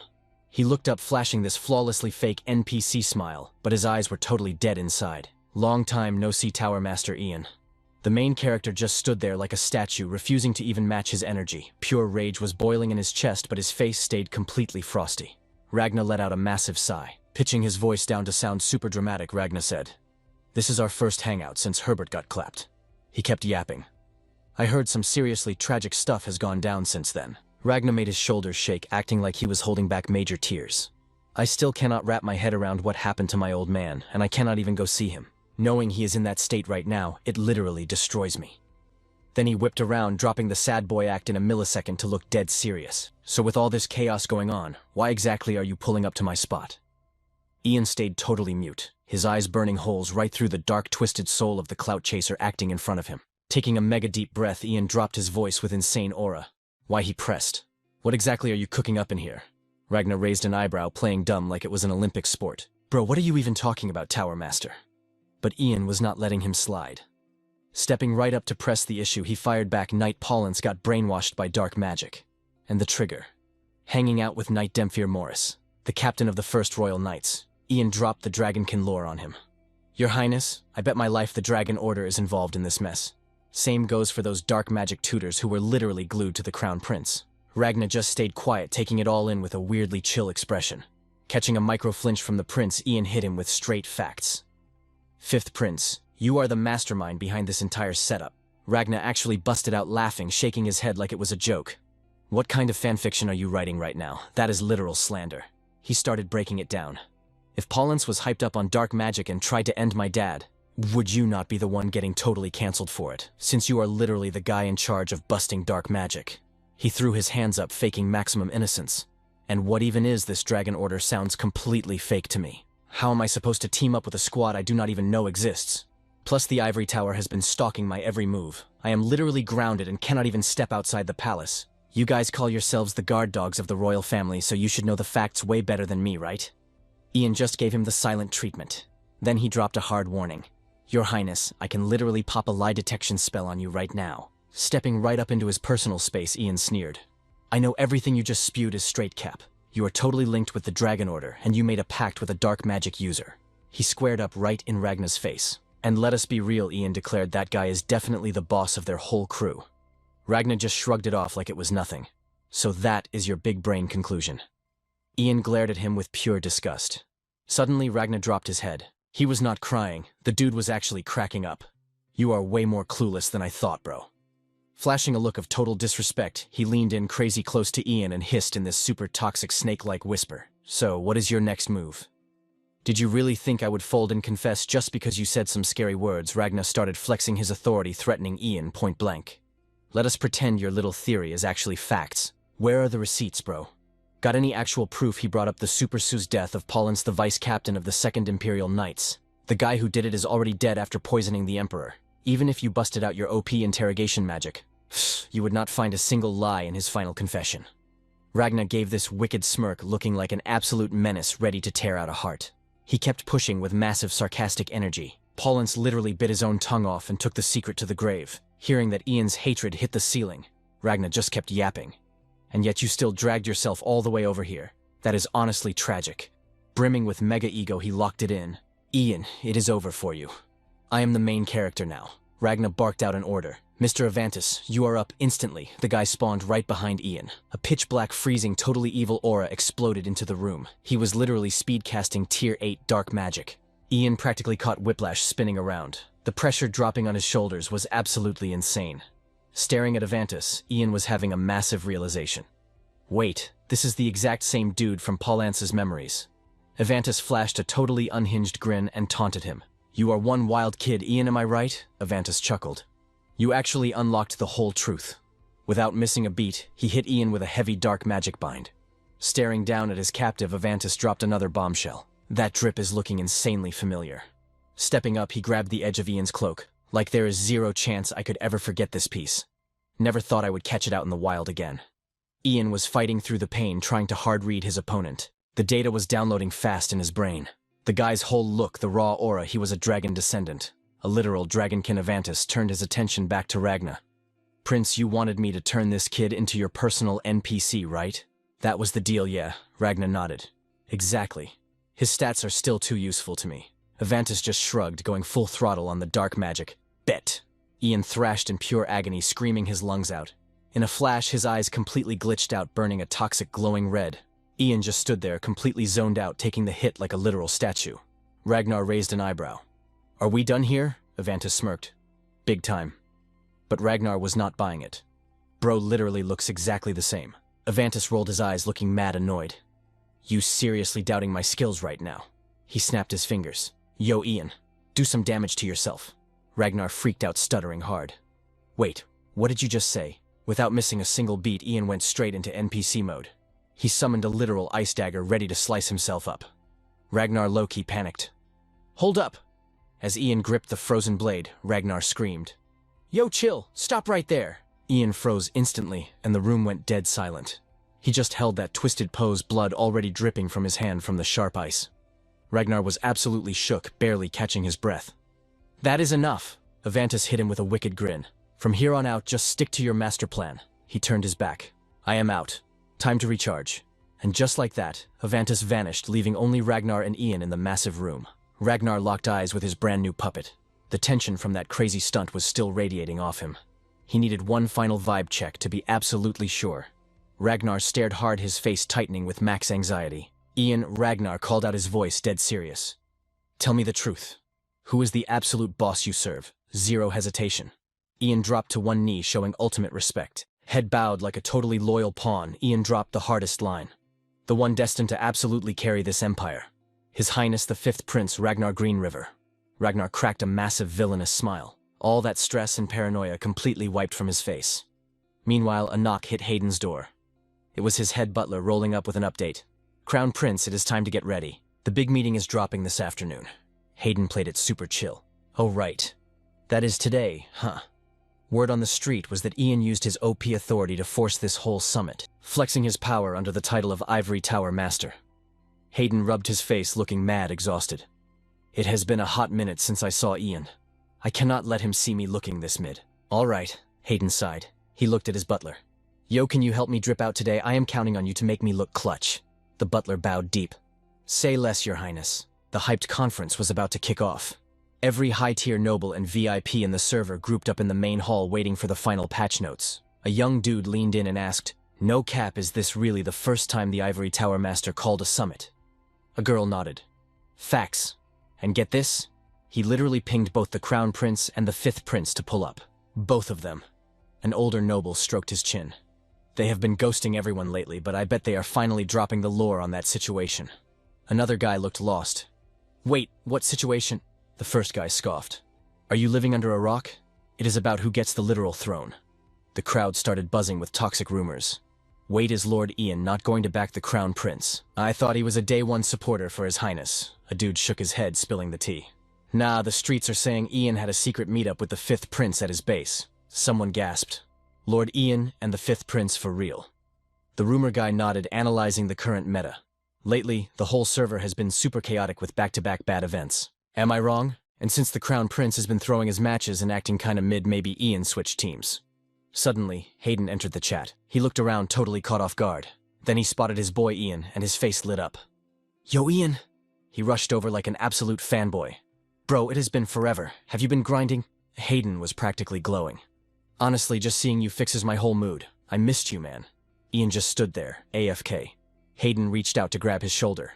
Hey, if you are not busy, want to squat up after this? But without saying a single word, Ian aggressively swatted Hayden's hand away. Total rejection. Hayden was absolutely shook. He stared at Ian, super confused. Ian's face was completely dead, looking at him like a total NPC. Hayden swallowed hard, his voice cracking.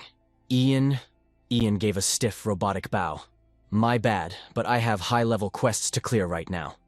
Hayden scratched his head, totally awkward. Oh, right, bet. Maybe we can link up after you're done. The event mods walked up to the Tower Master. Lord Ian, the lobby is ready for you. Ian dipped without a word, leaving Hayden totally weirded out. Hayden stood there, his brain totally short-circuiting. The main event officially kicked off. Ian stood at the podium facing the entire council of elders and top-tier elites. Listen up, high-ranking elders and VIP nobles. Thanks for logging in today. His voice echoed through the hall. Our empire just got hit with a massive critical strike. That assassination plot from Paulins to gank the Emperor was absolutely toxic. The boss has been knocked out for 15 days straight. Hayden listened from the sidelines, looking totally gutted. Ian did not hold back. Even if his HP recovers and he wakes up, there is zero guarantee he can carry the server like he used to. It is time to pick a new main, and you all know it. The nobles locked in, hanging on every word. Ian hyped up the drama. Our hard carry is down, and the Empire is basically on red alert. The rival guilds at the border think we are weak. Pure panic has totally nerfed our lands, turning everything into a chaotic mess. With the Empire's whole future hanging by a thread, we need to stop capping and face the cold, hard meta. Ragnar sat in the VIP section, looking insanely cocky. Ian brought up the top rank, ready to declare who would take the ultimate crown. Having a good skin is not going to save our server. Ian slapped the table. What we need right now is an absolute gigachad leader. Someone to clutch up, carry us out of this disaster, and balance the aggro between the three nations. We need a player who can buff the Green River Empire into the most OP nation in server history. That is the guy who gets the crown. And that is exactly why I, Ian, the absolute master of the Ivory Tower. He slammed both hands on the desk, looking deadly serious. At this summit, I am making it official. I am putting all my support behind the true bloodline of the great emperor, the 5th Prince, Ragnar Green River. The entire chat went wild. Everyone was absolutely shook. They looked around, completely bugging out. Hayden was paralyzed, while Ragnar just sat there knowing he already rigged the game. Ragnar flashed a villainous smirk. Hayden snapped out of it and yelled, Ian! He lunged forward, pure rage in his eyes. Hayden grabbed Ian by the collar. The guards immediately rushed in to block him. Crown Prince, please. Hayden completely ignored them, glaring at his former bro. You absolute snake. How could you? Ian did not even flinch. Bam. Hayden threw a solid punch right to Ian's face. The mods panicked. Your Highness, you have to stop. So, Crown Prince, Hayden raged out. Get your hands off me, back up. Ian just rubbed his jaw like it was nothing and gave a cold command. Someone escort His Highness out of the lobby. Hayden was dragged away, completely dead inside. Tears falling, he kept his eyes locked on Ian. He screamed his best friend's name, absolutely cooked. Ian. The scene cut to Hayden's bedroom later that night. He was tossing and turning, insomnia hitting hard, when a shadow suddenly spawned outside his window. It was totally stealthy, but it was just Captain Oliver. A low voice dropped. Your Highness, it is me, Oliver. Hayden jumped, totally spooked, stuttering like crazy. Captain. Hayden cracked the window open and saw his top-tier knight. Bro, it is crazy late. Why are you here? Should you not be logged off at your base? Your Highness, it is an absolute emergency. We have zero time for lore drops. Grab your winter gear, we need to dip right now. Hayden squinted at him, super suspicious. What is going on? Why the sudden aggro? Where are we even fast traveling to? The wardrobe swung open. Oliver ran his hand over the epic tier cloak, stopped, and whispered. There is a secret passage right behind the palace. If we take that route, we will bypass all the enemy aggro. Holding the heavy cloak, Oliver stepped right into Hayden's personal space. He was plotting some heavy mind games, but his voice stayed crazy steady. That was a secret escape route, strictly for emergency mode. Oliver stepped up, scanning the perimeter as he whispered. The entire 2nd Division is standing guard right outside. Hayden froze. His eyes went wide like he just saw a ghost. He had to double-check to make sure his ears were not glitching. The whole 2nd Division. No cap. Suddenly Oliver dropped to one knee. He reached out to steady his prince, knowing Hayden's anxiety stats were maxing out. Your Highness, we need to dip right now. Hayden trembled slightly, hesitating before accepting the clutch save. He gripped the captain's hand. After grinding through the forest for a while, they hit a clearing. Out of nowhere, a massive crowd shouted in unison. Prince Hayden. A knight tightly gripping his horse's reins flashed Hayden a low-key smile. His voice cut through the silence, loud and clear. You made it. We have been waiting forever, sire. Hayden stuttered. Guys, just seeing Hayden drop in had the whole squad absolutely hype. We missed you so much, Your Highness. Your stats look way too nerfed since the last time we partied up. Meanwhile, Hayden just stared, completely mind-blown. He had zero clue what the current quest was. He whipped his head toward Oliver and begged, can somebody please explain what is going on? Like, what is the actual situation right now? Why did the entire guild rally here? That is when Oliver dropped the bomb on his prince. The royal palace and the capital. They are totally cooked. Nowhere is safe anymore. Oliver kept going. That is exactly why from this second on, the 2nd Division Royal Guards will be your personal shield. We are escorting you to the Pyrrhic estate. After absorbing Oliver's massive lore drop, Hayden was absolutely stunned, needing to verify the coordinates. The Pyrrhic estate. Is that not smack in the middle of Ian's territory? Why are we heading there of all places? But Oliver just wanted Hayden to keep moving. So he kept it brief. I will spill all the tea on the way, sire. Please just give us the green light to escort you. Hayden slowly started connecting the dots, but he still had to warn them about the massive debuffs. Hold up. Leaving aside the fact that this stunt could strip all your titles, you guys could literally get executed for treason. Hayden's face was painted with pure stress as he pushed on. And another thing, your ranks, you could get totally wiped out for plotting a rebellion. Oliver did not even flinch, asking boldly. And who exactly is giving that order? Caught off guard, Hayden blurted out. Say what? Oliver replied with absolute zero hesitation. We are your sword and your shield, no cap. The only boss who can give us quests is you. You are our one and only Prince Hayden. Who else could even try to replace you? We have never accepted a single command. That tells us to just go AFK while our liege is in danger. No matter how OP the enemy's stats are tanking their hits to protect you is our ultimate mission. The whole squad instantly dropped to their knees, shouting in perfect sync. We will keep fighting. We will keep protecting you. Their eyes were blazing with hope, totally ready to risk it all and boss raid with Hayden until the end. They boldly made their request. Therefore, please let us carry out the oath we swore to you. Hayden was literally choking up, moved by their absolute W mindset to face impossible odds. Overwhelmed with emotion, he muttered, You guys are unreal. Hayden facepalmed, surrendering to their loyalty as he sighed. I get it. Then he dropped his first command to Oliver. Captain, you better explain every single detail while we travel. Tell me exactly what in the world is going on. Scene switch over to Jonah. Lord Delphim rushed up to him with some urgent intel. Your Highness, we have hit a minor glitch. Jonah instantly snapped back. What is the issue? Delphim spilled the bad news. Hayden ghosted us right at the crack of dawn. On top of that, the 2nd Division guards, who have been laying low lately, geared up and dipped too. Jonah's face instantly dropped, his anxiety spiking hard. Did you track down where those rats scurried off to? Delphim had already done his homework before pulling up quickly, replying, According to NPC witnesses, they headed straight east. He had already taken action the second the sun came up, reporting his moves to the 5th Prince. We deployed a strike team to tail them, and we are sending reinforcements. But Jonah just brushed it off like it was nothing. Cancel that. They are plotting to hole up at the Pyrrhic estate. He was so chill about it because he knew the path to Pyrrhic was a totally cursed zone swarming with high-level mob spawns. But they have Oliver Vius on their side. Plus they are stacked with elite cavalry, so they will obviously speedrun it without taking damage. If we recklessly push them now, we are the ones who will bleed HP and resources. Delphim was completely lost on what to do next. He hesitated, asking, So, what is the play? Jonah read his confusion and issued a new quest. Let them be. Tracking down Vanessa Faye's location is way more clutch than chasing after that mid-tier Hayden. That tricky mage. He literally anti-gamed my black magic when he hit his own mother. He refuses to drop a single hint about her whereabouts. Jonah's mind started racing with dark thoughts. There is no way Ivantis dodged my mind control. What is worse, it looks like Ian manually wiped his own memory files too. Hearing this, Delphine was totally confused and asked Jonah, "With all due respect, please let me ask, why are we sweating so hard to find the Ivory Tower Master's mother? She is an OP character in her own right." Jonah did not hold back, spitting pure facts. Ian's critical weakness is his mother, a sly fox like him, suddenly pulling up here and agreeing to be my puppet. Is that not super sus to you? Even if he is totally nerfed by black magic, that guy is definitely plotting some massive counterattack. We have to secure Vanessa Faye at all costs as an insurance policy before things go sideways. Delphine placed a hand on his chest and bowed deep to show he understood the assignment.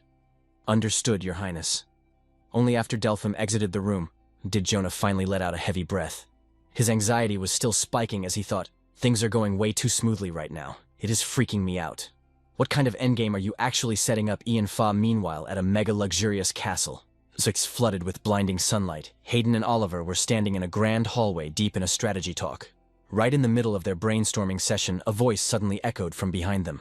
"So this is where you spawned." The two of them whipped around instantly. It was Lord Pierrick. He walked up with his eyes locked on Hayden, asking, "Are you experiencing any debuffs or discomfort, sire?" Hayden flashed a warm smile and replied, "Not at all. Thank you for the VIP treatment, despite my unannounced server transfer. I will definitely remember this massive W." Kalyan beamed with pride and smoothly chimed in, "It is absolutely nothing, my liege. This is the ultimate honor of my entire playthrough." Suddenly his eyes dimmed and he spoke with genuine regret. "Honestly, I was totally shocked when I got Ian's letter. I am incredibly sorry about the capital, and I pray the king keeps his HP up." Pierrick and Kalyan bowed deeply, placing their hands on their chests. Their voices were chill, but packed with serious main character energy, completely locking in their vow to protect the Crown Prince exactly as Ian had requested. "The Pierrick family of the East is officially joining your party, Your Highness. Please rest up. We will make sure your safety stats are maxed out."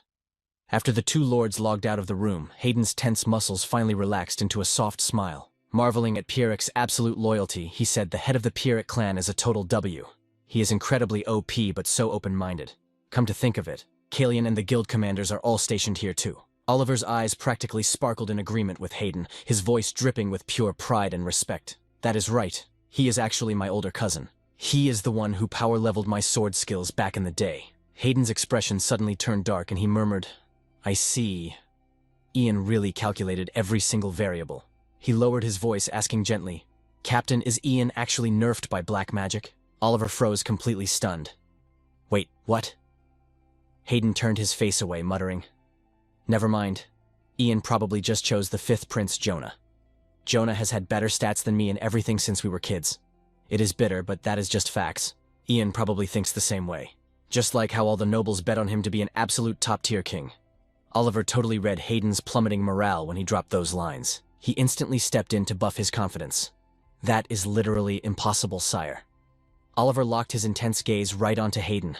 He brought up the exact quote Ian had dropped years ago, serving as both a reality check and a massive morale boost. 6 years ago, Ian promised he would fight by your side. He said, "I will never support the fifth prince." Those were his exact words. Oliver's eyes were blazing with absolute fire, now flashing a radiant smile, his voice bursting with hype. "Please trust in Ian, sire. He definitely has a clutch master plan for his comeback." Flashback to a few days ago. A massive storm was raging outside. Raindrops aggressively combo-struck the glass, while the wind howled fiercely through the cracks in the door. The rain hit the window like a metronome, making the heavy silence inside feel way too loud. Oliver looked like his brain just error-coded, needing Ian to run that back one more time. "Ian, bro, say that again," he asked. Ian didn't even blink. His eyes were dead serious, dropping every word with zero hesitation. "I'm pulling up on Ragnar and letting him hit me with that dark magic. If the Crown Prince finds out, he'll totally block my play. Keep your mouth shut about this." The second Oliver processed Ian's wild strat, he lost it. He wasn't about to let his bro walk into a trap solo. "That's completely chalked. You can't do that," he yelled. Ian stayed totally chill, like he had been theory crafting this speedrun for ages, and was ready for the final boss. His voice stayed low and steady. "Ragnar won't catch me lacking right away. I'm way more useful to him alive than dead." Ian's glare sharpened, giving off major main character energy. He slapped a hand over his heart, locking in his oath like an absolute boss. I'm a Class 6 mage, the literal master of the Ivory Tower. My status is way too OP for the kingdom's politics. Ragnar needs my clout to steal the throne. Ian growled, making sure every syllable hit hard. I'm not letting him play me like an NPC again. Oliver's brain stalled out trying to decode Ian's super cryptic dialogue. Wait again, he thought, totally tripped out. Ian already had the entire skill tree mapped out and wanted to solo this quest. If I fake joining his squad, I'll get the inside scoop on Ragnar's whole network, he muttered. Ian stared deep into Oliver's soul, his brow twitching like a guy locking into an ultra-nightmare run that only he could clear. His next words dropped like an absolute command. When I officially switch teams, you need to dip to the east where the Pyrrhic family and the Crown Prince are chilling. I'll drop a message to the boss of that territory. Even though Oliver understood the big brain play, the anxiety was eating him alive. Sweating bullets, he argued. But Ian, who's gonna cleanse that dark magic debuff off you? The royal family is cooked, there's literally no safe zone left. Suddenly, Ian's intense eyes sparked with something mischievous, flashing a sly smirk like he was holding the ultimate cheat code. Nah, we've got one wild card left. Someone Ragnar won't even see coming. A real one we can actually trust. Scene transitioned to a massive, dead silent bedroom where Princess Harriet sat on the bed's edge looking completely defeated. She stared at the Emperor, who was stuck in a coma state with 0 HP Regan. Her heart was totally shattered. "Father," she whispered, knowing he was essentially locked out of the server. Still, she kept updating him, holding on to some desperate hope that he could hear her. Ian just hard-swapped to the 5th Prince's faction. Big Bro is gone, and Ragnar is about to hijack the throne. At this point, Harriet's mental health was in the trenches. She bawled her eyes out, completely lost on how to carry this broken lobby, every word ripping out of her chest. Choking on her tears, she sobbed. What's my next move? Who's even left not acting sus? All the core memories of the good old days randomly flashed through her mind. I literally refused to believe all his soft boy vibes were cap. The blurry flashbacks hijacked her brain, making this whole betrayal feel like a massive simulation glitch. In that suffocating silence, Harriet choked out a totally heartbreaking confession. Even right now, my heart just wants to trust him, no cap. It sounded like a desperate plea suffocated by sheer panic. "Father, you gotta wake up." Suddenly a voice clipped through the heavy vibes. "Princess, it's Kelvin." Harriet frantically wiped her tears and said, "Pull up, Kelvin." She walked right up to him, trying to keep it low-key, but obviously curious. "What's the tea?" Kelvin looked stressed, treading super carefully. He was totally vibe-checking her reaction. "Princess, can we talk offline?" Harriet looked mega confused as Kelvin handed over a mysterious loot box. His face was locked in serious mode as he said, "Princess, you need to take this drop." Harriet stared at the box, majorly suspicious, and asked, "What even is this?" Kelvin looked her dead in the eyes, holding the box like it was a mythic tier artifact. He explained it slowly, carrying the weight of a legendary questline. "A few days ago, the master of the Ivory Tower told me to guard this with my life. He said to drop it off to you." Harriet's eyes went wide, totally glitching out. She accidentally raised her voice. "Wait, Ian!" Kelvin panicked instantly, shushing her to keep the volume down. "He said to keep this handoff super stealthy." Kelvin bowed, putting a hand on his chest like a true knight. Dropping his exit line, he said, "Harriet, I gotta bounce. Stay safe, princess." She gripped the loot box tight, staring at the door with a million questions running through her head. She didn't even hesitate, slamming down at her desk to crack open the box. The insane glow coming off the necklace screamed legendary tier, and right under it sat a sketchy vial. Tucked beneath the potion was a physical letter from the box's owner. Harriet snatched the paper and started reading. "To the princess, I bet you're totally shook getting this right now. From the outside, it probably looks like the dark magic completely rewrote my character data. But I'm dropping this message because I need your help to clutch this. The Emperor getting poisoned wasn't a random aggro from the Imperial Knights Vice Commander. It was dark magic and some ghost tier high mage. The 5th Prince is teaming up with them to wipe the Emperor and steal the crown. To expose the devs behind this and find the real boss, I'm playing the role of the 5th Prince's NPC. The necklace in this box is a legacy item from the late Empress. It's loaded with an anti-curse buff from a Class 8 Mage, which totally counters dark magic. If you're reading this, you need to equip it on me. The enchantment will purge the dark magic debuff I'm rocking." The lore drop in this letter was getting super heavy, spiking Harriet's anxiety through the roof. That liquid is a toxic potion brewed from Landian flowers, an ultra-rare crafting mat. It completely resets a player's mana pool, but it's also a one-shot kill for mages. If the necklace gets nerfed and fails to break my dark magic curse. Her hands were violently shaking while holding the aesthetic but deadly vial, almost dropping the loot. "You have to use it to PK me." The sound of footsteps started clipping closer. It was Ragnar and Ian pulling up. Harriet instantly masked her panic and casually said, "Long time no see, Ragnar." She pressed him. "Did you check on your dad yet?" Ragnar scoffed, dripping with toxic arrogance. "He's my dad too. Now that my ban is lifted, I gotta flex my royal duties." Harriet kept it cool. "Gotcha." Then she scanned Ian's face, which was stuck on his usual default stoic expression. "Been a minute, Tower Master. You good?" Ian completely ghosted. Her basically confirming the letter's lore was 100% accurate. "Ragnar? Mind if I pull Ian for a quick one-on-one?" Ragnar didn't even care, waving it off. "Do whatever." The fifth prince made sure to drop a warning. "Ian, report back to my lobby right after." Once the toxic prince was out of earshot, she spoke up. "Ian, walk with me." Once they were in a safe zone, she took a breath and said, "I actually missed you, Ian, though you probably think my vibes are mid right now. Remember that side quest you gave me? I'm here to return your quest item. Can you lower your head real quick?" Once he bent down, Harriet equipped the mythic necklace on him.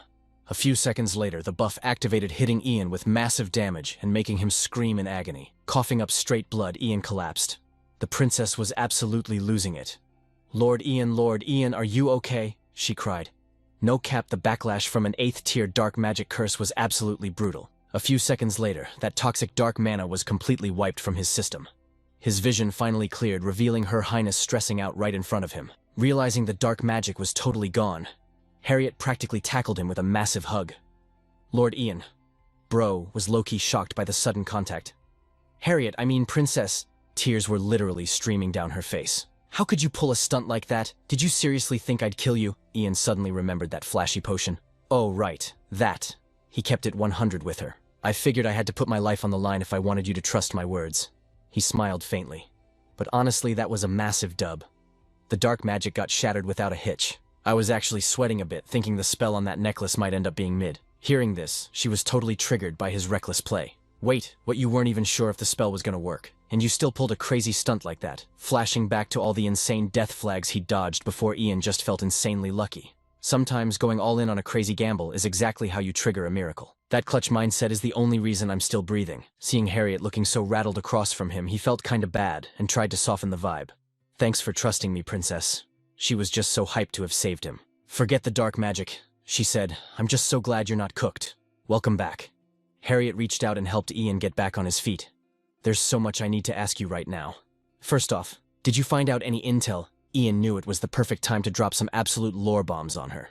Princess the Dragon Cult's influence is way more OP than we ever calculated. The top dog of the Dragon Order is literally the Ivory Tower Master Herbert Leon, and all their high-ranking members, they're top-tier nobles with massive authority. Even Damien Maurice, the dude who's been grinding as the Royal Knight Captain for decades under His Majesty, is secretly part of their squad. She was absolutely shook. The tea he just spilled was way too toxic. To think the one guy the royal family trusted the most was plotting behind the king's back. "Wait, what, Sir Damien?" Ian kept dropping receipts. The Dragon Order's real boss is a being known as the dragonkin. Everyone thought this guy got wiped off the server 300 years ago. He can literally shapeshift into a human form, and he spams 8th tier magic like it's absolute child's play. Ian's aura flared with total rage. The 5th prince actually unsealed the dragonkin, the ultimate boss that Michelle, Green River had locked away ages ago. Now they've teamed up. She felt like she was glitching out, her whole body shaking from pure terror. "Oh my god. Ian, why would you take on such insane aggro?" Ian softly laid out his theory. "Looks like bro has been scheming this for a minute. The Dragon Cult's endgame isn't just stealing the royal throne. They're trying to spark a massive all-out war, just to conquer the entire territory. The royal castle is already in the 5th prince's hands, so right now, poison is the least of your problems. Princess, do not trust a single soul and stick by His Majesty's side 24/7. Harriet was hardcore stressing over his safety. "But what about you, Lord Ian?" To keep her from totally panicking, Ian shared the big brain strat he'd cooked up against the 5th prince. "I'm gonna fake it, act like my brain's still hacked by their dark magic. I'll stay right in the 5th prince's inner circle." Even though she knew Ian's stats were off the charts, she couldn't stop worrying. "But why would you take that aggro?" He simply had no other choice to clear this quest. "I have to figure out the exact method Michelle Green River used to defeat the dragonkin. The Ivory Tower's archives are totally empty on this lore, but if I dig through the royal castle, maybe..." Suddenly Harriet remembered an exclusive item her royal father had gifted her. "Lord Ian, I have something you need to see. Follow me for a sec."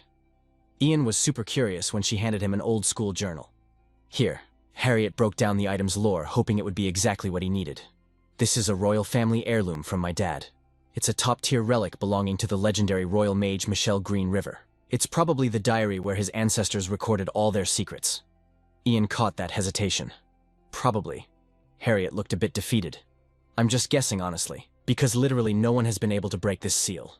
The historical logs say Michelle Green River was a 5th-tier mage, but the seal on this diary uses magic way more OP than that. Harriet pushed the diary toward Ian. Do you think you have the stats to unlock it? He gave her a serious look. I'll give it a shot. Ian figured his best play was to channel his mana straight into it, and force it to reveal its secrets. His massive brain didn't let him down, and he instantly recognized the text. No way. This is dragon language. Harriet was totally hyped. The seal is broken, Lord Ian. You have to read it right now. He cracked open the ancient pages, scanning the lore and explaining it to her. This is definitely an authentic ancestral record. It starts right after the Dragonkin War. Mostly it's paying respects to the mages and knights who got wiped out defending the kingdom. It also details their blueprint for abandoning the destroyed zones and rebuilding the Ivory Tower from scratch. There's also some crazy deep research on advanced mana control here. Suddenly, a single word in the text made him totally freeze. He definitely recognized this name. Fran. Ian was completely mind-blown. Why the hell is my dad's name in this ancient diary? He kept reading the entries. That night, Fran came to find me. My intuition told me, that I would never see him again in this lifetime. I swore I would keep that promise until the day I die. I recorded his final words right here in this diary, using the language of the dragons. Boom. Out of nowhere, the entire world went dead silent. All the vibrant colors just got totally drained out of the room. Now everything and everyone, including the princess and the furniture around him, was completely muted in a dull grayscale filter. Ian called out to the princess, totally stressed. He quickly ran the calculations. Did time just literally pause? Then he spotted a blinding light spilling from behind a door. He walked over and pushed it open. Before him stretched an endless massive prairie, a biome he'd never spawned into before. Off in the distance, he spotted an NPC-like figure chilling on a massive rock. His curiosity was maxed out. Who is that? He closed the distance and called out, "Excuse me." At the sound of his voice, a dude decked out in a pitch-black cloak turned to face Ian. Stepping even closer, Ian demanded, "I need answers. What is this server and who are you?" A heavy, resonant voice echoed from the mysterious cloaked guy. "This place is the time record, a zone existing completely outside of normal dimensions." Ian was skeptical, echoing the crazy term back at him. The time record. The man elaborated, "It's pretty tough to break it down using basic human logic. So to keep it simple, Ian, this space acts as a cloud save for all the time in your dimension." Ian's eyes went wide as saucers. He was more shook than he'd ever been in his life, but within seconds his main character focus kicked back in. His gaze turned razor sharp, sizing up this mysterious entity. "You know my stats. Who exactly are you and how do you know my name?" Keeping that cryptic energy, the man replied, "My identity. You humans refer to me as the First Mage, or the Golden Dragon." The second those words dropped, Ian straight up froze. His eyes widened in absolute shock as the legendary lore instantly clicked in his brain. The Golden Dragon was a mythical raid boss said to control time itself, and the First Mage was the historical pioneer who literally invented magic. Ian's mind was racing. Wait, no cap. Are those two legends actually the same person? Before he could even process that massive plot twist, the man spoke again. "If you've unlocked this zone, it means you know about Michelle. That fool made a critical error. I never expected him to leave that dragonkin breathing." Flashing back to ancient history, the legendary being continued. "I still don't get why he let that glitch survive in this dimension. Even back then, I constantly wondered, was it out of sympathy, or was it some twisted form of revenge? Human emotions are crazy complex, literally on another level." Ian looked totally lost. "Hold up. What are you even yapping about your connection with Michelle? Or Green River? What the heck is that?" The mystery guy just chilled and replied, "We go way back. After all, I'm the one who buffed him so he could completely wipe out the dragonkin." Ian's normally rock-solid stance totally faltered for a sec, but he kept his cool and clapped back.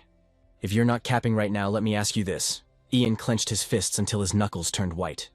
"Why didn't you just solo them yourself? Why hand over such OP stats to Michelle Green River?" The dude in the black cloak didn't even flinch. He took his time and dropped the lore.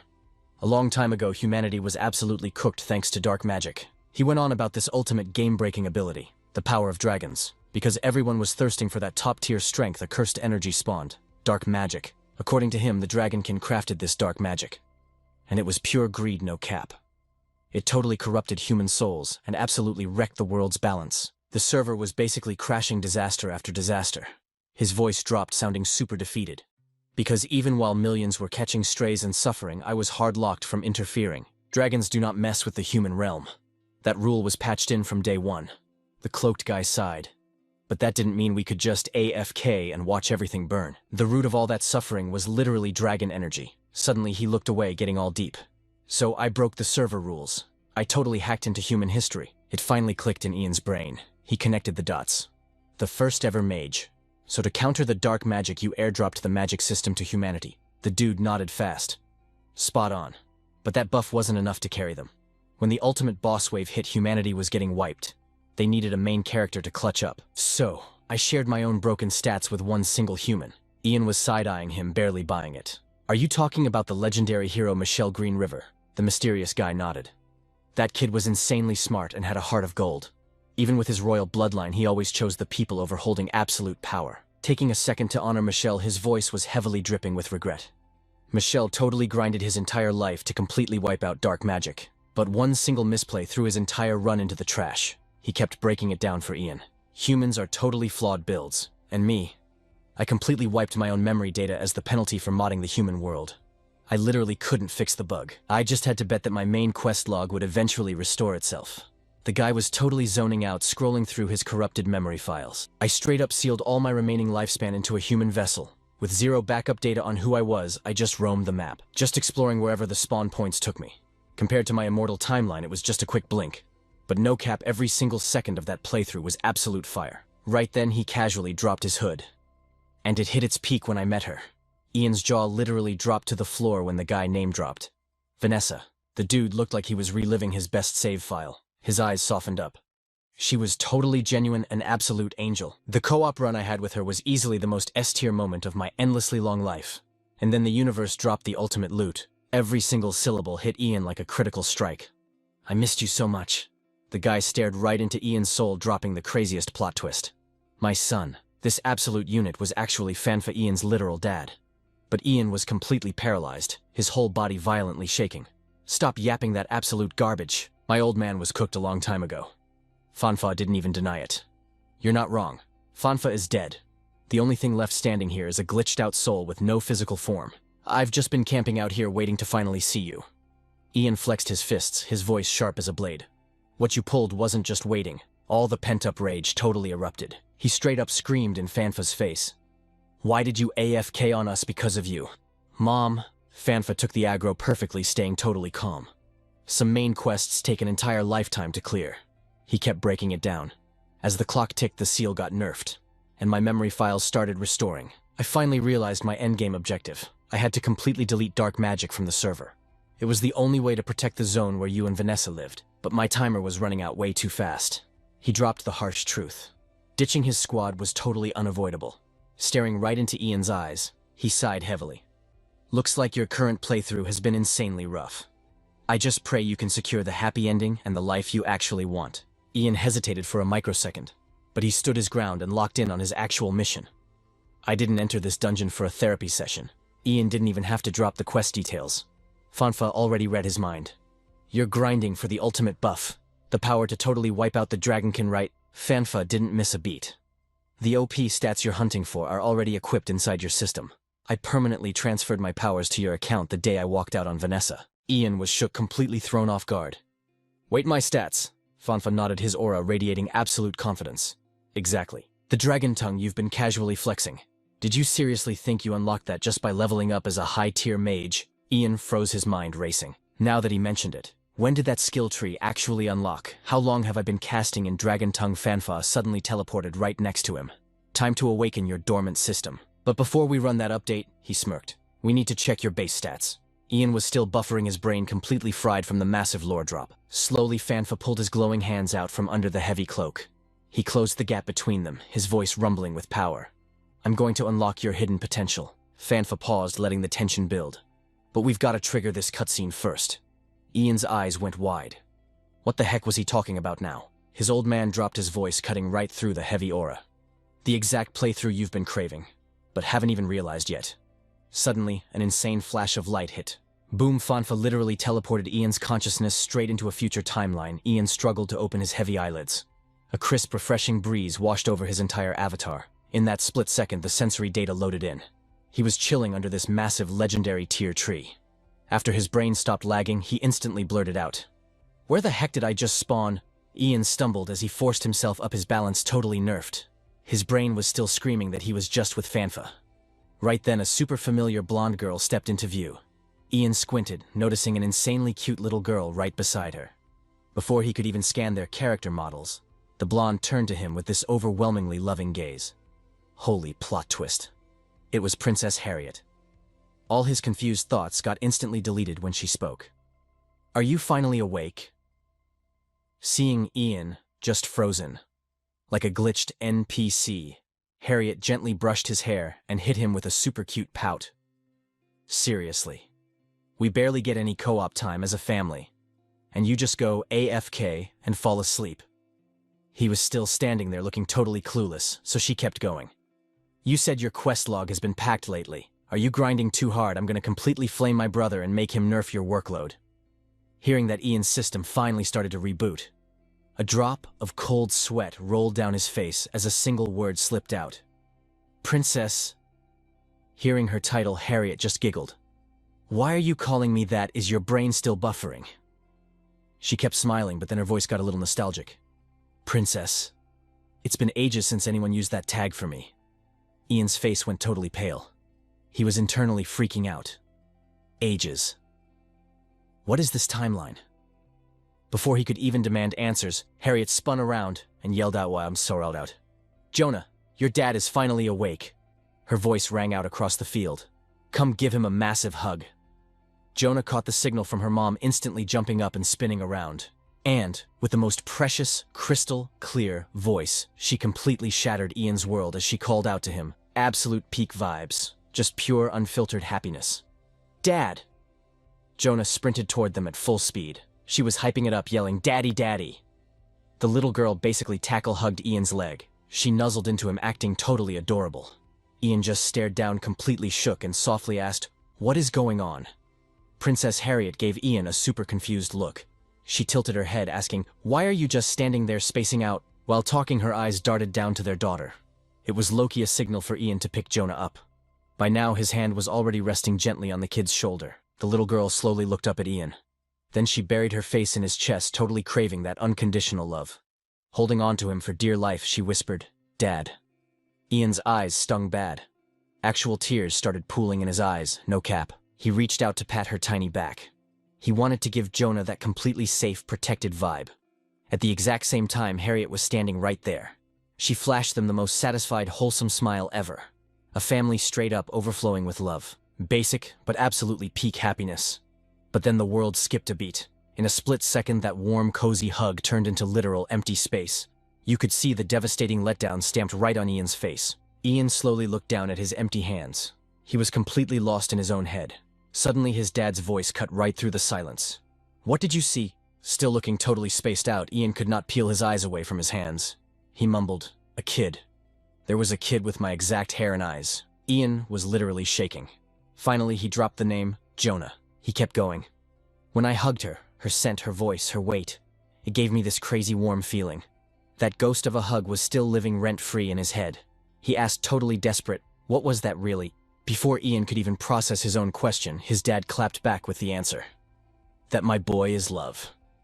Fen looked dead into his eyes. He started breaking it down for his son like a true master. It is the most OP buff that makes humans level up, but it is also the most normal thing ever. Ian felt something completely insane surging inside his chest. He locked in, listening to Fen dropping straight facts from the heart. People will do literally anything for their loved ones. They will fight tooth and nail to protect them. It is what gives them the guts to keep grinding. Fen kept going. "What you want is the ultimate prize, but it is also just the glue of an ordinary life." Ian's face screamed error 404 all over again. He questioned it. A normal life. But right then, that aesthetic dreamlike vision flashed in his brain again, squeezing his precious daughter tight. His wife smiling with zero stress, just pure peace. The three of them chilling together, giving major family goals. Ian suddenly sighed. That is way too peaceful and beautiful to just be my dream. Both his fists were clenched super tight now.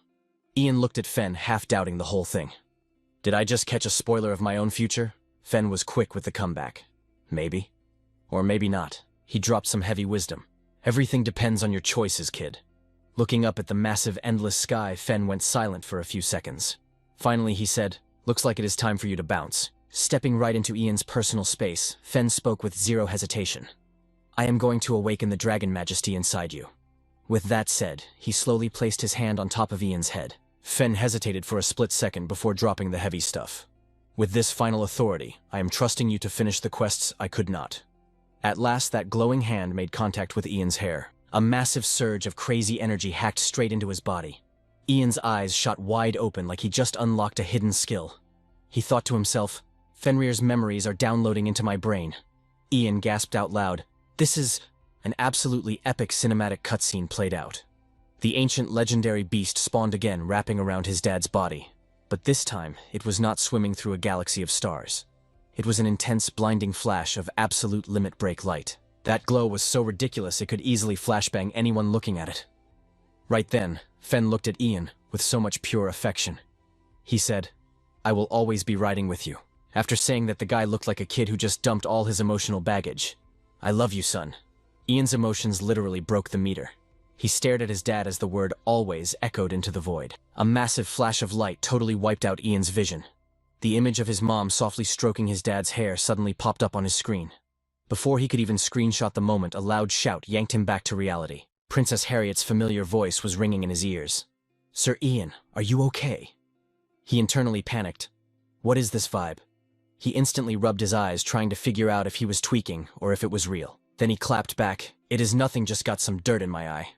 Suddenly, Ian's eyes bugged out completely. He started panicking hard when he saw the book on the table. The pages were totally blank. Ian cursed in his head. The dragon language is wiped.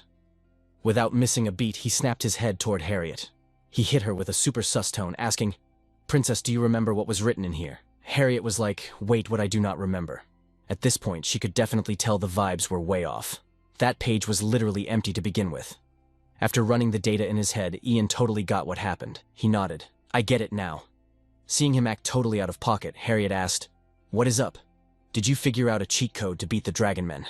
Ian responded instantly, Yeah, I think I cracked the code. There is one way. Out of nowhere, Harriet grabbed both of his hands. Her sparkly eyes were totally locked onto him. She gasped, hyped beyond belief. For real, that is fire. Ian's face immediately did a complete 180. He was not looking pale and clueless anymore. Instead, his face turned bright red. He was totally embarrassed, no cap. Trying to swallow that awkwardness, he looked back at the princess. Looks like I need to have a chat with Ragnar. Please stay close to him for now. The total attachment on the princess's face basically told the whole story. She asked, super bummed out, Is there literally nothing I can do to help? Ian threw her a soft, warm smile and replied, Just do not get yourself cooked out there. I will be totally fine. Once I finish wrapping up this mess, I will be back. Harriet squeezed his hands like her life depended on it. Looking down at the floor, she demanded, You better not ghost us. You have to come back. Ian's gentle aura basically lit up the whole room. He promised her, It is a deal. Scene change. Heavy footsteps were echoing down the hallway. A panicked guy's voice suddenly called out from right behind Ian. Ian, bro, you need to seriously rethink this. The voice got louder and closer. It was Ronan. His eyebrows were totally scrunched up as he tried to talk some sense into him. Even though the war is over and the continent is united, there are still random turf wars popping off everywhere. And our empire desperately needs its OP 8th Circle Mage hero. Ronan reached out toward Ian's back, trying to stop him. Plus, you still have a ton of quests back at the Ivory Tower. Or are you seriously going to just drop all your loot and walk away? Treating it like a massive red flag, Ronan yelled out. There is zero chance His Majesty is going to greenlight your resignation. At that moment, Ian clenched his fists, totally locked in. Gritting his teeth, he spun around to face him. Whether that guy approves it or not, I am logging out of this capital city. I already filled out all the paperwork anyway. You are officially the next master of the Ivory Tower, Ronan. Absolute defeat was written all over Ronan's face. He just groaned out, Ian, man. Ian coldly turned his back again and dropped the hardest line. The guy standing in front of you is not some legendary 8th Circle hero. I am just a straight-up monster. Ian claimed it like absolute facts. Then, he just walked away, leaving him on red. He slowly pushed the door open and stepped inside. The second Ian walked in, Emperor Vanessa barked out, Ian, get in here. Ian bowed his head, crossing his hands to show that basic NPC respect. Then he heard Vanessa let out a heavy sigh before saying, I read that resignation letter you dropped. Looking super sus, the Emperor demanded, Why though? Why are you suddenly rage quitting? Ian just kept his head down, waiting for Vanessa's next interrogation questions. Are you out of stamina? Do you need a break? If that is the case, you can AFK for a few months or even years. I do not care. He sighed again, trying to play the good cop. I know exactly how much you had to grind to unite this empire, to get us to where we are today. I know it better than anyone else, bro. I will literally say yes to whatever demands you have. Just take a vacation.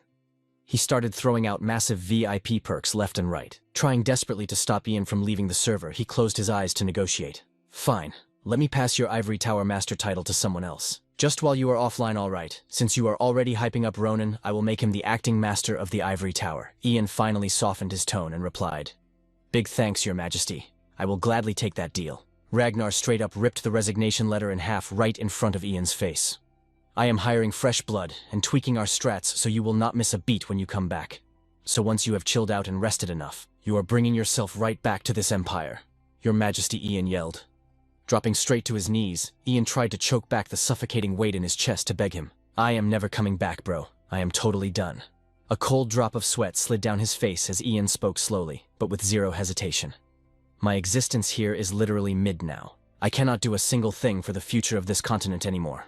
Honestly, me staying is just going to spark massive beef and tear this whole empire apart.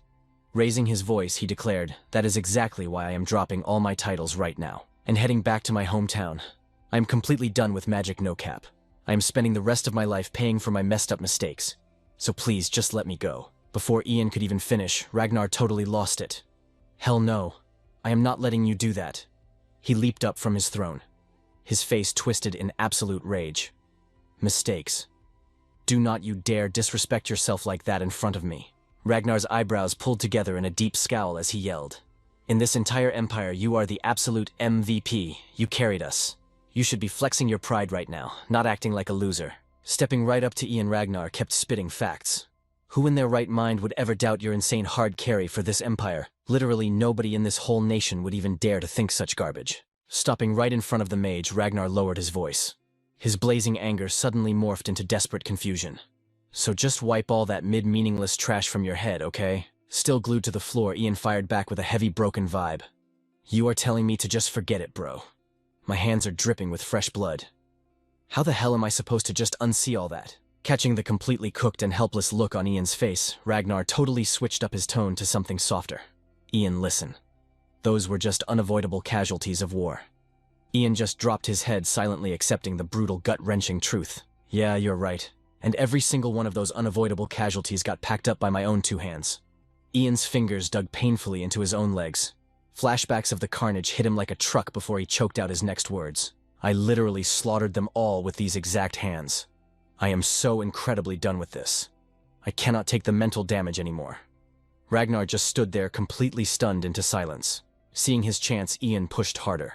As your day one bro, I'm literally begging you. Please just let me pay for my sins. Ragnar finally snapped back. You are seriously going to ghost me over this?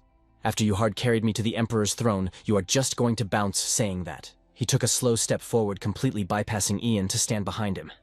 We have been squad goals for years, bro. We are the closest of friends, and you are really doing me dirty like this.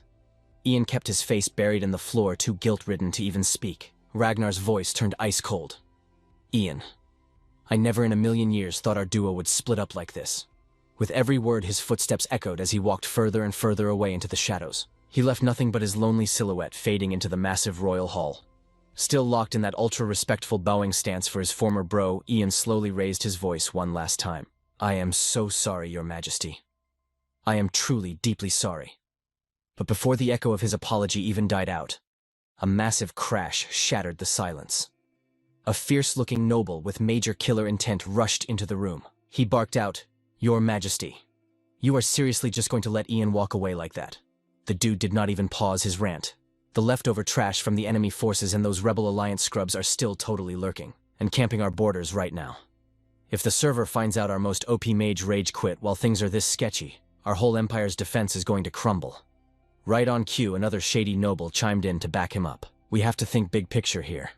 What if he switches teams and joins those rebel losers? If that dude decides to flip the script, him speedrunning a coup to steal your throne is literally just a matter of time. The gossip is already crazy out there. A bunch of regular commoners are already simping for him like he is some god-tier war hero, and they are straight up saying he should be the one wearing the crown. Just him breathing oxygen is way too huge of a threat to us. If Ian is not carrying our squad, then we absolutely need to delete him from the map scene switch. Fast forward to Ragnar crashing in his royal bedroom when suddenly, he bolted upright, completely shook. He clutched his chest panting like he had just survived a boss raid before grabbing his head as a massive migraine hit him like a truck. Ragnar hollered out, "Yo, is anyone out there?" A servant quickly peeked through the door. "Right here, Your Majesty." Ragnar instantly barked orders to summon the royal alchemist Douglas Hayden immediately. Within minutes, Douglas was posted up right next to Ragnar's bed. "So how is the new potion buff working for you?" Douglas asked. "Are you seriously still pulling all-nighters?"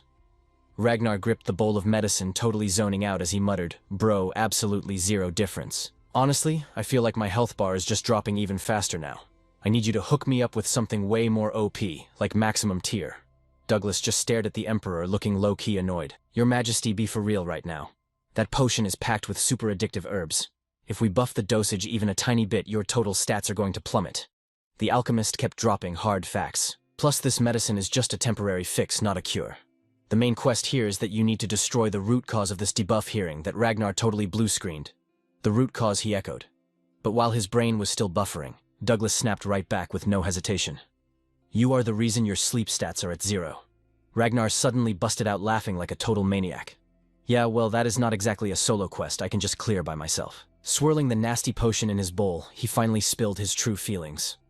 "I am literally terrified because my oldest bro abandoned my squad. I am paranoid. He is going to pull a betrayal and speedrun, conquering my entire empire."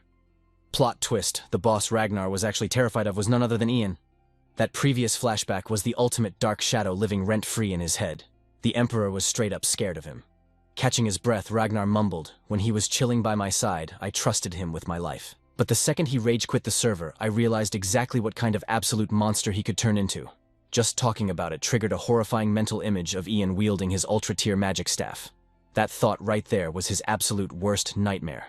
Douglas's expression instantly went hardcore. "If that is the vibe, then you have got no choice but to delete that monster permanently." Ragnar shot the alchemist an absolutely toxic death glare. "Are you seriously hyping me up to player kill my own best friend?" Douglas did not even flinch, his voice dripping with straight sarcasm. "I mean, I highly doubt he is actually your bro if he is giving you this much paranoia. No cap." Ragnar groaned, rubbing his temples in pure stress. "Bro, he is a literal 8th-class mage. There is zero strategy to take him down. Even if every single mage in the Ivory Tower grouped up for a massive raid boss battle, they still would not even make a dent in his health." Staring blankly into space, Ragnar completely broke down. "What the hell am I supposed to do?" Douglas, right on cue, caught the signal like a pro support player. "There is still one cheat code to delete him." Ragnar's eyes went wide with pure shock, but Douglas just smirked with maximum confidence. "I can pull off a clutch move and craft a god-tier poison that will wipe his health to 0. Scene switch. We cut to a basic wooden cabin totally buried in epic white snow.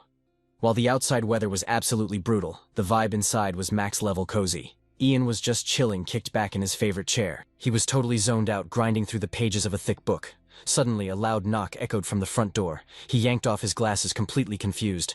"Who the heck is spawning at my base this late at night?" Groaning, he walked over to crack the door open. Muttering under his breath, he called out, "Yo, who is it?"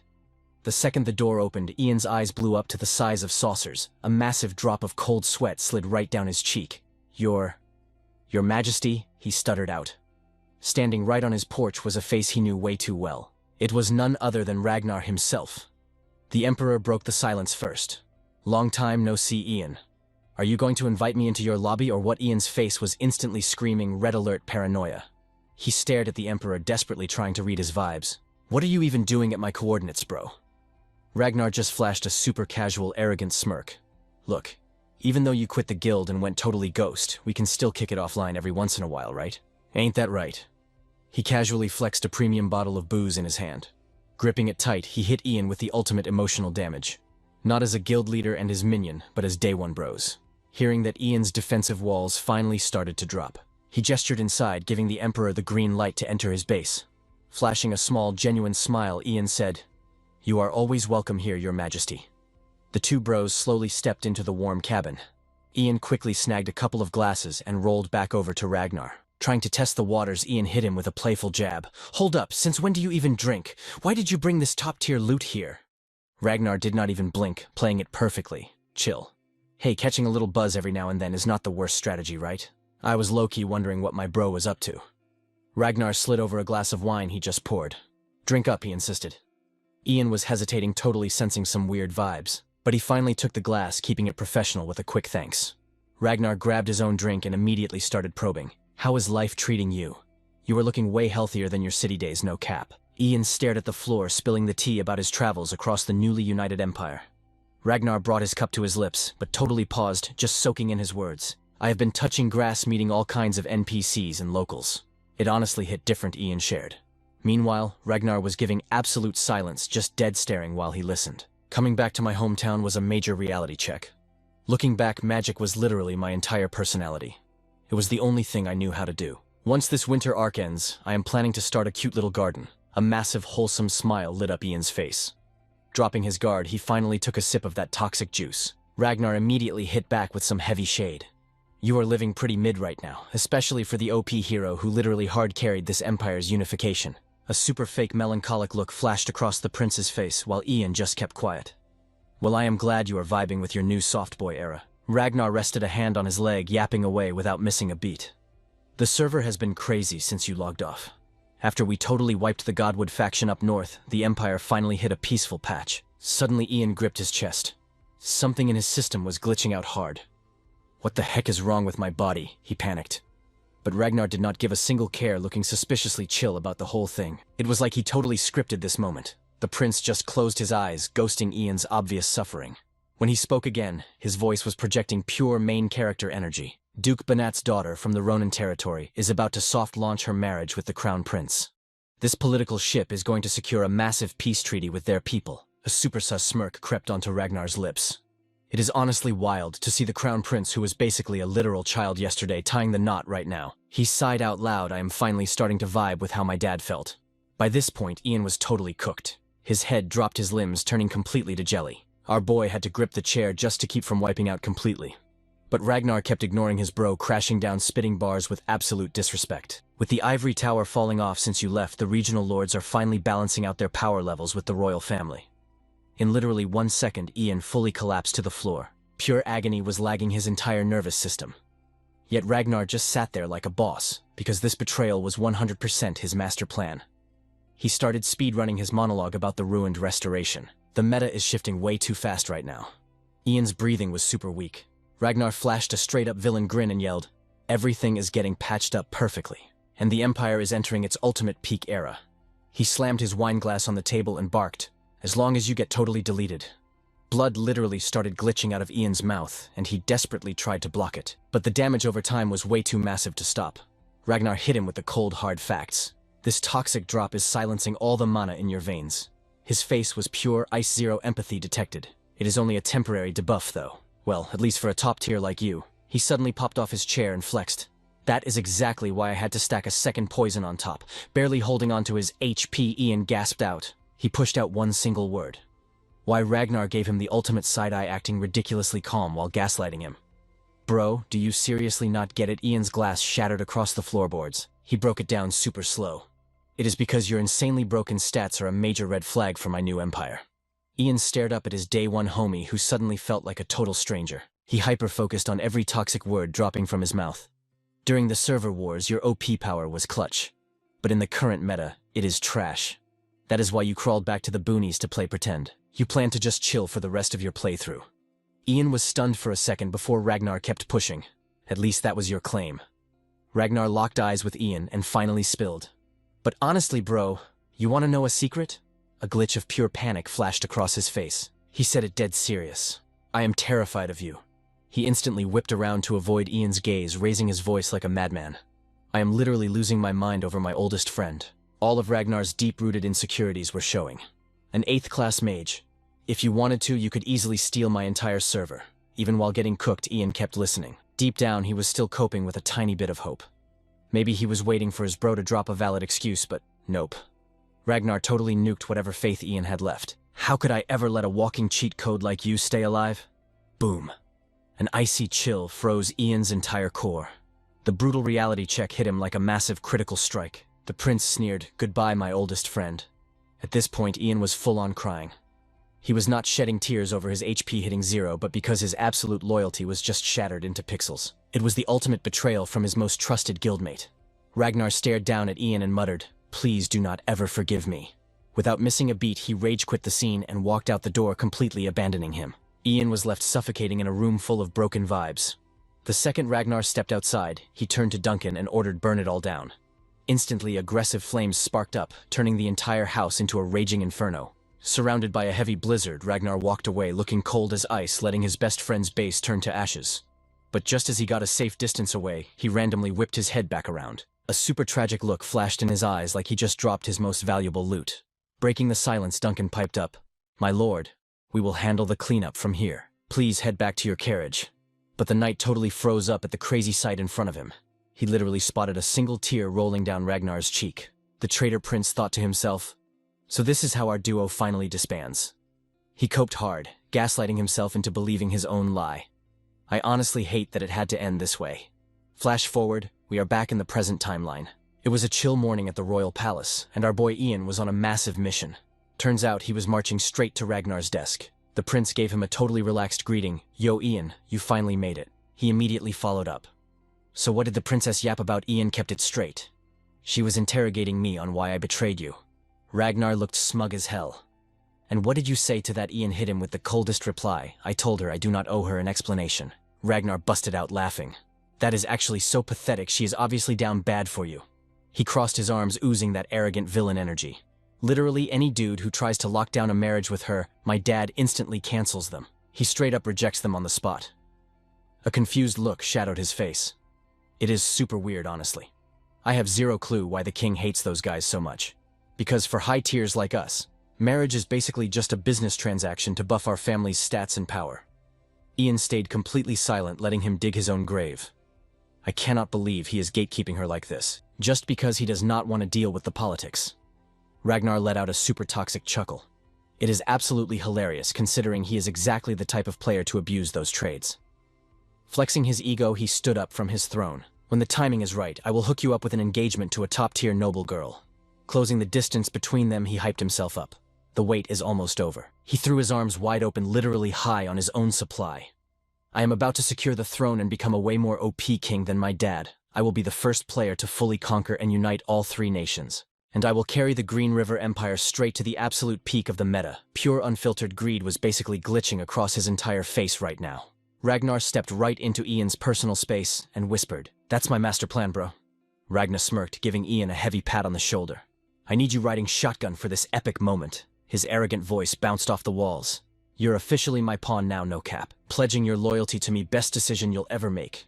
But Ian just stared back, totally unbothered. "Fifth prince?" he replied coldly, placing a firm hand on Ragnar's arm. "I've already seen how this movie ends." A phantom memory flashed before Ian's eyes. In his past life, he stood right beside Ragnar, drowning in the crowd's deafening cheers. Ian's voice dropped, dropping a heavy reality check. "I saw that so-called glorious moment. The exact second the Green River Empire united under one banner. That moment was supposed to be fire. Back then, Ian had screamed his lungs out for this supposedly great king. Hearing this weird flex, Ragnar cringed, totally confused. Looking completely clueless, the prince snapped, "The hell are you yapping about?" Ian kept his cool, delivering the cold hard truth. "I sacrificed literally everything for my king and this empire. They were my whole entire life." A fierce spark lit up Ian's eyes as he laid down the law. "But this time around, I finally found the life I actually want." Hearing that massive rejection, Ragnar was left absolutely shook, frozen in place. Panic mode activated, Ragnar desperately tried to connect the dots. "Don't tell me. You actually broke my dark magic brainwashing. But how?" Ian didn't even blink, serving him a giant slice of humble pie. "Sorry to burst your bubble, your highness." Ian hit him with that main character energy, speaking as the only guy who owned the past, present, and future. Ragnar gritted his teeth, bracing himself for the ultimate roast. Dropping to one knee, Ian hit him with a mock bow of respect. "To my former best bro and master. The guy who trusted me the most and gave me his absolute respect." The toxic memory of his past loyalty burned in his mind as he delivered the final blow. "You're also the one who pushed me into utter despair." Then Ian yelled out, "Ragnar, come find me if you dare." Placing a hand over his heart, he dropped the mic. "I'll be waiting for you at the Ivory Tower." In a flash of wild magic, Ian vanished into thin air, leaving a super-triggered Ragnar completely raging. Clenching his fists so hard his knuckles turned white, the prince was absolutely losing his mind. Moments later, Ragnar kicked open the doors to another room like a total maniac. A guy inside jumped out of his skin. "Fifth prince, bro, what's the emergency?" Ragnar screamed like a total psycho. Summon the commander of the #1 Royal Knights right now, get the squad together and prep my fastest horse ASAP, and track down Ivantis while you're at it. Meanwhile, back at the Ivory Tower, a crazy blizzard was raging outside. Ian was just chilling on the steps deep in his feels, realizing his past life connection to this place. This wasn't just RNG, he muttered to himself. You've been watching me this whole time, keeping tabs on a stray like me. My last playthrough was straight garbage filled with nothing but regrets and pure hatred. A hologram-like memory popped up in his head. A dude who looked exactly like him carrying an epic staff wandering the world before finally settling at the Ivory Tower. You're the one who dragged me back here. To hand me a massive reset button. Everything clicked, and the truth hit Ian like a freight train. He finally decoded his father's cryptic words, realizing what that ultimate parting gift truly was. It was the dragon word of regression. I think I finally get why I'm fluent in this overpowered language, Ian whispered, his eyes heavy with sorrow. And how to actually use these god-tier admin privileges. The ultimate legacy you passed down to me. Suddenly, heavy footsteps interrupted his vibe check. The 5th Prince's gank squad had finally arrived. Ragnar was shooting absolute daggers at him, but Ian just stood up totally unbothered. Welcome to my crib, Ragnar. Ignoring the greeting, Ragnar turned to his heavy hitter. Lord Ivantis, you need to delete him this time. Can you handle it? Ivantis scowled hard, closing his eyes with ridiculous levels of arrogance. We should have just spawn-killed him instead of dealing with this mid-tier drama. He's literally just a class 6 mage. I'll one-shot him before he even blinks. Ivantis opened his eyes, flashing a predatory glare. But as he stared ahead, his cocky attitude glitched. Wait, we've got a massive problem. Ragnar snapped, already annoyed. What kind of problem? Ivantis looked genuinely spooked. I'm sensing the legendary aura of the gold dragon. That boss-level entity is right here.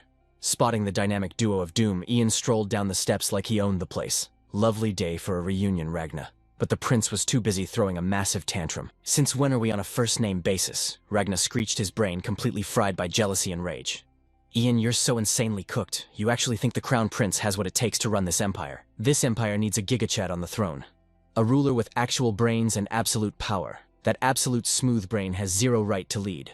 Ragnar's eyes were practically bulging out of his head with toxic envy. If he had a single working brain cell, he would have rage-quit the succession war ages ago. Who gave him the right to flex our father's favoritism and act like he's the main character? He's literally low-tier trash. Watching his former best friend throw the ugliest temper tantrum of the century, Ian just stood there letting Ragnar vent out his villain monologue. He's hogging all the top-tier loot that rightfully belongs to me. Ragnar's sanity was totally hijacked by dark magic. His mind was pure rot, every word dripping with absolute madness. The guy was completely unhinged. He screamed at the top of his lungs, I will never bow to him. I have the best stats. I am the only one destined to be the emperor. Once the screaming stopped, Ian dropped some cold logic. Dark magic always feeds on a weak mindset, and you took the bait. You've completely lost your grip on reality, bro. All that yapping just exposed your true pathetic colors. Ian knew his old friend was way past the point of no return. Looking dead into his eyes, Ian sighed. Ragnar, you're permanently corrupted. Ragnar let out a psycho laugh, thinking Ian's calm vibe was a massive joke. He sneered, keep coping, loser. This is the last time you'll ever get to spew your cringe dialogue. Your words mean absolutely nothing. Ragnar turned around, throwing up a hand signal for Ivantis to initiate the raid. The friendship was officially terminated. Ivantis, Ragnar barked. Time to take out the trash. Getting the green light, the dragonkin geared up for a brutal execution. Hoping to make a clutch play, he unleashed a barrage of high-level kill skills straight at Ian. Knowing talking was useless, now Ian finally activated his combat mode to counter the incoming nuke. Ivantis was feeling way too cocky, trash-talking mid-attack. I heard this guy was supposed to be a top-tier genius. Guess the rumors were totally Capman's just speedrunning his own funeral. But suddenly, Ivantis' pupils dilated in pure, unadulterated shock. Wait, what the actual... He felt an impossible force radiating from his target. Ian's power level was completely off the charts. He swatted away the dragonkin's ultimate attack like it was a minor bug. Ivantis' brain short-circuited. Ian, his stats shouldn't even be in the same league. He's nowhere near my level. No matter how OP this human gets, he can't outplay a dragonkin who's been grinding for over 5 centuries. Ivantis was mentally panicking, running through a million different combat scenarios. How the hell did his entire skill combo get hard countered? And that wasn't even the craziest part. He instantly remembered that crushing aura from the moment he stepped foot into the Ivory Tower. That godlike pressure he sensed right off the bat, the absolute domain of the gold dragon. Ivantis was completely mind-blown watching this mere human casually throw around world-ending damage. I can literally feel the admin-level dragon aura pouring out of him. Panic finally overriding his ego, Ivantis backed up screaming, "Who the hell are you?" Ian glared down at him like a total boss. You pathetic half-breed. You thirsted for true dragon power, so badly that you backstabbed your own ancestors. But now your entire squad is wiped out, and you're the last surviving glitch. Michelle Green River slammed you with the most brutal permaban possible. Ian's voice was deadly calm as he dropped the ultimate lore bomb. Michelle Green River made sure your existence was completely worthless. You're trapped in an endless loop of rage, misery, and totally hard-stuck helplessness. Unable to do a single thing, forced to swallow massive L's for eternity. Honestly, you played yourself. It was the ultimate emotional critical hit, the one truth this cursed being was terrified to hear. "Shut your mouth," he roared. Ivantis was completely crashing out his sanity, hanging by a single thread. His only goal now, delete the guy who just exposed his totally cooked dirty past. His jaw unhinged, revealing razor-sharp fangs and some seriously cursed nightmarish claws. "I'll end you," he snarled. But instead of matching his crash-out energy, Ian just stayed completely chill, looking right at Ivantis. "Time to pack you up and send you to your squad," Ian said, flexing the exact same god-tier power Ivantis had been thirsting over his whole life. Ivantis was instantly paralyzed by an aura that was straight-up suffocating. Tapping into the ultimate dragon bloodline, Ian dropped a low-key command. Ivantis, the final glitch of the dragonkin lineage. Just drop dead. The dude's eyes practically bugged out of his skull. "What did you just say?" Ivantis was left completely shook, totally mind-blown by Ian's overpowered stats. He was completely stun-locked, his own body fully glitching out and rebelling against his brain. His hands went rogue, completely out of his control, as he was forced to literally grief his own body. A massive blade plunged straight through his steaming chest, an absolute critical hit. Coughing up his final breath, he gasped out, "How is your power this busted?" Right then, Ian's mental archive started booting up. His past life felt like a straight-up dark fantasy light novel. The flashback hit him the very first time he crossed paths with Prince Ragnar. Flipping to the next memory, that initial meetup was probably a total try-hard calculated play, but Ragnar pulling up on him actually meant the world to him back then, no cap. Then the system rewound to the absolute beginning. That one split-second interaction was the actual tutorial stage for all the nightmare-level tragedies he was forced to tank later on. He remembered that toxic boomer Herbert talking down to him. "You better feel honored, Ian." He was acting so high and mighty, saying, "This is the first time His Highness has ever actively approached anyone." Herbert kept hyping him up, claiming the prince promised infinite loot and resources to power level his potential just because his baseline stats were so insane. A totally introverted newbie, Ian was just trailing behind, the Ivory Tower master mutely soaking in all his sweaty warnings. "Watch your mouth and don't catch an attitude.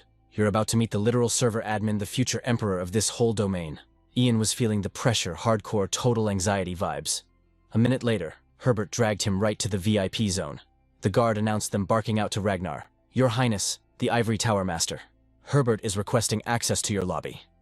The prince immediately greenlit them. The massive double doors slid open like a boss room entrance. Herbert and Ian spawned inside, coming face to face with Prince Ragnar. Ragnar started off super polite, giving them a mega formal welcome. "Greetings to the Tower Master and our newest magic class prodigy, Ian Page." Ian was too frozen with nerves to even drop a simple hello. Taking the lead, Ragnar kept going. "The Tower Master has been glazing your stats non-stop.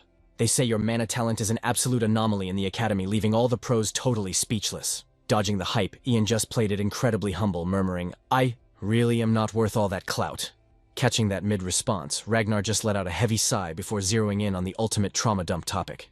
"I caught wind that a few days ago, your mom passed away from an illness."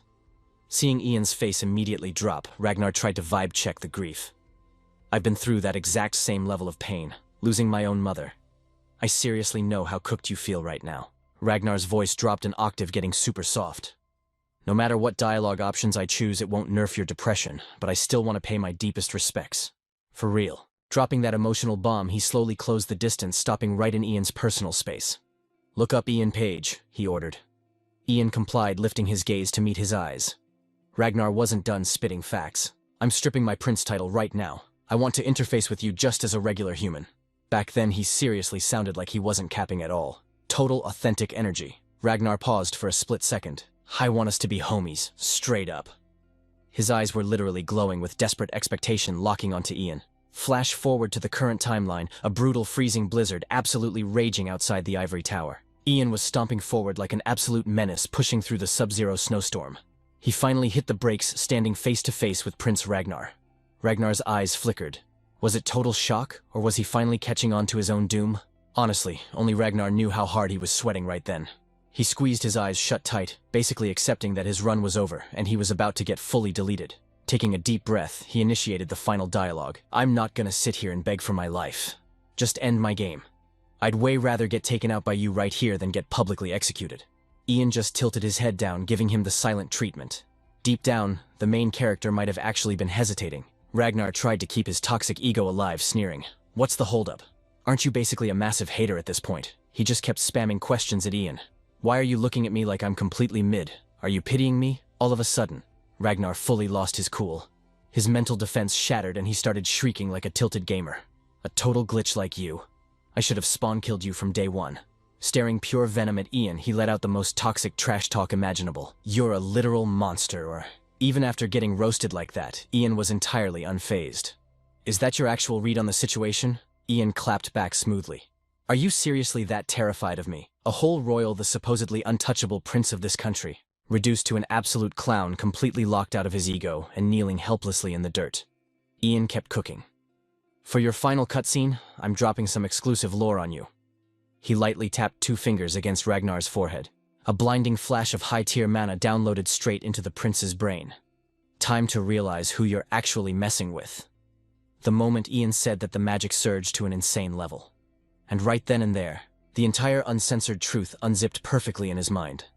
Ian's past life memories played out like a tragic cinematic montage, showing every single detail from their first low-level encounter, all the way to Ian hard-carrying his royal campaign, echoing the exact fake deep promises Ragnar used to spew. It even showed that random run-in with Hayden where Ragnar's eyes were practically radiating absolute hater energy.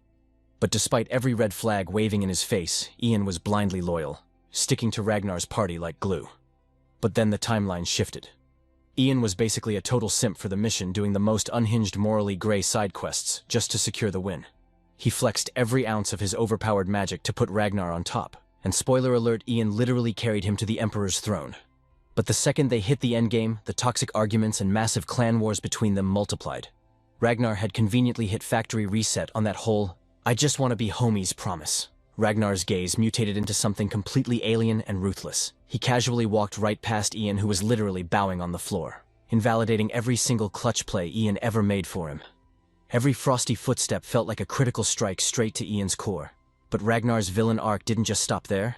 The absolute worst offense, the ultimate betrayal, was when Ian sacrificed all his street cred to beg on his knees, and Ragnar just stared down at him like he was absolute trash, backing him into an unplayable corner. Right before the game over screen, Ragnar was the one who coldly dropped the line, "Do me a favor, and don't ever forgive me." Watching his own catastrophic fail compilation, Ragnar snapped back to reality. He just stood there, lagging, completely stun-locked by the insane data dump his brain just processed. Ragnar's lips twitched like he was trying to use a muted mic. Finally, he choked out, "Ian Page, are you—" The prince's voice was violently glitching, but the debate was over.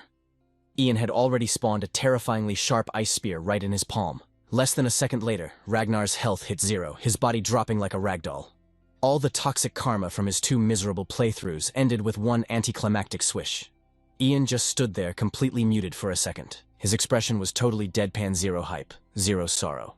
With a clean pivot, Ian walked away from the server for good, permanently deleting the walking trauma that had ruined his first run. 2 days later, after the dragonkin and the 5th prince got permanently banned from life, the Empire initiated a massive server wipe. They were hunting down the dragon cult and any side characters linked to the conspiracy.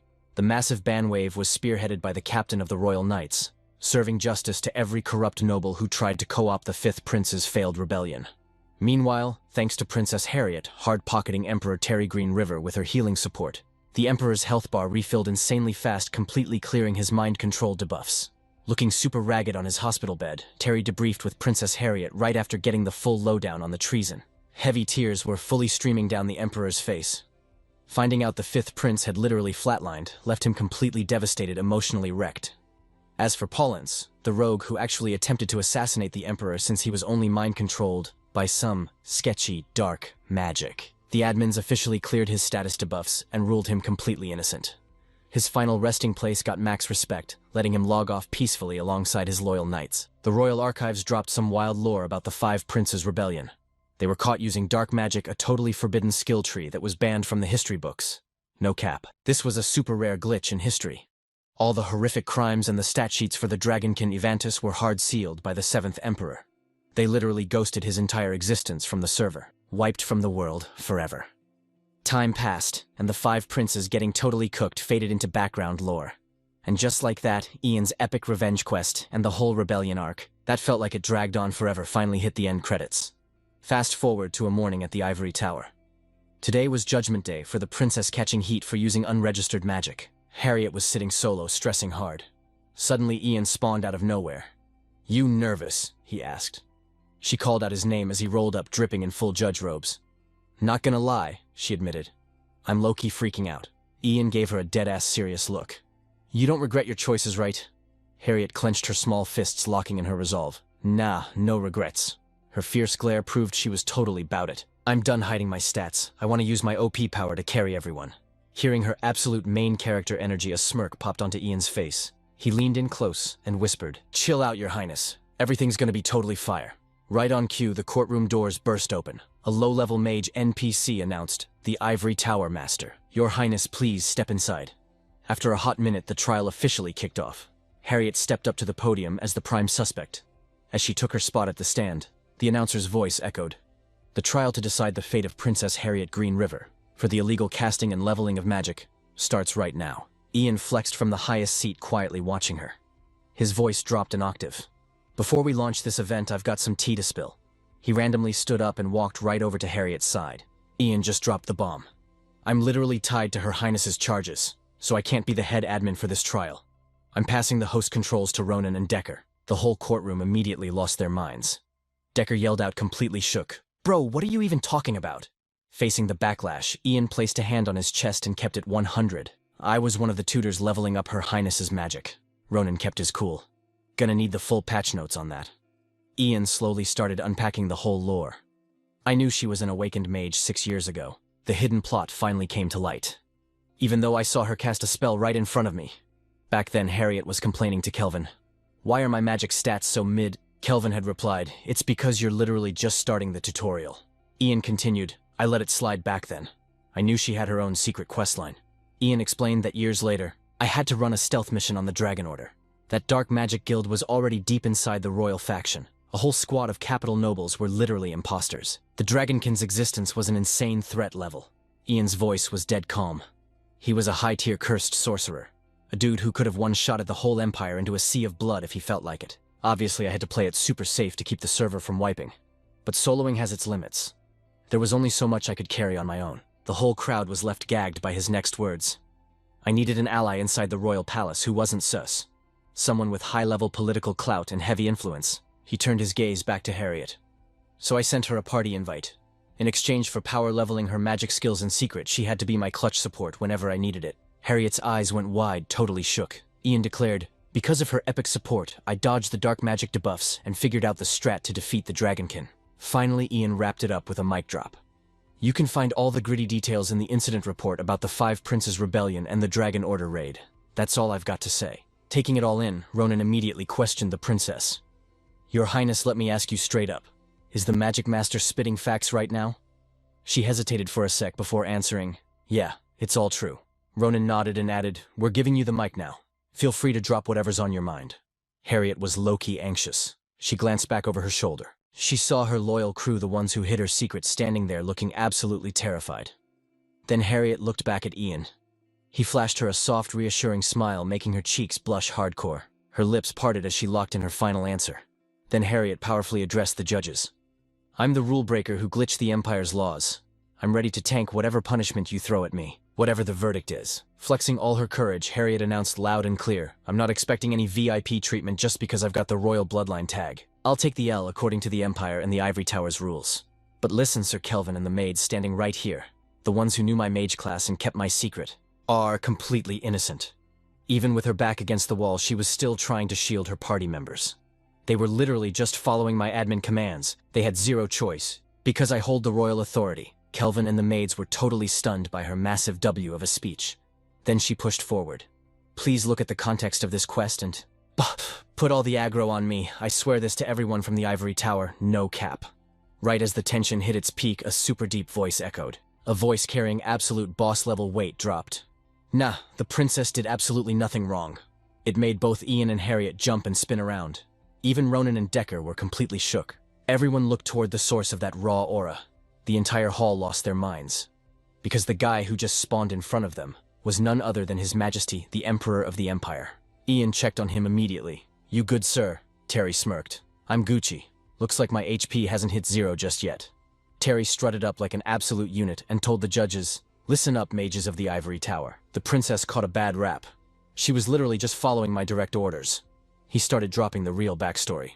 "When the mage Kelvin told me she had awakened her magic stats, I ordered them to keep it off the radar.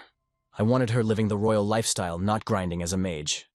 In that moment, Terry also realized something deep. Even though she ended up keeping her distance from the Ivory Tower later on, I know for a fact my orders totally influenced her character arc. He fully owned up to it, saying it all happened because of his own bad patch notes and his crazy love for his kid. The next second, Terry dropped an insane request. "I'm begging you guys put all the penalty points on my account, and let the princess unlock her true mage class." Decker stayed silent, exchanging a heavy look with Ronan. Ronan nodded, catching the vibe instantly, and finally spoke up. "Normally we'd only drop the final patch notes after chatting with the Ivory Tower Master.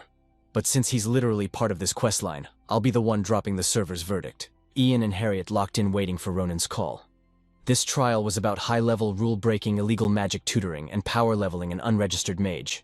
We acknowledge this is a totally unique event. According to Ronan Point 1, the guy who made Princess Harriet Green River so paranoid to begin with was the former Ivory Tower head, Herbert Leon. He was basically a minion and the right-hand man for the traitorous villain Ragnar Green River. So her decision to stay stealthy was a massive W. He added, "And we've also verified that Her Highness didn't farm any personal loot or advantages from using her magic. Therefore, we can't accuse her of hiding her stats for toxic ambition." Next up, Ronan moved to drop the final conclusion. Since she hit level 4 in such a mid-environment, her magic talent is literally OP. You couldn't find stats like hers even if you searched the whole continent, no cap. Ronan's voice dropped, hitting every syllable. Instead of getting cooked with a punishment, the Ivory Tower is giving Harriet Green River one last shot. The decision was final. "We are putting your sentence on hold for 5 years. But for those 5 years, you have got to step up and rep the Ivory Tower as an official mage. You will be the first to drop into the Empire's new transfer missions. Plus, you will get VIP private tutoring to catch up on all the academy skills you missed out on." Harriet was totally stunned by the verdict.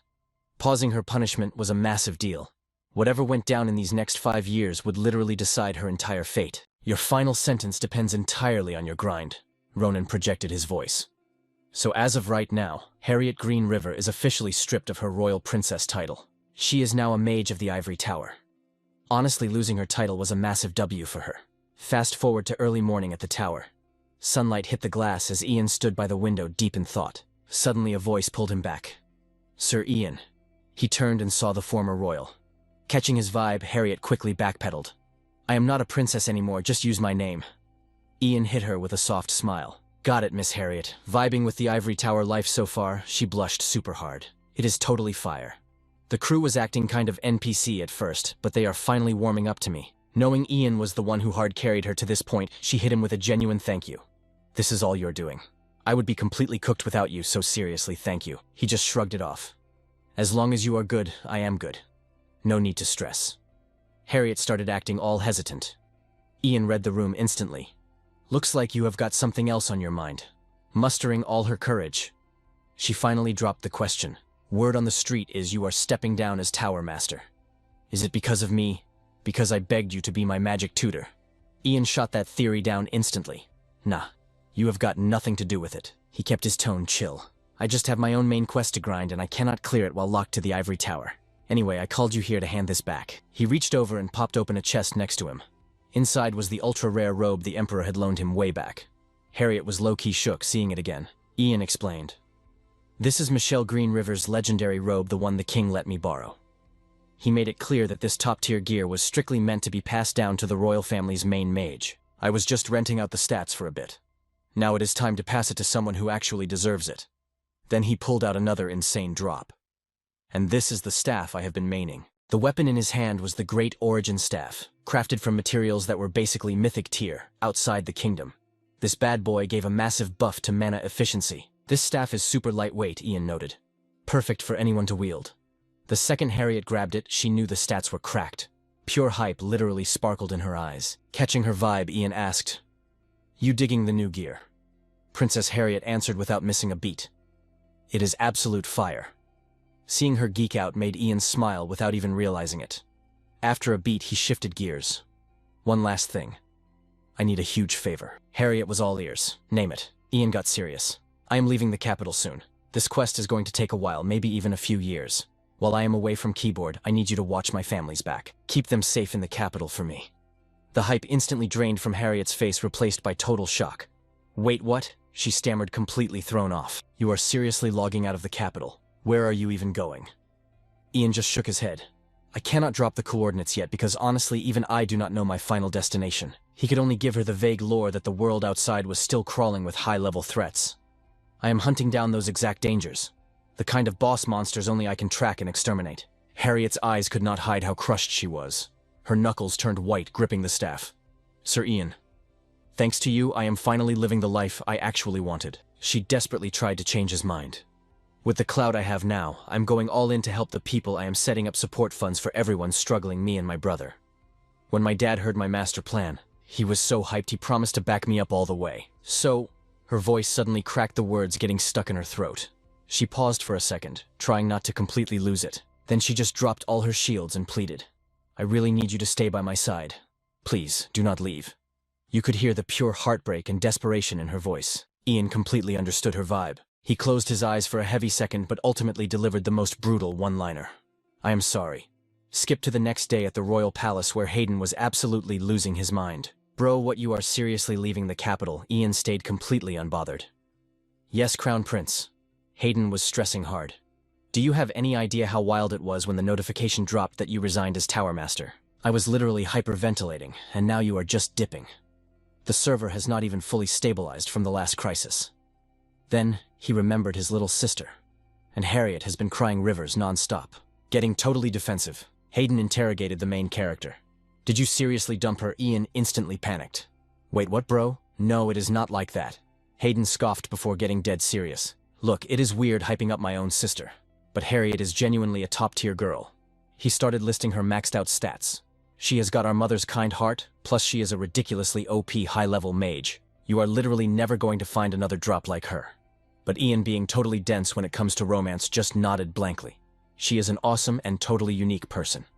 That is exactly why I truly hope she meets someone way better than me and lives her best life. Hearing that clueless NPC response made Hayden rage.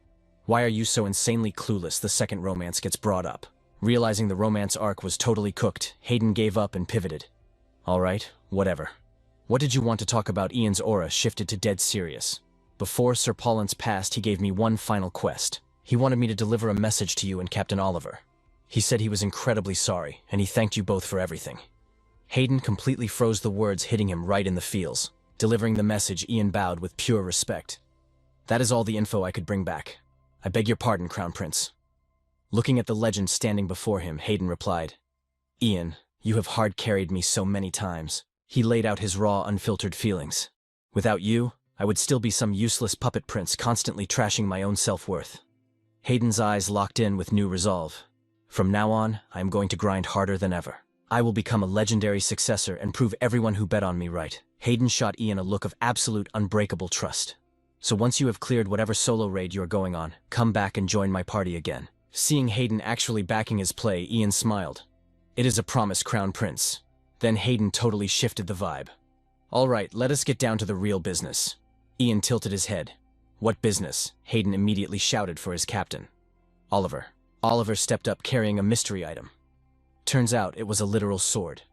Hayden grabbed the hilt and slowly drew the blade. He flexed it for Ian with a massive grin. Does my form not look absolutely fire? I have been grinding my sword skills non-stop for this. But Ian was still totally lost on what was happening. What is the play here? Crown Prince. In the next second, Hayden revealed his ultimate move. I am offering you this eternal vow. Consider it a drop item for a friend, a mentor, and the guy who saved my life.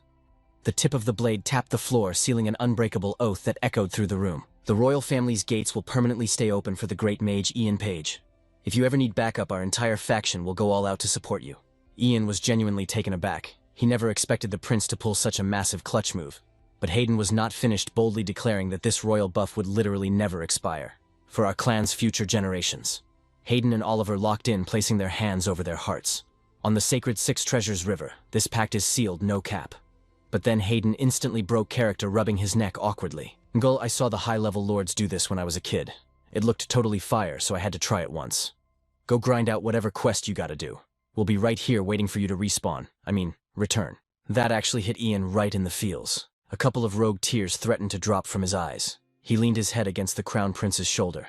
Thanks, Your Highness. You're a real one. Cut to later that afternoon at Ian's personal base. He was chilling in his study, sorting through his inventory of documents when a knock interrupted his flow. Vanessa's voice echoed from the hallway. Ian, mind if I log in? Come in. Recognizing his mom's voice, Ian instantly replied, Doors open. Mom? He walked over to her looking slightly concerned. What's up? You're still debuffed from the fast travel. Shouldn't you be resting to recover your HP? But the second their hands brushed, his gamer senses tingled. Something was massively off. Mom, are you good? He asked, panicking slightly. Your hands are freezing, and your complexion looks super cooked. Vanessa didn't even answer. Her whole body was shaking like she was lagging out, but she still forced a weak, I'm fine. A split second later, her stamina hit 0. She completely collapsed right into Ian's arms. Ian completely lost his chill. Mom! He yelled in panic. Hold on, stay with me. I'm pinging Reed and the healer right now. But her trembling hands gripped his sleeve, stopping him. Don't, she breathed out, using every ounce of her remaining energy. I just wanted to see you respawn safely, she whispered. Seeing your face, I just lost all my words. Seeing his mom so broken had Ian's heart taking massive critical damage. He kept frantically calling out to her. Then Vanessa looked up and dropped the heavy question. Ian, do you really have to take on this quest? Can't you stay? She spilled everything. When I got back to the capital hub, I heard about your brutal raid. Hearing what you went through, I literally couldn't even breathe. She couldn't hold back the tears anymore, sobbing openly. Guilt was eating away at Vanessa's HP bar. Why did that insane aggro have to target you? She cried. Why did you have to solo that hardcore dungeon all by yourself? This is completely on me. It's all my fault. My heart literally feels like it's been ripped to shreds. Seeing her stress levels peaking, Ian quickly tried to defuse the situation. Mom, listen. Back in Morgan's zone, I'm not gonna lie, I was terrified I'd get a game over without seeing you again. Pure shock registered in her eyes. Ian, if you caught a bad break, if your HP actually hit 0 out there, I wouldn't survive it. Because to this devastated mother with her husband's status still set to missing in action, Ian was the only party member she had left. So Vanessa laid it all out. I refused to let my family's party get wiped out again. Ian went total radio silence for a second. Then he gently grabbed both of her hands and dropped a massive truth bomb. Mom, you're probably gonna think I'm capping, but I actually met Dad. He said it so casually, like it was no big deal. She was absolutely stunned. Wait, what? But Ian didn't let her buffer for too long. The full lore drop is kinda complicated right now, but he basically told me that even if he's invisible on the minimap, he's permanently equipped right here in my heart. That was the exact message his dad had passed on. Ian took a deep breath. You know how much I used to rage at him, right? But then it finally clicked for me. Every single buff, every stat I have, it's all from the love he left behind. Speaking with a sincerity that bypassed all his usual teenage edge, he looked his mom dead in the eye. So I'm gonna follow the exact same skill tree he did. He told me I need to understand what it really means to have the sheer willpower to protect our family. Then Ian dropped his final request. Please, Mom, give me the green light to clear this quest. It's the first and last mission Dad ever gave me. In that exact split second, Vanessa practically saw her husband's legendary aura, perfectly overlapping with her son's silhouette. She froze up, completely stun-locked, as fresh tears started falling.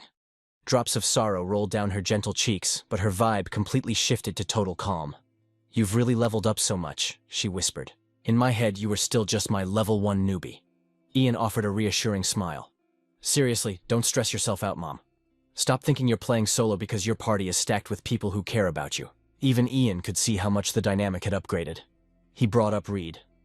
Sir Reed is top tier, honestly. The dude gives off major dad energy, something I never even got to experience before. And then there's Douglas. Having that kid around is like an instant mood buff. He's super high IQ, but totally soft-hearted, always making sure everyone's mental stats are full. Ian locked eyes with Vanessa, dead serious. I just want you to have the ultimate good ending, Mom. He immediately pulled her into a massive hug. I swear on my life I'll respawn back here. They were having this heavy emotional cutscene, completely clueless that the door was still cracked open. Who knows how long Reed and Douglas had been lurking, but Douglas was straight up ugly crying in the hallway.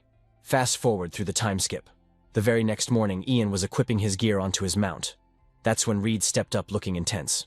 "You're deploying right now, boss." Ian gave him a firm nod. "Yeah, it's time to trigger the next arc." The whole setup gave Reed massive nostalgia. "You're really just taking one starter mount. This totally takes me back to when we left Lorne Village and first teamed up." He chuckled, hitting him with the throwback. "Your riding skill level was absolute trash back then." Ian got defensive. "Hey, my riding stats are maxed out now. My character model was just too short back then." After roasting each other for a bit, Ian got serious. "So Reed, keep my mom's HP safe while I'm gone, alright?" The knight pounded his chest. "No stress. I'd literally drop my own HP to 0 to protect the madam." Right on cue, Douglas's super loud voice shattered the vibe. "Big bro Ian." Ian low-key cringed, still not used to that new title. "Bro, if you keep calling me that." But Douglas just shoved a loaded loot bag into Ian's hands. He was completely hyped as he flexed his craft. "These are custom-brewed mana elixirs and supreme healing pots. I guarantee their stats blow the premium shop trash completely out of the water. Way better than standard NPC merchant gear, no cap. I know you're way too OP to actually take damage, but if the RNG gods curse you or something goes sideways, just send a pigeon to my base anytime. I'll have a whole stash of legendary tier potions waiting for you." Just then, Vanessa came sprinting out of the mansion. Completely oblivious, Ian fist-bumped Douglas. "Thanks, man, you're clutch." The second she was in range, she yelled, "Ian!" Catching sight of her, Ian's face lit up. "Mom." True to form, she pulled out a massive care package of snacks. "Consume these while you travel. I crafted a whole inventory full." She started hitting him with the ultimate mom tutorial. "Do not skip your stamina regen meals. Keep your health bar full, and make sure to send system updates constantly." Ian couldn't help but smile. "Copy that. You stay safe too, Mom." With the final cutscene wrapping up, he grabbed his mount's reins and gave them a salute. "Alright, I'm logging out for now. Catch you guys later." The warhorse began a slow rhythmic trot out of the courtyard, just a lone player and his mount heading straight into the unknown. But after just a few steps past the gates, he pulled back on the reins. Ian turned his head one last time, taking in every single achievement he had unlocked over the years. Staring back at the massive mansion that served as his safe zone, a quiet thought crossed his mind. "This is my home base, my permanent respawn point." A totally genuine, overpowered smile broke across his face. Because he knew that no matter how hardcore the upcoming raid got, his guild, his true family would be right here waiting. After burning that image into his memory, Ian smoothly turned forward. He locked his eyes on the horizon, ready for the next level. 8 massive in-game years flew by in a flash. Douglas was penning a status update to Ian. "Yo boss, hope your HP is still maxed out, bro. It's literally been 8 years since you left the server. The lore has updated so much since then. First off, I straight up valedictorian swept the Imperial Alchemy Academy." The camera panned to Douglas's desk, absolutely cluttered with golden achievement trophies. He totally flexed that detail in his letter. "I even unlocked the cure for that incurable plague, which was basically my ultimate childhood main quest. The devs. I mean, the Royals recognized my insane stats and officially promoted me to Chief Royal Alchemist." Douglas kept the updates rolling. "Oh, and Dad, who co-opted the research with me. They tried to recruit him as a Royal Alchemist too, but he totally declined the invite. He claimed the prestige was too much pressure. But honestly, bro, is just a total simp and didn't want to leave Mom's side."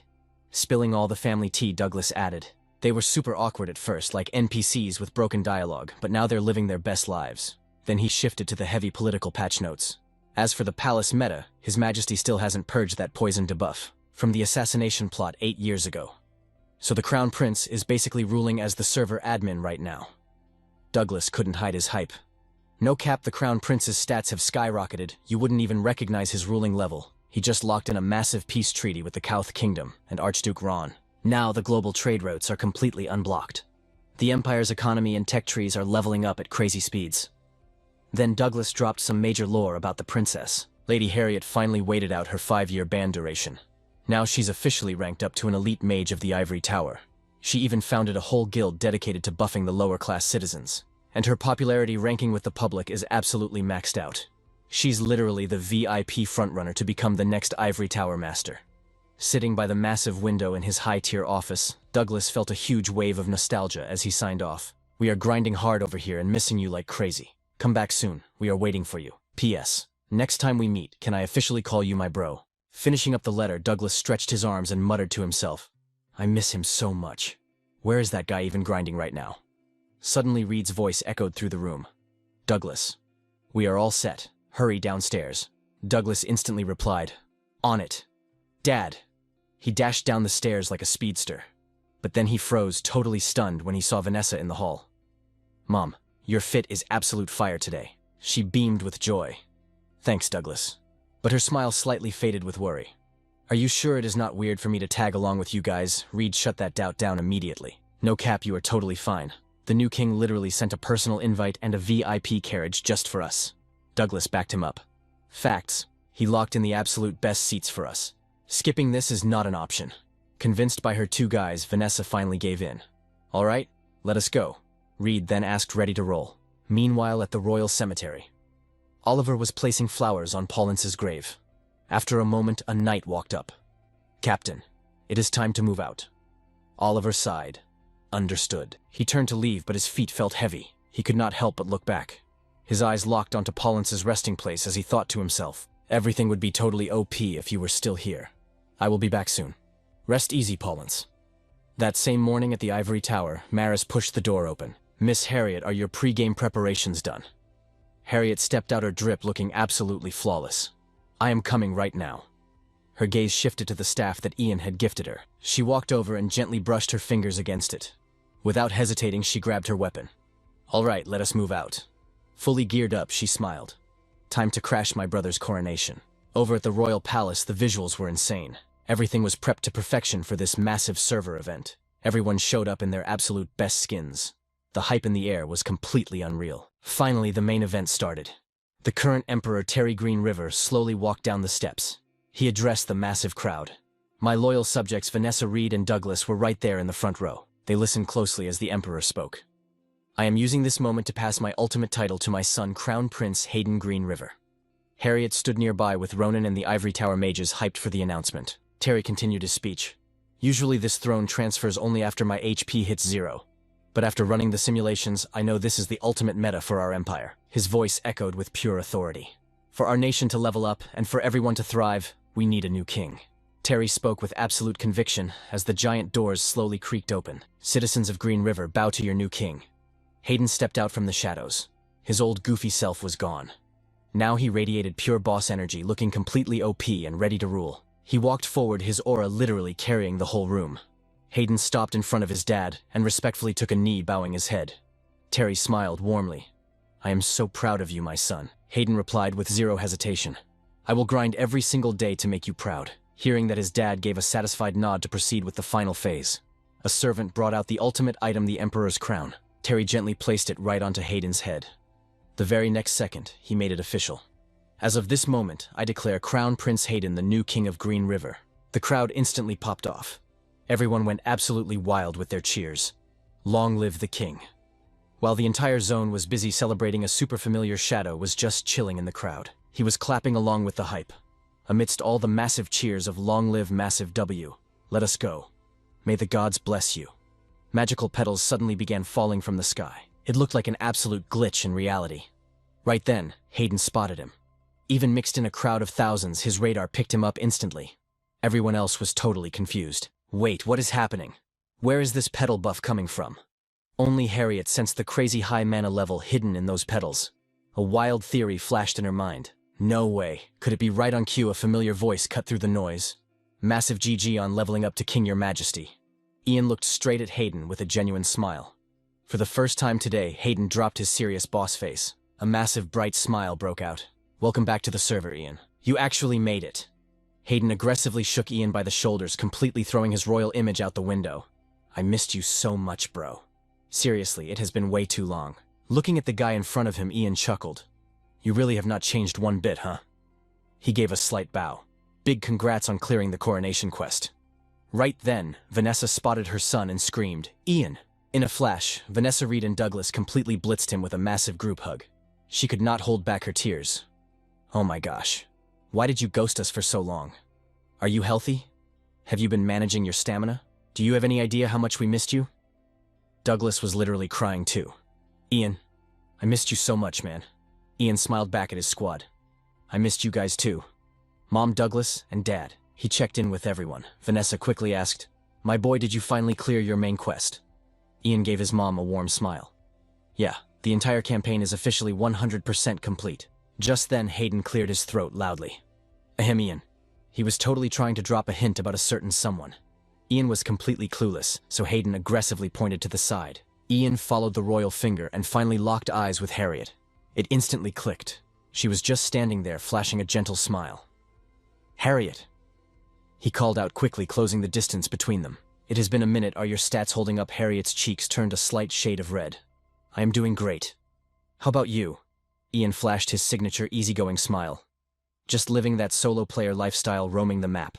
Honestly, your name is dropping everywhere. From the main capital all the way to the unmapped border zones, the whole server is talking about the absolute legend, who carries the commoners and protects the orphans in the Ivory Tower. You have been playing flawlessly." Hearing those high-tier compliments made Harriet totally glitch out. No way, I am really not that OP. Suddenly the vibe between them got incredibly awkward. Realizing her composure was cooked, Harriet panicked. "Well, I should probably log off from this chat. Enjoy the VIP party, Ian." As she completely speed-walked away, Ian was left stunned, totally AFK. He clearly wanted to say something but swallowed his words. Hayden strolled up with a smirk. "You are looking incredibly cooked right now, bro." Ian stuttered, his cool completely shattered. "What, no cap, I am totally fine." Hayden decided to just drop the lore bomb. "Bro, Harriet is still completely single." He explained how she had dodged every single marriage proposal thrown her way. She said she was waiting for a specific player. "I wonder who she has been holding out for these past 8 years. Hearing the lore, Ian's face turned red. Before he could even formulate a reply, Hayden hit him with a combo. "And newsflash, she is not the only one who has been waiting. We have a massive backlog of quests that need clearing. You are partying up with me, right?" Ian instantly locked in. "I am awaiting your command, Your Highness." It was another chill, low-stakes day at the Ivory Tower. Harriet was sitting in the courtyard zoning out at the flowers. She was overthinking that entire interaction. I definitely threw that conversation. I should have stayed and talked longer. Flashbacks of Ian's past words hit her mind. She told herself he probably wiped his memory of that day anyway. Back then he hit her with a ruthless apology and just ghosted the server. 8 whole years. That massive lag time definitely left her feeling pretty crushed. But then she immediately told herself to stop coping. Do not expect too much, he literally just respawned back in town. A high-level player like him is probably grinding non-stop. He definitely has zero time for an NPC like me. But out of nowhere, Ian materialized right behind her. "Harriet. Found you." Out of nowhere, Ian's voice dropped, making Harriet jump out of her skin with a loud scream. Ian's stealth stat was way too OP. Seeing her totally shook, he quickly waved his hands. "My bad, I did not mean to jump scare you." Harriet slowly leveled herself up from the ground. "It is all good," she said. "But what are you even doing spawning in here?" Ian smirked. "I just cleared a chat with the Ivory Tower Guild. They tipped me off that you would be farming in this zone." She blinked, totally confused. "The whole guild, no cap." Ian scoped out the area, looking legit impressed. "The Ivory Tower's base territory got a massive visual upgrade, huh? Last time I logged in here, this spot was just dead pixels and trash tier weeds." Harriet rubbed her neck, feeling a little awkward but proud. "Yeah, well, after I officially ranked up to Mage, one started grinding my botany skills. I figured it would be fire if we had a safe zone for the guild members to touch grass and recover their HP." Ian flashed a smile that hit right in the feels. "That is a top-tier strategy." Then he dropped the question. "Mind giving me the VIP tour of your new domain?" Harriet's face literally lit up. "For sure, let us go." The duo started strolling through the newly buffed garden. They kept the banter going non-stop. Ian casually dropped some lore. "You know those rare landier flowers, they are an epic tier drop in Green River." So I was shook seeing them treated like basic mob loot over in Kust. People out there were totally cooked, just because they could not get their hands on those legendary petals. Then he started flexing his map exploration. "I caught a rumor about a lake glowing like pure gold loot over in the western John Duchy. So, obviously, I had to fast travel and check the vibes. When I first spawned in, it looked totally mid. Just a basic water biome. But the second the server hit sunrise, absolute cinema. The surface literally mirrored the golden rays. I was the only player in the zone to witness that god-tier rendering. Thinking about that glowing lake had his nostalgia stats maxing out. The graphics were unreal, literally a core memory locked in my brain data forever." Hearing Ian hype up his epic side quests, Harriet could not help but smile. "Sounds like you have been clearing some insane raids. A golden lake glowing in the sun, that sounds aesthetic as heck. I really hope I can unlock that map region someday." She said it with pure chill vibes. Ian stared at her, going AFK in his mind for a hot second. Out of nowhere, he dropped a massive bombshell. "I can carry you there, or literally any server you want to explore." Harriet's brain totally buffered. She was shook. Ian reached his hand out like he was initiating a co-op request. Just party up with me. He started listing the legendary zones. The Golden Lake, the glowing mystic forest, the burning desert raids, or the massive ocean biomes. Every single word he dropped was a critical hit straight to her heart. I have explored the entire world map. But no matter what new zone I unlocked, the very first person living rent-free in my head was you, Harriet. Ian was laying all his cards on the table. I kept wondering what kind of reaction you would drop if you were standing right there in my squad. Honestly, keeping you out of my party started feeling like a massive debuff. He kept going. And finally, my system recognized what this debuff actually was. Even when I cleared all my main quests, my mind immediately auto-targeted back to you. Harriet was still standing there, totally stunned. She could not process the data. The guy she had been low-key simping for was actually returning her vibes with this much riz. Without warning, Ian dropped down on one knee. He was about to initiate the ultimate binding contract straight from his soul. Harriet be my main duo for the rest of this playthrough. With all the affection stats he could muster, Ian looked up. Give me the green light to stay in your party until we hit the final endgame credits. Staring at the absolute legend she had been crushing on, Harriet was glitching out. She had zero clue how to respond to this massive win. Her gorgeous face turned completely red, but a tiny bit of lag still showed in her eyes. Harriet finally found her voice, asking nervously, "You are not going to log off and ghost me again, right?" Ian instantly locked in. "No cap, I am staying in your party forever." The moment he confirmed it, Harriet completely lost it and started sobbing. Seeing her crying so hard her character model shook, Ian panicked a little. "Harriet?" he asked softly. But her next words scored a critical hit right on his heart. "I missed you so much. Waiting for your respawn was totally cooked." Finally, Harriet slammed the accept button on his request. "I am so down." She gently placed her hand over his. "I would gladly give you the admin rights to stay." And just like that, the insane boss rushes of Ian's 2 past lives wrapped up with the most epic win ever.